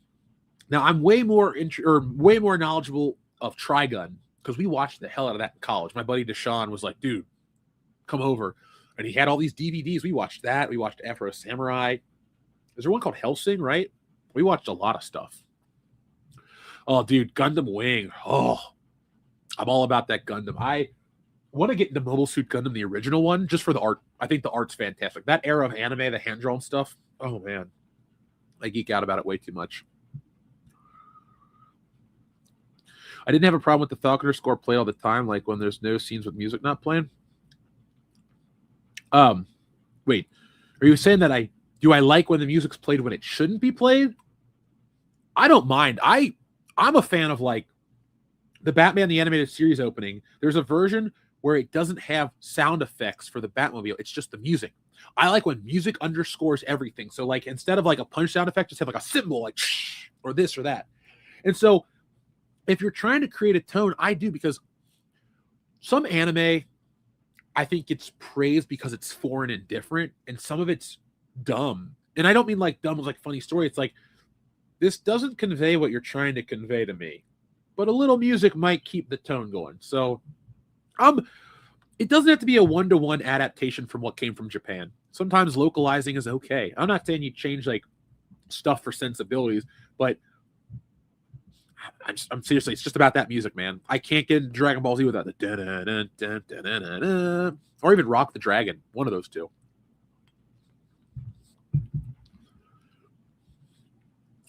Let's see. Back to this list, though. To close us out for the movies, we got Final Destination Bloodlines. I know, a horror movie, right? Me. I went in with no expectations except I was going to laugh at how dumb this movie was. But I laughed. It was entertaining. Great kills, great effects. Final performance of Tony Todd. It was a good movie. For Final Destination standards, it might be the best one. I used to say 3 was the best, but this new one takes the cake. And if you can have a film series with 6 movies and make one that might be the best, even over the original, you know, I had a good time with it, and I definitely want to watch it again. I just haven't. Now, you might be surprised with my final 4. First off, number 4 on the list for my favorite movies of the year, just in order that I've seen, The Naked Gun. I rarely see movies multiple times in theaters, but I saw The Naked Gun twice, and I'm happy to watch it again when I have the time. I'm quite sad that the movie didn't hit the way it was supposed to, because Liam Neeson did a good job. It was funny, and that's all I really need out of it. I thoroughly enjoyed The Naked Gun. Is it going to top the originals? No, but Leslie Nielsen's passed away, and if you're going to have to make another one, well, if we're going to have to watch another one, let me put it like that, well, I'm okay with Liam Neeson. I thought he was a good choice. And I would love to see more of him as Frank Drebin Jr. So hopefully it was successful enough to get more and maybe be a little sharper next time, like meaner, more biting. Because overall, I laughed my ass off, especially the end credit sequence with set dressing, ranch, blue cheese, and all that stuff. Such a good joke. Such a good joke. Now, number 3, I saw this one late at night with a friend. We were the only people in the theater, but Fight or Flight with Josh Hartnett. It was essentially Bullet Train on an airplane. I love these newer, hyperkinetic, frenetic action movies that are over the top, bloody.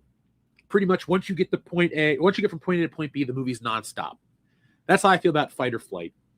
It's a movie that I would have liked as a kid. It's a movie that I would have loved as a teenager, and it's a movie I love as a grown-ass man. It just is a very fun, shut off your brain, or not shut off your brain, action movie. It's got over-the-top kills. It's very funny. And I used to not like Josh Hartnett at all. I was like, oh, that's the guy from... Well, I like The Faculty, but he was in some, like was it 40 Days or 40 Nights, right? The abstinence movie. I was like, I don't want to watch this chick flick. So I never watched him in a lot of movies. But then Sin City, I was like, okay, he's legit. And I've gone to see... what was the other one he was in last year? The Shamalama Ding Dong movie. That was okay. And now he's in this one. So Josh Hartnett in Fight or Flight is a big recommend. I really enjoyed it, and it was a lot of fun. So if you guys like Bullet Train, I think you'll like Bullet Plane. Now, speaking of action movies, my number 2 on the list was Novocaine with Jack Quaid. So he'll pop up again here in a minute. But yeah, that movie. The one, yeah, I was in 8th grade. I was like, I don't want to watch that movie, Disco Dev. But, you know, I do like Beautiful Ladies. Maybe I'll go back and give it a shot in the future. But no, number 2 on my list is Novocaine. I really had a great time watching this movie. It's about a guy who doesn't feel pain, and he has to save a girl who basically gets kidnapped from work. But there's a twist. And if the movie wouldn't have had the comeuppance for the characters the way it did, I would have hated this movie. Like, absolutely hated it. Because it paints the guy in a certain light. But because the story had the nerve to actually have these characters pay for what they've done and leave it in a funny setting, I was really on board with this movie. I mean, besides it making me laugh, it made me cringe. Some of the kills were so nasty. Like, as his body broke down, you're like, oh, God, his like skin's melting, or oh, this is broken. It's like, you're like, ugh, and you're kind of cringing. But it got an emotion out of me. Xavier Degas, we already listed Superman on the list. It was a couple films down. But Novocaine's a lot of fun. It's one that I would own. It's a movie that I can find myself watching a lot because it's easily digestible. It's not an epic movie. It's not trying to build a universe. It's not trying to have a million Easter eggs. It's just a one and done, run and gun fun film. So I liked it. But number 1 on my list is a film that I really don't know if I would recommend to other people, but I really liked it. It was a movie called Companion. It was about the robot. So I went and saw this movie with a buddy, not knowing what it was going to be, but I loved it. I had a lot of fun with it. And it was a movie that took a trope I hate, like the robot wanting to be human, and it turned it into something that I enjoyed. It was bloody. It was a little scary at times. It was funny, and it looked great. Like, legitimately just a well-shot film, and I liked the ending. So I don't want to spoil anything or tell you too much more about the movie, but I liked Companion. So far, it was my favorite movie of the year. Now, if Anaconda blows me away, I hope Anaconda blows me away. I haven't watched a trailer that made me so excited for a movie in years. That trailer looked great. I love Paul Rudd. Paul Rudd, as you guys know, is a unit of measure here on the channel for the likability scale. How nice are they, or how cool are they compared to Paul Rudd? Well, not a lot of things are as great as Paul Rudd, but, well, that's why Paul Rudd gets the top spot. And again, you guys know I like Jack Black. We did a whole segment on Jack Black. So we'll find out in, 2 weeks and change if I liked that. So the Disco Dev says Companion was good. Sophie Thatcher could have a solid career. I liked her. I like her voice quite a bit. I really liked the character. I liked her. It is funny too. The reason I did the 1-2 punch of Novocaine in this is Jack Quaid plays a scummy loser dude in one and the hero in the other. And I think the dude is quite talented, and I want to see more of what he does in the future. The Boys is hit and miss at times, but I'm a big Jack Quaid guy as of this year. So hopefully he continues to pick projects that are unique and different and not just Huey Campbell light. And I'll be a fan. His parents are good actors. It's rare that the next generation continues that as well, but he's doing it. So that's that. But those are my favorite shows and films of the year. It's funny. If you say that 2025 was crap for movies and TV, I'll fully disagree, because there was a lot of good stuff out there. Now, if you only watch genre entertainment, maybe, but I don't only watch genre entertainment. If anything, genre entertainment is a seasoning to my usual watch, because a lot of shows are, action or crime or thriller. I want to feel something, and I like good, smart writing. It doesn't have to have spaceships and monsters and aliens for me to enjoy it. It's just good writing is good writing. I don't watch the movie Alien because it's got an alien in it. I watch it because it's a masterclass in horror in outer space. And it's got great kills, and it's got great set decoration and great design of the alien. Like, it on every level, a movie like Alien hits it out of the park. Same with Aliens. Like, very rarely, only Star Wars and Empire and a few other movies like Spider-Man and Spider-Man 2 are they like, there's really, they equal each other out. They're great. They're awesome. You love them both. So that's been my 2025. And I found that I've had a really enjoyable time with a lot of this stuff. Makes me happy. I get it that a movie's just a movie, but as a guy like me who has dedicated himself to make art and wants to make entertainment and this stuff, it really matters how good it is, because I don't know, it inspires me to make more. So those are my list, or that was my list. Now, folks, ask me some questions. I see out there in the chat, the numbers keep going up. Yes, I'm eating Panera soup. No, they're not a sponsor, but that's all I have in the fridge right now.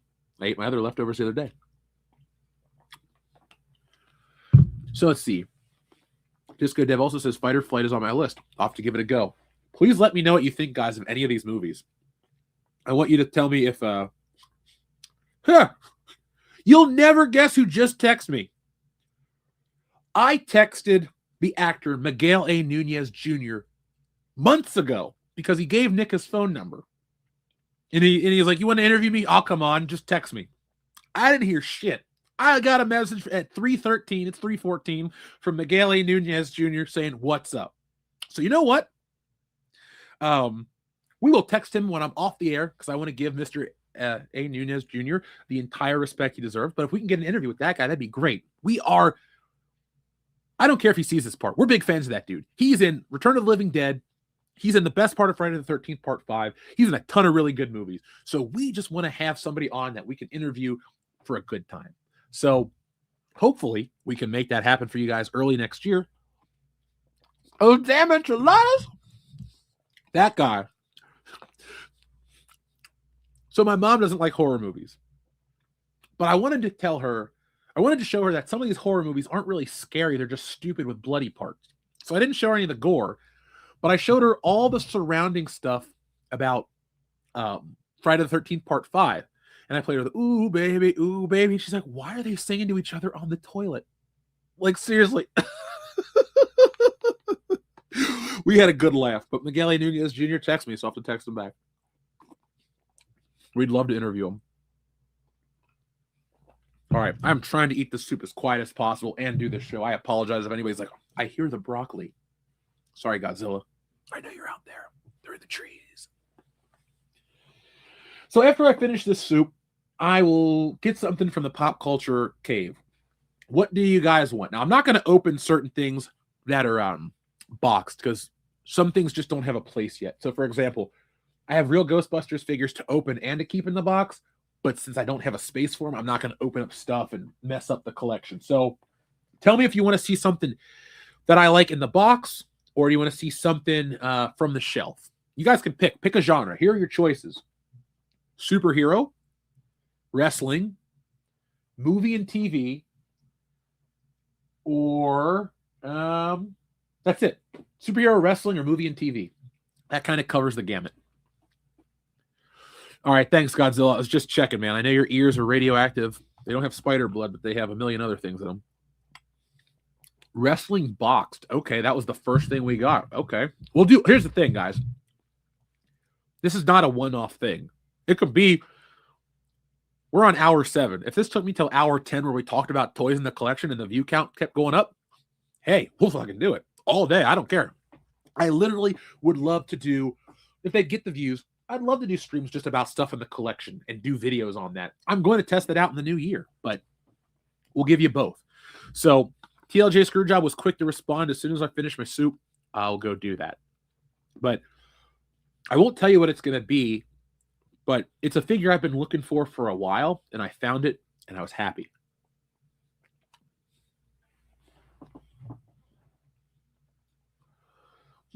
Let's see. So I know what the wrestling thing is. I know what the movie and TV thing is going to be. I actually do have something I can pull out of a box and show you because the box ripped and I've been meaning to open it up for months. Man, I should quit yapping and eat this soup. It's now just warm. Oh, well. So, almost done. Folks, what's your favorite soup? Chicken noodle? I like French onion the best. But I didn't have time to make a French onion soup today. It also looks like my other Christmas party might get canceled. Yeah.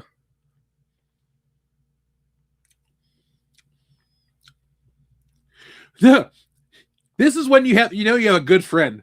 My one friend's like, well, our Christmas party might be canceled because of the snow. Phil goes, hey, it's supposed to snow real bad. You guys want to come over early and stay over just in case we get snowed in so we can watch John Cena's last match? Yes. So I might go do that instead. There was this girl I was trying to run into at these parties, and she was at the last one, or the last year's, but not at the last one we did. So I was like, I hope I run into her, but oh well, it wasn't meant to be. Okay, so we got clam chowder. That's a good soup, red or the white kind. French onion is great, but hard to beat a good beef and barley. I do like good beef barley soup. I have a pressure cooker that I cook in, and I make good soup. Good bean, good split pea. I have to make a beef barley this year.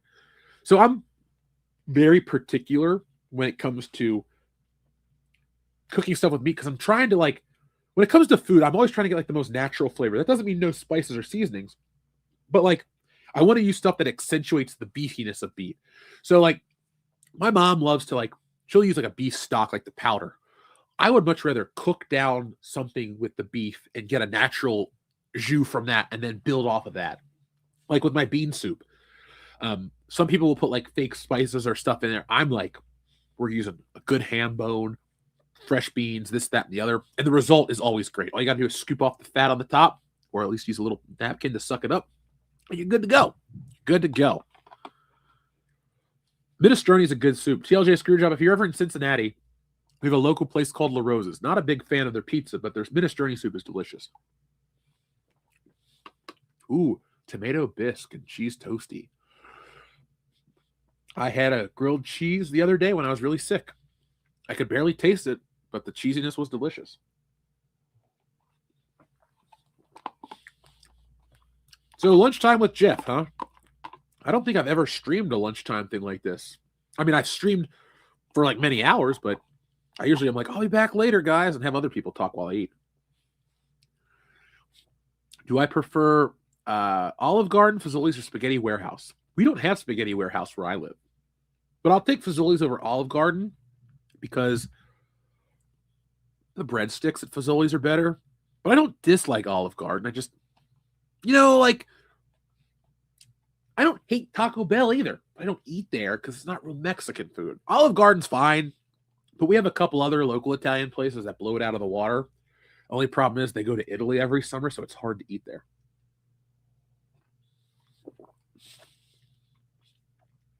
Ooh, that sounds pretty good, Dirty D Senpai. I like soup in general. My buddy has this umami mushroom powder he uses. It's expensive if you get the bigger bags, but like just a taste of it and your taste buds open up. It's fantastic. I'm going to buy some and put it on everything, including pizza. All right. Excuse me. As I inhale my broccoli. All right, folks. We are on hour 709. Excuse me. I'll get it out. So, folks, as you know, you're watching, having a good time. This is to move extra copies of Stealing Solo to the Power of the Farce. So, let's go to the tab right now where it is. And you can scan the QR code in the top corner, or you can go to the link in the description below right now and get yourself a copy of the book. What is our timer at? We're counting down. The Death Star is in firing range. We have more than 15 minutes, but we don't have that much more time. So, where is the countdown? Right here. We have 5 hours, 4 hours, 52 minutes, and 50 seconds till 0 hour. So, folks, do not miss out. I had people today message me, hey, man, I mistook my order for Woke Busters and I didn't get one. How can I get it? Look, we'll have books in the future, but all the bonus stuff, a chance to be in the book, a chance to have your name in the back, all these wonderful things, the bonus tiers, you guys are going to help unlock that for everybody.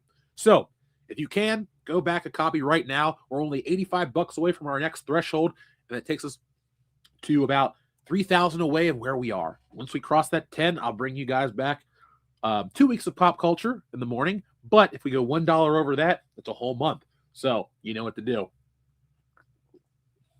You know what, TLJ Screwjob? Yes, you can right now. I'm going to press that while I go get some stuff off the shelf. So here is the button request. Wait, is that in the first tab? Oh, man, that's an old button. I remember making this one, laughing my ass off. Hopefully you guys still enjoy it. Who is it? Who's this? Hello? Say again, what is it? It's the FBI. Where are you? Man, you called us. Get the hell back into town. All right, look, man. All right, hold up, calm down. Want to blow something up? Huh?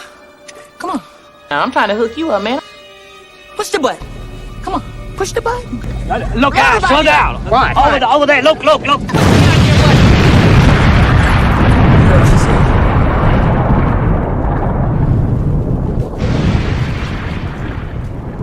God damn! And we're back. I love Chris Tucker. Money Talks is my favorite Chris Tucker movie. Big time.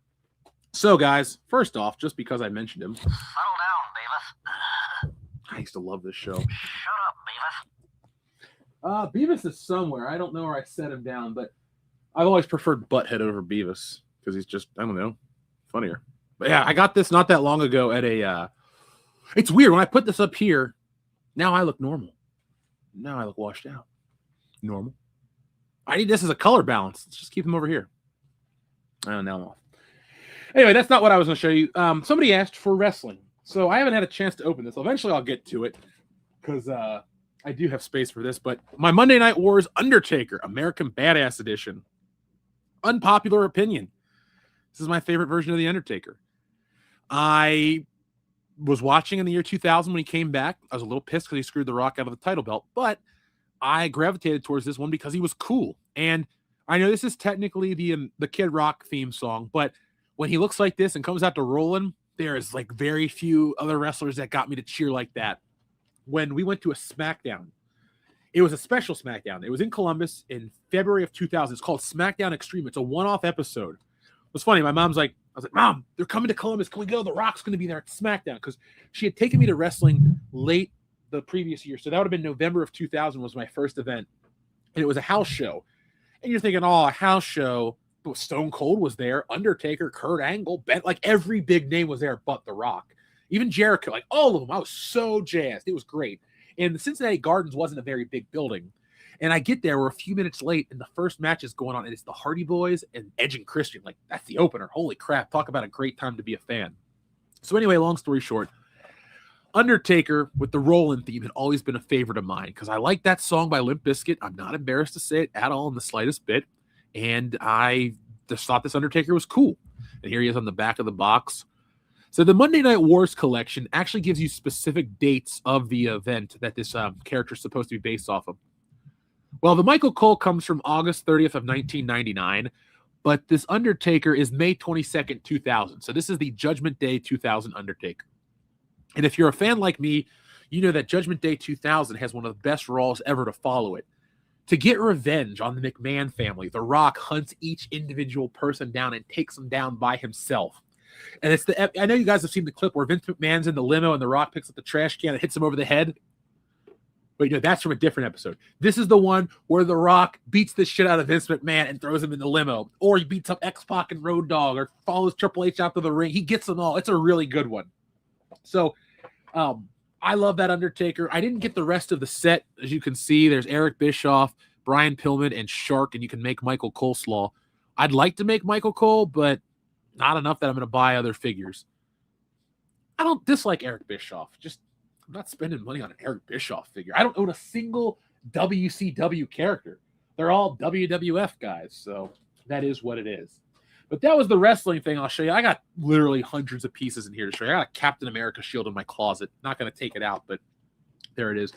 But here's something I can pop out. I'll put it up eventually, but you'll like this. Back to the Future, the cartoon, Doc Brown, and Einstein. So my first introduction to Back to the Future wasn't the movie, but it was the cartoon. So if you guys remember that cartoon, it used to air on CBS. And my first Back to the Future toy was from McDonald's. It was the little DeLorean with Doc's head sticking out the side. And I used to watch Back to the Future and play with that car. And, it was great. I loved Back to the Future, the cartoon, as a kid. Wait, did I show it too quickly? Here we go, if you want a better look at it. Sorry. He looks kind of like Frankenstein here. I think Homer Simpson did the voice of Doc. But over on the shelf, I got Marty. So I have a Back to the Future shelf. And what it is it's a shelf with the Hill Valley Clock Tower. I got a Hot Toys Marty. I got the NECA Marty. I got Biff. I got the cartoon Marty. I got a picture of me with the DeLorean because I went to Universal as a kid. It was a screen-used DeLorean next to the train. So it's a little like Back to the Future celebration. That's the kind of shelving I like to build. One day I'll have it for everywhere because I got my Beverly Hills Cop shelf. I got my Back to the Future shelf. I got a James Bond shelf, but it's not organized well because I don't have enough space for the bigger objects. So they're just kind of thrown together. That's why I never show the James Bond shelf. But you can kind of see it in the background. There he is, like right there's James Bond. He's standing inside of a gun barrel. Oh, there's the Rock. The Rock shelf 1, and then there we go. And Rock shelf 2. And there's like the Rock as a Ghostbuster. More Rock stuff. There's a vintage Hulk Hogan LJN where my finger is right here. People are collecting the remake ones, but that's an original. And then you got my favorite Rock. My grandma bought me that one. The $500 shirt. It's not the original one. The original one's standing in front of it, but I don't care. I still have the great story of the toy. Let's see. Where are you guys at? Any Godzilla toys? You know what? I had a listener who sent me countless Godzilla figures, and I don't throw anything away you guys send me, but it's in storage. I have so many Godzilla figures. I think there's a Mecha Godzilla somewhere in here. I don't know where I put it, and it might take me a while to find it because Mecha Godzilla looks a lot like the Dragon Zord, vice versa. And so I had them standing together for a while, but I don't know where I put him. Oh well, I digress. Yeah, TLJ Screwjob, that part always kills me too, in the button. Xavier to God says, the reason why DBZ and DBZ Kai don't use the Falconer score anymore is they're more accurate to the sub. They don't have the rights to it anymore. And Falconer tried to sue in the Boo Saga. Oh, okay. Well, first off, thank you for being a member for 34 months. That's a long time, and I appreciate that. I didn't know the legalities behind it.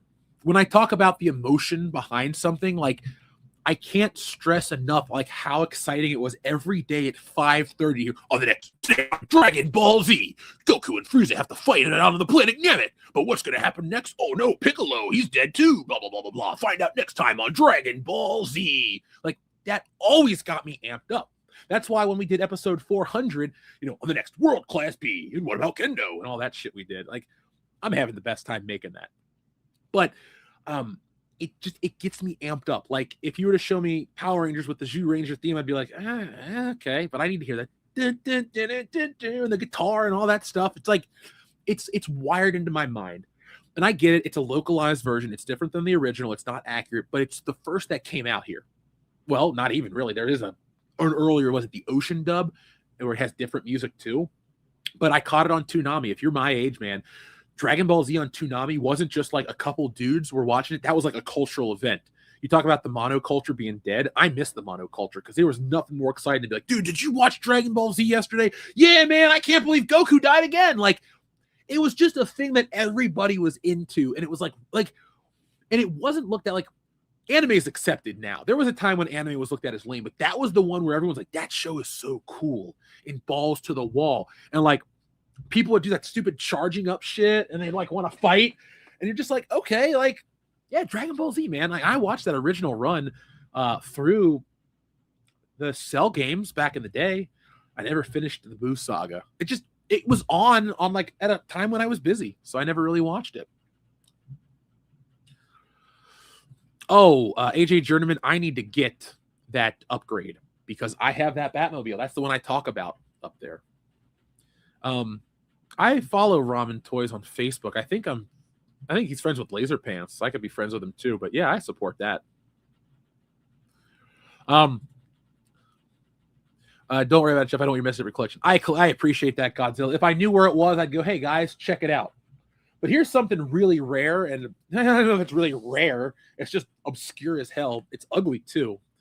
I have a 1998 James Bond action figure from Dr. No, and it's Sean Connery.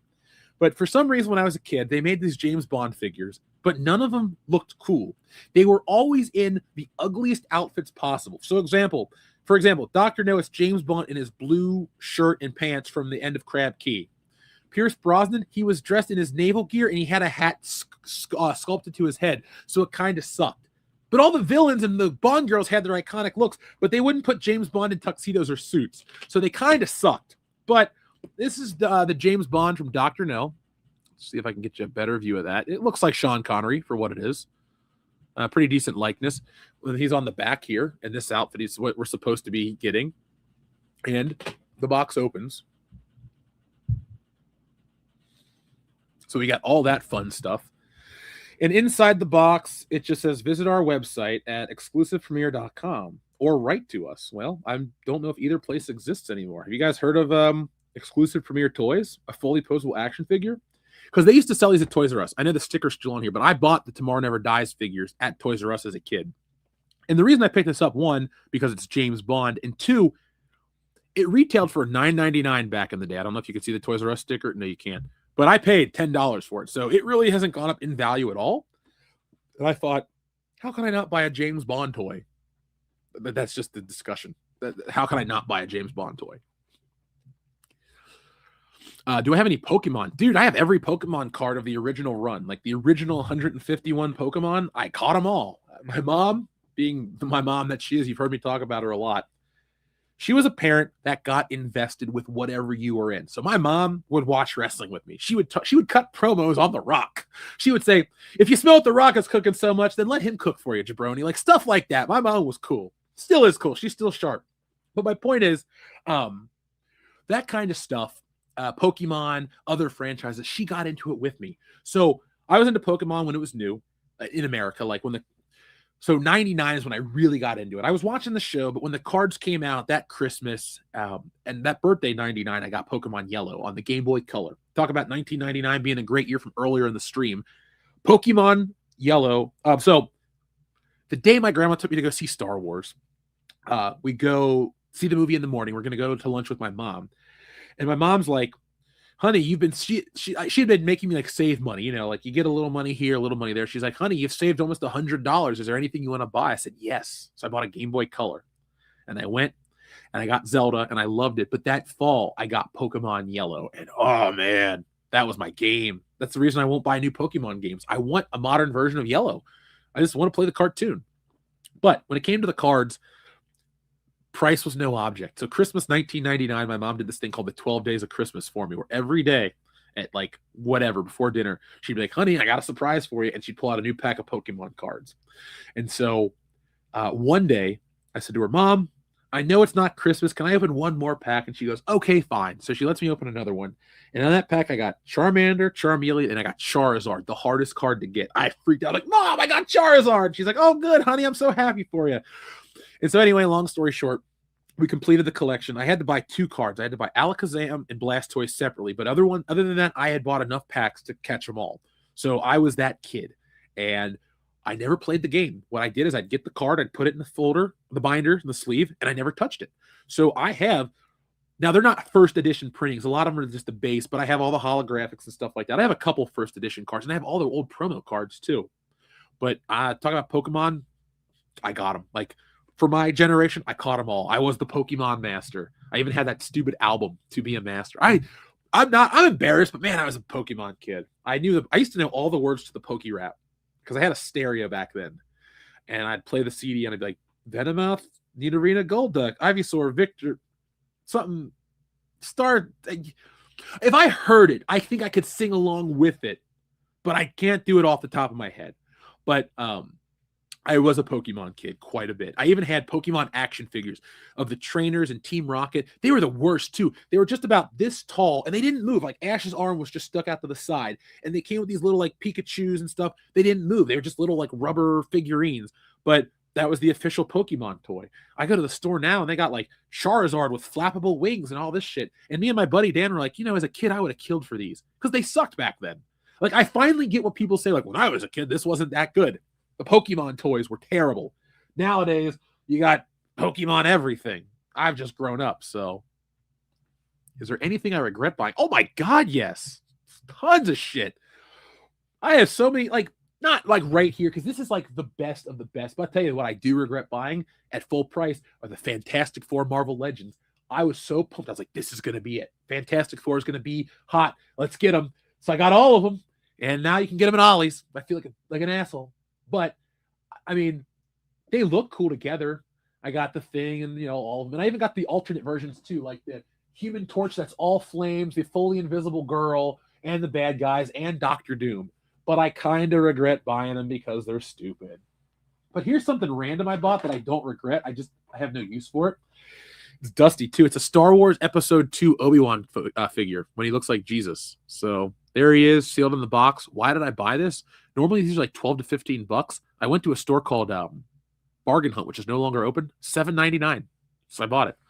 I got Obi-Wan and I got Mace Windu. So I have quite a few Star Wars figures in the package like this chilling. I don't know what I'm going to do with it. Maybe I'll open it one day. Honestly, if I knew a kid that liked Episode 2, I'd be like, here you go. I like Han Solo. Like this is cool, but I have no emotional attachment to that. But yeah, as you can see, my office is full of stuff. You know what's funny is anytime somebody brings up Silent Night, Deadly Night, under my desk is this Silent Night, Deadly Night action figure.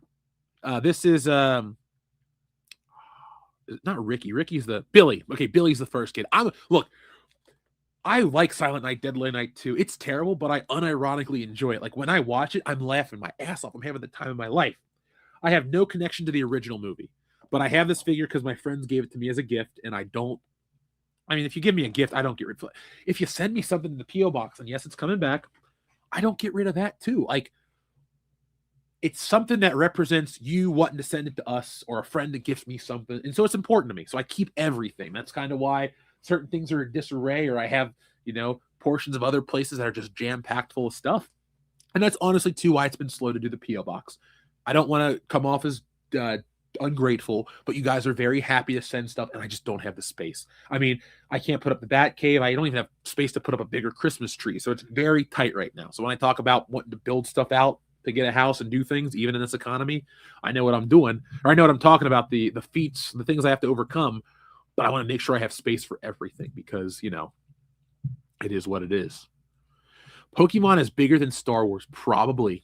Not even going to deny it. There's just so many people born within that window. Star Wars is going to mean more to older people, and Star Wars, no, I can't say it brings in more money because of the games.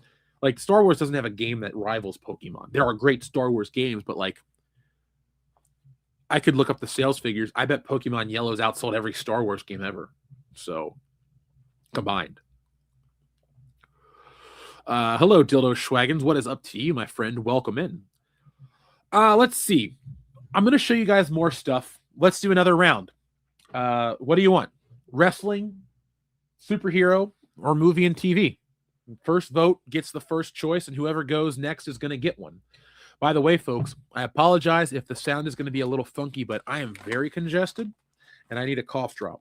So I'm going to do my best not to let it click, clack, clickety clack on my teeth, but I do need to get something to get some menthol rolling because I am congested as all hell. Okay, wrestling was the first one, says Xavier to God. All right, I'll go show you my newest wrestling figure. I'll be back in just a second.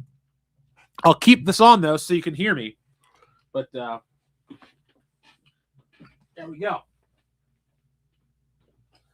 So, folks, we're here. If you click on and you're like, I don't hear Jeff, I don't see Jeff, I just hear him. Jeff's here, don't worry. All right, so newest. Who else we got? What else? Okay, here's a wrestling figure. Oh, I'll show you my favorite one from when I was a kid.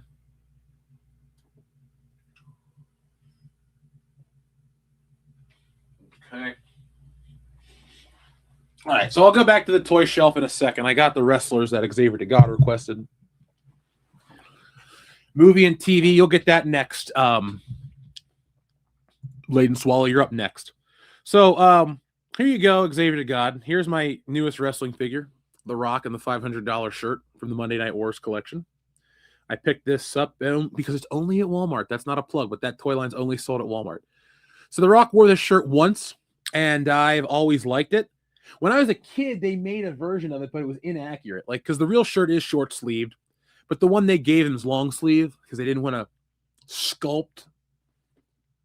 Yeah, they didn't really make short-sleeve Rock in the $500 shirt arms. They kind of like, they made a couple of different arms. And if it didn't fit the mold, they just made the figure inaccurate. So this is how it's supposed to look. He comes with his chain and all that shit. Can you see it? There you go.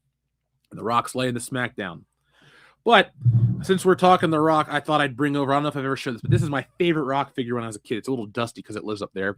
But I've had this bad boy since the year 2000. I remember where I was vividly because I'm one of those kids that I always wanted it to look like it did on TV. And so for the first year, all they would release were like Rock and sports jerseys and blue jeans, or like they did one in his ring gear, but it wasn't right. So this was the very first one they did where it had the knee pads, the elbow pads, the accurate boots, all this stuff. I was like, yes, I was at Walmart. It was right around Thanksgiving. I'm like, Mom, they got The Rock. And she goes, all right, let's get it. Because as you can tell, my mom really didn't say no to a lot of stuff. But when it came to The Rock, even to this day, she's like, hey, honey, I'm out. I see this Rock. Do you want it? I'm like, of course I do. But yeah, there's The Rock. That's my favorite one of all time.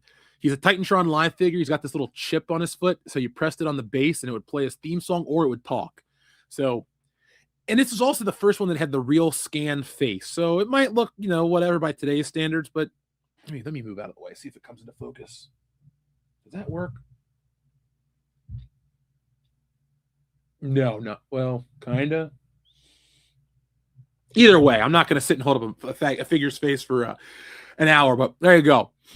That is my favorite Rock figure from when I was a kid, and that's my newest one. We'll set those down for now. I'll put him back on the shelf a little later today. They can just chill here if he stands up straight. Okay, you said movie and TV. Oh, here's a bonus for you, too. I bought this from a toy store. It was funny. A listener owns a toy store, and he said, hey, I watch your videos. Would you ever come in and show my store? And I said, sure.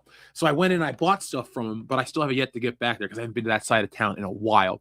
But yeah, this is a Jack's Pacific Classic Superstars LJN style The Rock. So they're making all these classic superstars that are out right now at Walmart or Target. People are going nuts over them, but I had to have this one. I paid a whopping $20 for it, and yeah, it's worth it. I don't care. It's The Rock. I won't spend like stupid amounts of money, but I do have a statue that I bought. It was like $800. I've never put it up yet. It's still in storage. I don't have the space. When I lived in California, I thought I was going to be out there forever type of thing. So I was like, I'll get this and that. It'll be cool. We'll put this up. And then a disturbance in the force is like, yeah, just wait. Just wait. I didn't think I'd be there forever anyway. Jeff, if you had a son, what age would you show them wrestling and what era would you show first? So I was raised where I understood the difference between real and fake very clearly. So that's why my mom was okay with me watching movies that might be considered violent for some people, like James Bond. My one cousins weren't allowed to watch it because they thought they were too sexy and too violent. I was allowed to watch Bond. I watched Beverly Hills Cop in grade school because I didn't cuss and I didn't try to repeat what I saw because I understood a movie was fake. I had access to a lot more. Same thing with wrestling. I knew that wrestling wasn't real, meaning like it was scripted. I knew that, but I also knew like they did moves on each other, and I understood that. And I was smart enough to know like you don't fight. You know, like when I was a Power Ranger fan as a kid, you would do the moves. That was the thing. We all wanted to fake fight at school. Like we wanted to do karate, and I took taekwondo, so it was kind of fun to like fake spar.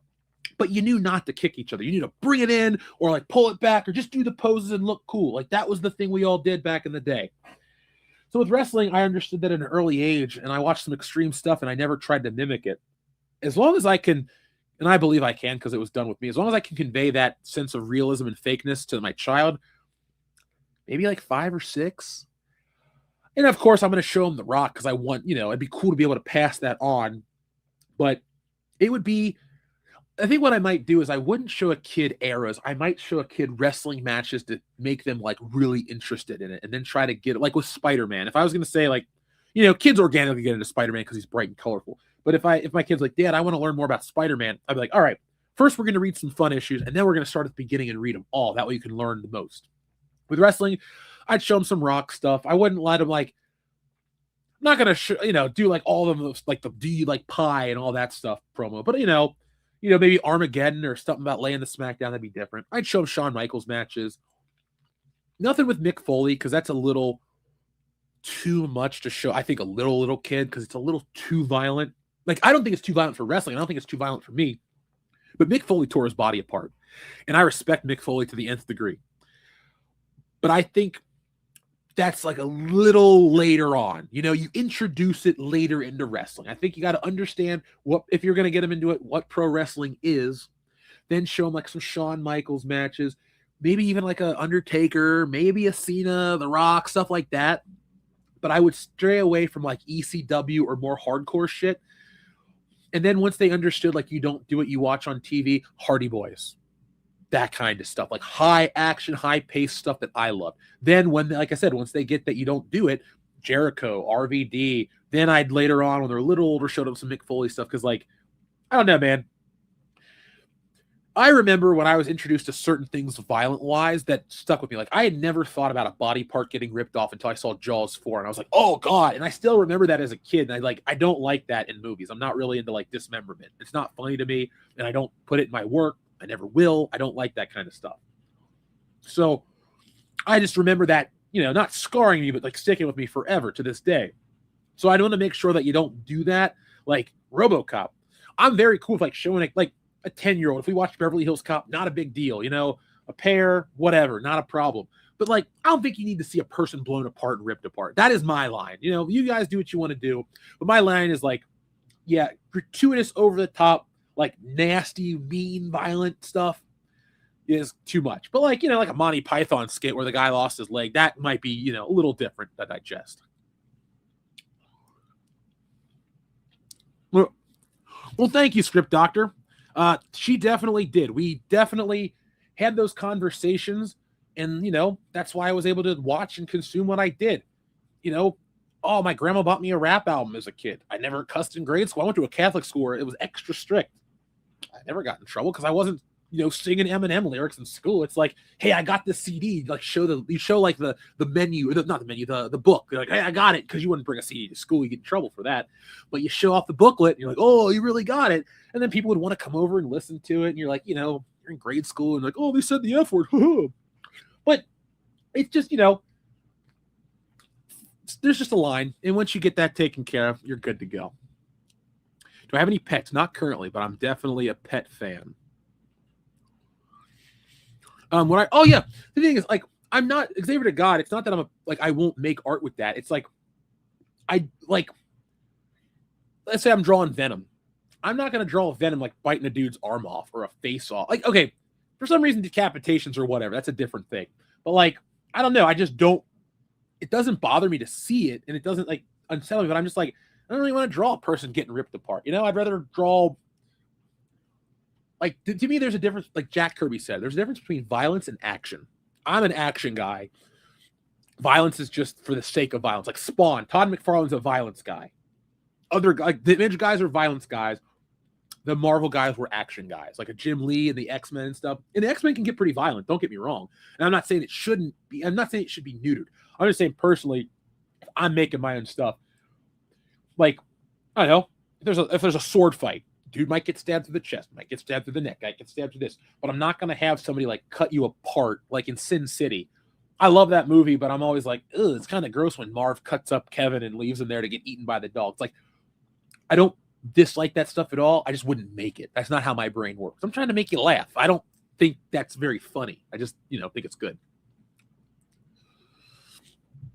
Well, Dion, I will impersonate my little kid voice for you when I see you in about 2 weeks, my friend. So I think it was Layden Swall that asked for something from TV and movies. Let's go. All right, TV and movies. Looking over here in the collection. What do I see? That I really need to dust my office, because holy crap, it is dusty in here. What do we have here? All right, we'll do a fun one, a weird one. We'll do all kinds of stuff. Let's see. I might have shown this in the past, but I'm going to show a boxed version of it since I can, and I love this toy. And let's see what else we got here. That's something that you guys might gravitate towards. What else do we have over here? Let's move this poster. Okay. This is movie and TV. I don't know if I've ever shown this before. But, okay. Great. I dropped my light. Let me pick that up, and then we'll be good to go. Okie dokie. Oh, Dion, I know I'm on. When I go to the toy shelf, I just mute myself or take away the picture because I have pajama shorts on. But here you go, folks. Some pop culture stuff from the past. So I talked about this cartoon. It seems like a fever dream because nobody's really heard of it. But in the 90s, James Bond's nephew had a cartoon called James Bond Jr. This is a show. I loved this show as a kid. This was my first introduction to 007's nephew. But this was a Hasbro figure. And this was the first toy line that I had everything from. So when I was 16, I went to a vintage toy store called the Earth Toy Mall, which is no longer here. And I bought everything for $1 in the box. So these are all new ones that I got for $1 years later. But they usually line my wall. I took them down because the apartment above me had a leak. And, well, I didn't want my stuff to get destroyed. Some of my stuff, other stuff got destroyed for other reasons, but we're not getting into that. But yeah, this was James Bond Jr. And I have one of these loose over there. Every once in a while, I'll look at it. But I played with this figure so much as a kid that his thumb fell off. But I had the vehicles. I had the figures. I watched this on tape. We used to tape it off Channel 19 Fox every day. This and Inspector Gadget were my two go-to as a child. Like little kid pre-Power Rangers. James Bond Jr. When is this from? What, 90? Does it even have a date? It has a coupon. Oh, here we go. 1991. I remember buying this. I was 3 years old.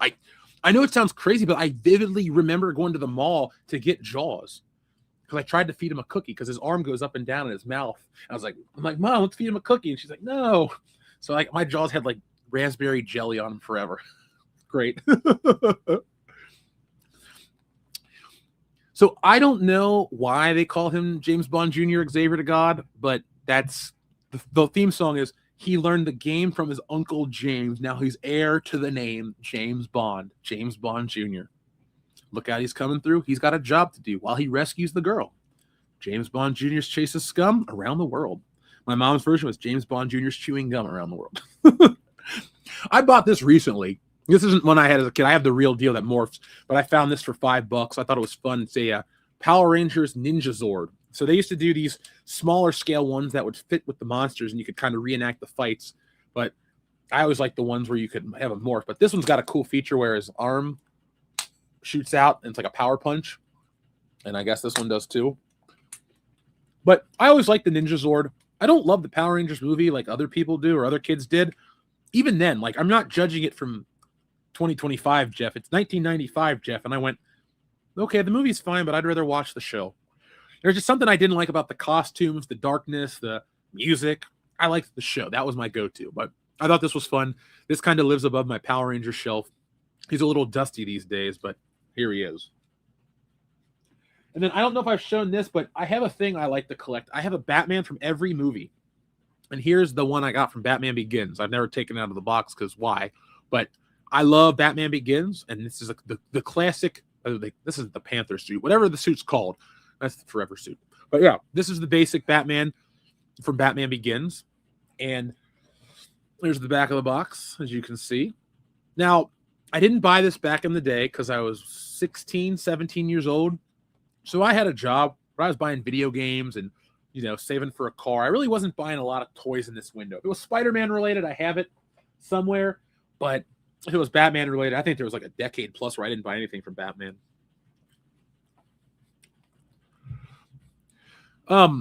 There is a 007 Junior. It's called 003.5. There's like a novel from back in the day.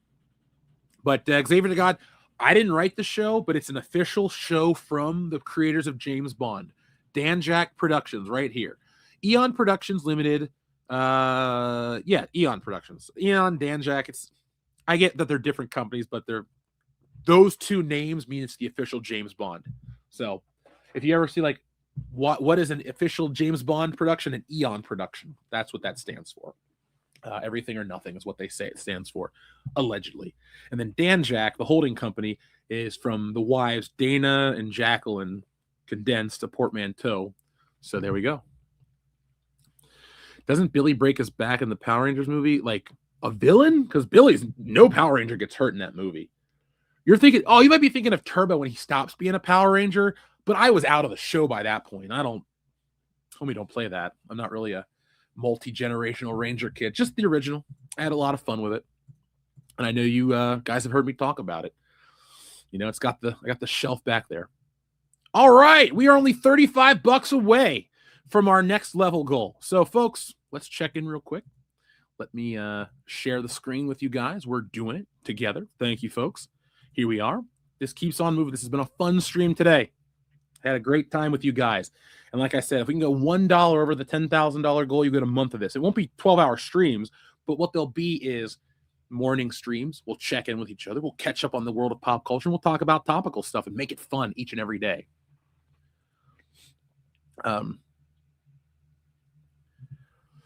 So let's see. What is happening? Why did the screen... Oh, it just automatically wanted to refresh itself. There we go. I was like, what's happening? Don't want it to start showing information or some crazy stuff. But there we are, folks. As you can see, we're $35 away from our next goal. As you can see, this is a graphic novel written and created by me. It features the group of disgruntled Star Wars fans who get kidnapped by by Mark Hamill and are forced to remake The Last Jedi, not in a basement, but we're taken to a clandestine location in the middle of the night, like a bag over the head type of location. It's dark. It's a van. It's the type of van they say don't go into because of the candy. Well, we went into the van by force, and Stealing Solo. That's the story. I don't want to spoil stuff, but as soon as the book is out and people have read it, I'm excited to talk about it. But we have how long left in this campaign? We have, where is the thing? The clock, the ticker. I don't know. Oh, here it is. 4 hours and 14 minutes till D-Day, till 0 hour. All right, we're going to do this. Let's see. I'm the opposite of Andrew. For the longest time, I thought the actress that played Rita in Power Rangers was dead. Then last week, I see a post from her. What the fuck? She's alive? Not. You mean like the American actress? Yeah, but the Japanese one's dead. She's been dead. What was her name? Like Michigo something? Who played Rita Repulsa on Power Rangers? Machigo Soga. She died in 2006. So, Enrique, you were correct. I mean, she was born in 1938. She lived to be 68 years old. She passed away from pancreatic cancer. That is sad. Her birthday is March 18th. So if anybody is a Power Rangers fan, Rita Repulsa passed away. And here's what she looked like. She kind of looks like a Japanese Annie Potts. As my phone doesn't want to show it. Whatever. Sorry, that is terrible to try to show a phone. But either way, I was a big Power Rangers fan.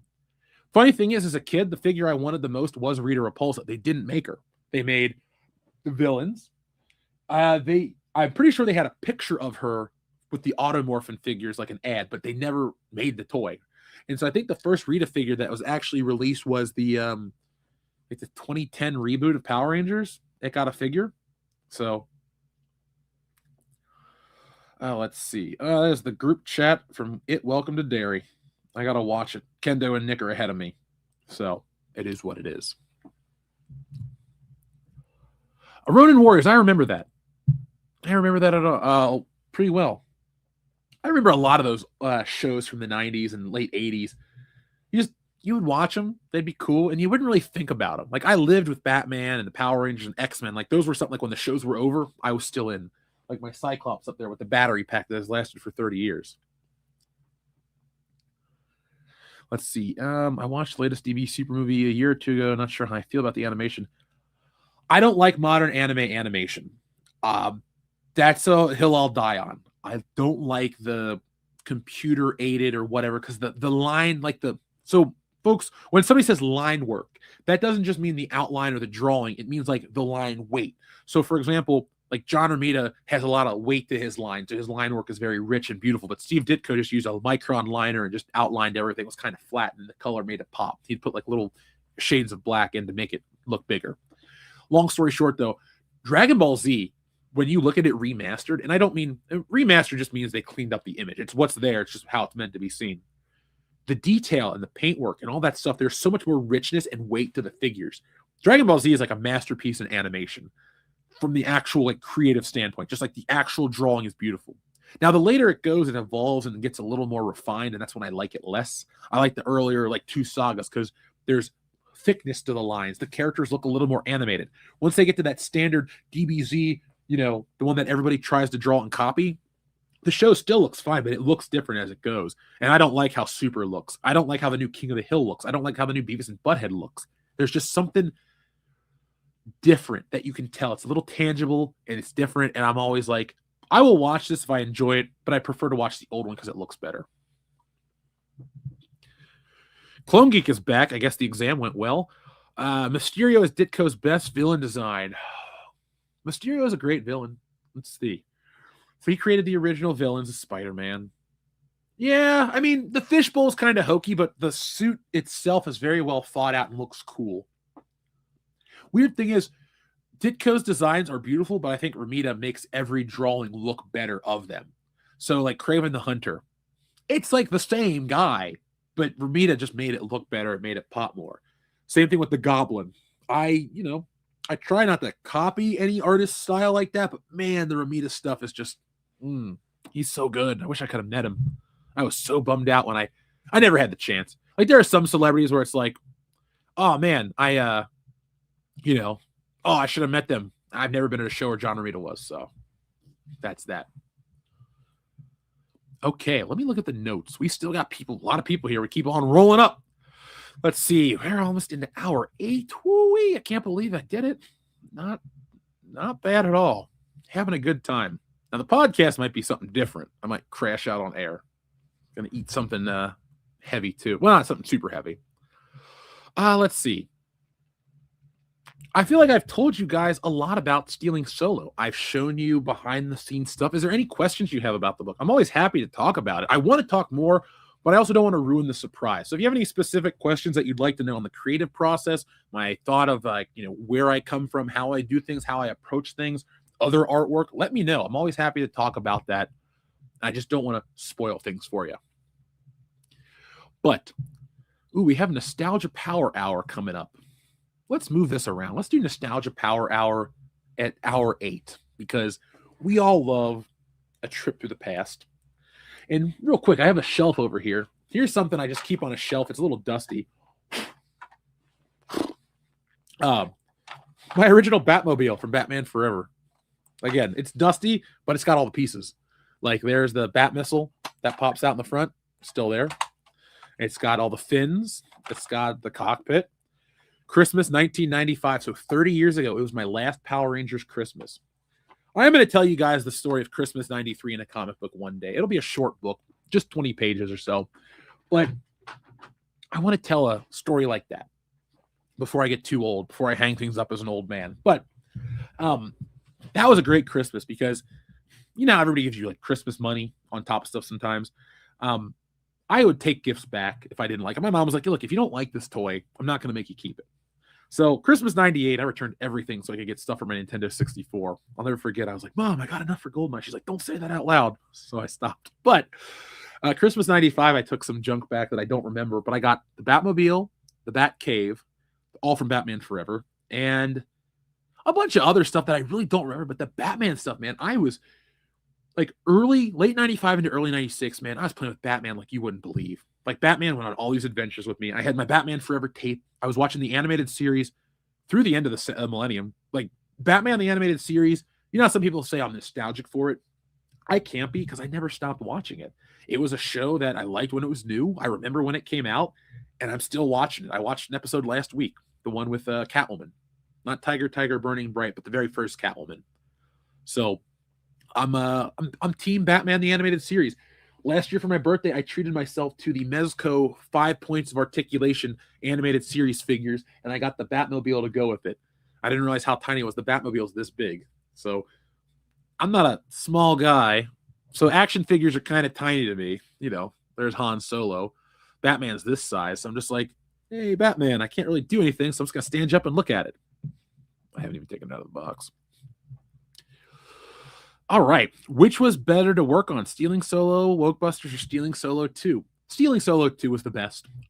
I didn't know what I was doing with Stealing Solo 1, and I was also trying to juggle a lot of stuff. Wokebusters was a journey that one day I'll make into its own thing. It was a lot to get through and not good. But I did it because I told you guys I would and crowdfunded it and made sure it went through like I guaranteed. But Stealing Solo 2 was a project that I did at my own pace, the way I wanted to, and I'm very happy with it. I learned the tools better. I wasn't behind. I wasn't trying to get stuff out, in a way because, I understand people are patient to a degree, but you want your stuff, and there's nothing wrong with that. And I wanted to make sure that everybody got Wokebusters the way I promised, the 100-page book, all the bonuses, everything. But it was a lot to get through, and it wasn't fun at all. That doesn't mean I dislike Wokebusters. I've read it. I'm proud of it. I'm happy, and I hope more people read it. But it was not a fun process, and I don't want to ever go through that again. That's how bad it was. But Stealing Solo 2 has been a breeze. Like, I love to draw. The book was fun. If I can make myself laugh while I'm working on it, that works out great.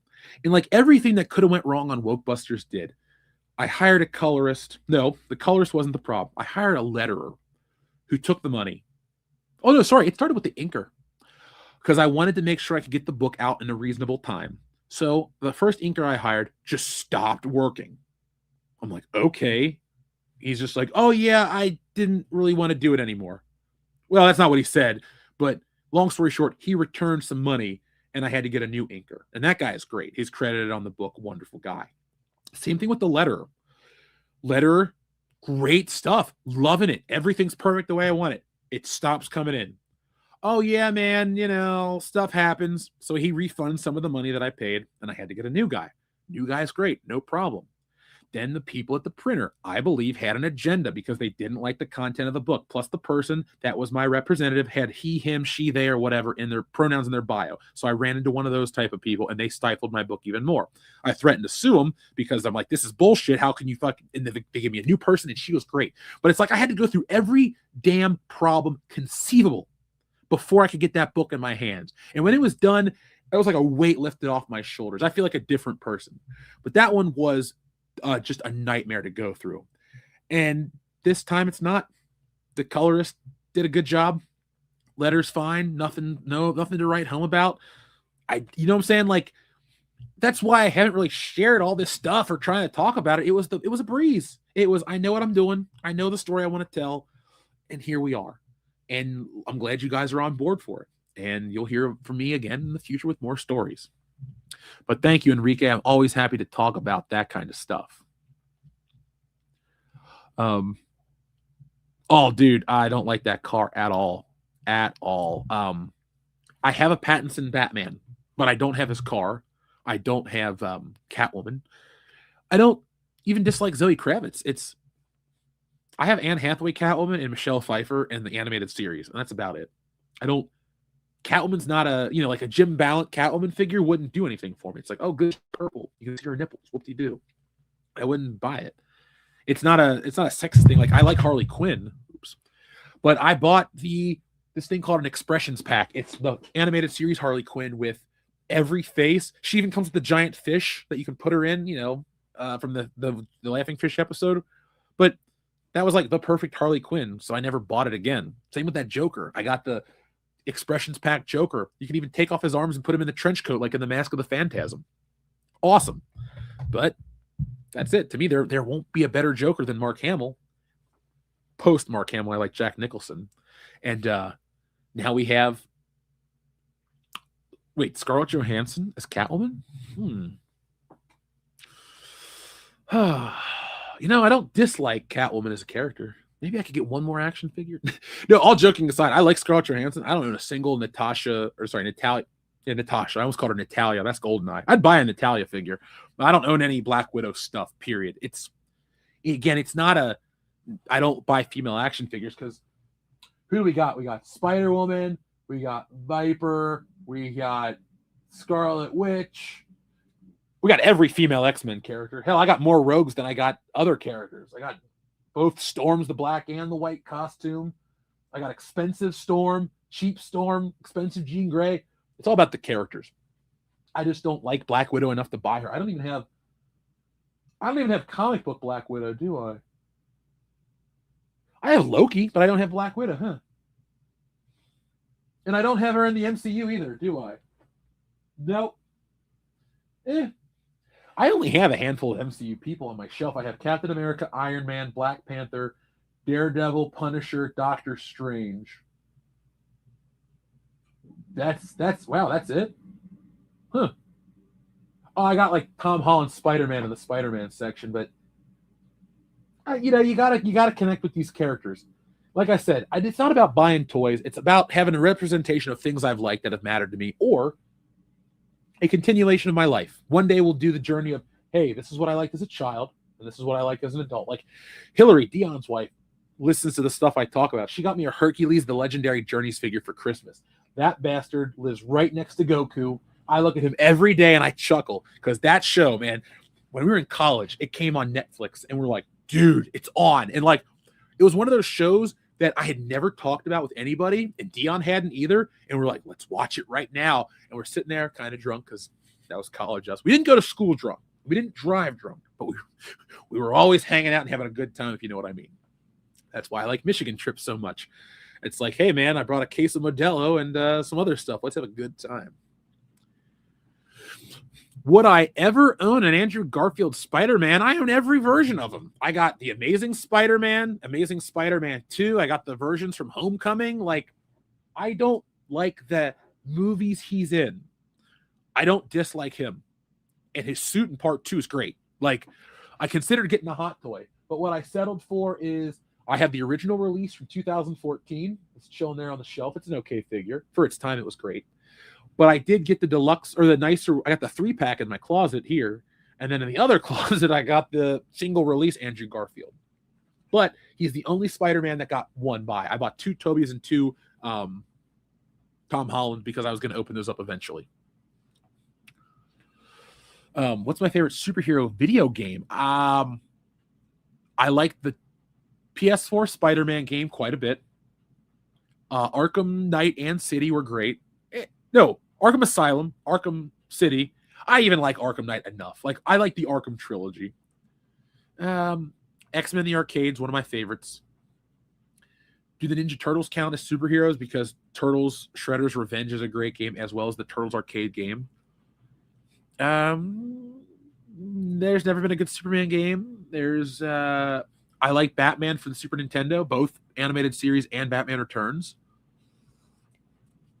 Man, there's a lot of ones that I like. I've played through bad ones. Like, I used to love the Avengers arcade game when I was a kid. We'd go to Pizza Hut, and they always had that. I was like, Mom, can I play the Captain America game? I didn't know who the Vision was or the Red Skull. I just knew they were kind of creepy looking, and I wanted to press the button and fight the bad guys. I had a Captain America figure when I was a kid. He had a shield, but it also came with like a shield launcher, so you could put it and like pull it back, and it flew out. I just had him stand there with the shield, like, you know, he's Captain America. Let's see. If Tom and Andrew were better written, could they have been better than Tobey Maguire? Well, Xavier to God, the difference for me is the Tobey Maguire movies encapsulate what Spider-Man was up until that point, like the history of Spider-Man.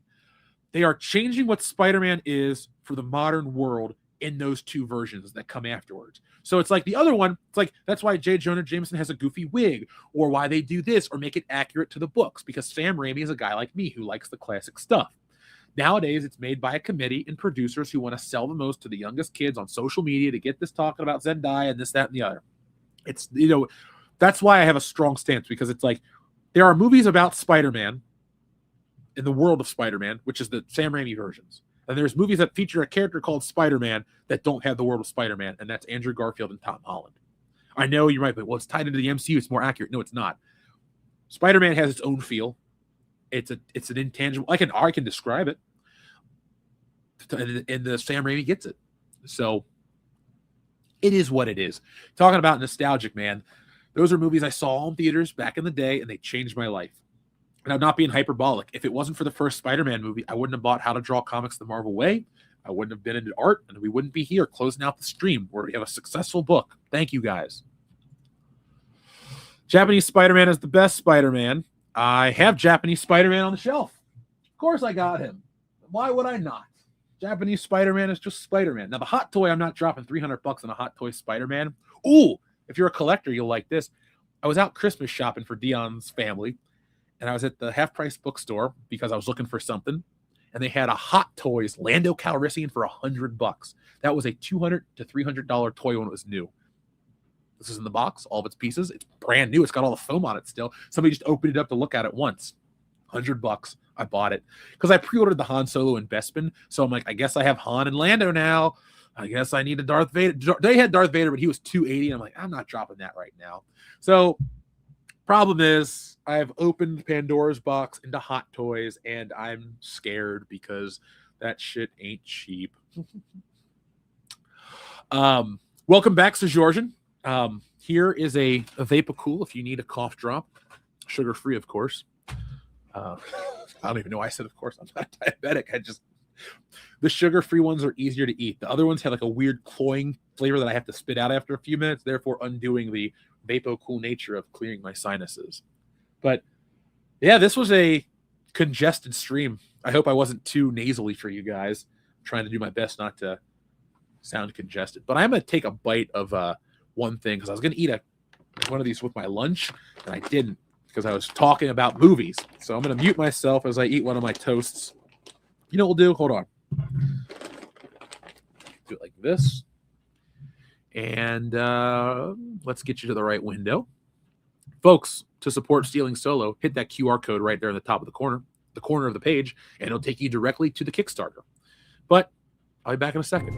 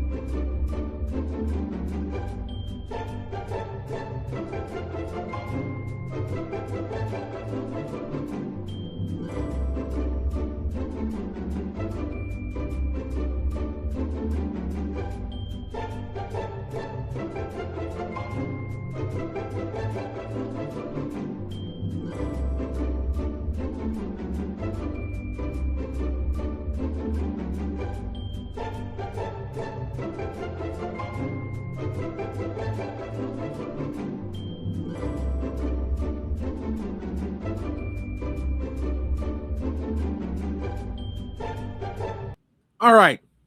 I spared you any crunchy noises because that's gross. But we're back. A dinosaur story. You know, I'm surprised how long I've gone with only this amount of coffee. Like, there have been days, maybe it's because I've weaned myself off of it, but there was a point when I was working on this book, I was like, let's make another pot of coffee. And then I'm just like, yeah, let's draw some more. There were some days where I'd get a lot of inking done. I'd be so proud. But then I'm like, shit, I didn't get enough YouTube work done. This algorithm is killing me. But that's okay. You guys are cool. You understand.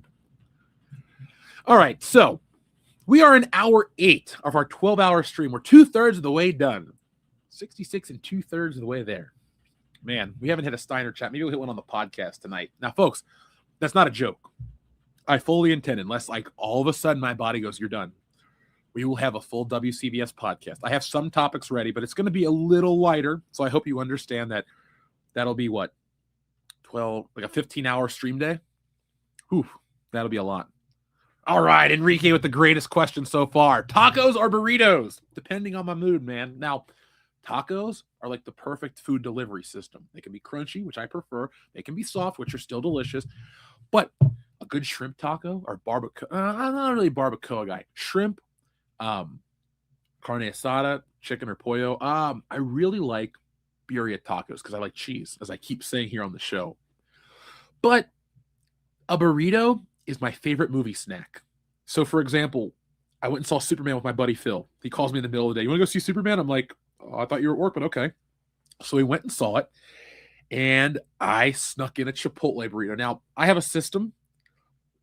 I don't mind paying for a product, ever. Not cheap. But when I go to Chipotle, I'm paying $12 for rice and beans.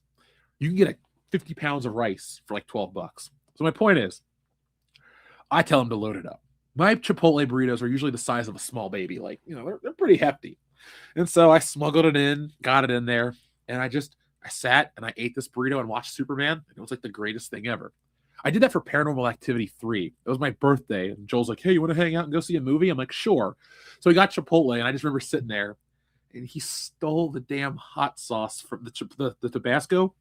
He stole the Chipotle Tabasco. So we're sitting there in the movie, and he goes, and he like nudges me, and he hands me the bottle. I'm like, oh, shit, great. So I'm in there eating it and watching the movie. So over popcorn. I love popcorn. It's a great movie snack, and I try to buy it to, keep theaters alive. But there are times where you'll catch me with a Chipotle burrito in a movie theater. And not Qdoba, not Moe's Southwest. It's got to be Chipotle. I have a strict preference. Like, my favorite Christmas gift is a Chipotle gift card because I know I'm going to use it. Hell, if I didn't have a Christmas party to go to dinner tomorrow, I'd get Chipotle for lunch tomorrow. Hell, if I could step away for a half an hour, I'd go up the street and grab Chipotle.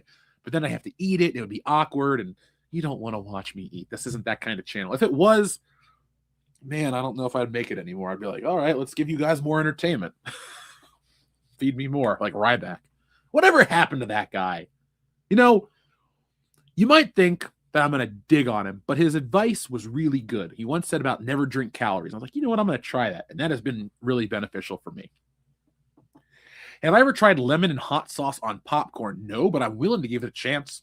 I'm pretty open-minded on flavor profiles. My only thing is I won't eat like Andrew Zimmern nasty type of food, like organ meat or like eyeballs or shit like that. Like, no. I won't touch it. Tripe, no thank you. But if it's just weird spices or profiles and stuff like that, I'll give it a shot.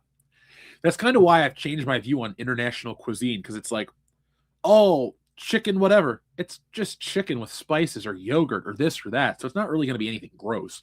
So that's why I pretty much will eat cuisine from anywhere as long as the food is prepared properly, because I don't want to get sick. That's my only bugaboo. That's funny. I like Indian food, but Nick's like, never go to India.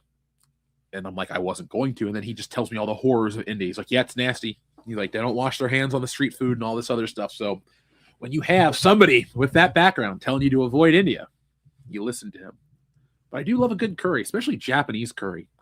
When I was living out west, Nick and his cousin came and picked us up. He's like, we're going to this place, and then we're going to Not Scary Farm for Halloween. We got loaded up on this chicken curry katsu. Oh, my God. It was so good with the big vegetables. Man, I need more food. This soup wasn't enough. I digress. But folks, let's talk about some nostalgia power hour, if you will, since you guys are working right now. You're working and lurking, but you're listening. Hold on, we got more messages. When I went in May, family, they told me to drink only bottled water. I got sick from the ice in my soda at McDonald's. Ooh, yeah. Gotta be careful, man. There's a story Steven Spielberg tells how everybody in Indiana Jones and the Raiders of the Lost Ark got dysentery, and he brought all his canned goods over from England and was able to survive. No judgment on anybody around the world, but you got to protect yourself. So listen to that kind of stuff, unless you want to be crapping your brains out for a week. Oh, dude, that is definitely how you kidnap Dion. But Dion's always like good to go. Like, loves his family. His family is great, but like Dion's always like good to go in terms of like, we're going and doing this thing. All right, I'm there. So you just need to say, come on, let's go. And he'll go, all right. It's a lot easier than that. Sauerkraut on top of mashed potatoes? Absolutely. I'm a German. I don't look it, but my family comes from German. From German. Yes, we come from German. No, my family's of German heritage. Long time ago. Like, that same family fought for the U.S. in World War II, so we're not that German, but we're of German descent. And yeah, I make sauerkraut and met all the time. My mom's got a great sauerkraut recipe. She puts onion and apple in it. She shaves them with a potato peeler, makes it real thin, and then you let it. I cook it in the crock pot, and you put some spices, not too many, because you let the apple and the onion cook down into that, and you get a really great sauerkraut. And then at the end, you put in the sausage, and you get like that unctuous, meaty fattiness from the sausage, and it cooks in there, especially with the pressure cooker. And then got to make fresh mashed potatoes, none of that packaged crap, even though I know how to make those pretty good. Get a nice bowl of mashed potatoes, and then just put the sauerkraut and the juice on top, and then you put your sausage in, and there you go. So yes, sauerkraut on mashed potatoes, sauerkraut on hot dogs, sauerkraut within reason. Fried sauerkraut balls, I like it. I'm not into kimchi as much, but I'm willing to give more chances to kimchi. My buddy Jake's Korean, and he's like, hey, my mom made some kimchi, try it. He's like, it's like a spicy pickle, you just got to pop it in. And I did, and I ate it, and I didn't dislike it. But I don't know. I like Korean food, but I prefer German food. Did your family change your name from Von Fra? Comment of the day. Yes, we did. No, look, man, like I said, Back to the Future 3, I like it much more than I let myself on. Would I rather have Alfred or Aunt May as my mentor? Alfred. Aunt May, I don't really think she mentors Peter. Like, she's a good like parental role. My favorite Aunt May appearance in Spider-Man is it's either issue 700, but there's an issue of Spider-Man where she marries J. Jonah Jameson's dad.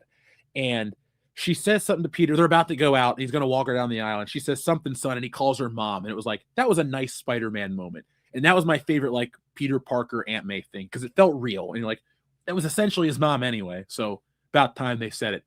So that was a nice moment. But, like, I think she gave him good moral backbone and stuff. But if, like, I don't know. Alfred just seems more fun, you know, ex-military. He's also your butler, so he calls you Master Wayne and still treats you like a butler.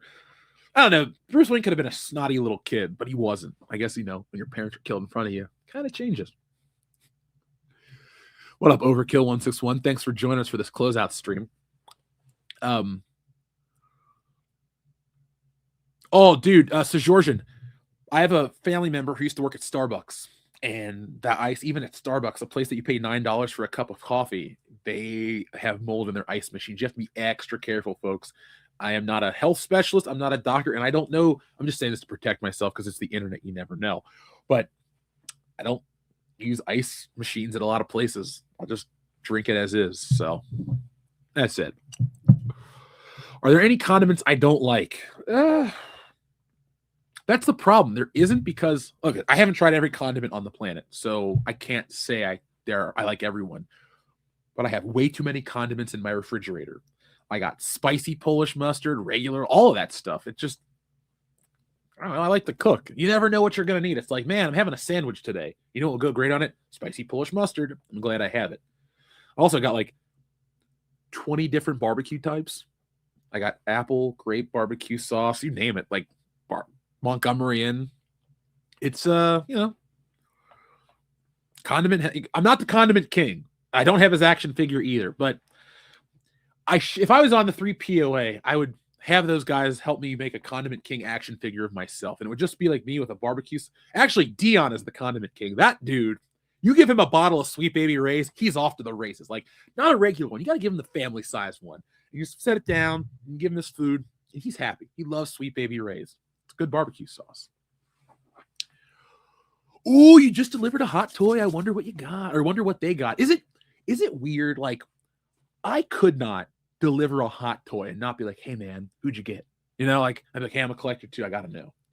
Because I don't know if you had to, but I always make my hot toys that you have to sign for them, because if you're paying $300 for a figure, actually anything really, like over $100, I want to sign for it. But man, like when I got my, Beetlejuice isn't a hot toy, but he was a sideshow doll and he was about the same price as a hot toy. I just love when I get those things in the mail because they're cool. The only problem with them is you have to like primp them to make them look right. So if you got like a hot toy that has real hair, you kind of got to like fluff the hair or like move the clothing around so they look like the picture. But once you do the work, like Hot Toy Spider-Man, you just pull him out of the box and he's ready to go because it's Spider-Man. But when they do a Hot Toys Indiana Jones version 3, then I'll finally bite, because the one they made did not look like Harrison Ford at all. It was a business. You know what? If I worked at a business, I'd have my hot toy delivered there too for safety reasons. You know, Xavier to God, you're right. A lot of drinks are already cold because those lines run under the ice machines. When I worked for Rallies back in high school, if I drank something, I never used ice. It was funny too. Some people were like, I want extra ice. It's like, okay, you're getting less soda. I always ordered extra or no ice because you get a full drink and no ice to, melt it down. But that was back in the day when I could drink a large pop real quick and be like, all right, give me a refill. I don't know, man. I guess I got old. It's like, I think I drank a Pepsi once in the last year. Let's see. If you're going to go to Japan, the urge to not buy a ton of stuff will be real. At least there are decent shipping. Dude, so Georgian, that is my number one concern.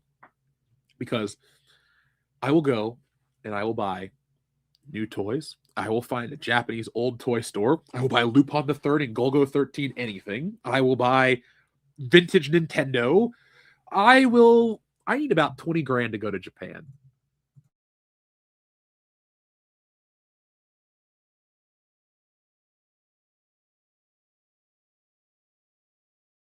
Hopefully, my nose will stop running by then, too.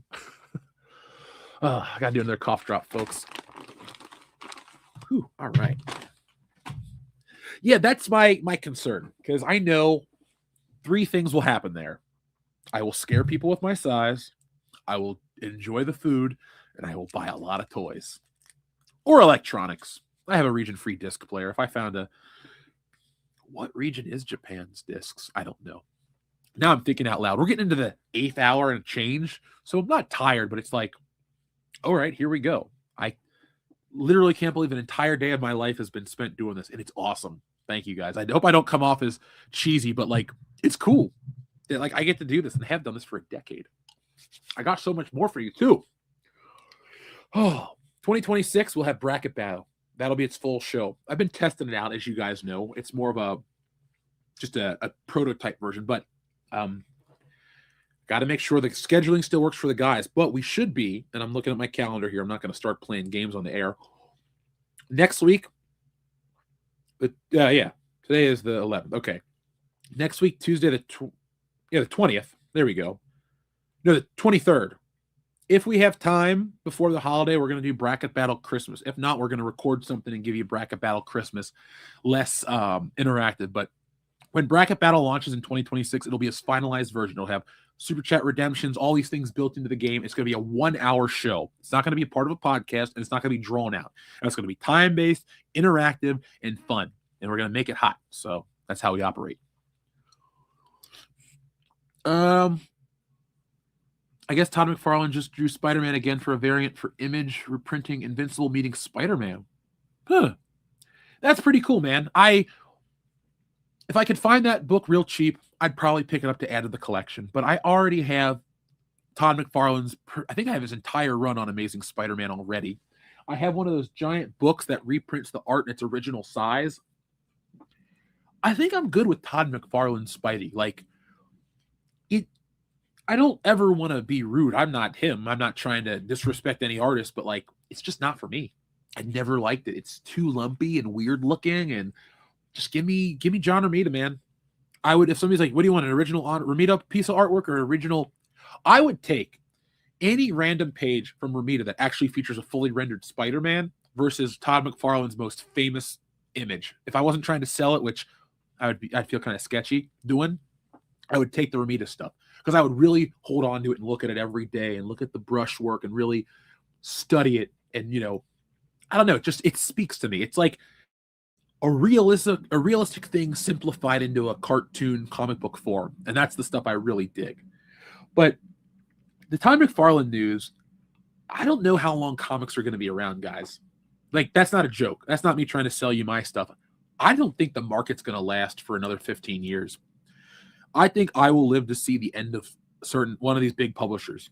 And I don't mean they'll stop making the characters, but if Netflix gets Warner Brothers, I don't know how long they're going to print books. If books aren't making a profit, I think they might turn them into something else. We might get digital comics only. Like, they might use AI to turn comic books into animated things, and that's what comic books are now. It's just a lowly animated thing. And at some point, you don't even have to hire all these big names. And I know it sounds crazy, but every generation says that the comic book's going to end because of TV or video games or this or that. But we have a way to turn anything into a comic book instantly.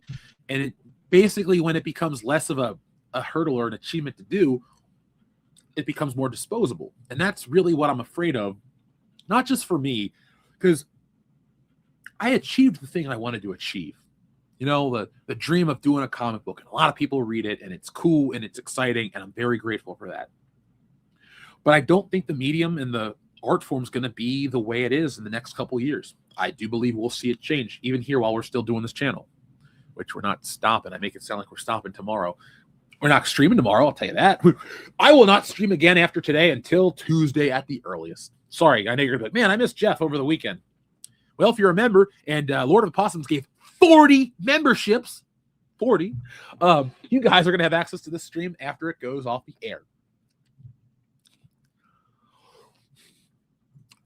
Clone Geek, I think the same thing too. And I apologize if anybody can hear the cough drop. It's just congestion hour here. But I think DC is going to do the same thing too. But I think they're not. I think they're just going to end it. And it'll be more of a digital thing only. Wonder if it's possible Netflix might kill off DC Comics. That's what I really think is going to happen. I don't want that to happen. Don't get me wrong. But you know how like there's like a rush. They say the rush on the banks right before the stock market crash for Black Tuesday? Black Monday? I'm sorry. It's not Black Friday. African American Friday passed. But my point is, we're getting crossovers. We're getting all these things that we never thought. We're getting Spider-Man and Batman, or Spider-Man and Superman, Deadpool and Batman, all these big crossovers. I think this is the death rattle of a lot of this stuff. And I don't say it with any great pleasure. And luckily, I have you guys that we can keep comic books rolling here in this medium our way. And I think once I get into superhero stuff, you might see a bigger surge in what we do too.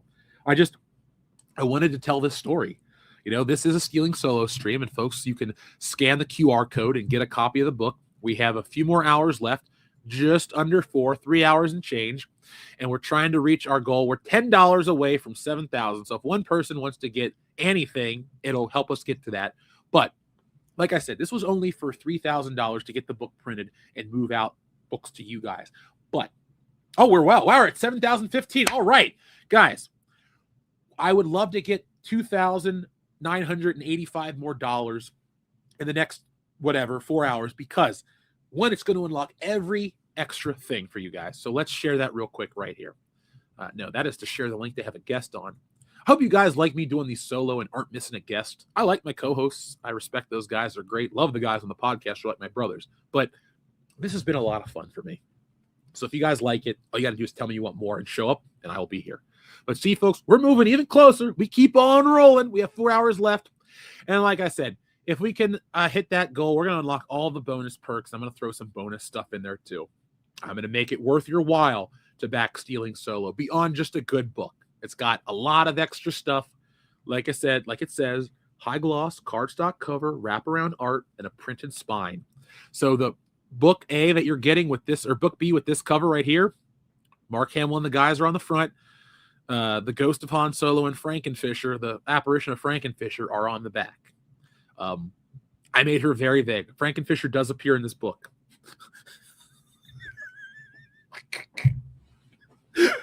I can't wait to give you that damn story. These are funny. And then down the road, we'll do the trilogy, and I will have achieved my goal of creating a Star Wars parody trilogy, and it's great. I'm very grateful. I wouldn't be against Robert Kirkman getting the license to Spider-Man. I wouldn't either. I respect Robert Kirkman. It'd be cool to work for him or with him. I don't love Invincible, but I liked The Walking Dead, and his other work is really good. So I'm not an Invincible hater. I just got into it late and don't love it. That's all. But it's cool. If you were to do another Batman Spider-Man comic, my thesis would be that Peter is more the loner Bruce claims he is, like Robin predates the Joker.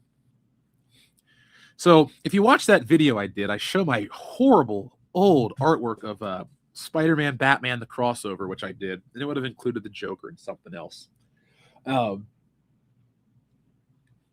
Like my dream comic as a kid would have been to officially make that, like, you know, with the art skill I want to do it in, or the art style I want to do it in. I don't even know what my story would be, because they already did Spider-Man and Batman team up to fight the Joker and the Green Goblin, or it's the Joker for sure. And who else did they team with? The Jackal? Maybe it's the Jackal they fight. Mark Bagley did the art. It looks great. I would want to see Spider-Man sent to Gotham City on an assignment from the Daily Bugle to cover a Wayne Tech thing, very similar to how Batman appears in Gotham or Metropolis in the animated Superman episodes. But I really don't want to see them fight too much. I want to see like Batman try to take down Spider-Man, and then like he can't comprehend the precognition, because everyone's like, well, Batman has preparation time. Spider-Man has literal superpowers. So it's like, yeah, a gas could stifle Spider-Man, or he might be tricked, but that spider sense is going to really give him the edge over Batman. And let's be honest, if Batman comes at him and Spider-Man defends himself, you know, a single punch a flick from Spider-Man could break your arm. Like, he is that powerful. Like, if you read the old Marvel annuals, it tells you what his power scale is, and he's not Hercules or the Thing or the Hulk, but like Spider-Man can toss cars. He can, you know, hold the train back. He can do all those things, but it's not what defines Spider-Man that makes, you know, his strength isn't what defines him. It's his character, his moral fiber. And that's why I'm always fascinated by the character. And that's why you don't hear me geek out about comics like, oh my God, could you imagine if Thor and Superman fought? Well, they did in the Avengers Justice League crossover, but you know what I'm saying? Like, that's not how I think of comics. I like comics as like, man, the Submariner Human Torch 1940s crossover was greenlit on a Friday and needed to be in the office on Monday. So the story of like all these dudes, somebody was laying in a bathtub inking comic books on a damn piece of door. Like, it was one of those stories where it's like, I'm writing it and you're drawing it and then you're getting it and then you're doing it. And it's like, that's the type of comic book story I'm interested in.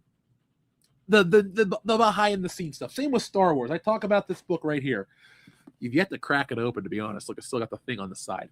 But when I like go on about Star Wars, I'm not interested in like, you know, oh man, what a Jedi code really means or this and that. It's like, hey, look, here's a picture of Princess Leia taking the buns out, or here's this behind the scenes shot. I want to know more about the things. Like the Millennium Falcon was a flying hamburger, and that's where they got the design, and they had the bite out of it, and they put the olive for the cockpit. Or, you know, little behind the scenes trivia. Like I told you guys, and I say it in a hyperbolic way, but I would buy this book. Maybe I should make it. I would read a book on what they ate for lunch every day on the set of Star Wars. Flat out. Like, all right, craft services brought this, and this. Just, I don't know. And it's like that for a lot of things I love.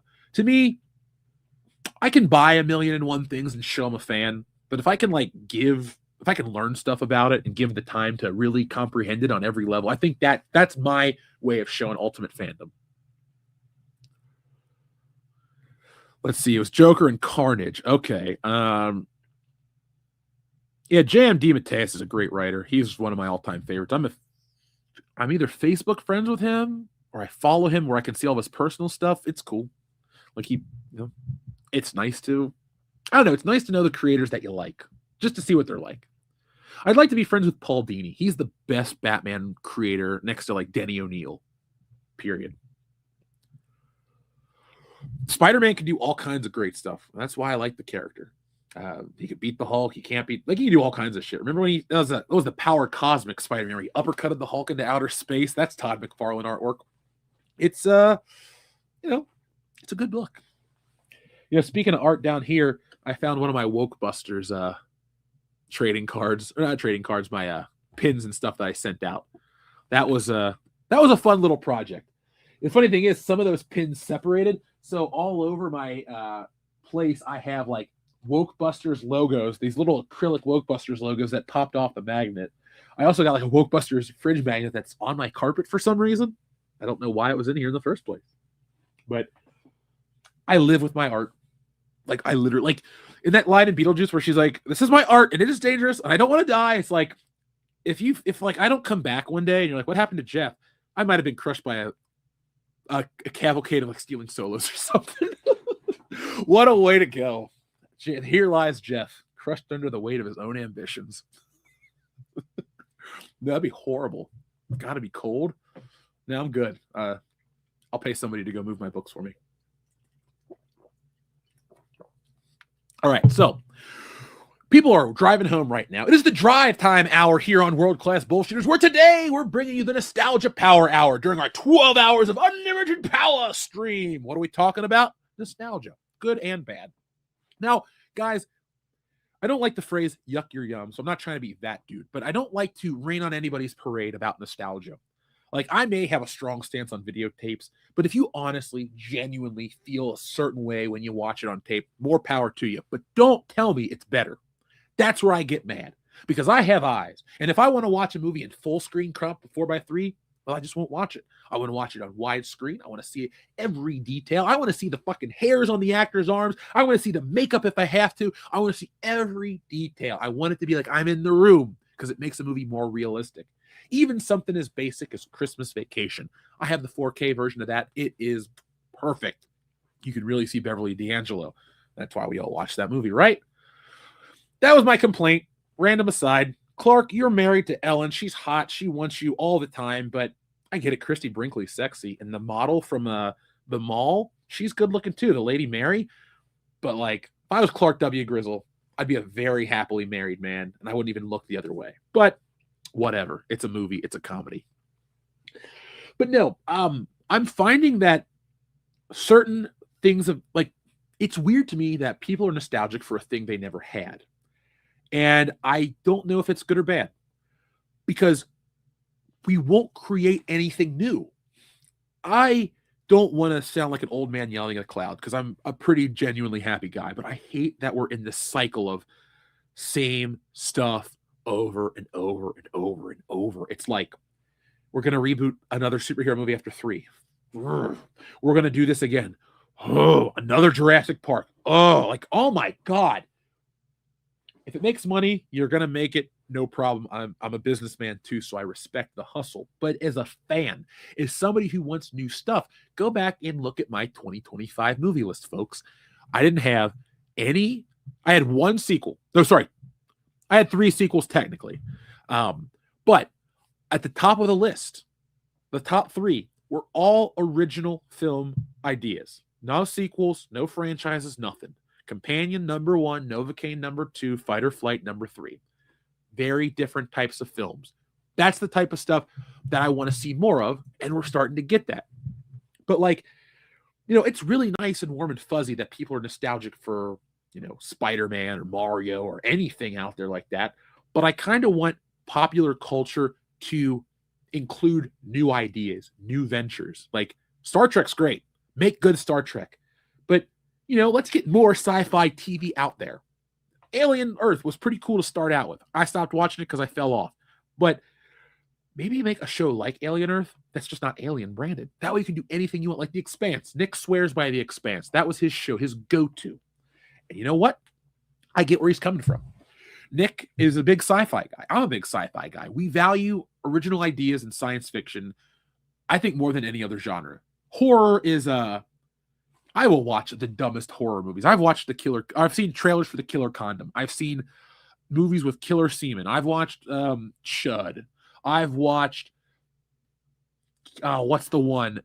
Basket Case with the little mutant guy, Belial. Like, horror is like low bar that's also funny and meant to be crappy. But when it comes to science fiction or other things that have bigger meanings or bigger questions about the universe or who we are as humans, I want those questions asked not in Star Wars, not in Star Trek. I want those asked in a different way, because you get the pop culture branded veneer that you're stuck in the form of. You know, it's like I have a Christmas Vacation ice cube tray, and you got this original idea floating around, but you're in the rigid form of their station wagon. You can only go within the bounds before you melt and dissipate and go away, and you lose what you have. I want ideas where you're not stuck with a branded thing. I would love a great original superhero story. Like, you guys remember Unbreakable with Bruce Willis? That movie was great. I still think about that to this day. I saw it in theaters. I didn't really know what it was going to be about. And then we were just blown away. My mom took me to go see it because mom's cool. And we wanted to go see a new movie. And that's what I'm shooting for. I don't want superheroes to go away. I want them to do stuff we haven't seen. Even if it's the same heroes, I'd like to see less, oh man, Spider-Man's got to suffer over MJ and this and Ned. Like, I don't like those kids he teams up with. I hope this next movie, it's just grown-up Spider-Man doing his thing. And he runs into the mob and fights the Punisher, and he teams up with the Punisher, because remember, Punisher debuted as a Spider-Man villain. Issue 129?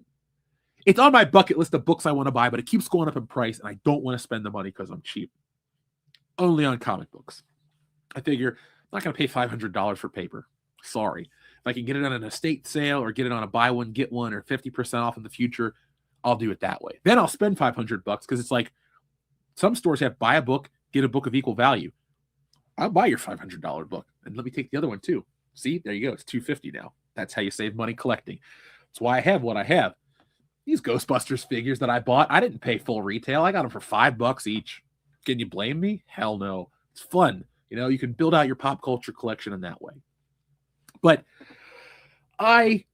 with the Nostalgia Power Hour and the stuff that's going on in the world, I don't know if I sound like I'm softening on the stuff, because I'm not.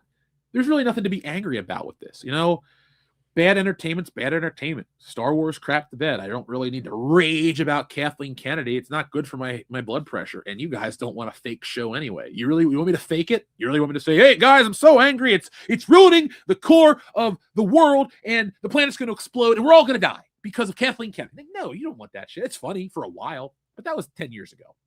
Now we got to be a little more honest with you and make you laugh in other ways. Adama, since you're on a break, shout out to you real quick. I wasn't in love with the Supergirl trailer.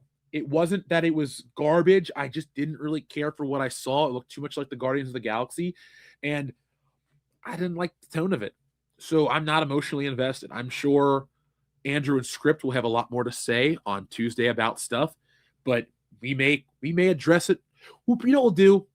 Full transparency, since I don't have a big main topic, we might make that the opener of the show to get more people to talk about it and to clip it as a segment so we can go into the show that way. So you can maybe hear what the other guys think. But I just wasn't in love with it, man, at all. Man, I'd like a break from work. I've been here for 8 hours and 41 minutes. That's okay. I'm not complaining. Let's see. Paul Dini is great. I like Batman when people aren't trying to have a larger thesis on the character. Yeah, I want Batman to be a swashbuckling hero. I don't want it to be a commentary on, the surveillance state like in The Dark Knight. I really don't want it as a commentary on anything. My favorite Batman stories are basic stories. I know maybe some people don't love it, but I love Batman Year One. That is my go-to. I love David Mazzucchelli's art. Frank Miller's a great writer. It just, it's like the best Batman origin. I love it. What are my favorite Wolverine love interests? Or who's my favorite one? I mean, Yuriko, who becomes Lady Deathstrike, is probably the most tragic one, which I really like. But there's one in the comic book, and I forget her name. It's from the Wolverine miniseries, where Wolverine goes back to Japan. He finds her. She got remarried. The guy beats her. He wants to kill the guy, but he doesn't because of her and all this stuff. Like, I like the Wolverine miniseries. Frank Miller, was Chris Claremont wrote it. I mean, there are very few people that I want to be like, thank you. That work was excellent. Game changer, blah, blah, blah. Chris Claremont's that last guy. Like, if I ever met The Rock, I wouldn't go, oh, thank you for your matches, Rock. I'd be like, oh my God, it's The Rock. Or Harrison Ford or something. Like, don't tell me to fuck off just yet. Something stupid. But Claremont's work, it takes an art, a medium that's, for kids or hokey or stupid, and really makes it something that's respectable. And that's where the American comic book is such a fascinating thing, because it starts out as a kids thing or a rag or this and that stuff nobody cares about, but it's become high art. It's become a collectible item. It's become part of our popular culture. If you look at the highest grossing films of all time, how many are superhero related? They all come from comic books. It's, the American art form, as they say, like jazz and baseball. That's from a documentary I'm quoting. Other countries have comic books, better comic books, I'd argue. France, Italy, Japan, Uruguay. Actually, a lot of South American books rip off. Have you ever seen Mexican Spider-Man? They either copy the books or they redraw them, and they add like sexy women. Like Spider-Man marries Gwen Stacy, and she's like busted out of her thing. Like, it's a whole different story, but they copied John Romita's artwork. So it's very different, and I highly recommend you guys check it out. All right, Adama, thank you very much. We'll see you later in the future. There we go. We'll check in with the campaign a little later. We keep on moving up, folks. We are on the final 3 hours and change. Let's make this happen.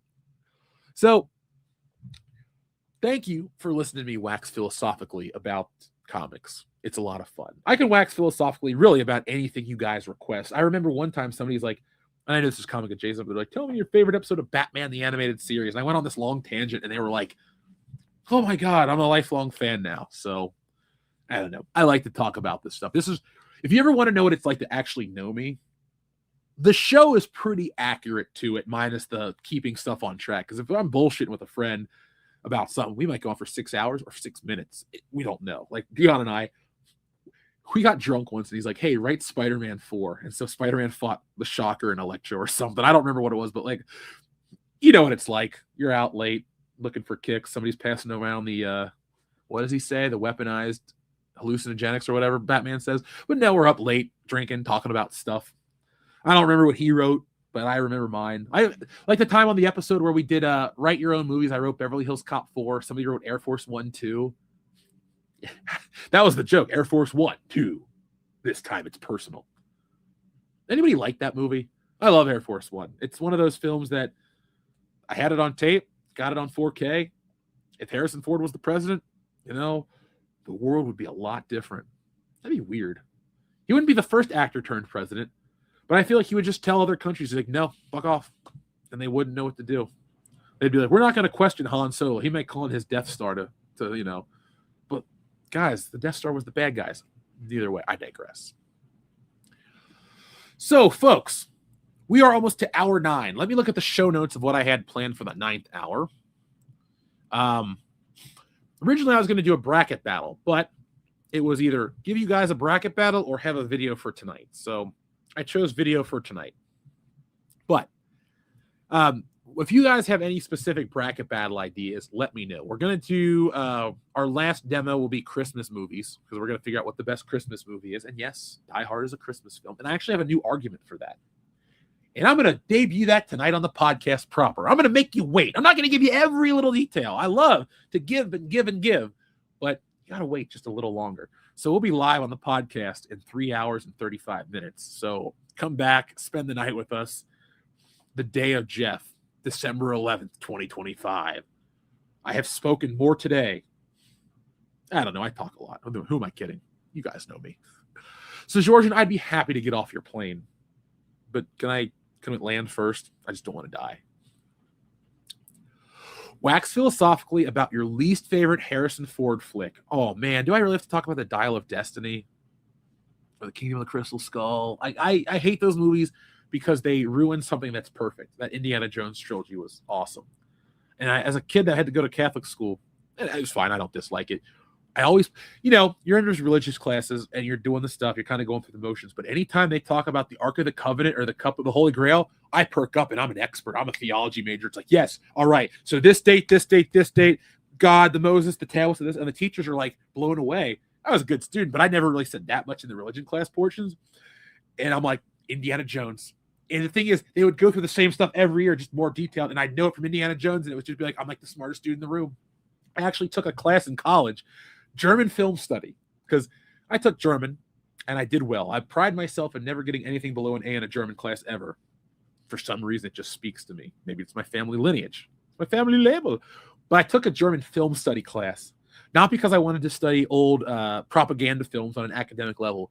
I wanted to get credit in school to watch Indiana Jones. So I took, in my senior year of college, I took German film study for Indiana Jones. And I wrote the best paper on why Indiana Jones is a great American hero. I wish I still had the computer.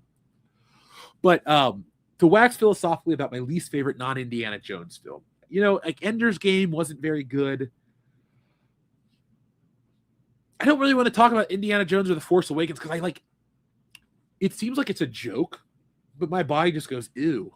Like I'm about to blow my nose and what's about to come out is more valuable than those films to me.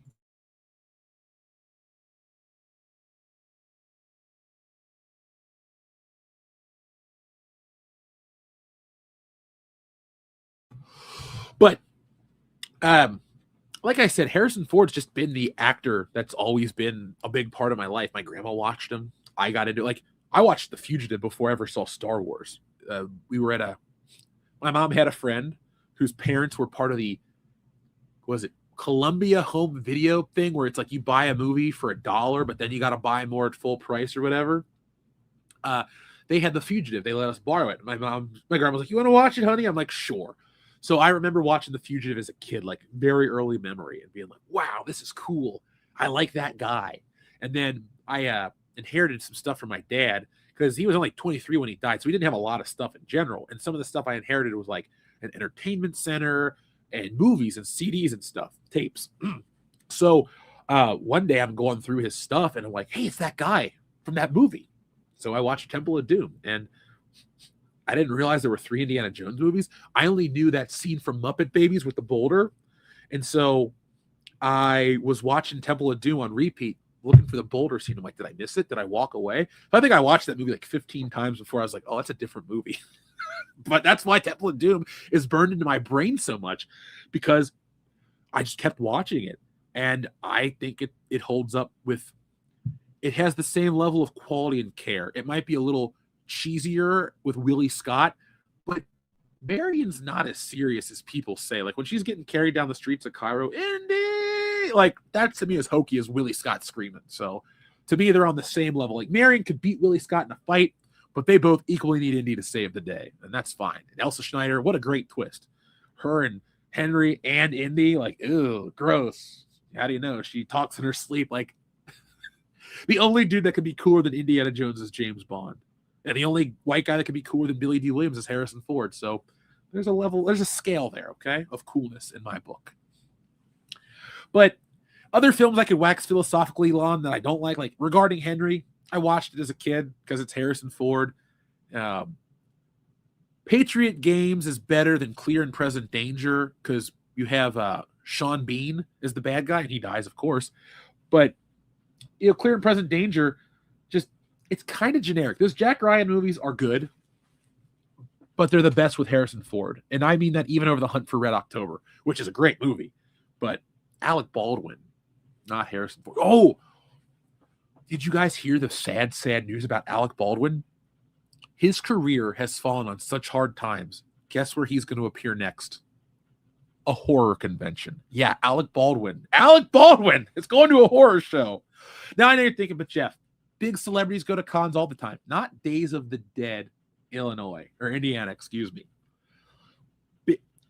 The horror circuit, even the tippity top horror circuit, is still lower than your mid-level Comic-Con that can get bigger names, because horror is the redheaded stepchild of entertainment. And while I love it, it is lesser. Believe me, I know what money is spent at horror cons versus the money that is spent at a Comic-Con. I know the audience it brings, and I know all those things. But Alec Baldwin, is going to be working at Days of the Dead. He will be there in person, and I thought about getting an autograph from him.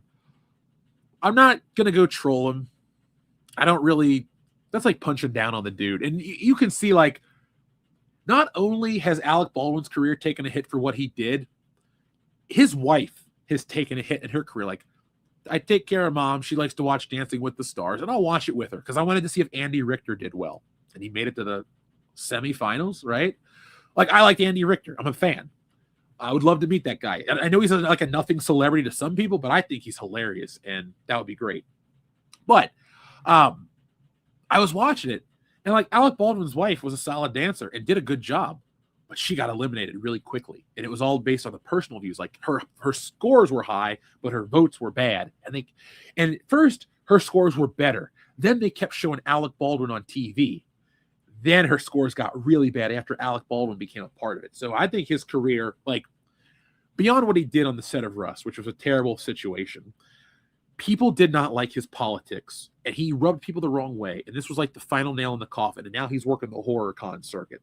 So if he can keep his shit together, he can make a lot of money at these shows. But if he has the prima donna attitude that some people assume Alec Baldwin has, he is in for a world of pain because people aren't going to take shit. You can start a fight at a con, but some people are going to hit back. Like, I'm not a violent dude and I'm not adversarial. But like, if Alec Baldwin got in my face, I'm not going to back down. It's Alec Baldwin. He's like 5'6". He also like threatened his daughter, which I don't respect him for that reason. But I digress.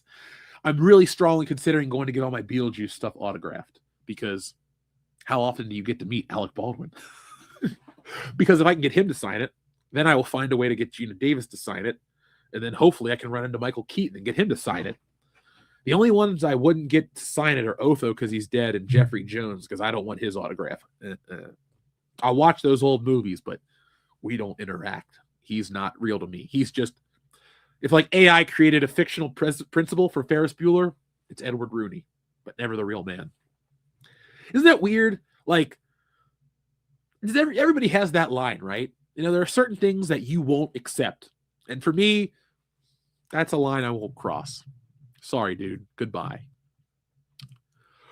Oh, God, the congestion is real. Woo, we have moved up again. All right, another backer. Thank you, folks. We're on the final 3 hours and 9 minutes of Stealing Solo 2, The Power of the Farce. Has everyone seen the trailer? Has everyone had a chance to check that out? I hope so. I'll play it as we get closer to the end to get those last minute folks. But we are now getting into Power Hour, which means Jeff is going to get amped up because I got to order some dinner in a minute and get it picked up. Why is Batman Returns better than Batman 89? You know, Weasel, I'm glad you asked me this question, but I cannot agree. Batman Returns was the Batman movie that I watched. I can't say it was the one I watched the least as a child because that would have been Batman and Robin. I can honestly count on one hand the amount of times I've watched Batman and Robin. When it first came out in theaters, when it hit videotape, one time in college with Dion, and one time during the pandemic. That's it. 4 times. Hate that movie. But Batman Returns, I will disagree that it's the better film because I went and saw the double feature back to back in August. IMAX, Dolby Digital, the 9s. Looked great, sounded great, both films. I don't think Batman Returns has a very good structure. I think it gets praised because it has weird, artsy, dark shit, but I don't think it's a good story compared to Batman 89. The Joker story is far more compelling than the Penguin story and Catwoman story combined. I don't have any issues with the dark, grim ugliness of the film, but I don't like it because it doesn't really add anything. To me, it's style over substance. Batman 89 is a traditional hero story, and that ending alone, man, when Batman stands up and looks at the bat signal and the bell dings, I'm like, holy crap, I am ready to go do anything. Like, if I need to pick me up in the middle of the week, I'll play that scene, or I can play that music. Dun, dun, dun, dun, and, it's epic. I don't feel anything when I watch Batman Returns at all. Like, it's like set bound, so it feels smaller. You can argue the costume's better. I would disagree. The fight scenes aren't better. The car chase isn't better. The music is not better. I don't think that Danny DeVito's Penguin is better than Burgess Meredith's Penguin or Colin Farrell's Penguin. He's different. He's good. I love Danny DeVito more than both of those actors combined. But I don't really find the movie having much merit or entertainment value outside of it. It looks cool in scenes, and it's more Michael Keaton. Max Schreck's storyline, whatever. I'm much more interested in Carl Grissom trying to wipe out Jack Nicholson, who slept with his girlfriend. So there's a revenge plot. And then Jack Nicholson taken back over the city and trying to destroy Gotham on its second century anniversary. And it's got better dialogue. Bob Gunn, just a line like that. The Batwing, when it flies up into the moon, that's a great scene. The whole part during the Gotham Day Parade and the Prince soundtrack, you would think that a Prince soundtrack locks the movie into 1989. I would disagree. I think while it locks it into a certain window, Party Man, when he goes through the museum, is fantastic. And Trust, as he's coming down the street, hubba, hubba, hubba, money, money, money, who do you trust? All of that stuff, man, always sells me on 89. If I never watched Batman Returns again, that's okay. I don't own it on any format. I've never owned it on any format. And I don't ever want to watch it. That's my hot take. I'm the outlier. Just Batman 89 does nothing for me. What it does is make me miss Michael Keaton, make me appreciate the amazing video game it has, and all the merchandise surrounding it was great. Because as a kid, I was 4 years old when that movie came out, 3 going on 4. Enrique knows we're and I are the same age. Those toys were great, man. I had the Robin, I had Arctic Batman, the Skiff Batman, the car, the one that was the powered coupe with the Bruce Wayne figure, all of that stuff. I love that.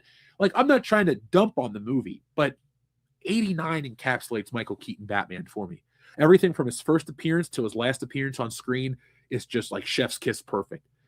I also feel like there was so much more care in how Batman was presented in that first movie because they didn't know what they were doing. So he's lit certain ways. The way they lit his eyes in the Batcave when he's talking to Vicky Vale. The way they get the other guy to manipulate the cape as he walks around that little catwalk thing and he flips it around. Or when he first appears to the Joker, he's like, Jesus, and he lifts him up. That is so cool to me. Every scene in Batman 89 speaks to me. That is why Returns will never match that one. And that's not saying it's bad at all. I'm not knocking it. But it's in this household, this is a Batman 89 household. And Returns is well respected. And I love Christopher Walken a lot. But it's an 89 household. Returns is your favorite. You know what, dude? That's great. It's like if you said, I like Spider-Man 1 over Spider-Man 2. Hey, that's great. That is completely cool. You're not going to hear me be pissy about anyone having a different take. That is, unless you tell me The Force Awakens is better than the original, I will fight you on that one. I think you have brain damage and you need to go to a doctor, and I will drive you to the doctor instead, and I will help you nurse yourself back to health and then tell you you're wrong when you're cogent, because you're just fucking wrong. I'm sorry. I'm not going to stand for that one. I won't even stand for it either. But that's another topic for another day. In a second, I'm going to have to step away. I'll play you a quick video. I have to do one thing logistically speaking, and then I'll be right back. So let me press you guys a longer button. Hang out. I'm not ending the stream. We still got 3 hours. That's okay. I'm going to order dinner in a second because I got to take care of that. So let me give you guys a new button, a little longer one, and then we'll be back. I'll be back in just a minute. So what is a long one here? What is the longest button I have? I already played you the one about Shaft. That's the longest thing we have. Hold on a second. Let me see this. Oh, hold on. I got an idea. I'm going to give you guys something to watch while I'm gone. And it's nothing stupid. Where are we? Oh, yeah, right here. Let's take it back a while. Let's take you on a road trip. Folks, it's time for your favorite series here on... All right. So give me 3 minutes. I'm not going to show you this whole video. For anybody that's watching, folks in the chat, if they're like, where's Jeff? Tell them to stay put because I'm going to give you guys more stuff. We're going to go strong. I told you it's the Palace stream, but I need a second to make a call. So I'll be right back.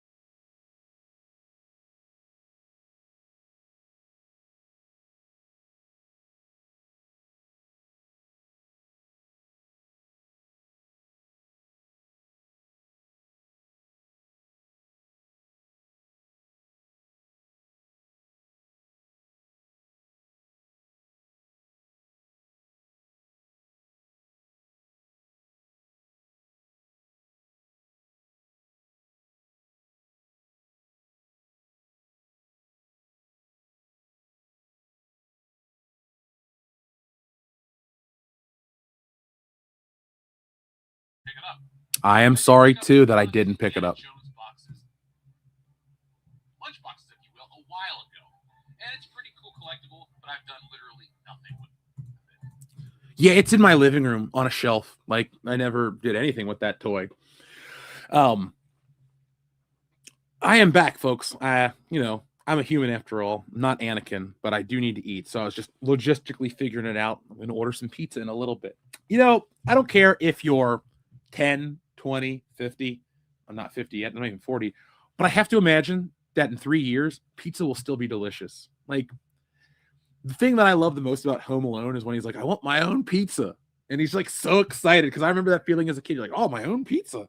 And then I ate a whole pizza. I'm like, shit. I can still eat a whole pizza. I shouldn't. But, it's pizza. Come on. I always order thin crust anyway, so I feel a little better about myself. In my gut. William Royal over on Twitter says, woohoo, Batman! Harley Quinn for the win. The original Harley Quinn is voiced by Arlene Sorkin. I'm a huge fan. Not a Tara Strong Harley Quinn fan. It's just not the same voice. Not the same.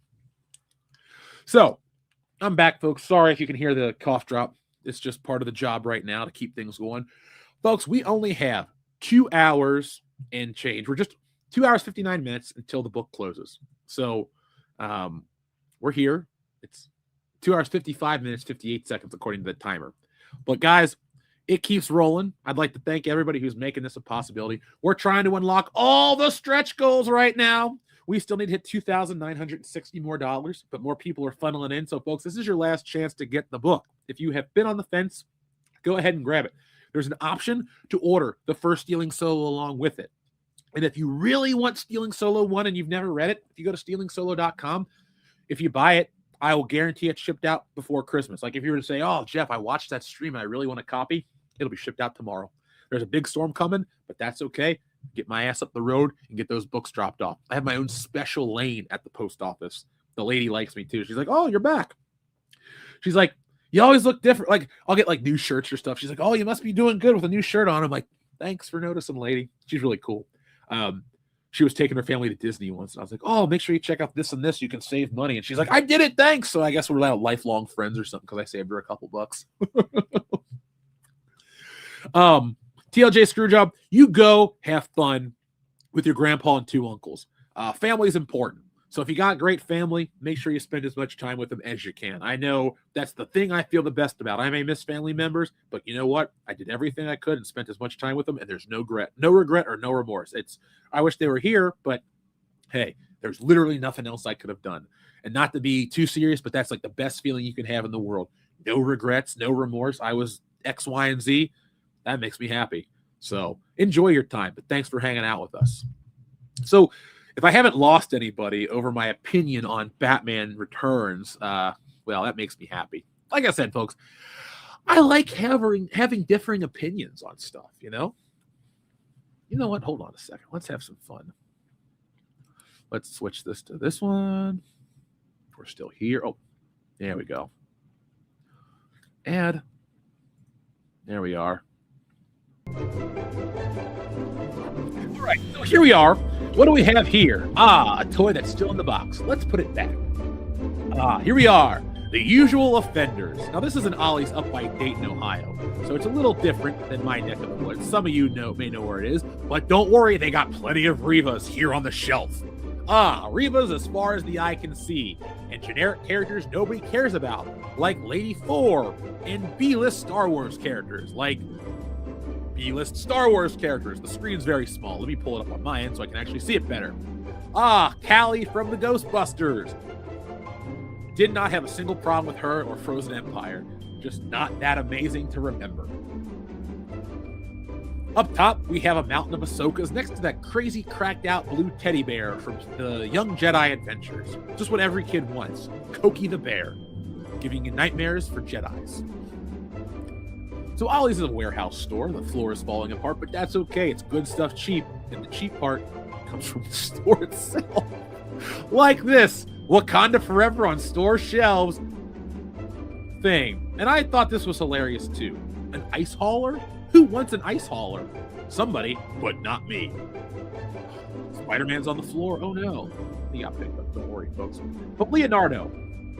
Leonardo is my favorite turtle. Anybody else love the Ninja Turtles out there in the chat? Let me know down in the comments below, aka the comments that are live, because this is a live Ollie's video for the hell of it. I didn't realize what an online presence Lola Bunny had, and then I swear I would never Google Lola Bunny again. Shit scarred you. I'm sure Simu Liu is scarred by the fact that Shang-Chi is only $1. But does anybody at Hasbro really think that Black Panther... Oh, The Rock, no! Jabroni! Yeet! He deserves to be here. No, I didn't buy that Rock figure because I have a rule. I might collect The Rock, but if he's bald, I don't buy it. He's got to have hair. She's got hair, but I didn't buy her. I meant the hair on her head, not to be weird. Okay, so Helena Shaw. One of our listeners in the chat was like, I didn't know they made this figure. I'm like, sir, you need to watch her Ollie's videos because she's everywhere. We just passed 17,460 Helena Shaw action figures right here live on the air. So let's see what we got right here in the chat. You used to have a place like this in Canada called Byway. You know what? If I ever make it up to... Oh, he said used to. So I can't go visit it anymore. But if I could, I would. And that's how I feel about that. Doofus in the chat says, I like Raphael. Well, if you're who I think you are, you're probably a pretty big Turtle fan because you come from a line of Turtle fans. Turtle Power. Oh, let's put the G.I. Joe down. I know a lot of my toy collector friends are like, dude, could you pick me up one of those? I know Aaron Sparrow is a big G.I. Joe guy. All kinds of collecting he does. This music is perfect for these videos. I thought the original audio worked, but this one works even better. I wanted to buy this, but I should have. These Ninja Turtle in Disguise party pack, and the fact that they still kept the Star Trek one alive was awesome. I thought the Star Trek Turtles were cool as a kid, even though I didn't know what Star Trek was.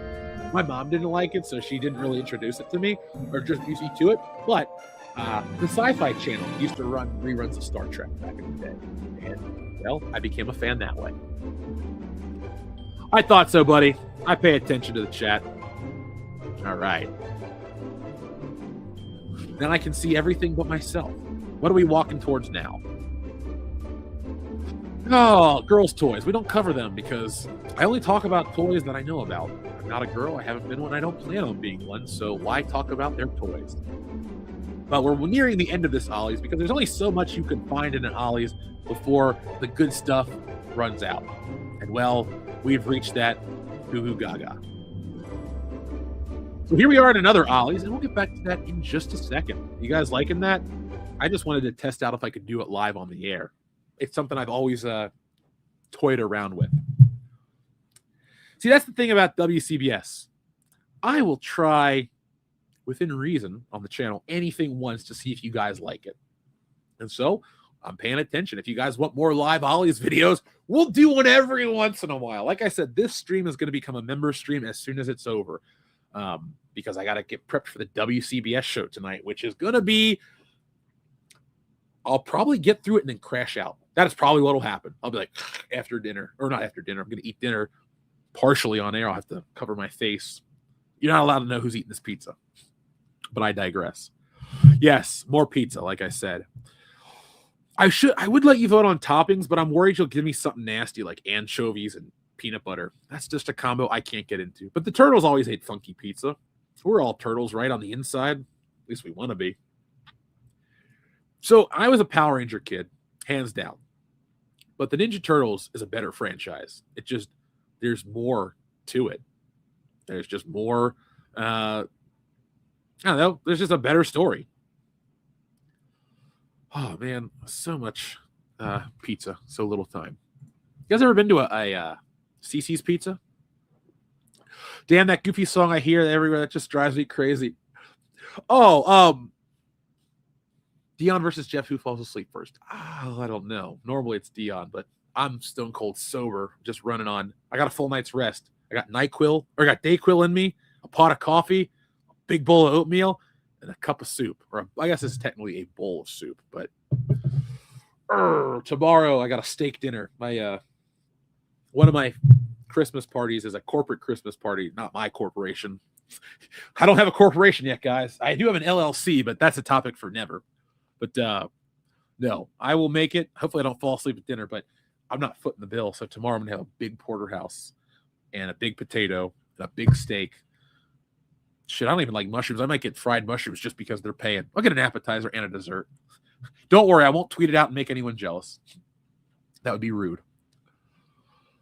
But James Shank, if you're curious, the name of that song is called Gaiety in the Golden Age. So that's why Laser Pants likes to play it and troll me on the show, because, it's called Gaiety.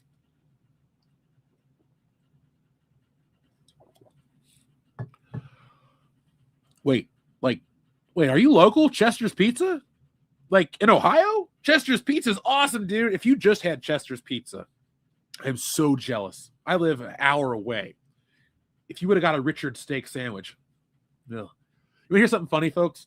So we have this tradition where we'll go to this place called the Pine Club in Dayton for steak dinner on my birthday or Christmas. It's always a tradition. So Mom was on, we were going up there, and she's like, hey, honey, how about we stop for lunch and get a steak sandwich at Richard's? We were going to split one, right? We happened to go on their anniversary day, and we got there before the line walked in. It was $1 sandwiches. So we ate these giant $1 sandwiches. We were too full for the steak dinner. Yeah, you live in Hamilton, you lucky, lucky man. Chester's Pizza, dude, and that garlic bread. Oh, this is Food Talk with Jeff Hicks. I'm hungry. I'm jealous. Not really jealous, but I would love to. I used to work at the rallies right by Chester's Pizza, so I know Hamilton quite well.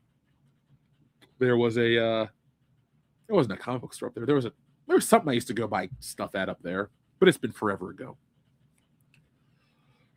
So let me look at the notes, folks. We still have people rolling in. We still have some time left here on the stream.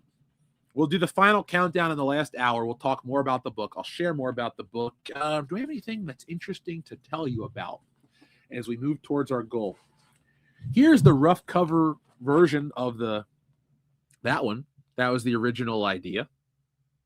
So there we are in the toy box. But I wanted something that was formatted correctly with the toy box aesthetic. Also, too, the cover that we have wasn't originally wasn't a double spread. It was originally just that. It was just going to be a single cover. But then on the back, I was like, you know what? Let's give them something extra. So that's the roughed out version. And it's pretty much the same. You can see Frankenfisher in the back. There she is right there. And there we are. My whole goal is I'm not putting myself in a comic book because I'm trying to be famous or to live a fantasy. We kind of got pigeonholed into this story. So you know what? I want to make us look as silly as possible. That's my goal. I don't think you can, if you're on YouTube, if you're a social media guy, if you're a social media girl, you shouldn't take yourself too seriously because people see through that bullshit veneer. I think you should be able to make fun of yourself and laugh. I can laugh at myself. Look at me. I put myself in a goofy ass costume with my stomach hanging out. Believe me, you'll laugh. You'll cry. You won't kiss the money goodbye. You'll definitely feel like it was worth it. Oh, have I ever had Marion's Pizza? I want to. I just saw a YouTube clip about it, so it's on my list. Maybe I'll pick one up on the way to Dion's and eat.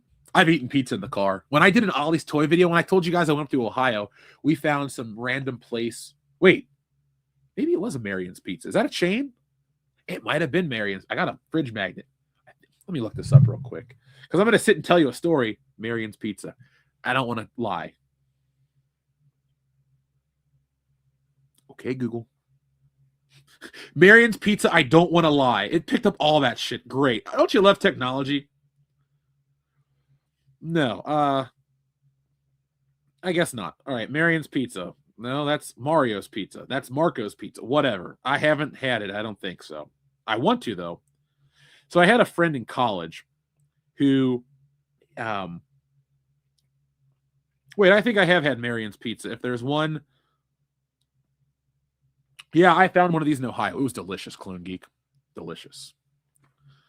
Now we're talking about Skyline Pizza or Skyline Chili. I had that 2 nights ago for dinner. This was I normally cook a lot. I made spaghetti last night. It was a quick night. But the night before, we had Skyline. The one down the street from me is great. It was weird, though. There was like an old lady convention. So like the whole place, the parking lot was jam-packed. But you get in there and it's like not a lot of people. It's just a bunch of old ladies in the back. Oh. So I'm not going to keep talking about food because you're going to make me hungry, even though I'm going to order food right now, actually. You know what? We're getting pizza. I'm trying to decide. I'm going to get Papa John's because it's close. Do I want the extra large pizza? I think I do. Let's get the Grand Papa. Ooh. I mean, this all sounds great. I guess I'm getting the Grand Papa. Let's get some extra cheese on it. What else do I want? I don't know. I think that's pretty good. What do you guys think? Like we're going to eat the pizza together. All right, Troubles away. He's getting pizza as well. You know, Sbarro, we talked earlier about Pokemon. So it had been 1999, and my mom was taking. We were off school, and so she took me, my best buddy, and another friend to the Kenwood Mall, and we went out and she bought me some Pokemon cards and a book, like a Beckett's guide on how to value Pokemon cards, because I was trying to get them all. She didn't want me to get screwed over, and so she bought me this book on grading it, and she's like, "I guess I'm taking everybody to lunch." So she went to Sbarro and got the whole pizza, and she's like, "Have fun, guys!" And she was there with us, but we all ate this whole pizza. It was a good time.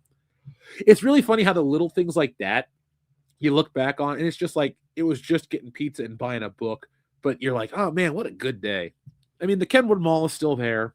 Sbarro, it's weird. You ride an escalator down. I never look to the right to see if Sbarro is there. It might be there. It might be. But, let's see. Wait, can I change this? So wait. All right. I can. Let's make this my own style of pizza. Aha. I'm not beholden to just pepperoni. And let's do this. People are like, Jeff, this is a riveting stream. I hope it's riveting. I hope you're not hurt. All right. Wow, there's different types of cheeses on this too. This is the most interesting stream, right, ever? I'm sorry, guys. This is just a logistical thing. We've been on the air for almost 10 hours. And if I don't do this now, it won't get here because I got somebody picking it up for me. So I guess we'll just stick with pepperoni. Darn. I wanted bacon, onion, and green pepper. That's my favorite pizza topping. Yes, I need cheese sticks. All right. I got Papa Dough. So time to check out. Apply to order. I swear, as soon as this is done, I'll stop talking about this order of food. I promise. I can't promise that I'll never talk about food again. I'm just saying, all right. Select payment method. Cash money. Boom. There we go. Pizza's ordered. Thank you, folks, for your patience. And now, when it gets here, I will have a giant foldable slice of pizza and continue to hang out with you guys. So, for those watching right now, do you guys want me to continue with the Ollie stuff, or do you want to talk more about the book? Do you want to talk about more of the channel? Is there behind-the-scenes stuff you want to know? That's the funny thing. People never ask the right questions, but we'll tell you all kinds of stuff, the history of the channel, where we're going, what's next. Maybe we've been to the future. Maybe we're Mike Zero. No, we're not. Damn, I just said pizza. Now everyone is eating pizza. Oh, James, funny story. We went to see the first Avengers back in theaters in 2012, and it was in a place called Newport. Well, yeah, you know where I live. I'm in Cincinnati, so you know the Newport on the Levee movie theater. They had a Dewey's in there, and the old rule was if you bought food anywhere in the complex, you could take it into the AMC theater. So Joel and I went to go see Iron Man, something else, and there was a break, and he's like, let's go get Dewey's. So everybody was eating popcorn and hot dogs and all this dumb shit. And Joel and I are like, let's go get our own pizzas. We roll in with large pizzas each, and we're sitting there watching the event. We're not even the Avengers. We're in whatever movie. We're like at Thor or something. Maybe it was even Iron Man 2, but we're eating this pizza, and everyone's eating these popcorn and movie theater snacks. And we're like, everyone's like staring at us like, what? You're allowed to do this. And so for dinner, we go, there's one last break before they're going to do the Avengers. It's going to be Captain America Avengers back to back. So we go and we grab a place called Brothers, and we get these burgers, and we're sitting down and eating. And as we leave the Avengers and we're throwing out all of our garbage, I shit you not, there are 50 pizza boxes stacked up. Like everybody went and got pizza. And it was just like, that's what I say about like, that is the greatest theater experience I ever had. It was like a community thing. Like we were there for the Avengers. We were there to celebrate Marvel. We were there having pizza, cheering. Like that's why I always will fight for movie theaters forever. Yeah, snotty-nosed kids, shitty teenagers, people that smoke in the theaters, assholes. Not even going to apologize for cussing. It's 5:37. If you can drink a beer, you can say asshole on the internet. But I had a great time, and it's those moments that are so good that overlook all the crappy moments. And really, I don't have that many. Like, I went and saw Godzilla, and this guy was smoking weed in the theater. My buddy's got asthma. He's like, I can't be around smoke. And he starts freaking out. And I'm like, dude, I understand it. He gets security. They call the cops, and they, like, usher these people out. And, like, my buddy's not a narc about anything, but he's like, I'm going to have an asthma attack. And you're not supposed to smoke in the movie theater anyway. So that's the stuff. Wax philosophical about pineapple on pizza. Okay. I've always liked pineapple on pizza because it's a salty, sweet, tangy combo. I like pineapple, period. Pineapple is one of my favorite foods. When I was a kid, I would eat pineapple so often that I'd get those acid burns on my tongue. You know, can of pineapple or like my grandma was a fruit lady, so she'd always have fresh fruit. That's where I get a lot of it from. Peaches, all of that. But she'd be like, honey, I cut up a pineapple, and I'd eat it until my tongue hurt. And I'm like, okay, I'm done. So I love pineapple. But pineapple on pizza, if I'm ordering a pizza for myself, it's pineapple and ham. That's usually my go-to. Or bacon, pineapple and ham, a little bit of onion. I don't do like peanut butter and chocolate on a pizza, but I do love a good salty sweet combo. Like, I don't eat chocolate in general, but if I'm going to eat it, it's got to have sea salt on it to just balance out that cloying sweetness. Yeah, dude, we were in pizza heaven. Dewey's is pretty good pizza. Marvel had some good movies. Like, I don't care if, like I said, nothing beats, like, even when I was out west, her and I would be like, hey, let's order pizza and watch movies. Like, it's just like the perfect movie food. Like, and there's enough, like, you can stop eating the pizza, make some popcorn and do what you want. It's like being a grown-up and a kid at the same time. Pizza is just, it's not American food, but it's like the perfect food, period. And I watch all these artsy videos on artsy pizza, and I definitely want to go to these places. When I was in college, my buddy in Chicago was like, hey, come up early from Christmas break. We're going to do the Great Chicago Pizza Tour. So I joked about 1999 being a great year, but 2009 was also a great year. 2019, years that end in 9 are great years for me. Fucking 4 years, I'll have a good life. No, I'm not upset about anything.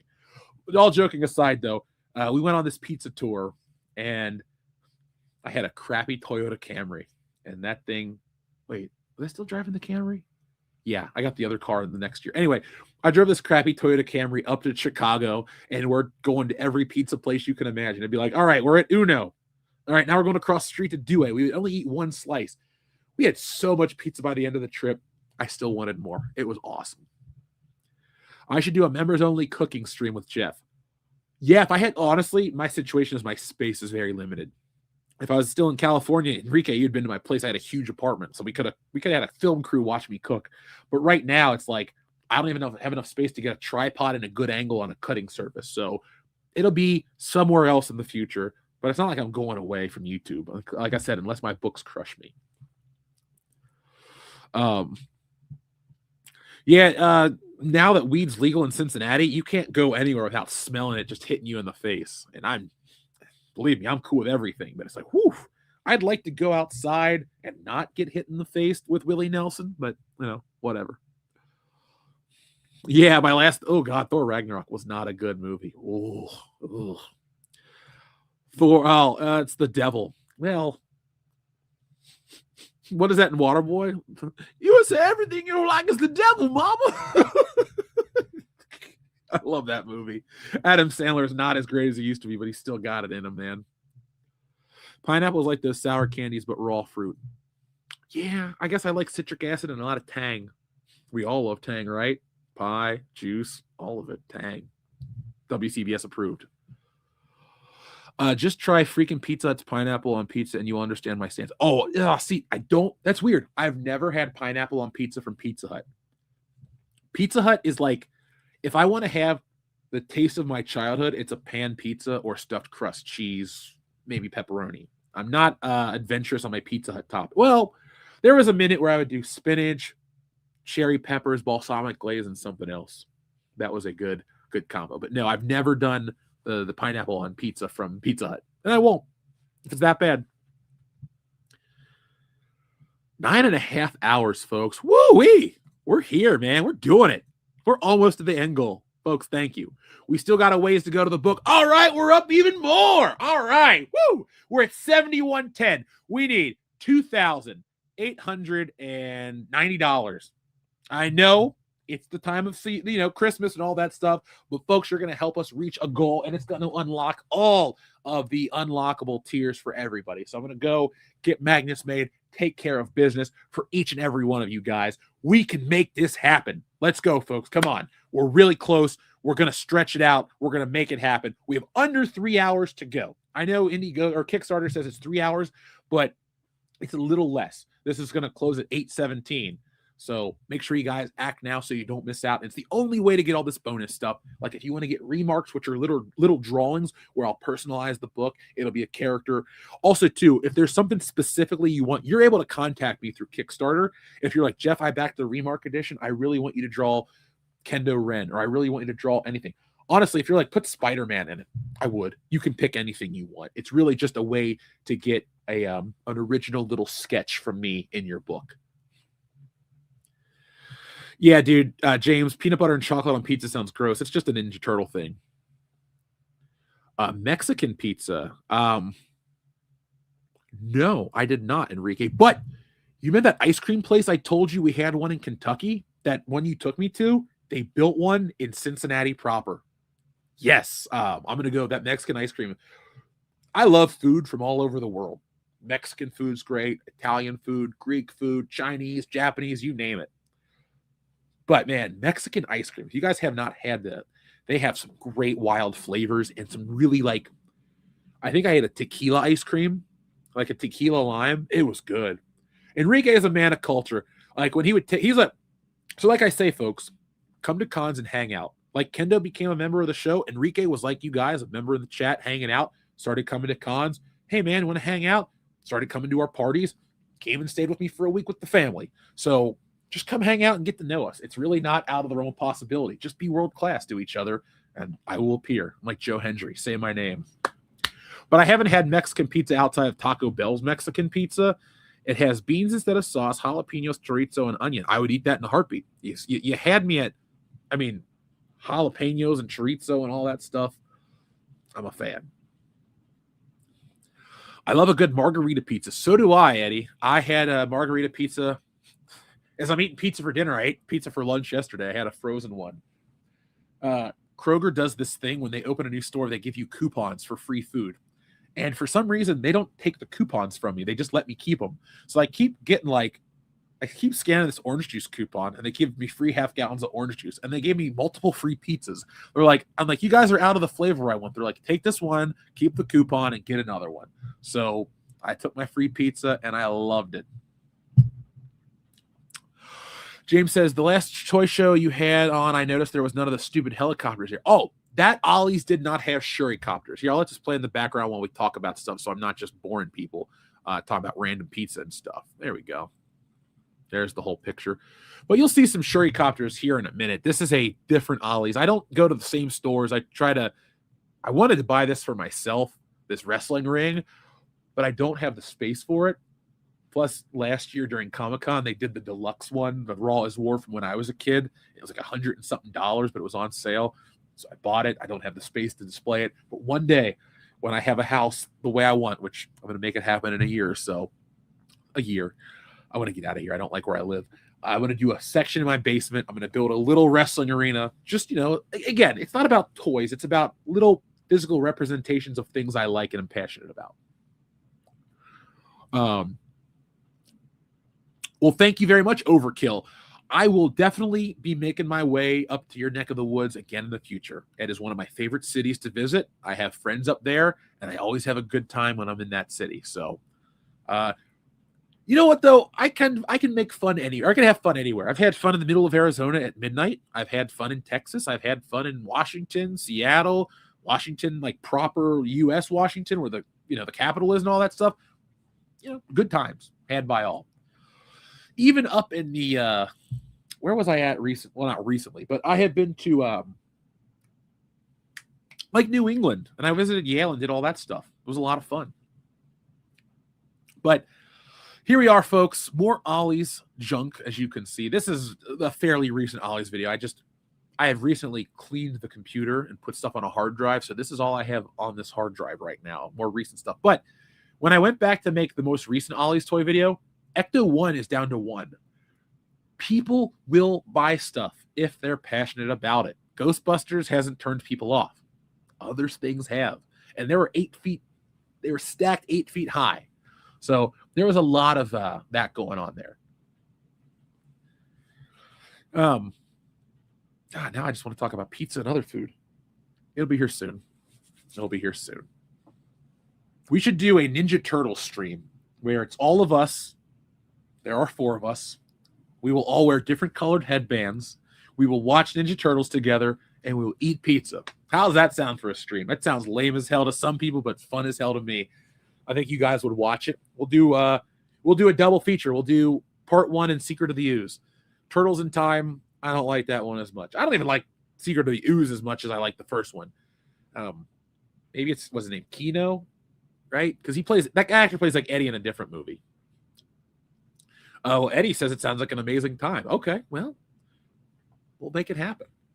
Kendo is the adult diapers. That was just so weird. It's like, hey, I'm going to look at toys, and there's adult diapers right next to the action figures. Only at Ollie's. Weird stuff, cheap.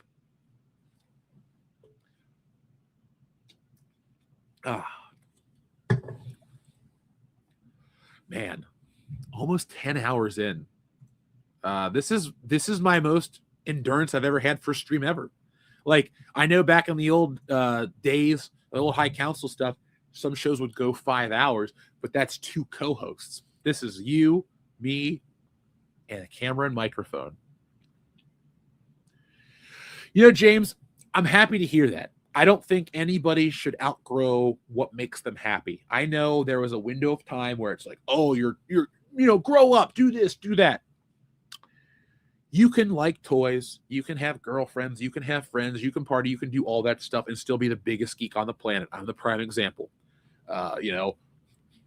Dressed up as Marty McFly for Halloween, still had a hell of a Halloween party.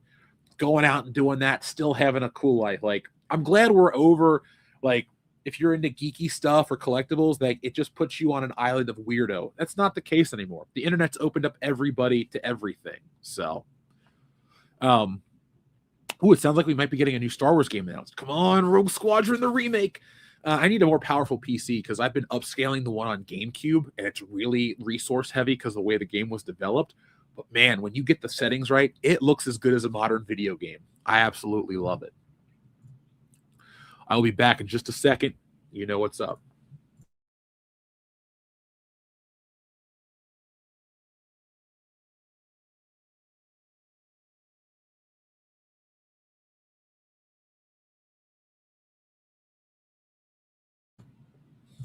All right. Cough, drop a clock.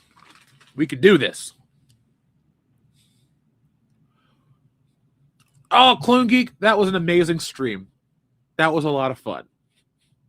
We were sober too. I don't want to purport like only good ideas come drunk or whatever, because none of my work, like, you've heard the genesis of these ideas on the show, and I only work sober because I'm like real laser focused. But man, we get into some weird stuff late at night. Like, you get that slap happy feeling like when you were a kid. Oh yeah. Dude, you can get the best pizza in the weirdest places. I'm all about hole-in-the-wall restaurants. I went to a little hole-in-the-wall out west and had, like, the best steak ever. So it's just anything's possible, man. I should have bought that figure. I regretted it. Oh, well, I didn't. And, yeah, I don't know if I should ever clone Kelly LeBrock Clone Geek.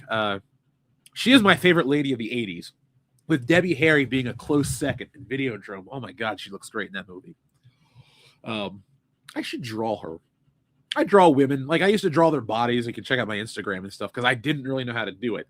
And then I just got to a point where I was like, maybe I'm drawing a little too much. Because sometimes I'd spend like an hour on one of those drawings or more. Nowadays, I don't spend that much time on any drawing unless I'm doing something for the book. Because it's like, do I really need to draw a really detailed Spider-Man for 6 hours? No. So let's see. My BIL is doing that to his kids. Oh, they might be. Hey, James, somebody sent me an email. They asked me to autograph one and send it to him. I said, of course. So if I get the email back, what do I charge? Like, I don't want to undervalue myself. But the fact that somebody wants to buy an autographed Shurikopter makes me laugh so much. I think what I might do is just a couple bucks, give him a really nice signature. I might throw in a sticker and a thank you note or something like that. Really make it funny. She did. I can understand your crush on Debbie Harry because, yeah, me too. Let's look at her. Even when she's got weird hair, I'm just like, yep, you're a good-looking lady. Like everyone says, oh, Madonna. No, Debbie Harry. Better singer, better looking, better actress, better. End of discussion. I wish Debbie Harry made the money Madonna did. She deserves it. Hey, Roman Reigns. No thanks. Bye. See, now I'm working on a video. Okay, I'm going to make a video called The Dumbest Star Wars Toy Ever Made. It's about this Ewok for Valentine's Day. I won't tell you any more about it. Just watch the video in the future. Speaking of videos, folks, we have a brand new video that's going to drop at 7:45 or 7:15. I don't remember what time I picked the pre-upload time, but it will be live. If you click away to watch it, thank you. I support that.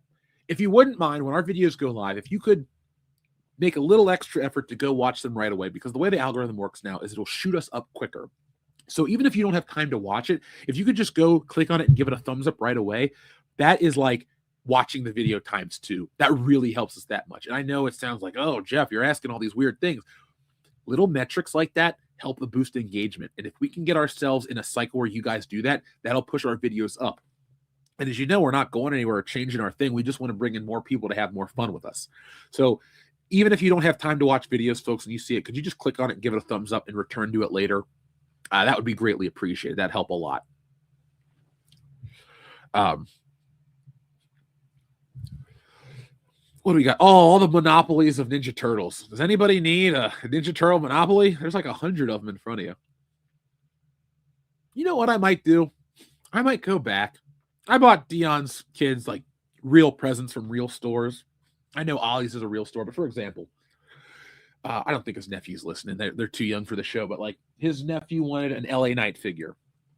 So the hype button helps too, Enrique. Anything you can do like that kind of bonus stuff always helps. I don't watch as much YouTube as you guys, so I don't know every new feature because you all have jobs.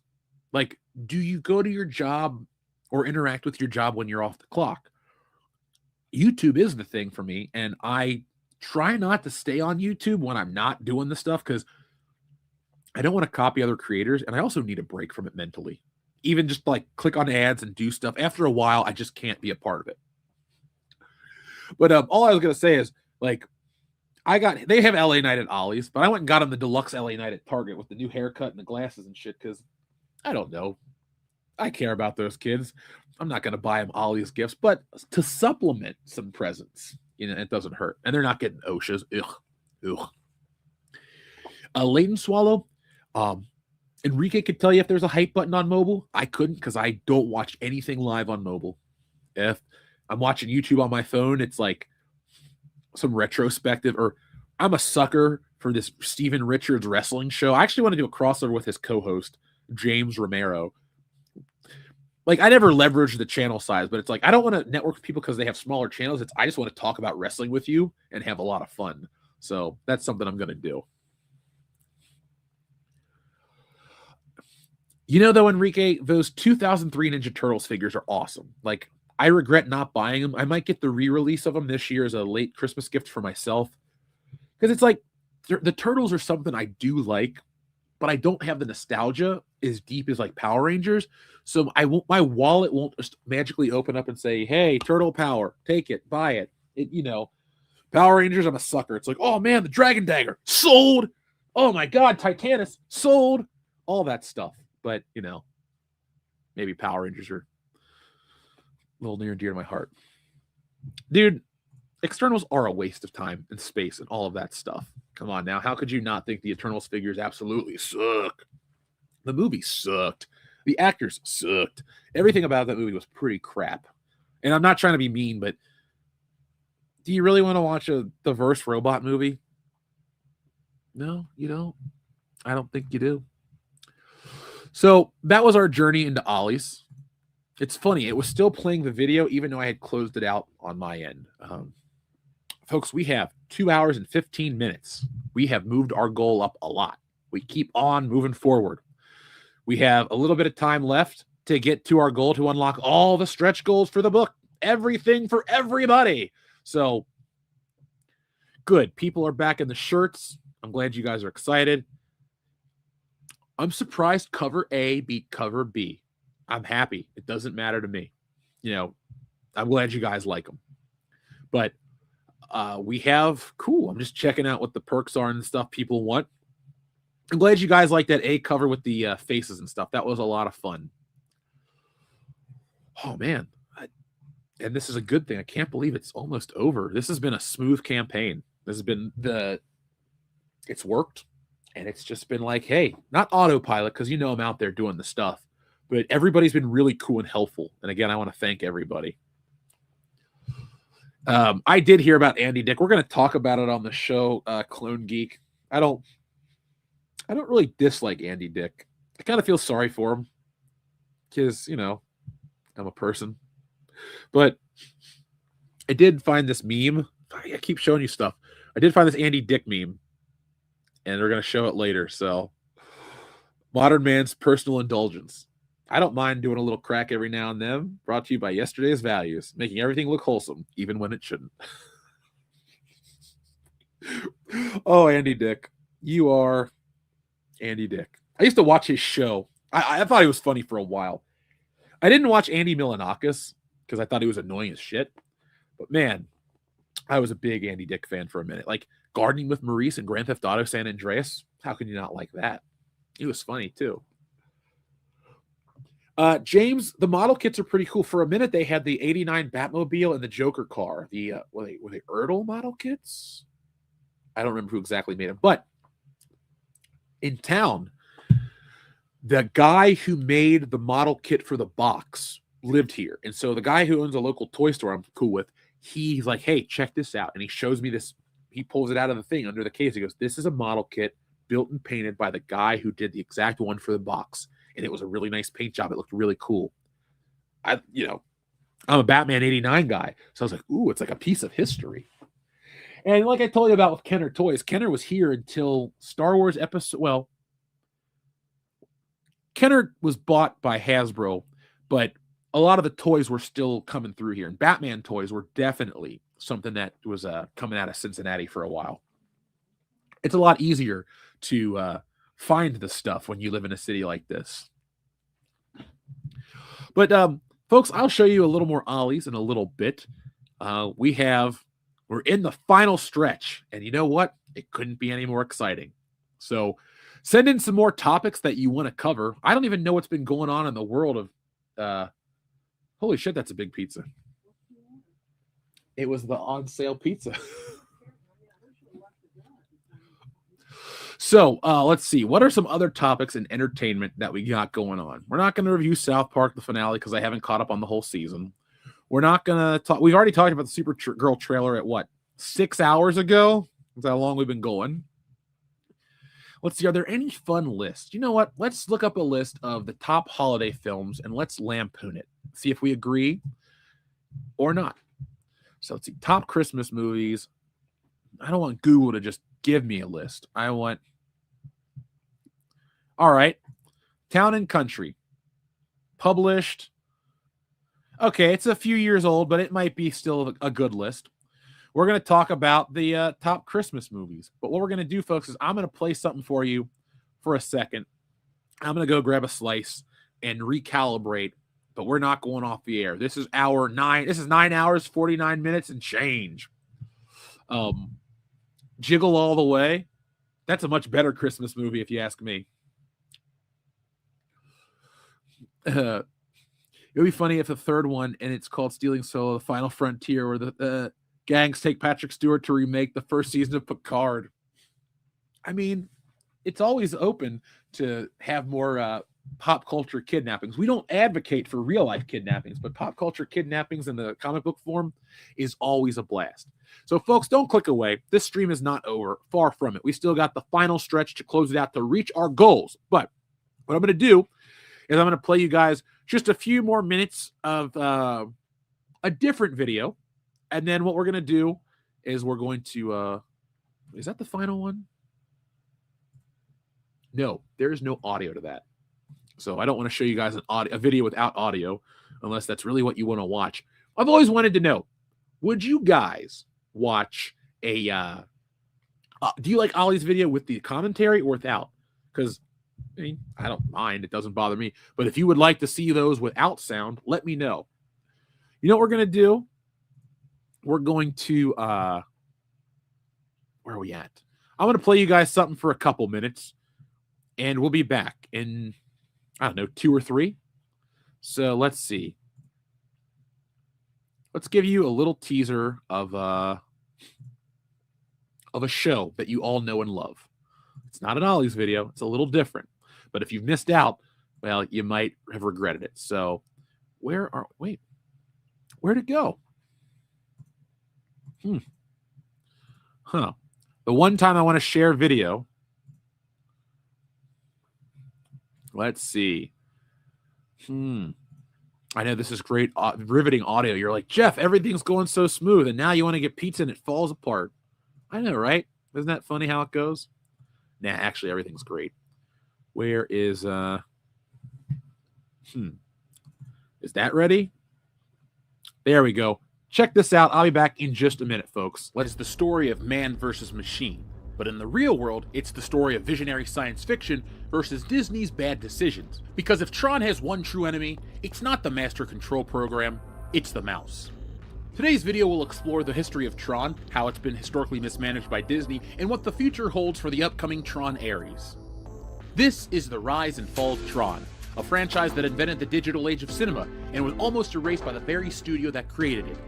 A story of how Disney had lightning in a bottle, and instead of changing the future, they tossed it in the vault. Tonight we'll look at how Disney mishandled both Tron films, why the original stands the test of time as one of the most daring films of its era, and why Tron survives in spite of Disney, not because of them.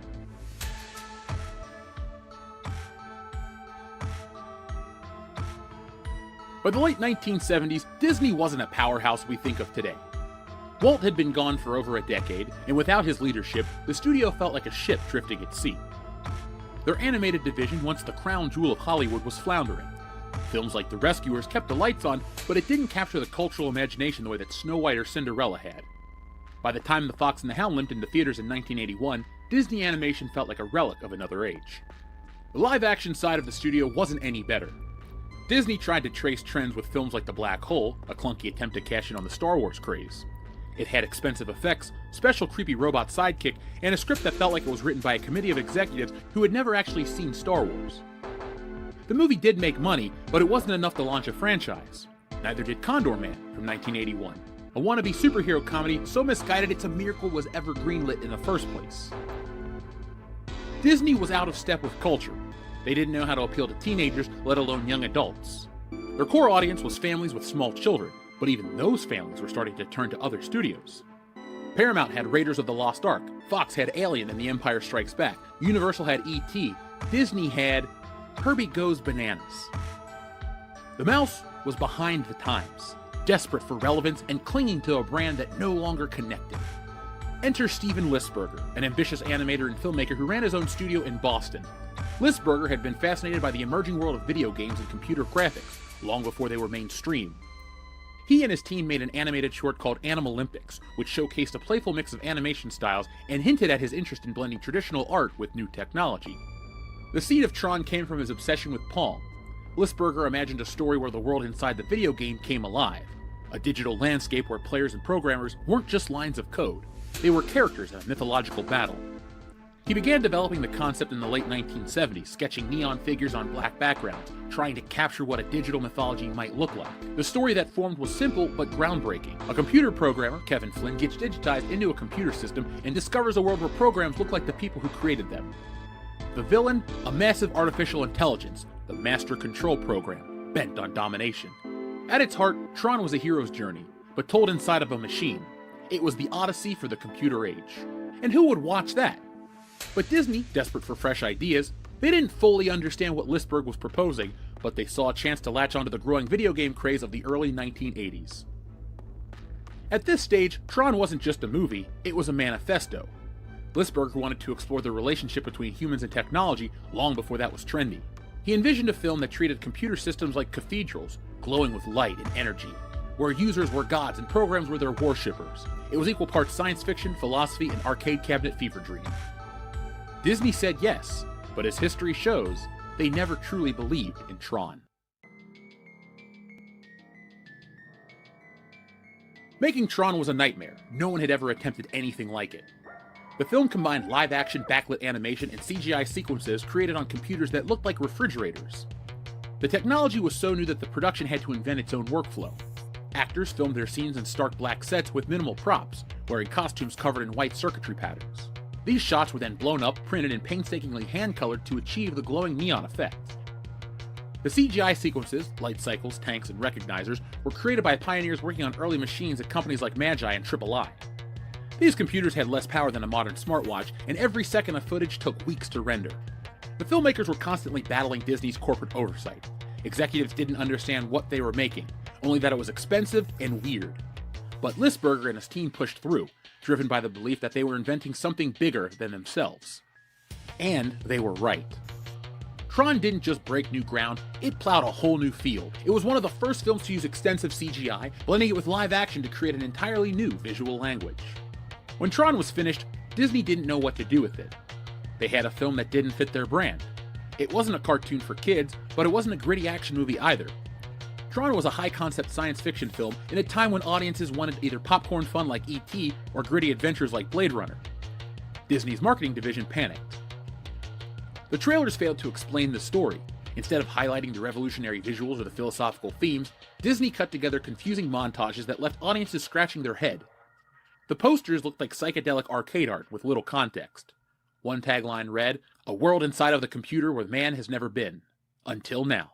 That was catchy, but far too vague.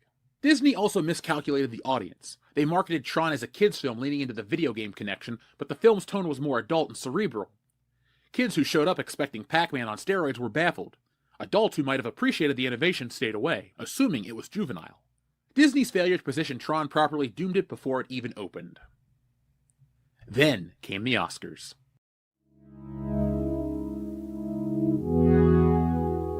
Tron's visual effects should have been a lock. Instead, the Academy disqualified the film for consideration, declaring that using computers was cheating.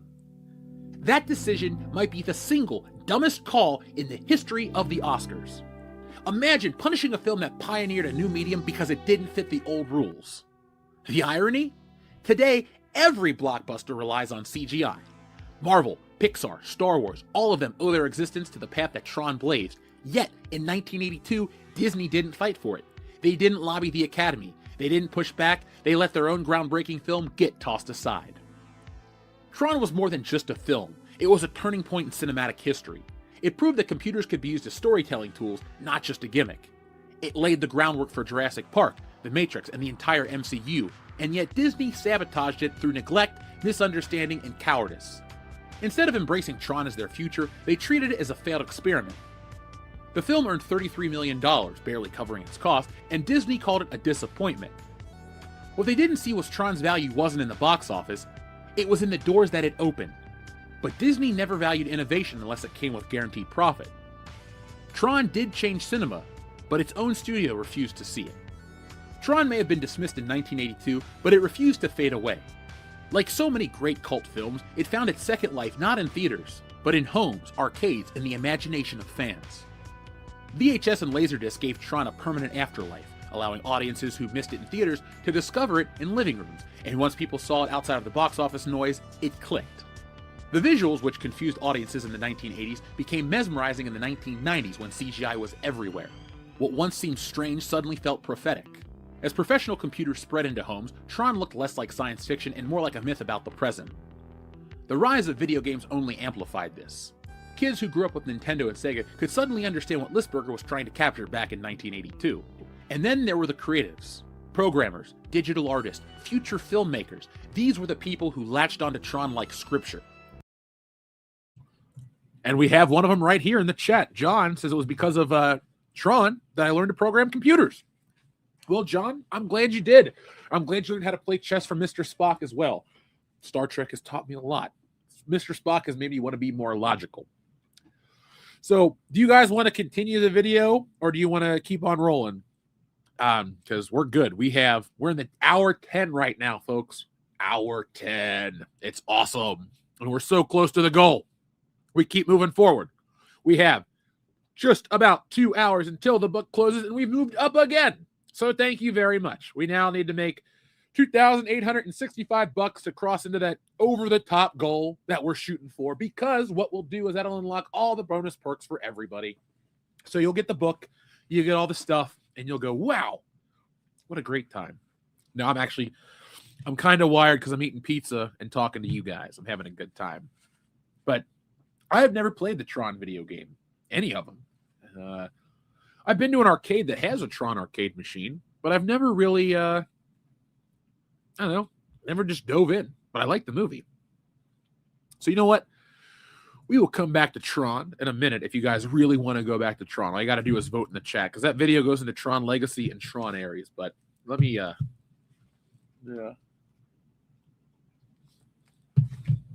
mute myself.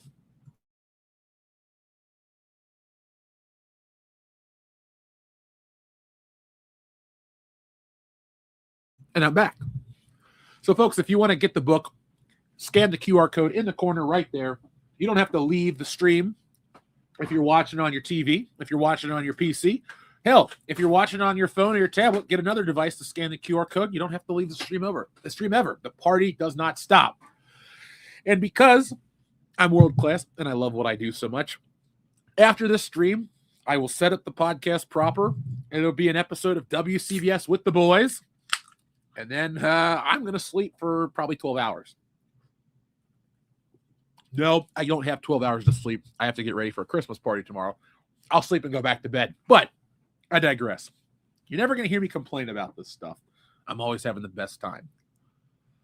So shout out to everybody who's here. Folks, hit that thumbs up button. Now, if you're listening right now, this stream does go away after the stream ends. I told you the way the algorithm works. But our friend Layden Swallow, right? Was it Layden Swallow that gave 40 members? No, it was Lord of Opossums. Don't want to get that wrong. Lord of Opossums gave 40 memberships to WCBS. So, folks, if you got one of those memberships earlier today, make sure you guys thank Lord of Opossums. And because of that, I wrote this down, put it on my wall. More member content for 40 new people. Oh, my God. You guys are going to get some bonus stuff like soon. As soon as I get through, sleeping through the weekend, I'll be back with some more content for you on Monday, and I'll create some bonus series. And my goal is to get myself working outward a little earlier on videos so I can bring you everything early. That way you guys are in on it. So it's like, oh, all these videos go live on Saturday? No, not for members. Wednesday, Thursday, Friday, whenever I make it happen. Thank you, Layden Swallow. I appreciate you being here, but it was Lord of Opossums. Don't want to not give him the credit he deserves. But shout out to everybody. If you're a member, if you're here watching, if you backed the book, if you didn't, we're happy to have you no matter what. We are the epitome of pop culture after all, and we're taking over the world, one world-class stream at a time. So, let's see. We got a lot of people tuning in, joining in. Folks, what do you want to talk about? It's 6:16. It's pizza time. Yes, I did quote Spider-Man to talk about pizza. But we have covered all of our favorite pizza toppings. We have waxed philosophical about Harrison Ford. We've talked about everybody, right? Carrie Fisher, we share the same birthday. R.I.P. Carrie Fisher. She was a great princess, Leia. And I heard a rumor that Hasbro and Disney are slowly letting their leash off of Princess Leia in the gold bikini so they can make merchandise with her, which I had the figure as a kid. It wasn't really a big deal. I have the other one too in the box over there because I wanted to get all the figures. But why is that offensive? Princess Leia kills Jabba the Hutt. He like enslaves her. She breaks free. She kills him. Princess Leia kills the dude that Han Solo couldn't get away from. It's a level of like this. It's like Vader was going to kill Luke. Han saved the day. Han could get away from everybody but Vader and Jabba the Hutt, and Princess Leia could beat Jabba the Hutt. So there we go. Pokemon fan. Best Spider-Man cartoon, Spectacular Spider-Man. The art style is what it is, but it's the best one.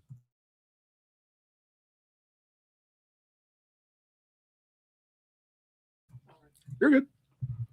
But yeah, the Spectacular Spider-Man is my go-to for Spider-Man cartoons. It's got the best story. It's closer to the Ditko era. The sad part is it was getting ready to get better. According to Greg Weisman, they were going to do like Peter in college. They were going to do animated videos that were like a little more mature, not like adult cartoons, but like slightly more edgy and darker to deal with the heavier heavier Spider-Man moments. Pizza moments. What am I talking about?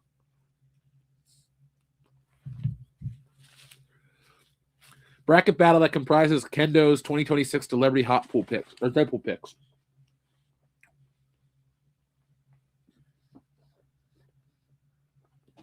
That's happening. That's happening. Yes, I cover my mouth. Like it matters. I look like I'm Captain Kirk. Kirk to Spock. Come in, Spock. We're stuck on the planet. I love Captain Kirk. He's so cool. I used to watch those reruns, like I said, on the Sci-Fi Channel. A lot.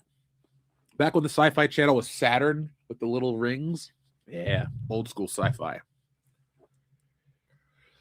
Pizza in the morning, pizza in the evening, pizza at supper time. When pizza's on a bagel, you can eat pizza anytime. I remember those commercials.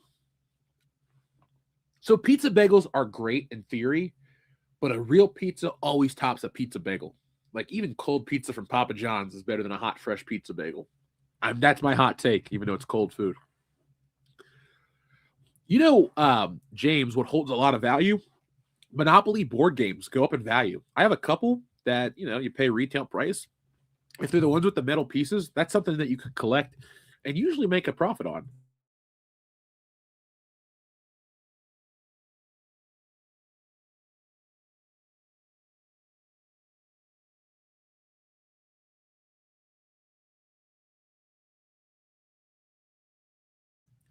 Sorry about that, folks.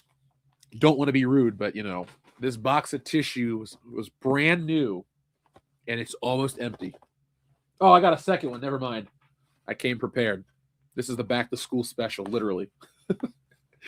I was somewhere, and they had back-to-school Kleenex on sale. I was like, okay, well, Christmas ones are $8, and back-to-school ones are $4. So why not? What does Spider-Man the Animated Series do better than Spectacular Spider-Man? Thank you for asking this question. That's a Jeff question. That's the stuff I'll like. If I'm bored, I'll be like, what is better? So I do think the theme song is better in the Spider-Man animated series, but I also like the Spectacular Spider-Man theme. Because there are more episodes, you get more villains. But they tied everything to the Kingpin and the Insidious Six. There were a lot of censorship deals. Well, apparently John Semper Jr. says it wasn't really censorship. It was more creative choices to, make the show less violent or scary or whatever. But I think my problem with Spider-Man is it's a great show. And while it was new, it was my favorite next to X-Men. But X-Men ages well. Spectacular Spider-Man ages well. There's nothing really wrong with Spider-Man the animated series. It's more like the reuse animation bothers me. Some of the shocker, I'll chase you to the ends of the earth, like that is a little hokey for me, but I love his voice. Okay, Christopher Daniel Barnes is a better Spider-Man than Josh Keaton. Right? That's the voice? Yeah, not Michael Keaton. So he's a better Spider-Man. The voice acting is good in both, but I think the voices in the Spider-Man animated series are better. You get more of the Marvel universe, so like Captain America, the X-Men, Daredevil, that Punisher episode. There's a lot of great crossovers. That animated show represents all of Spider-Man better, but Spectacular just does the early days of Spider-Man very well. Let's see. On a previous topic commentary, Ollie's on WCBS, raw Ollie's footage on Good Morning Pop Culture. You want me to do more of that? I'll do it in a little bit. I'm going to finish eating first. Because it's funny. I was feeling great, and I'm still going strong, but as soon as I ate pizza, I'm just like, ooh. And I'm like, come on, body. Don't shut down on pizza. Use the fuel. Yes, we'll have a P.O. box very soon. We had one. It was very popular. I ran out of space to store stuff. So I have to, I'll have it up soon.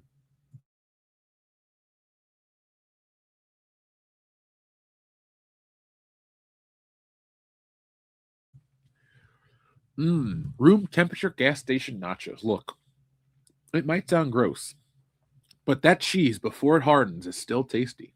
So I always think of Beavis and Butthead. They love their nachos. Have you seen the one, guys, where they see Jesus in the nachos?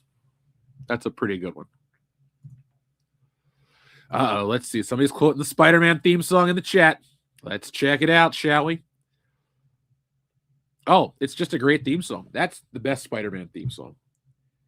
I think my rule of thumb is if it has lyrics, it has to accurately tell the story in a short period of time. Much like the Fresh Prince of Bel-Air, which tells you the entire reason of why Will Smith is goes from West Philadelphia to Los Angeles. The Spider-Man theme covers the character perfectly. And I'll take this as far as this. No other fictional character has a theme song that's so tied into them as Spider-Man. Because Superman's got a bunch of music. Batman's got a bunch of music. Like, da-da-da-da-da-da-da, Batman, that's great. But how many people go, Spider-Man does whatever, and like sings the song because it tells you what he does. That's the difference between Marvel and DC. Marvel is really trying to sell you a brand new superhero in the midst of superheroes kind of coming back, but, they needed to sell you new stuff. And that's Stan Lee's superpower. He was a huckster. He could sell you anything. Come on, true believers, let's go. Boom. He would get you to buy those little records, the Merry Marvel Marching Society, like all of that stuff. The guy was a legend. He really brought comics to the mainstream in a different way. I know Superman and Batman were household names before Stan Lee ever, touched a typewriter for a comic book company, but you can't really understate his importance. But I'm always honest, the artists are just as important. But Stan Lee really, was Mr. Marvel. Yes, listen to Caffeinated Wolf, folks. Back, Stealing Solo 2. We are close to the goal. We are close to the end of the stream. And we are excited to make this book happen no matter what. But, yeah.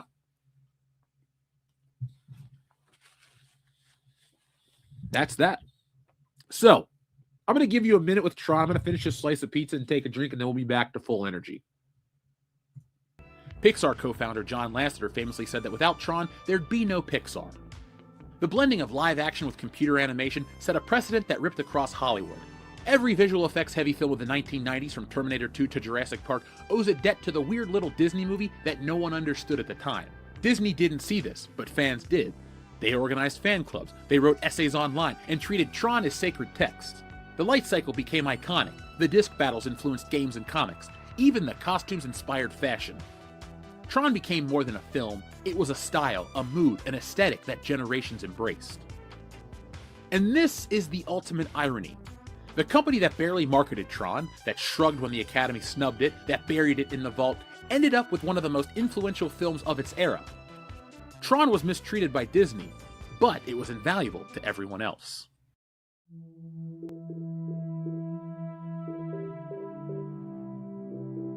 By the 2000s, the cult had grown so strong that Disney couldn't ignore it anymore. Fans wanted Tron back, and in 2010, the studio delivered with Tron Legacy. At first, it looked like Disney had learned their lesson. The marketing leaned into the sleek visuals and the Daft Punk soundtrack. They dropped the teaser at Comic-Con that got a standing ovation. For a moment, Tron looked like it might finally get the recognition it deserved. And in many ways, Legacy delivered. It gave us a stunning visual update to the grid. The light cycles looked better than ever. The world building expanded, with ideas about digital gods, rogue programs, and a society living inside the machine. And of course, there was the Daft Punk soundtrack. It wasn't just a score, it was a cultural event. To this day, I still play it. Fans remix it and cite it as one of the best soundtracks of the 21st century. But, once again, Disney mishandled it. They expected Legacy to be Star Wars 2.0, a 4-quadrant juggernaut. Instead of selling it as a cult art film with a blockbuster trapping, they overhyped it as the next billion-dollar franchise. They released it in December against Harry Potter and the Deathly Hallows Part 1, which steamrolled everything in its path. They pushed toys and merchandise that didn't sell, and when the film pulled in $400 million worldwide, Disney called it a disappointment. But what's the truth? Tron Legacy did not fail. It succeeded exactly where it needed to, with the fans. It cemented Tron's cult status. It proved that the aesthetic and ideas still worked, and over time, it aged better than almost any Disney film from that decade. In 2025, Legacy looks better than most Marvel CGI sludge. Fans adore it, I adore it, people quote it and worship that soundtrack. Disney didn't realize it at the time, but Legacy was a win, not the kind they wanted. Now we arrive at Tron's latest resurrection, Tron Ares. On paper, it should be a slam dunk. The cult following is still here, the technology has caught up with Wisberger's vision, and audiences are hungrier than ever for sci-fi that doesn't feel like Marvel leftovers. And yet, Disney is already repeating the same mistakes of the past. The marketing for Tron Ares has been baffling. The teasers are vague, confusing even longtime fans. There's been no clear pitch to general audiences about what this movie is or why we should care. Instead of embracing Tron's cult identity, Disney seems embarrassed by it. Well, they should be, because I'm embarrassed I even watched Tron Ares. Tron Ares isn't just a bad movie, it's a textbook case study in everything that's gone wrong with modern entertainment. It's a weak, disjointed story wrapped in a glossy nostalgia skin, desperately hoping familiar imagery will distract you from how hollow it is. Like The Force Awakens, it recycles old ideas without expanding on them, offering vague, big themes about AI and humanity while refusing to say anything meaningful. The visuals are expensive but empty, a neon screensaver masquerading around a cinema. If you thought Tron Legacy looked great, lower your expectations by 100% because that's how Tron Ares looks. Most of it takes place in the real world. The characters are lifeless, they're built to be recognized, not remembered, and Jared Leto delivers a performance that is so flat it makes the code around him look charismatic. It's not really storytelling, it's more brand maintenance. Every creative choice screams fear, fear of risk, fear of innovation, fear of anything that isn't safe and pre-sold. Instead of building a new chapter, Tron Ares strip mines the franchise's legacy like it's harvesting scrap metal. 7 minutes of the grid can't hide the fact that the soul of Tron has been replaced with marketing bullet points and algorithm-tested nostalgia. It's a film that doesn't just fail, it exposes the system that made it. One where originality is punished, spectacle replaces story, and beloved IPs are paraded around like corpses on a string. This isn't the future of entertainment, it's the slow, glowing death of it. Now back to the video that I made, because if I had seen this movie first, I wouldn't have had any passion for Tron any longer. Disney just admitted that in September of 2025, it had lost its male audience. Reports revealed that Disney is scrambling, suddenly desperate to win back Gen Z men aged 13 to 28. They've alienated the very demographic that sci-fi gaming and action properties naturally thrive on, and Tron, of all franchises, should be their way back in. But the studio hasn't figured out how to talk to men in years. They just continue to berate them and tell them they're terrible. This is exactly what happened in 1982. Back then, Disney didn't know who Tron was for. They marketed it to kids and ignored the adults, and lost both.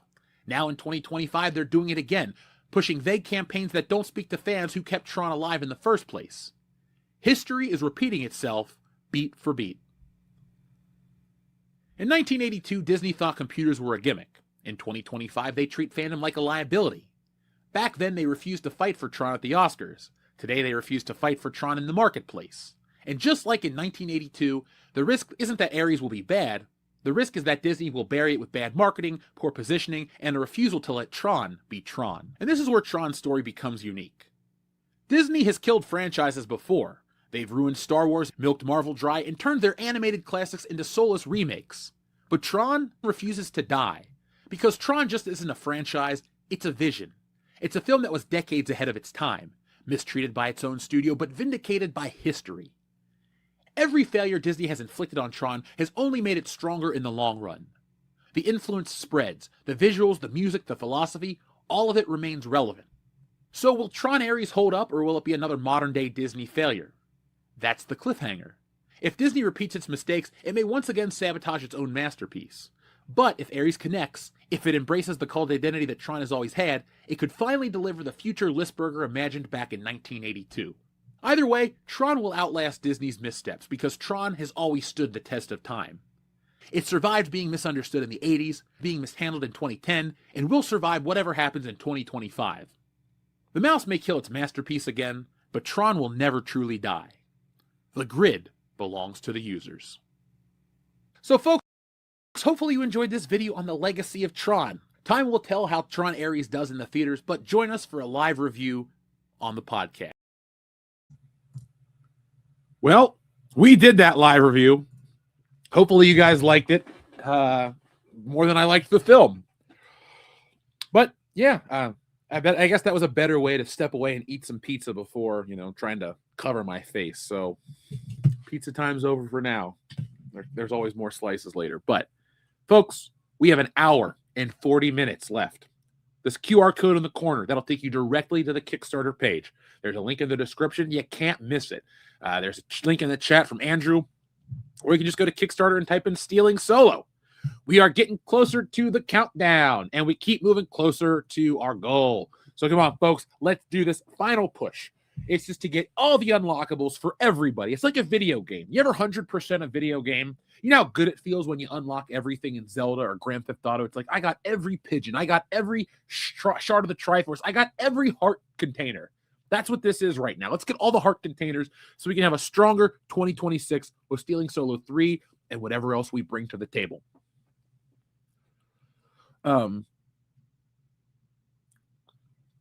Oh, so Georgian, I like that song. I am. And he's like hitting the hammer. That's a good one. When I think of Iron Man, though, the first thing I hate to say is I think of the one that came first. That's like the instrumental, and it's really hokey.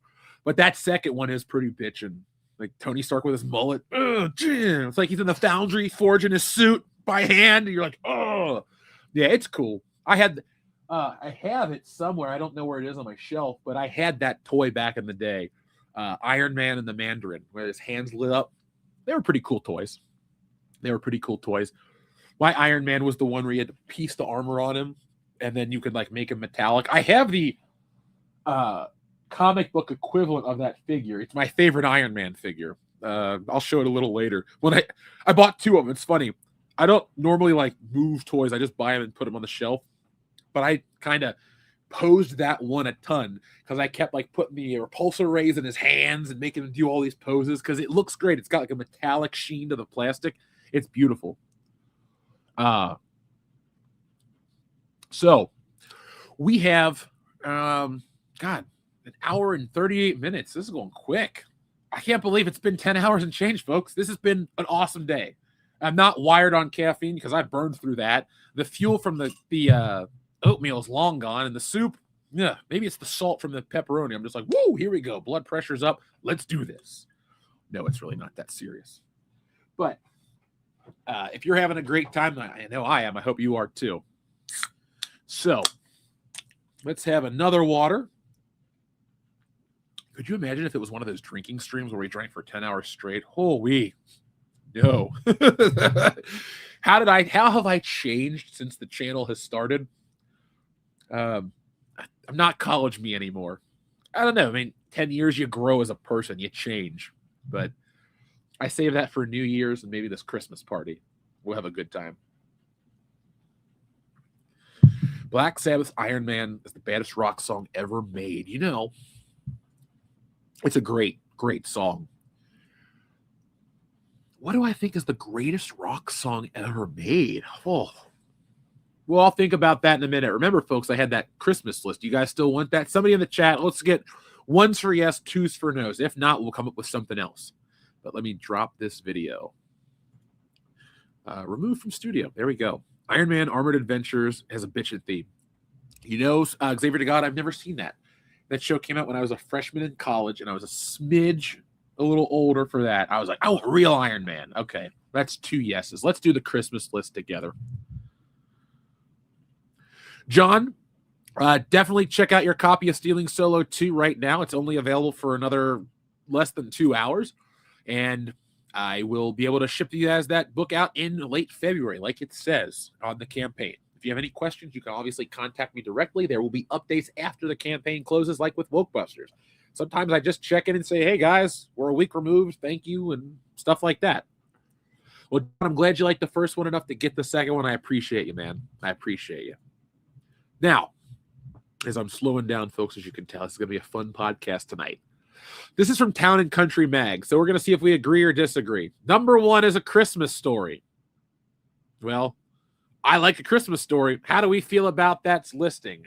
If I'm going to rank my favorite Christmas movies, A Christmas Story is definitely up there. Like, I consider Die Hard a Christmas film because I do. And I have a new reason why it definitely is a Christmas film. But A Christmas Story was my first favorite Christmas film. It reminds me of my Aunt Pat. She used to watch it every year. You'll shoot your eye out. When I was in high school, I said, Mom, you know what I want for Christmas this year? She goes, what? I want a Red Ryder carbine action BB gun with a compass in the stock and this thing which tells time.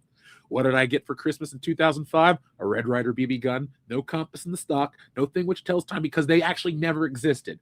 But I do have an official Red Ryder BB gun, carbine range air rifle or whatever. I got video somewhere on an old computer. I was a pretty good shot with it. So I used to take it out back and shoot cans. I would try to light fireworks and shoot them at the time they exploded. I don't know why. It was funny. But never hurt anybody. Never broke anything. Never even got hurt myself. But I had a lot of fun with that Red Ryder BB gun. Old blue. So, Georgian, I'm glad you got one too. Yeah, it's like a $40 gun. It was $40 like 20 years ago, to be honest. But, you know, Red Ryder, man. So, I have this on 4K. I was going to watch it the other night, but I decided to watch Krampus because I was kind of doing something in the background. But Christmas Story is going to be on this weekend.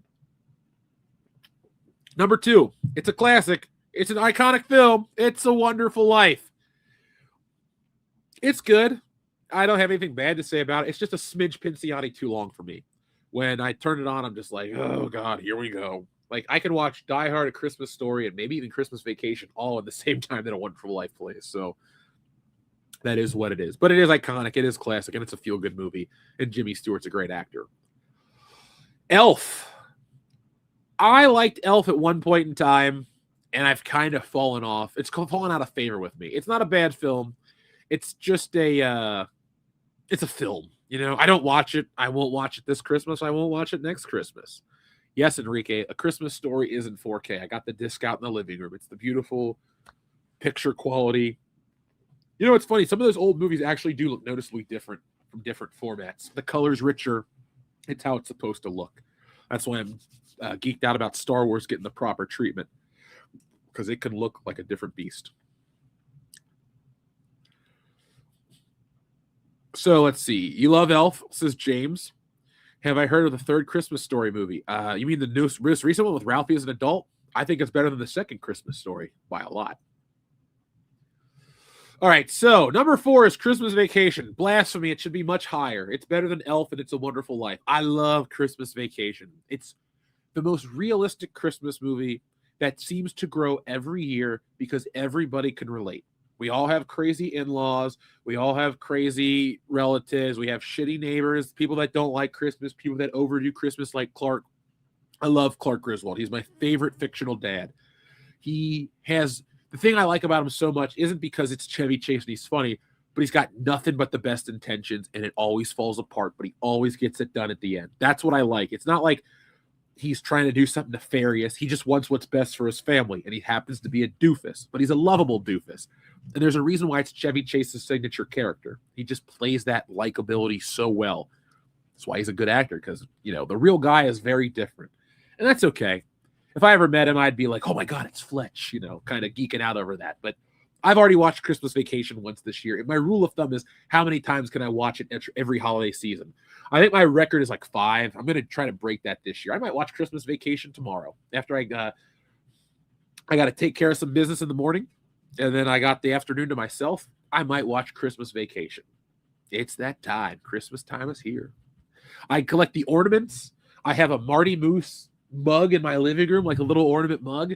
Oh, you know those Roosevelt shirts? I was going to a Christmas party, the one that probably got canceled. I bought a Roosevelt Christmas Vacation. It's red. It's got Snots the dog. It's got the squirrel. It's got the cat, both regular and electrocuted. I think it's got a Marty Moose head on it. It's a great shirt. I was very happy to find it in my size. And now it's Christmas time. That's what I'm wearing to my family's Christmas party.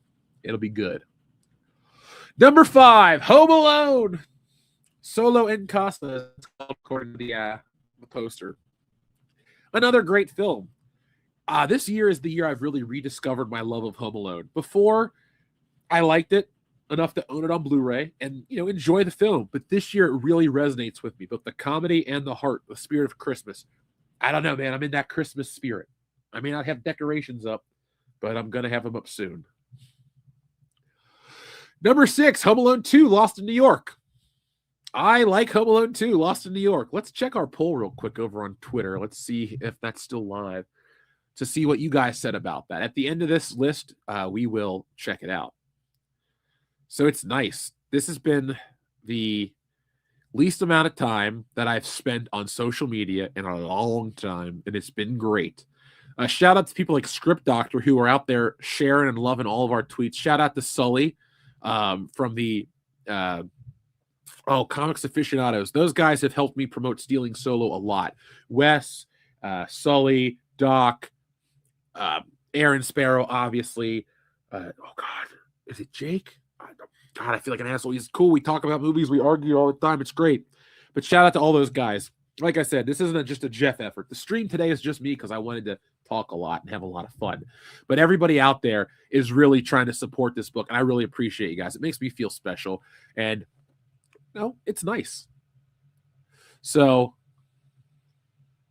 let's see. Who is this person? Somebody wants to know about my project. Well, you got to catch me live right now because we're in the middle of a live show. But yeah, there we are. We're live. I was trying to find the Christmas poll to see where Home Alone was, if you guys voted or not. But, well, we'll check it out in the future. Last thing we want to do is give you some dead air. Now I'm responding to my Twitter. Sorry, guys. I got sidetracked. It's been a long day. Let's get back to the list, though. Tim Curry is one of the reasons why Home Alone 2 is great. I was talking to Melee K Games. They're cool people, both of them. I'm a fan. I'm going to have them on Bracket Battle in the future. I got to reach out. But she brought up the scene with Tim Curry. The part when he's like, "You've been smooching." He's like, "Sir," that face he makes, that Tim Curry look. I didn't really like Tim Curry as a kid because he was scary. But as an adult, I'm a huge fan. Pennywise, Clue. That is my favorite Tim Curry performance. The Christmas Chronicle with Kurt Russell. Haven't seen it, but I like Kurt Russell, and maybe I'll check it out this year. Scrooge, yes, Bill Murray's classic. The Bob Goulet's old-fashioned Cajun Christmas. There we go. I'll get the syllables out. That's another classic. Richard Donner, our favorite director here on the channel. Bill Murray is great. You got a wonderful cast. Bobcat Goldthwait does a good job as Bob Cratchit, or as Beavis and Butthead would say, Bob Scratchit. I love this movie. It's another Christmas classic. If you notice, too, folks, a lot of my favorite Christmas movies aren't the traditional saccharine, like, God bless us, everyone. Like, Christmas Vacation turns that on its ear. Christmas Story has a little of that cynicism of Christmas. Scrooge, Die Hard, all these things. I'm a very much traditional guy, but I do love, the more realistic look at Christmas, because Christmas is a job to get through. Like, shopping's great. You got to work for that money. Then you got to work through the stores to get it. Then you got to fight your way to find parking. You got to do this. And all that stuff is accurate. But it's worth it on Christmas when everybody's happy, everyone's together. It is a really great time of year. Number 9 is Klaus. Never seen, or Klaus, excuse me. Haven't seen this one. Maybe I'll watch it. Number 10 is The Grinch. Really? This Grinch is number 1 over the other Grinches? I am so upset that my body is trying to congest me so I can't talk. Hold on a second.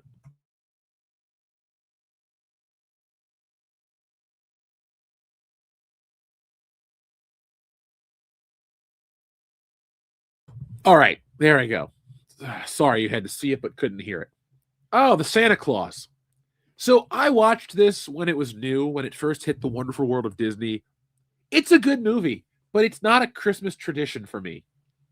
I like Tim Allen. He's Buzz Lightyear, Tim the Toolman Taylor, big Tim Allen guy. Won't watch anything that he's not in that's Buzz Lightyear. But this is just one that doesn't really get in my Christmas rotation. Maybe that'll change in the future. Maybe not. But hey, there's 2 of them. There's 3 of them, right? Christmas Prince. I may have seen this movie. I haven't always been a single dude, so I have seen this movie. Not that great. 14, Almost Christmas. Danny Glover in another Christmas film. Haven't seen it, but I'm gonna probably pass because I'm looking at the cast. It doesn't look like my movie. All right, The Nightmare Before Christmas. I like this movie in theory. I don't dislike this movie at all, but I don't watch it.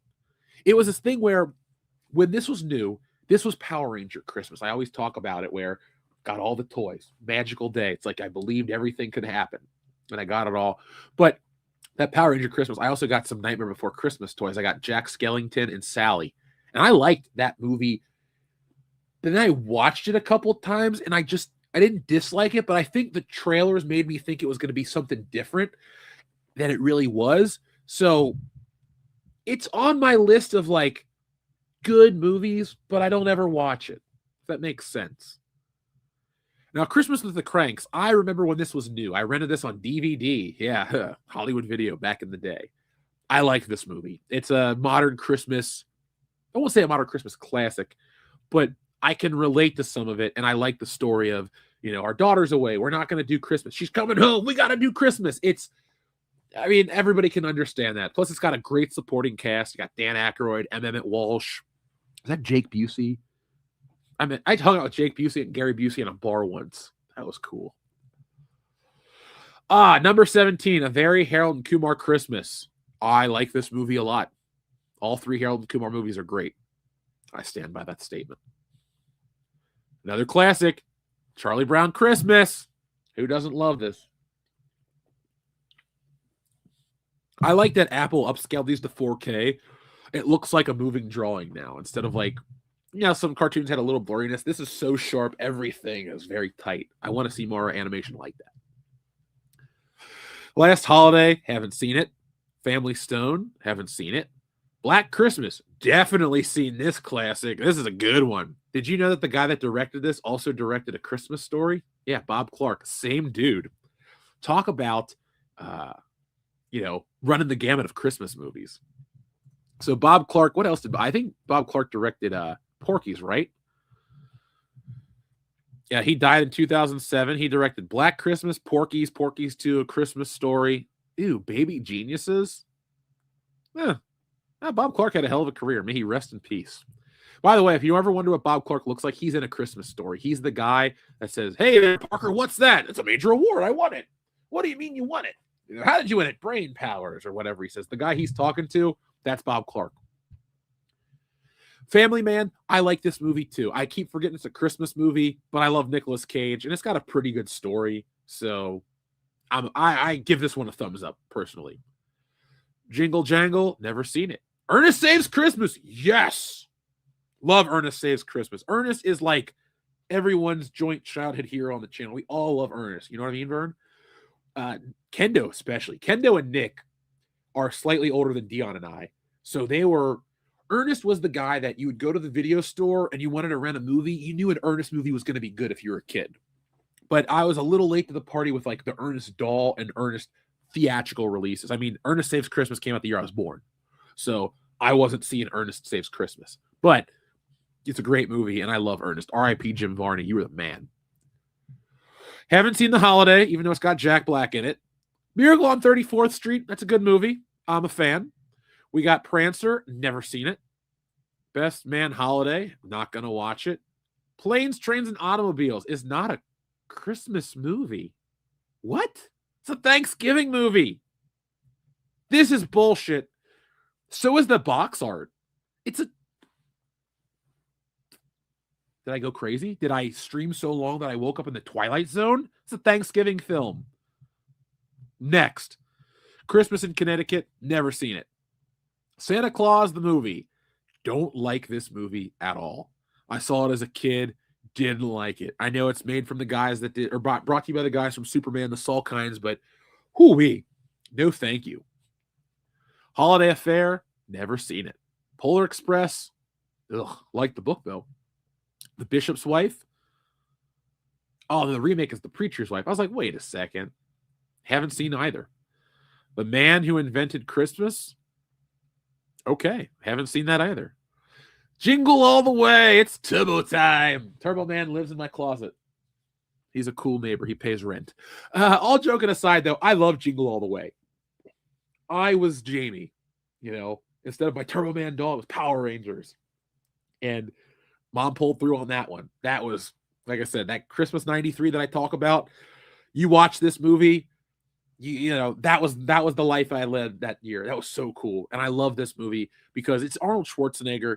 And look, even a bad Schwarzenegger movie is still a fun time. It's Schwarzenegger. I got nothing but respect for that dude. Mixed Nuts. Never seen it, but it is on my list of stuff to watch.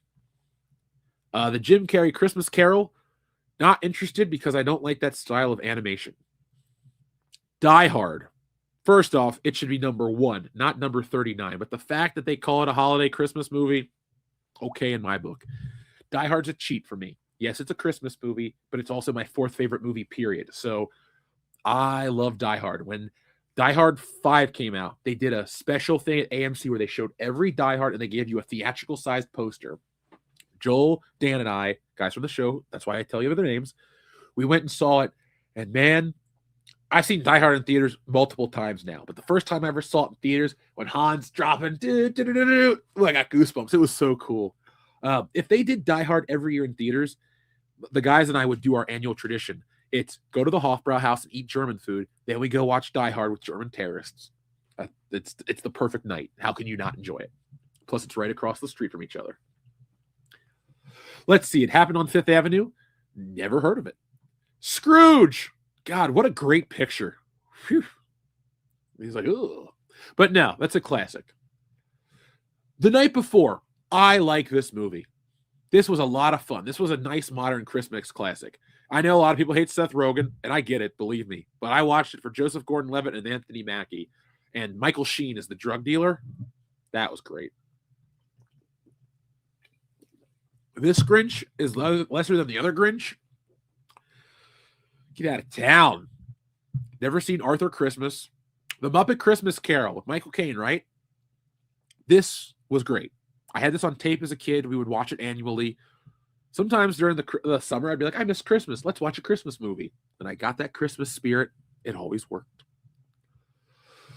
Oh, Love Actually. I don't like this movie at all.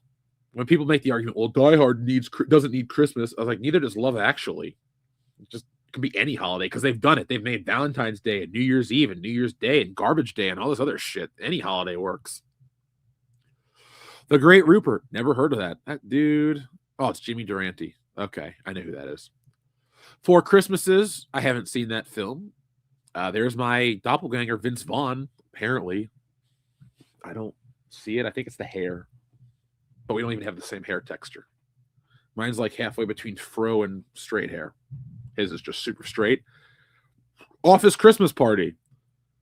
I wanted to watch this. I never did. Maybe in the future. Babes in Toyland, a classic. Eloise at Christmas, not for me. Son of a bitch. 52? 52? This would be 2 for me. Like, I because it's so short and because of the music, I might like this over everything but Die Hard. It's really hard. It's great. It's a 10. It's an 11 out of 10. I went to McDonald's and I ate that stupid Grinch meal to get the bag and the socks and the salt. I didn't even eat the salt. I got that crap because I love Dr. Seuss's artwork in the Grinch. Great. Gremlins. There's a Christmas movie. A classic. Better than Gremlins 2. Tokyo Godfathers. I have never heard of this. A hand illustrated anime representation of the Nativity story. Huh. I'm going to take a picture of this. This sounds cool. I always like a new rendition of something classic. Miracle on 34th Street, the remake. We got Elizabeth Perkins. She's a MILF. But yeah, I like this one too. Though I prefer the original. Both are good. Trading Places. Merry New Year. Dude, we were talking about Extra Primo Good earlier. We tied it all back in. So this is another Christmas classic, an iconic film, another 4K purchase in the living room. You know, I love Beverly Hills Cop, but on the right day, I might choose to watch Trading Places and might say it's the better film. I know it's hard to say that. What actually pushes Beverly Hills Cop over the edge is the music. Like, honestly, when we hit that goal, I'll play you guys Axel F on my keyboard. I'm not joking. Is it plugged in? Did I plug it in? Yep. Yep. See? I could play it, but I won't. We gotta hit. Oh shit. Turn it off. There you go. It's off now. I don't want to waste power. But I love Trading Places. Great movie. Joyeux Noel. Haven't seen it. Haven't heard of it. Cool. Christmas Carol. How many different Christmas carols are we going to have? Never enough. Bad Santa. This is in the top 10 for me right here, dude. I talk about liking cynical, darker Christmas movies. Bad Santa. Last film of John Ritter. Classic. Bernie Mac is great. Like, everything about Bad Santa is great.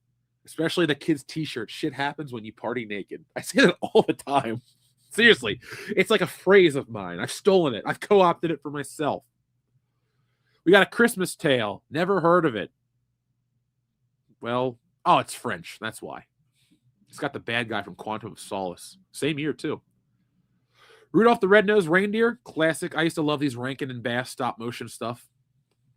Frosty the Snowman. Last week, we told you that guy had 3 families and abandoned them all. Remember the Night? Nope, don't even remember the film. Is that Fred McMurray? Oh, yeah, by the way, folks, here's a trivia question, or a trivia thing. This guy on screen, Fred McMurray, is the inspiration for Captain Marvel, a.k.a. Shazam. That's whose face they were trying to draw back in the day. I think the artist's name was C.C. Beck. So that is the actual Captain Marvel. That is who they thought was heroic enough to be Shazam. Meet Me in St. Louis. I've seen this movie. Judy Garland led a rough life. It was pretty terrible, but it's a good film. And number 65, A Shop Around the Corner.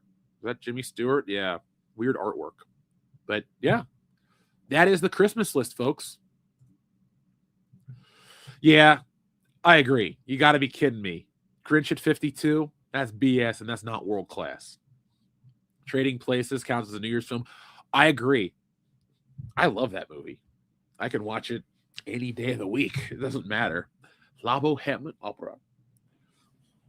It might inspire the ending of Stealing Solo 3, by the way. Like I said, the beginning and the ends are written, but there's a line I want to use from Trading Places. I'm trying to decide how crazy. All right, we keep moving up, folks. We are only $15 away from 7,200. Let's make it happen. We got 2 hours to go, or actually an hour and 35 minutes left, or an hour and 14 minutes left on this stream. No, an hour and 12 minutes, right? 13. I can't count. It's almost 11 hours of talking nonstop. So we're doing it. Let's see. What popular cartoon do you think had the best Christmas special? Now, that is a great question. Also, put that cookie down now. Remember that song? Put that cookie down till it's golden brown. Cookie down. Oh, I'm delirious right now. I'm delirious. Oh, well.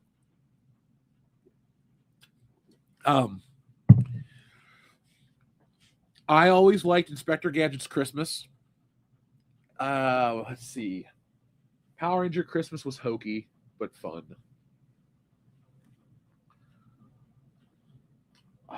What else had Christmas specials? You know what? Let me look that up real quick on my phone.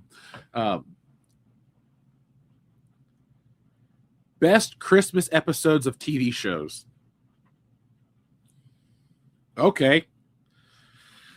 Let's read the list. Not all 100, but let's see. The Office Christmas special. Okay. South Park, The Woodland Critter Christmas. That's a classic one. Let's see. Oh, yeah. Knowing Me, Knowing You, Alan Partridge. I like Alan Partridge. Does anybody know who he is? He's a fictional talk show host played by Steve Coogan. He's the guy that has the opening that I play. The Stop Getting Bond Wrong. That is from that show. Black Mirror had a great Christmas episode. Oh my God. Yeah. That was a good one. I need to watch the Father Ted Christmas. The Simpsons is a great Christmas special where you get Santa's Little Helper. Rick and Morty, I don't remember that one. I don't watch American Dad. Malcolm in the Middle has a couple good Christmas episodes. Mr. Hanky the Christmas Pooh is probably the best South Park Christmas buyout. Really better than the Creatures one. Futurama's Xmas story with the killer robot of Santa Claus is pretty bitchin'. The X-Files, I have not seen that one. It's Always Sunny in Philadelphia Christmas. That is a classic too. Simpsons, Christmas, A Miracle on Evergreen Terrace. What year is that one? I don't remember this. Twilight Zone, Night of the Meek. That's a pretty good one. Isn't that Robert Redford? The Old Lady? Oh, no, wait. That's not Night of the Meek. The other one is The Old Lady is Robert Redford. That's Christmas too, I think.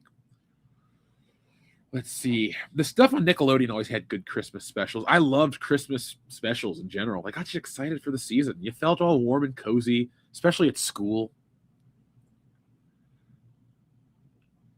30 Rock, Ludachristmas. I'm sure I watched that episode too. Batman, Christmas with the Joker. That's where jingle bells, Batman smells, Robin laid an egg, the Batmobile lost its wheel, the Joker got away. That's how he does it in the cartoon. We have a super chat from our friend Shrubbles08. This is best Christmas short is Peace on Earth 1939. I have to check it out. I am a patron of the arts and a film guy, but admittedly, the oldest thing I regularly watch is The Wizard of Oz. And I know it's from the same year, 1939, but The Wizard of Oz is magical, and I should go back and watch more stuff. Guys, remember the Beavis and Butthead Christmas? Dear Santa Butthead, I want you to bring me Beavis. The girl writes a letter, and he's like, that chick is stupid. He throws the letter away, and Beavis is like, what? No, I could have scored. Or when they do the Beavis and Butthead Christmas Carol episode, that portion, it's like they have Beavis's, he goes to his own gravesite, and it goes, here lies Beavis, he never scored. Oh my God. That is one of the funniest things ever. Like, I use that as a pejorative to discuss things. It's like, I'll talk shit to a friend. Here lies Dan. He never scored. He's like, what the hell, man? Like, just a way to talk shit amongst friends. Whoever made this list really likes American fucking Dad and The Office. Oh, my God. Some of these are repeating now. Let's see what else we got. King of the Hill. That's a great one. Living on Reds and Vitamin C. That I don't like Mrs. Wakefield, but I do like that episode of King of the Hill. That's a good one. The Truckers one. Santa and Uncle Hank and the Snowman, or whatever the song she sings is. Ooh, the Tales from the Crypt Christmas special, all throughout the house. That is an early comic book. And the crazy part is, the guy who plays Santa Claus, Larry Drake, he's in Darkman and Dr. Giggles. He's in a bunch of stuff. He actually looks like the drawing. Like, they got an actor that looks dead on the drawing that was done 30 years prior. It's really fascinating how they did it. Is there a way to get Stealing Solo 1 and 2 without doubling up on shipping? I don't think it charges the full shipping rate on adding the book as an add-on. I think it adds like $2 is what it said it was. It's all about the shipping weight in the container. I don't do the shipping where I'm making a profit off of it. It's just you gotta cover the costs, stuff like that. But I'll tell you this, Matthew, if you really want Stealing Solo quicker, if you can go to stealingsolo.com right now and you buy it from the website, I'll ship out your book tomorrow. So I understand that doesn't fix your shipping situation, but you will get the book by next week. So if you're really wanting to read it, you won't have to wait until part 2 comes out. You can read it. There's a cliffhanger. It gets you excited, and then you get the second book. But it is an add-on feature. But thank you for wanting to get both. Breadman, you got the email, info@worldclassbullshitters.com. We always love games to play here on the channel. And thank you, Matthew. I appreciate you reaching out about that. Let's see, a couple other Christmas episodes. Modern Family. I've never watched an episode of Modern Family. Am I the only one here? Like, when I say I don't like sitcoms or stuff, that's the kind of, you know what I'm saying? Like the safe, approved comedy that everybody can watch. I'd rather watch It's Always Sunny, where a naked Danny DeVito crawls his way out of the couch that he's. That's another one. That's the oh god, that's the best. Frank is the best character on that. Okay, we looked at all 100 episodes of the Christmas special. Is that Andy Richter? That is Andy Richter and Tina Fey. Empower. I will check the email, man. This has been a busy week between closing out the book, doing videos, and taking care of personal stuff for Christmas. I have not checked the email this week. I apologize. If you want to resend it, I'm happy to check it out that way. I will eventually get down to the list and stuff in a little bit, but I always want to check out what you guys say. If I ever don't respond quick enough, it's only because I'm a one-man show with a lot of stuff, trying to juggle a lot of stuff. But never hesitate to resend an email. I never go like, oh, you're spamming me at all, ever. Just Joe, what is up, man? He says, hey, Jeff, are you watching John Cena's final match? If you're the booker, do you have Cena give up to Gunther or have Cena win for a happy ending? First off, I'm watching the match. I think my other Christmas party has been canceled because of the snow. So my other buddy's like, hey, we can get snowed in here. Like all of us, a big group of us. He's like, get snowed in at my house and we'll watch wrestling. I always preface this because I want to add the weight, the gravity of the statement I'm about to make. Is I used to hate John Cena with a passion. Like, you guys know. I've sang the song. I've told you the stories for years. But his retirement has made me change my perception of him. I'm not going to miss John Cena, but I don't dislike watching him anymore. So, for example, he had a match on Raw with Sheamus and Rey Mysterio. It was a great match. And I was like, and I don't even like Rey Mysterio or Sheamus that much. They're not my favorites. But like, I was all of a sudden a Cena fan for the first time in 20 years because I used to like John Cena up until WrestleMania 22. And then maybe it was the Chicago pizza. Maybe there was something in the air, but I was booing Chicago with John Cena so hard. And I had booed him ever since then. But his retirement, man, I guess I've softened my old age. I'm like, oh man, Cena, I'm gonna miss you. Personally, I guess they're gonna make him tap out the Gunther to make Gunther look strong because that's how you do it in wrestling. You go out looking up at the lights. Personally, I want to see John Cena win. Yes, and like me saying I want John Cena to win is like saying you want to watch Disney Star Wars. You know, I look at John Cena as a guy that really was responsible for a lot of bad wrestling because Vince lowered it down to his level so they could sell more merch. Just a personal opinion. But just Joe, I want to see John Cena win. I don't only want to see Cena win. I want to see him make Gunther tap with the STFU. I want him to call it the STFU. I want him to hit all the moves, and I do want John Cena to go out riding high. Stone Cold got it. And I know you're thinking, but Jeff, Stone Cold retired and he lost to The Rock. Yes, but Stone Cold came back and beat Kevin Owens, and that's the last Stone Cold match. Much like The Rock. The Rock did lose to John Cena at WrestleMania 29, but The Rock came back at WrestleMania 32 to beat one of the Wyatts, and then he came back and won at WrestleMania 40. And I kind of wish he would just retire with one win on top. Like I always tell you guys with Star Wars or other fictional things, when you leave a character with a little ambiguity to their ending, they live in your mind forever. When it comes to wrestling, I do like when the hero gets to ride out on the sunset like Indiana Jones on their terms. And so for John Cena, I really do want him to win. And that's never been a thing I've ever said in the last 20 years. It's always like, I hope Cena loses. I hope a satellite dish from outer space lands on his car and he can't make it to the arena. Like dumb shit like that. But I want him to win, and I want him to beat Gunther. I want to see Gunther tap. Do I think it's going to happen? Hell no. But that's just me, man. I'm going to be cheering John Cena on, man. I can't believe I'm saying this. Please don't clip this and remind me in like 5 years. Like, hey, Jeff, remember when you cheered for John Cena? I'll deny it. You'll show me the video. That's AI. That's CGI. You hired ILM to make a life model decoy of me. That ain't happening. Oh, man. So, let's see. We are in about our final hour. Unlimited Power Hour. And we keep on going, folks. I can't believe it. 11 hours have gone by like it's nothing. How do you lose a day? You live stream to your audience. And I'd like to thank everybody who supported us with the super chats too. I was doing the stream solely to just move the book, but the book moved up a lot. And we had a lot of support and love. And so thank you guys. I know it's the holidays. You got families and stuff to take care of, but appreciate you guys keeping us a priority here on the channel. Makes us feel all warm and fuzzy and helps us do what we continue to do. That was good. but I need more water to keep on going. Yeah, just Joe, I'm with you, man. Gunther's going to win. He's going to beat Cena. He's going to be an unstoppable beast. And that's how you should book wrestling. But,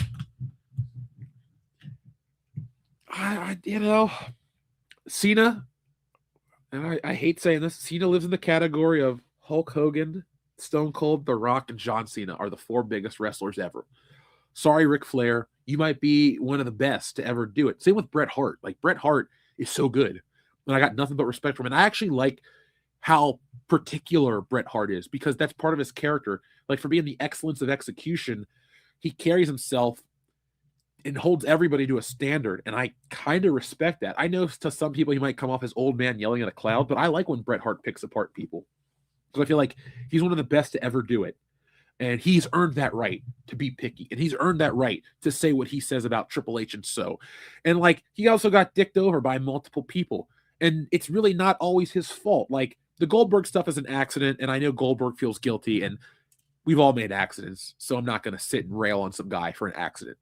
But, like, Vince and them screwed him over, and Triple H and Shawn Michaels are crappy people. Like, I don't care how... I listen to shoot interviews, and I understand that, this is just one person's point of view. But, like, they say Shawn Michaels might have come back as a born again, but he was still the same guy. Mr. Kennedy talked about that recently. And I'm like, I'm a little disappointed. Thank you for hanging out for so long, Eddie. I'm glad you got some housework done. I'm glad I was the voice of inspiration for a lot of people today. I had a lot of fun too. Oh, whoa! It has jumped up a lot. Thank you for checking, Sir Georgian. Let me look at it. All right, we're at 73:55, folks. We have 109 minutes to go.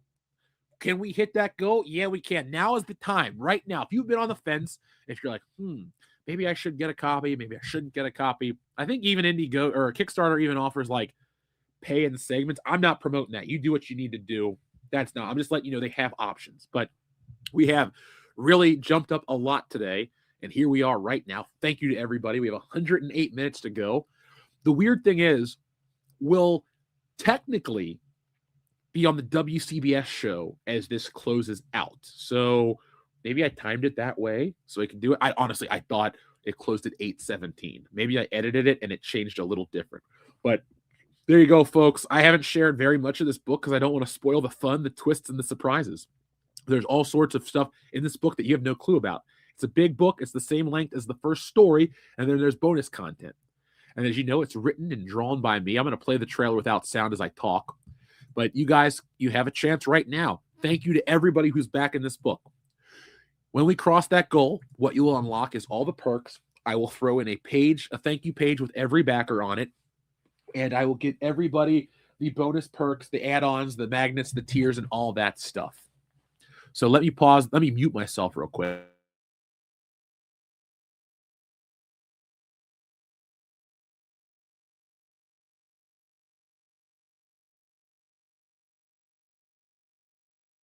Thank you, James. Yeah, I've been going since 8 a.m. You're like the Energizer Bunny. You keep going and going.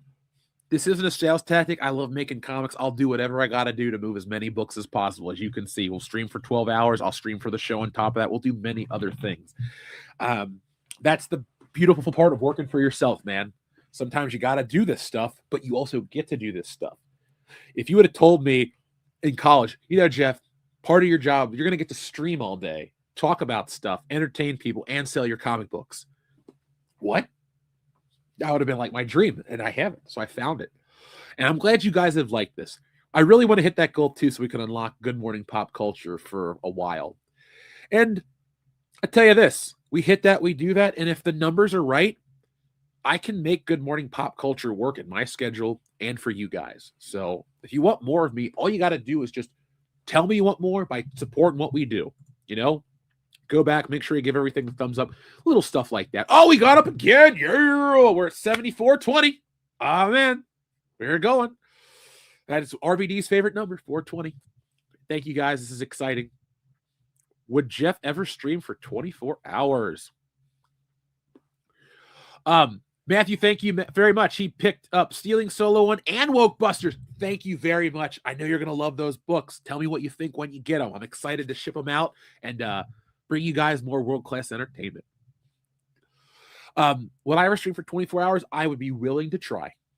That would be a situation where I'd have to have people. Like 12, I'm really feeling it now. Like I'm in the final 54 minutes. As you can hear it in my voice, I'm congested. I'm drinking a lot of liquids to keep stuff rolling.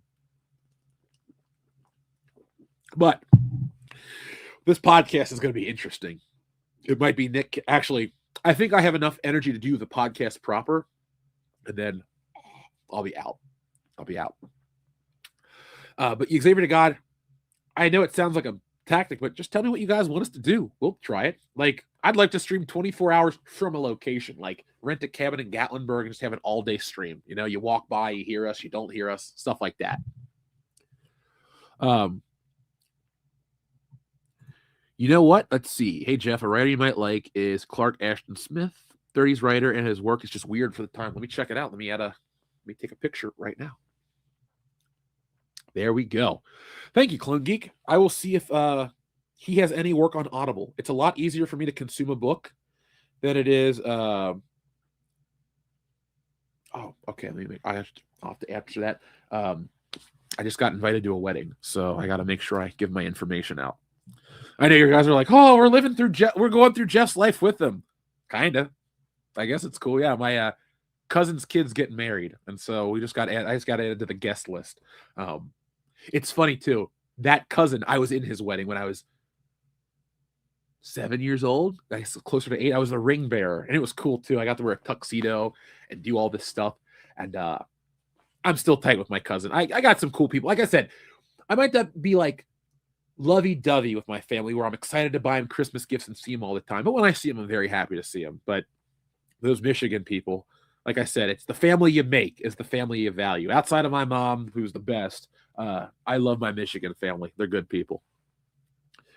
I like short stories. I have played around with the idea of writing short stories. I wouldn't be opposed to writing a book. I like the artwork, but I gotta say, to write a book would be a lot faster than to do a comic, because I get it, a comic book script is a lot smaller, but I could realistically, if I have an idea, I could write for 8 hours straight with breaks, like write for 2 hours, get a cup of coffee, walk around, think, go back. Like because I watch so many movies and I'm able to like recall movies in my brain, what I do is when I'm thinking of a story, I just play it out like a movie. You know, I've seen the Stealing Solo, all 3 movies many times. They're really good, if I may say so myself. But I definitely have played around with the idea of doing short stories and other things like that to just, you know, broaden the repertoire of things I can do. All right, good. It's on Audible. I got a lot of credits. That's the one subscription I'll never cancel, because I'm going to sound like PBS for a minute. But I have learned so much in 2025 through my Audible books. Like I did books on MTV, SNL, wrestling, stuff I like, but I learned about it on a deeper level, better than you could ever learn on YouTube. Like really, there's a lot of good stuff out there, and I was really excited about it. What I'd like to do in the future is narrate Audible books when I don't have congestion. This is Audible. Like I love that guy's voice, that old recording they use. I listened to this one book. It's like a very short book. It's on like health and stuff like that. And I always make sure I listen to This is Audible guy. It's a weird, I don't know. It's a weird comforting sound. So we'll check back in with that in a couple of minutes. Let's see. I think short horror and a great medium and Smith. Oh, I have to check it out. See, something Nick and I are doing is we are making a short film. Not next year. We're going to write it next year, but it's in the horror, sci-fi, comedy genre, but it's not like a high concept that we can't produce on a small budget. We really just need a truck and a couple other things, and we will be making a movie. And that'll be something that, like, maybe we'll have like a screening somewhere that people can come check out. Because Nick did a movie years ago, and we all went down to Atlanta to support it. And that's where I met Channel Dad Brian Lape. It was funny. He lived in Cincinnati. We had to go to Atlanta to meet each other. And I'll never forget, I was like, oh man, a listener's coming to meet us. I better act right. They sold me a bottle of wine, and they didn't give me a glass. They're like, you can just drink the bottle. It's no big deal. But a listener was coming, and I was so worried that he would judge me from drinking out of a bottle of wine. So it's like, I need a glass, please. I'm meeting somebody here. And now, I mean, we've gone to countless conventions with that dude. He's the guy that would sleep under the desk, and when the alarm would go off, he'd hit his head under the desk. Like, we've talked about Channel Dan for years. It's funny how you meet people on the internet. Like, our crew is like very interesting and diverse. You got like Lape, who's a diehard fan who comes to shows. He's going to start coming back. And then you got the four of us who are like a very different group of guys. The internet is a great communication tool. I know it brings you crap like 6'7" and all that other dumb shit, but it also brings us together. And that's really what I'm about. Because I always complain about we don't have monoculture anymore. Who wants mono? But honestly, the monoculture was great. The water cooler talk is like, hey, did you watch this? Did you do that? We could share it. We could talk about the movies. It made things last forever. Things are like there for a minute, gone in the next. And maybe that's the way it's going to have to be in the future. Or maybe the monoculture is going to be the stuff of the past.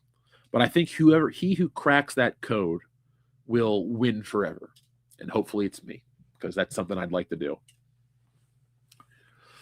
How much money would you want to get jobbed out in a wrestling match? Like WWE?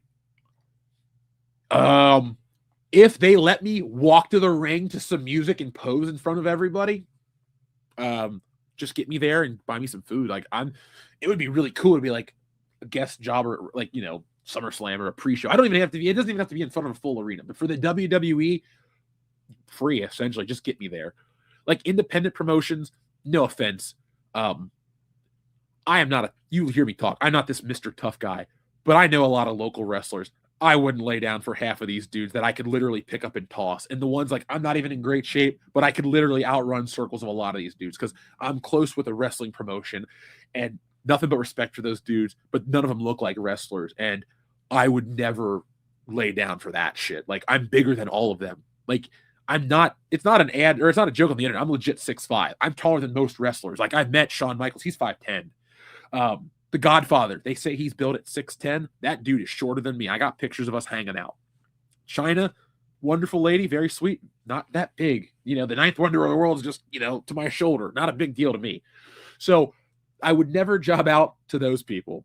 But AEW, WWE, TNA, if I could be on TV to just be like some jobber that, you know, I would job to anybody but Power Bottom Hobbs. I don't respect that guy because he said some shit to me at an AEW show, and I don't care if you're character or kayfabe. Don't talk to me like that because I won't respect you afterwards. So Power Bottom Hobbs, you will forever be Power Bottom Hobbs to me because you're a bitch. But other than that, yeah, I would do it for like that. Al Snow, pay me. Dude, just Joe, I love Al Snow. I have his action figure, not the one with the head because they took it off the shelves, but I have the first Titantron Live Job Squad Al Snow. He came in a 2-pack with... Who did he come with? Because Hardcore Holly came with Billy Gunn, and then maybe Al Snow was a separate release, but I had Al Snow. Wrestling was one of those toy lines where I just had to have all the guys. I never had Crash Holly, but I bought him recently, and I was like... I was making a joke with the guys. I was like, oh, I'm going to get some of these autographed by like Lita and such. And then my friend Phil goes, you're not going to get this one signed. And he pulls out Crash Holly. I'm like, no, I'm not. R.I.P. Crash Holly. Yeah, I like that too, Xavier to God. I think it's a good idea. Jeff versus Obafemi at the next NXT show. Look, that dude's legit. That would be a thing where it's like, oh, we're going to actually wrestle? All right, well, you know what you're doing. I don't want to die. So let's just make this work. I'm following your lead. I don't have an ego about it. Now, if like some wrestlers like, let me tell you how to draw a comic, I'd be like, whoa. Have you won the world title yet? No. I haven't won an Inkpot award, but I sold a book that a lot of people like. So this is my field. You're the wrestler. Like that would ever happen. I would shit my pants if like CM Punk's like, I want to make a comic. Would you draw it? I told you my thoughts earlier about the guy. I'd say yes. It's a great business investment. Zombie Box Reviews. I know you've been a fan for a hot minute, but it's been a while. We need to catch up sometime. By the way, congrats on Stealing Solo. Proud of you, but thank you very much, man. Yeah, when I was living out west and streaming at different hours, we caught you all the time, but I never forget you, man. We've always had a lot of fun streaming, and we'll catch up like this. 2026, you're going to see a lot more of me. I apologize in advance. I don't think anybody's actually going to complain. Speaking of seeing me, you did watch my beard grow in real time, right, guys? Last 12 hours. It's a little thicker than, I don't know. It takes me forever to grow facial hair. It's not a problem. But shout out to you, Zombie Box Reviews. Hopefully you're doing well in your neck of the woods. One day I'm going to make it over to the UK. I'm going to meet you and Andy from the UK and a bunch of other listeners that are international. And if I ever make it down to Australia, Raging Rhino and the rest.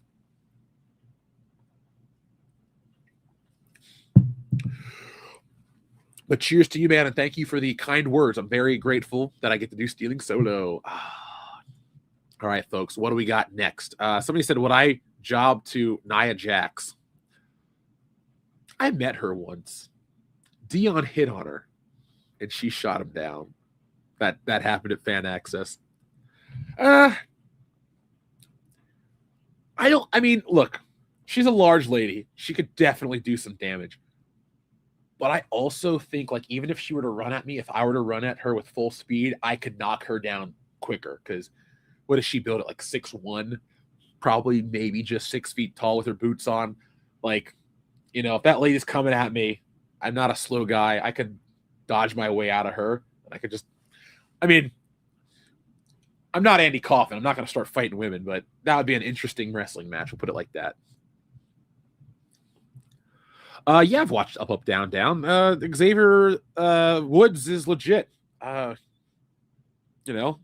Between his wrestling and his video games and his home videos, guy's thumbs up in my book. But I don't watch a lot of people play games. I know it's more about, like, what they do, what they talk about, stuff like that. But video game culture for me is a very personal thing, meaning, like, not private, but I want to take part in it. I don't really like to watch. The only thing I like to watch video game wise is like a trailer for a new game. So like, oh, they're dropping Zelda. I'll watch that trailer, or the new Mario or something. I will watch those trailers. I will watch gameplay. But when the games come out, they're mine. Like Tears of the Kingdom. I moved back from California like on like a Tuesday or a Wednesday, and Tears of the Kingdom was out like a couple days later. And what did I do? I got the deluxe box set and I played through that game. That was such a great game. But Breath of the Wild was better because it was more original. Let's see. We're in the final 45 minutes, folks. I'm going to eat some more pizza, pop on the jacket, set up the live stream, and go. Folks, we have moved up the book a lot. We still have some more to go. Can we make it happen? I believe we can. Let's check in the countdown. Here we are. Let's share the screen. We're not going to look at any more Bob Clark movies because, we've already reviewed them, all of them. We're not going to review Porky's here on the channel. If you haven't seen Porky's, I can't recommend it enough. I don't know. I like Porky's. It's a fine movie. It would be fun though, Xavier God, to go on Up, Up, Down, Down, because I'm pretty damn good at the 2K games. I would love to, like, let's say they're like, Jeff, at WrestleMania, you can go on and do a tournament. I would practice every day for 1 hour between now and WrestleMania. And here's my tactic. And it's not giving away my secrets because you can't copy it. If you want to get great at 2K, obviously you play it. But the secret is, if you can put yourself in a 6-man match and you can get down reversals and fighting all 6 guys nonstop, no person will ever be as difficult in a one-on-one match because you will be attacked at a level. You'll be like Neo, where he's like, all that shit. If you can play 2K against 6 or 5 other computer opponents on legend difficulty, no competition will ever be difficult for you. Now, I got to get a little better at the newer model or the newer game because I haven't played it like I used to. But like from, let's say, SVR06 through 2K14, I would have put myself as like a professional level player. I never lost. I know I can count the animation frames. Like, oh man, he reversed it. He's getting up. Just that. I just know everything. I used to turn off reversal prompts in the old games. That's another thing too. If you really want to get good, turn off reversal prompts. You got to learn where the hitboxes are and where they're going to attack you. So that's Jeff's 2K ramblings. If you want to get pro level, that's what you do. Maybe we'll even do some gaming next year. Once I mod the PC version of 2K26, I will put all of the guys in the game and I will run that would be fun. I could let, not story mode, not GM mode. What's the other one? Universe mode. I could do a universe mode with us, the guys, and our patrons as well. Like if you guys were like, if Dr. Coffin was like, put me in the game, coach, I'm ready to play. All right, we got you, buddy. Or Clone Geek or anybody out there. And we could see like, oh man, Clone Geek has won the world title. And here's the thing, since I don't know what any of you guys really, well, I know Dr. Coffin is, but I don't know what most of you look like. I would just make you look like, you'd be like generic wrestlers, but you'd all have masks on. So it's like Clone Geek is 6'9" and purple. I imagine he's purple anyway. Folks, hit that thumbs up button. We're in the final 40 minutes of this show, the 12-hour power stream. I'm calling on the power of the Ultimate Warrior to get through this right now. Hulk Hogan. He passed away, sadly. R.I.P., brother. No, but we're doing it, folks. We are doing it. 12 hours almost in the book. Oh, man. We did it. All of us. We went from talking about Star Wars to entertainment to toys to food, anything. You guys were here for it all, and thank you so much. It was a blast. Is War Games in the new game? Yeah, War Games has been around for like the last 2 or 3 years. It's a lot of fun. I don't play it very often. I don't like the match type on TV that much. So my favorite match types are probably Extreme Rules, because I really like that you can throw weapons at each other. So, for example, folks, like Shaq's in the game, and Shaq can get a basketball and just throw it in the guy's face, and boom, it bounces off his face. Pat McAfee. The coolest part, though, is if you're Pat McAfee or you get the football, you can throw the football across the stadium, and your other wrestler can run and catch it. And you can play catch inside of football. So that's the thing. You can do it that way. I like it. So we are moving up. We are another $55 over the goal. Let's make this happen. We have 89 minutes. We have a big reach still to get everything unlocked. We need $2,525. I'm using my math brain right now as I'm tired. But we're making it happen, folks. We have moved up a lot today. Huge jump, actually. I guess you guys like closeout streams. Maybe next book we'll do an opener stream of like a couple of hours to see how many books we can move. And then after that, we'll do a closeout stream. See, here's the problem. Now that I gave you 12 hours of power, you're going to want 12 hours of power every book. Well, every campaign that we blow past 200% before the close, you'll get 12 hours of power. I like it. You like it. It's what makes us world class together. I feel like high-fiving somebody, but I'm all alone. So, Dion, let's see. North is that way. Nick is that way. And Kendo's that way. There we go. Let's see if they said anything about tonight's show. I'll be like, yeah, we're doing... What are they talking about the government? We are still... Hold on, I'm just going to send a voicemail. Hey, guys, we are still on for the show.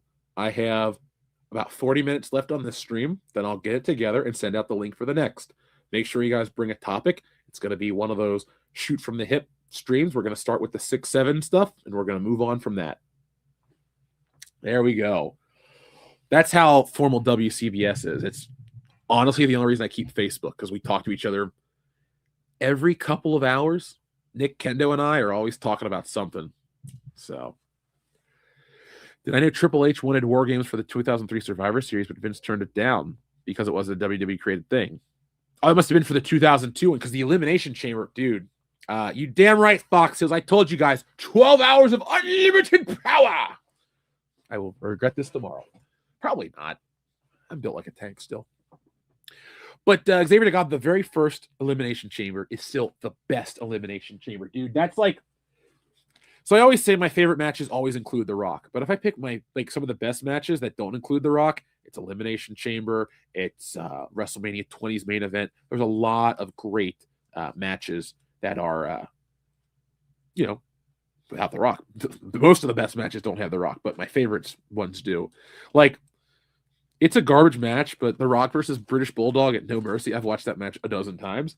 The Rock versus Billy Gunn, the Kiss My Ass match, I've watched that a dozen times or more. It's funny. Every once in a while, I'm like, hey, Mom, I'm going to watch a wrestling match. Come join me. And so I put on The Rock, and she always says, oh, I like when The Rock has hair. I'm like, yeah, that's when he was the coolest. But I showed her the Kiss My Ass match, and she was laughing. She's like, what is this? I'm like, Mom, this took place about 2 months before I started watching wrestling. And I explained it to her, And she's like, oh, because she knows what King of the Ring is and all that stuff. She used to go to wrestling with me. She took me to house shows, SmackDowns. We went to King of the Ring in 2002. I haven't taken my mom to a wrestling show since 2002. So it's been 23 years, but I still go. I always told her if WrestleMania was at Madison Square Garden, I'd take her because we thought 30 was going to be there, but it never was. It was different places. But I do owe her a WrestleMania one day. She just wants to go to say she's been. So I'll take her. You know, I was going to take her to the one in California when The Rock was supposed to retire, but he didn't retire, so we didn't make it happen.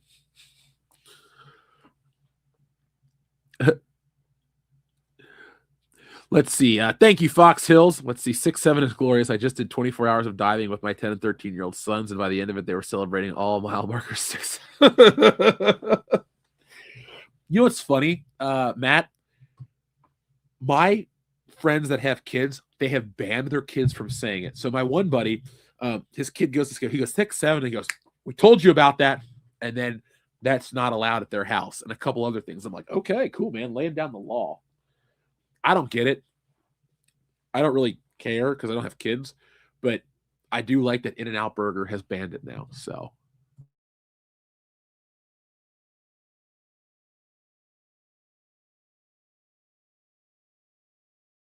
Hey, life's short, man. Sometimes you just want to give in to the brain rot and have fun. You know, it's a lot easier to just have fun sometimes. No judgment on my end. Braun Breaker Math, you're 47. What are you going to do? You're 40. I'll kick your ass. You guys are 100 years old combined. Yeah, Braun, sure. 87, 100. Well, what's 13 years? Who gives a damn? I am okay with Braun Breaker. Braun Breaker is not the future to me. He's not a guy that I'm going to support, but I'm also not like, oh, I'm not watching Braun Breaker wrestle. Let me yell at the cloud. Yeah, it is what it is. You know? I'm on Team LA Knight, but I'll be honest, if LA Knight doesn't go anywhere the next couple of years and wrestling can follow suit of like social media streamers and commercials and all this garbage, I will walk away and I'll just watch the classic stuff.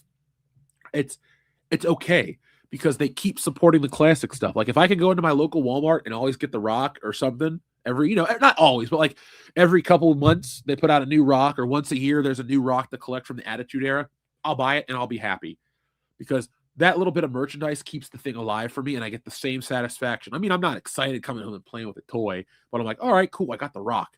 Look at him, put him on the shelf. That's the end of the story. But it's still giving that feeling of from when I was a kid. Like, oh, man, like this one. I told you, this was such a great day. I remember it vividly, and I played with this for so long, and then I got the one with the different face and the one with the gold instead of the silver and the red and the blue. Well, did they make blue back then? I had 2 golds. I digress. My point is I had a lot of Rock figures. I think I have close to 60 overall because they're not all here. I can't find every single one, but I can tell you there's a lot missing. But I got most of the new Mattel ones. And it's weird too. If you look at the shelf, it looks like just a bunch. They're all in the wrestling gear too. So it's like, I don't know, just a dude in trunks and boots, but that's the Rock and he's cool. Who do I think the guy at Survivor Series was? Probably Montez Ford. Because I'm pretty sure I saw a picture of them showing his face and it's a black dude, but it'll probably be Austin Theory for the storyline. If I'm being honest, Xavier to God, not that I'm disinterested in your question, but I'm actually not interested in who the Masked Man is. I don't care about the vision. It's weird. For years, I wanted factions, but now we've had factions that never stop, like the damn Judgment Day. Oh my God. And the Bloodline and now the Vision. Like, if Jeff was creative leader of wrestling, all those storylines would end by the Royal Rumble, and we'd have a new year to start fresh. I have no interest in finding out anything deeper about that.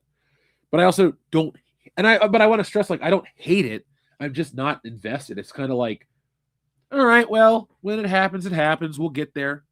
We'll find it out. Let's see. Oh, jeez. But brain rot stuff. It's funny though. Skibbity Toilet is now at Ollie's. Like that's how much it failed. Like I found it earlier this year, full price, and now it's already there. Brain rot, you can make money on it from the internet, but I don't think you can make brain rot physical products that people want. Then again, they have an RC Skibbity Toilet, which, I mean, part of me wants to buy it and put a different head on it, like a toilet with like Jim Carrey's Grinch or something that just like floats or like drives around. That'd be weird at cons, right? Hold on, I think I'm gonna buy one of those remote control skibbity toilets, and I'll put a book on it. And I'll drive it around the con. It says, "Come find my booth." That'll sell books. People be like, "Hey, it's the skibbity toilet guy." No, buy my books. There's no skibbity in this. You know what? I wonder if you were to print a Brain Rot comic, if people would buy it. Hey, let's try.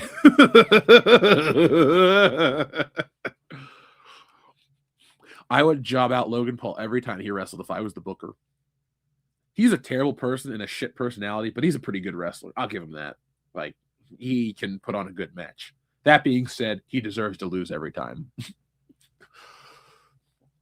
So maybe I'll do a Super Brain Rot comic with a fake name, like Skibbity Johnson or Skibbity Johnson. There we go. It makes me sound like Scatman.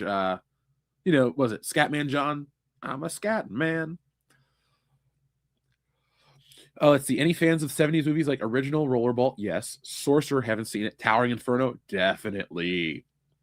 You know what 70s movie I saw recently, Just Joe, was Phantasm, and it was awesome. I had never seen it before, but like, it almost felt like a fever dream. It was a movie that didn't feel real. It's like this ethereal thing, and I was so on board with it. You have to outcompete Stealing Solo. You have to outcompete Steal a Brain Rot. Oh, God. I don't know what my Skibbity comic would be. Just Skibbity Comics! It's like, hey, guys, I bought a jet. What'd you do? I created Skibbity Comics. What is it? Every page is Skibbity dop, doop, dop, doop, dop, dop. Just do crap. Kids are like, I love it. And I'm like, I'm trying to make you something quality that has like meaning and like teaches you, like, because I was working on a book. What? I have a concept for a superhero that I want to, and it's for like younger, not kids, like little kids, but it appeals to like a younger audience as well as adults. But it's more of like it's got some social elements that would appeal to kids. But I wanted the hero to have like life lessons about strength and like inner strength and stuff like that. Now it should just be Skibbity. That's it.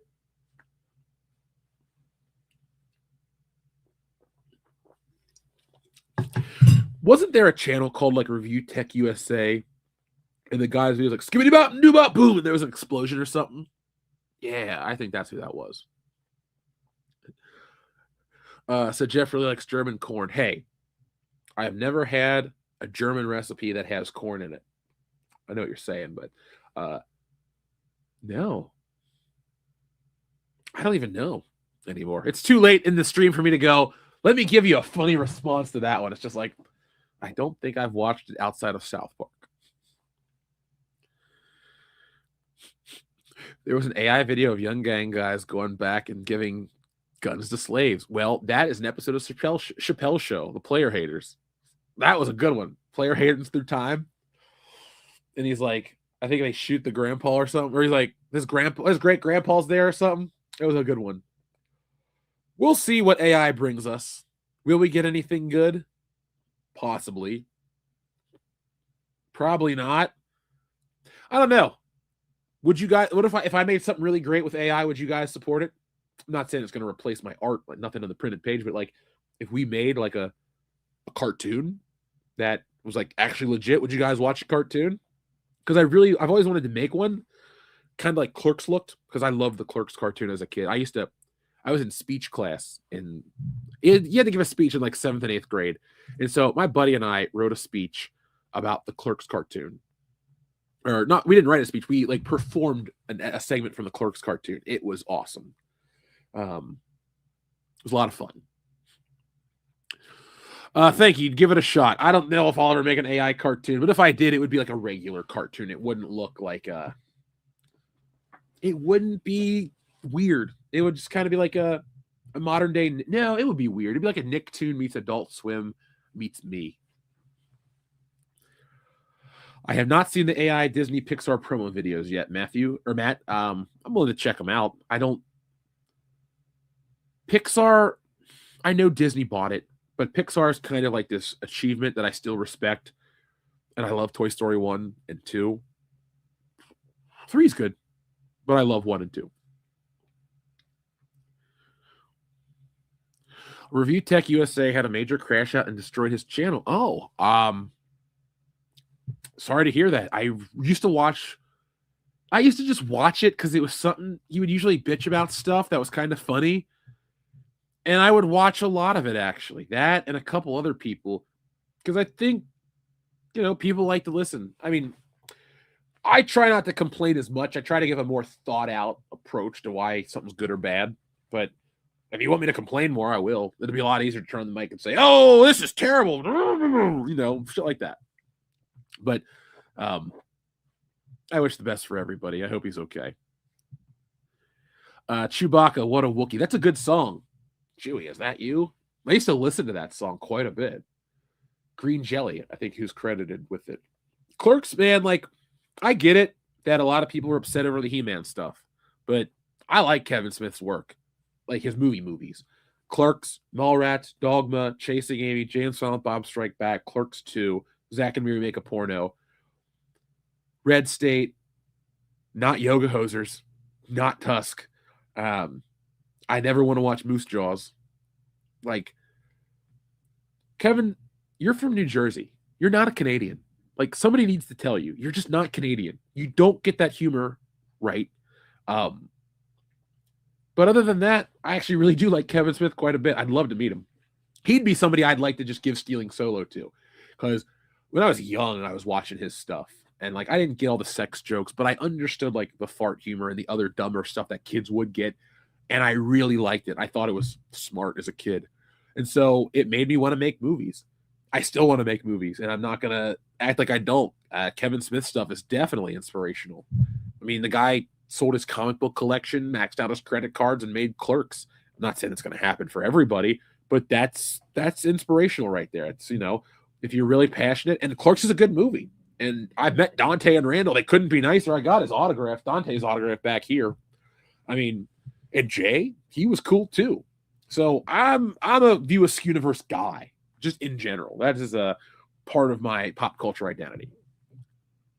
Oh, dude, his comic books are trash. But here, did I mention them? The Widening Gyre where Batman pees his pants? Who wants to read that?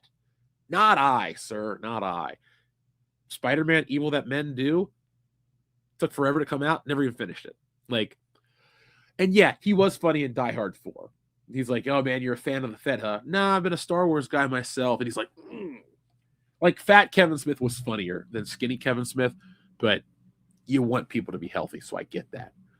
But there was a window of time, man, where Kevin Smith was it. It's funny, more people are tuning in now. They're like, can Jeff make it a full 12 hours at 11 hours, 36 minutes, and 55 seconds? Folks, we're in the home stretch. We are in the home stretch. Now, one thing I will tell you, this 12-hour power stream will end at the 12-hour mark. I know there might be a couple of minutes left on the Kickstarter, but what we're going to do is I am going to roll it into the podcast and prepare for everything because I don't want to miss out on the show and be late and make people wait on that. So when we hit the 12-hour mark, we will stop the stream.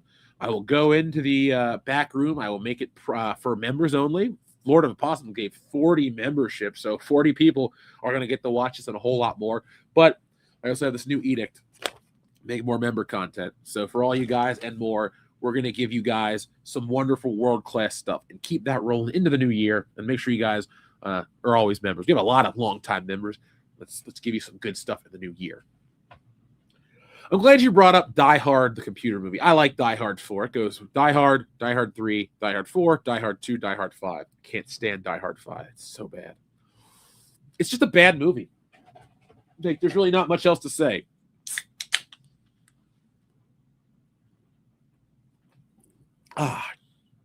More water. Oh, we're at 1138. Star Wars o'clock. Well, Star Wars on this clock, if you will. So, folks, what do you want to talk about for the last 22 minutes of the stream? Don't pull out. Don't leave now. We need to keep this thing rolling. Let's ask me some silly questions. We can talk about the comic. Is there anything else you want to know about Stealing Solo 2, 3, 1? Any creative process stuff? Always fun to talk about that. What do we got here? We got a vintage style Han Solo. He's just chilling on my desk. Yeah. He is from Ollie's. No, wait. I got this on Amazon. I didn't buy it at Ollie's. It's funny. When I was looking at my Amazon history, it like pulled up a window. It's like things you might want to rebuy. It's 3 Harrison Ford figures and something else. I'm like, yeah, that's very me.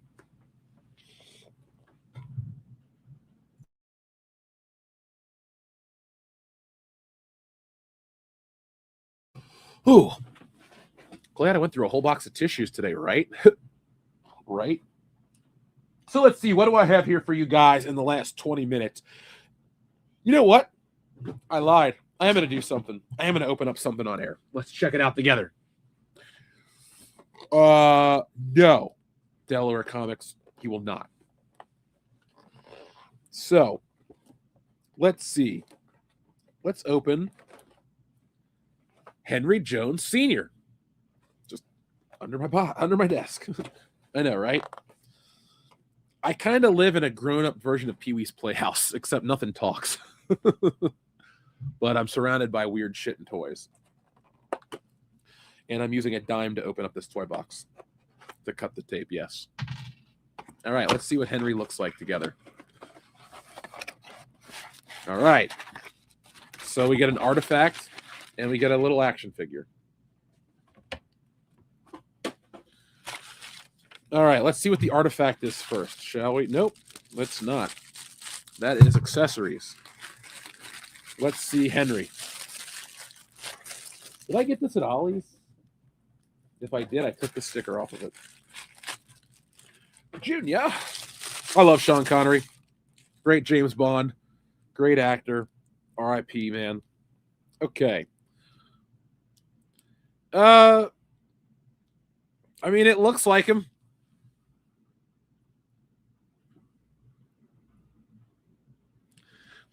Like, that's the thing about this Indiana Jones line. They're kind of underwhelming figures, but they look fairly accurate. They're just like, it's just a guy in a suit. And you're like, well, that's kind of really what it is. It's just a dude in a suit. This is definitely at Ollie's. I don't know if I bought it. Like a sucker, I bought all the Indiana Jones figures as soon as they... Oh, shit, this comes with a ton of accessories. Whoa! Oh, it must come with all the fake grails. That's what's in here. Okay. Oh, there's the diary. There's his glasses. I almost called him his sunglasses. I have a small scale Henry Jones Sr. Back in 2008, they did an Indiana Jones toy line, and I bought literally everything I could get, except Kingdom of the Crystal Skull figures. I bought Indy, and that's it. But I bought every classic Indy figure. And then years later, when I couldn't find Dr. Elsa Schneider, and I opened the P.O. box, you guys sent me 2 of them. So I got 2 Elsa Schneiders now. I love... she's a great villain. She's a lovely looking lady, too. Allison Duty. What a great name. But let's put the glasses on Henry. You know what, Hasbro? I'm going to give him props. I know we always talk trash about him. They actually engineered glasses to go over the back of the ears. Now, The Rock does not. They just pop off if you look at them funny. But Henry's glasses will stay on. So shout out to Hasbro. You did something well. And let's see, which way does this hat go? Is that the front? Yeah, I guess so. There it is. It goes over the ears like that. When you get the hat and glasses on, it's even better. Junior. This is cool. He's got his briefcase. He is the monarch of... Wait, no, that's what Sala says. What is... Spectacles, testicles, wallet, and watch? No, that's Austin Powers. I don't really remember what he says. I remembered my Charlemagne. Let the rocks and the trees be my armies, or whatever he says. Hey, Highlander 2 is a fever dream, bruh. Fox Hills, thank you very much for joining us all day. We appreciate it. I appreciate it. Who's we? Just me. I appreciate you guys. He's got the diary he could have sent to the Mox brothers. And it's funny. They gave him a machine gun hand, like he can hold a pistol or something. And I know he holds the gun in that one scene with Marcus. I actually do. I bought Marcus Brody. I paid full price for him like an asshole. Oh, wait, no. Yeah, it's Marcus Brody and Belloc. That's what it is. I like Indiana Jones, guys. Like, I don't like these Disney movies, but man, if you're going to give me something from the original films, I'm pretty excited. So It's a nice suitcase accessory. It's got really nice weathering. You know, it's funny. For as much as Indiana Jones kind of shit the bed with the new toy line and the movie and everything, this Henry Jones Sr. is excellent. Like, I'm glad I bought this. It's exactly what I want. It looks just like him. He's got the diary. I got Indy somewhere with the tie because I think I own more Harrison Ford action figures than most people on the planet. Now, there's some guys out there that have everything. I don't want everything. Like, I don't want a Power of the Force Han Solo and Carbonite because I think the sculpt is terrible. I know I hurt somebody's feelings with that, but I digress. Let my armies be the rocks and the trees and the birds in the sky. Yep, that one right there. That is it. James, there's a ton of Ollies around us. So, you know, where you are, you might want to go to the one out on Mount Healthy. That's the one you want to go to. He got lost in his own museum. Indiana Jones had the best ending of all time. They literally rode off into the sunset. It was beautiful. It was poetic, and it's a great film. There's not a... When there were three Indiana Jones movies, I'm barely with it. When there were 3 Indiana Jones movies, they were great. They were 10 out of 10. But nowadays, there's 2 bad ones, 5 good, or 2 bad ones, 3 good ones. You know, ugh. Better than Star Wars ratio. There's the original trilogy, which are all great. I'll throw in Revenge of the Sith is good. So 4 good ones and 5 shitty ones. Well, it's not fair to call episode 1 completely shitty, is it?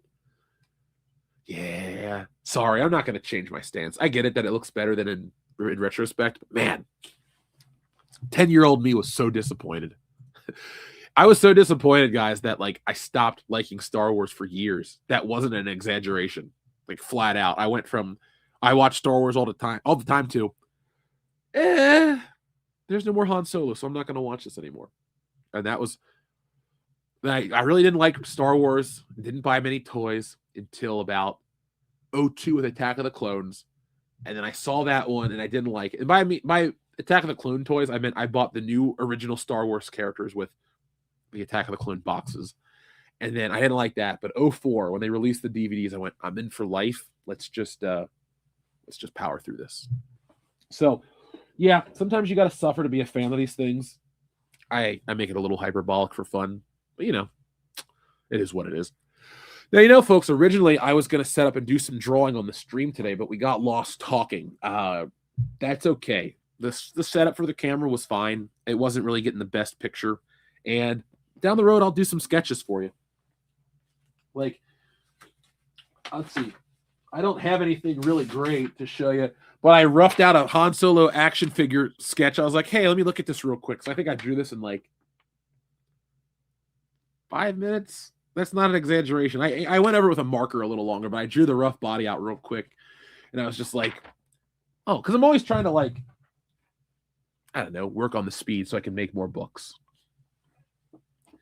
The first 3 were the best Star Wars. Absolutely, man. Absolutely. They were like Chester's Pizza, Chef's Kiss, delicious. The other 3 are like La Rosa's at Coney Island. Old. Nasty. Some people like La Rosa's. Some people aren't me. Now it's a war of attrition. Can I last 13 more minutes? Can I? Of course I can. I'm not tired yet. Just a little congested. Let's take another vitamin C. And let's go. Let's go. Let's go. Yeah, you know, like I said, I saw it. My grandma took me to go see it. It was a very special day. I even had the t-shirt. But my mom bought it for me on tape, and I never watched it. She's like, honey, that's the one thing I bought that you wasted. I'm like, I know. I had to have it, though. I had to know if I was wrong. And it was like, hey, are you going to watch your Star Wars tape? Yeah. Secretly put it in A New Hope. I'm like, hey, that's not an exaggeration, guys. I mean, you all have those movies, but that's one that I just really don't get tired of. Like, I don't know why. I just remember being a kid, like watching it on repeat, playing with my toys, reenacting the scenes. I never tried to write fan fiction as a kid, but I used to try to write James Bond stuff as a kid, like missions that I would draw out in picture form. Because remember how GoldenEye had the files that would be the menu screen? I would I would draw those out and like write stuff out and try to do my whole missions. Do I have a favorite Kane attire? Yeah, 2002 Kane when he first had slow chemical but was fully geared out. That's my favorite Kane. I got a hack mod on the Xbox of that version of Kane. I play it regularly. So there is a version of Kane I like. And that's one, the Canaanites and all that stuff. Oh, Matt, we are definitely getting the specialized edition next year. They announced it publicly last week. I'm very excited personally. And I know that people are burned by Star Wars, and hey, I get it. But if the leaks of there's so much footage, I doubt this is fake. Like 1 or 2 leaked images or something that's AI, I get it. But this is shots and shots of this movie, and they all have the little the counter. And I know you can put this in, I can do it myself, but I don't know why you would make an elaborate ruse like this for a private group. You know what I'm saying? It's too much to be fake. And now there are clips of Empire and Jedi are showing up, everything's showing up. So I think this is an intentional leak to try to get fans excited like me. They're like, oh man, maybe if this guy's excited, he'll get his audience excited, and then they'll go see Mandalorian and Grogu. And this is what I'm telling you guys. Vote with your wallets, do what you want. But don't let Disney take away something that you love because they gave you garbage. If you still love that original trilogy and you want to recapture that magic from when you were a kid, it's coming back out. That's your chance. So if you want to see it, I'm going to go see it. Like I told you earlier in the show, probably multiple times. Yep, Greedo never shot. And there's no Mnaklanke. What's the ugliest and scariest Kane? I thought Kane without a mask was pretty ugly. Never scary, because I was, 11 or 12 when I got into wrestling, and Kane was just fine. He was never scary to me. I was never really a fan until he got that slow chemical look I was talking about. My favorite Kane was the Embrace the Hate feud with Cena. What year was that? Oh, dude, it's more than 90% of what Disney did with Star Wars is crap. Seriously, you have to pick moments of greatness or moments of tolerance, really. Because it's oh, man, there's nothing in 7, 8, 9 that are good. I'll never change. It's okay. I'm working on a video about 10 years of it, and then I think I'm going to call it a day complaining about it. Well, I'm not really complaining about it, though. I'm just telling you how it is. James, I used to draw Star Wars stuff as a kid all the time. Hold on. Let's see if it'll show up on screen real quick. As we're closing this out, you guys might like this. I actually had made a video of this, but you're try to do stuff and other things just, take your attention away. So I was kind of telling my art story, and I said about how when we cleaned out my grandma's house after she died, how people find pictures and all this stuff. What I found in my grandma's drawer was a picture I drew her 30 years ago of Han Solo and Princess Leia at the Battle of Endor. So you got that is little Jeff artwork right there. And as you can, let's see if you can see it even better. Yeah, I loved Star Wars even as a kid. There's an Ewok in the background. See, I drew an Ewok up there. But Han is shooting a stormtrooper. We got Chewbacca and Princess Leia, and that's an ATST. Oh, okay. It says Endor, Wicket, C-3PO R2-D2, Leia, a stormtrooper, ATST, Chewbacca, Han by Jeffrey Hicks. But yeah, there it is, folks. I thought that was sweet, though. Of all the things she saved, she kept that right by her forever. So, hey, when grandparents say something's important to you, they mean it. Even if it's something as poorly drawn as that, she had it till the end. So that was cool. Now, I did take it back. I figured grandma's no longer with us. Who wants this? So it came back. It's somewhere. I mean, she died 5 years ago at this point, so I don't know where we put it. I was living in I had just moved to LA, so I was trying to do all this stuff at once. But it was a lot. But it was really cool that she still had that. And I had to go through my Google Drive to find that because I was like, oh, man, I want to share that with the audience. I thought they'd get a kick out of it during the campaign of the book. I'm glad you guys liked that one. That was a lot of fun to share. let's see. My mom saved my terrible drawings too. Yeah, isn't it great though? Like they hold them up, they keep them forever. Dion's son gave me a drawing of Samus and Sonic the Hedgehog, and I put him on my fridge, and he's pretty good. Like that kid wanted art stuff for Christmas. I was like, let Uncle Jeff pick out the art stuff. So I went out and got him. Like, look, a non-artist parent isn't really going to know. Like, if a kid says, I want colored pencils and a sketchbook, they might get Crayola and some generic paper. But I went out and got him some art caliber stuff in a metal box. I got him a set of markers, art pencils, all that stuff, because he started to take it seriously. And you need the right tools to get the right product, the right results in your artwork. So I wanted to make sure that the artist gave the art gifts. So I'll let you guys know how they like it at Christmas. I'm sure they're kids. You know, this was a Christmas list I'm following. It's like, hey, what do you guys want? Let's get it for you.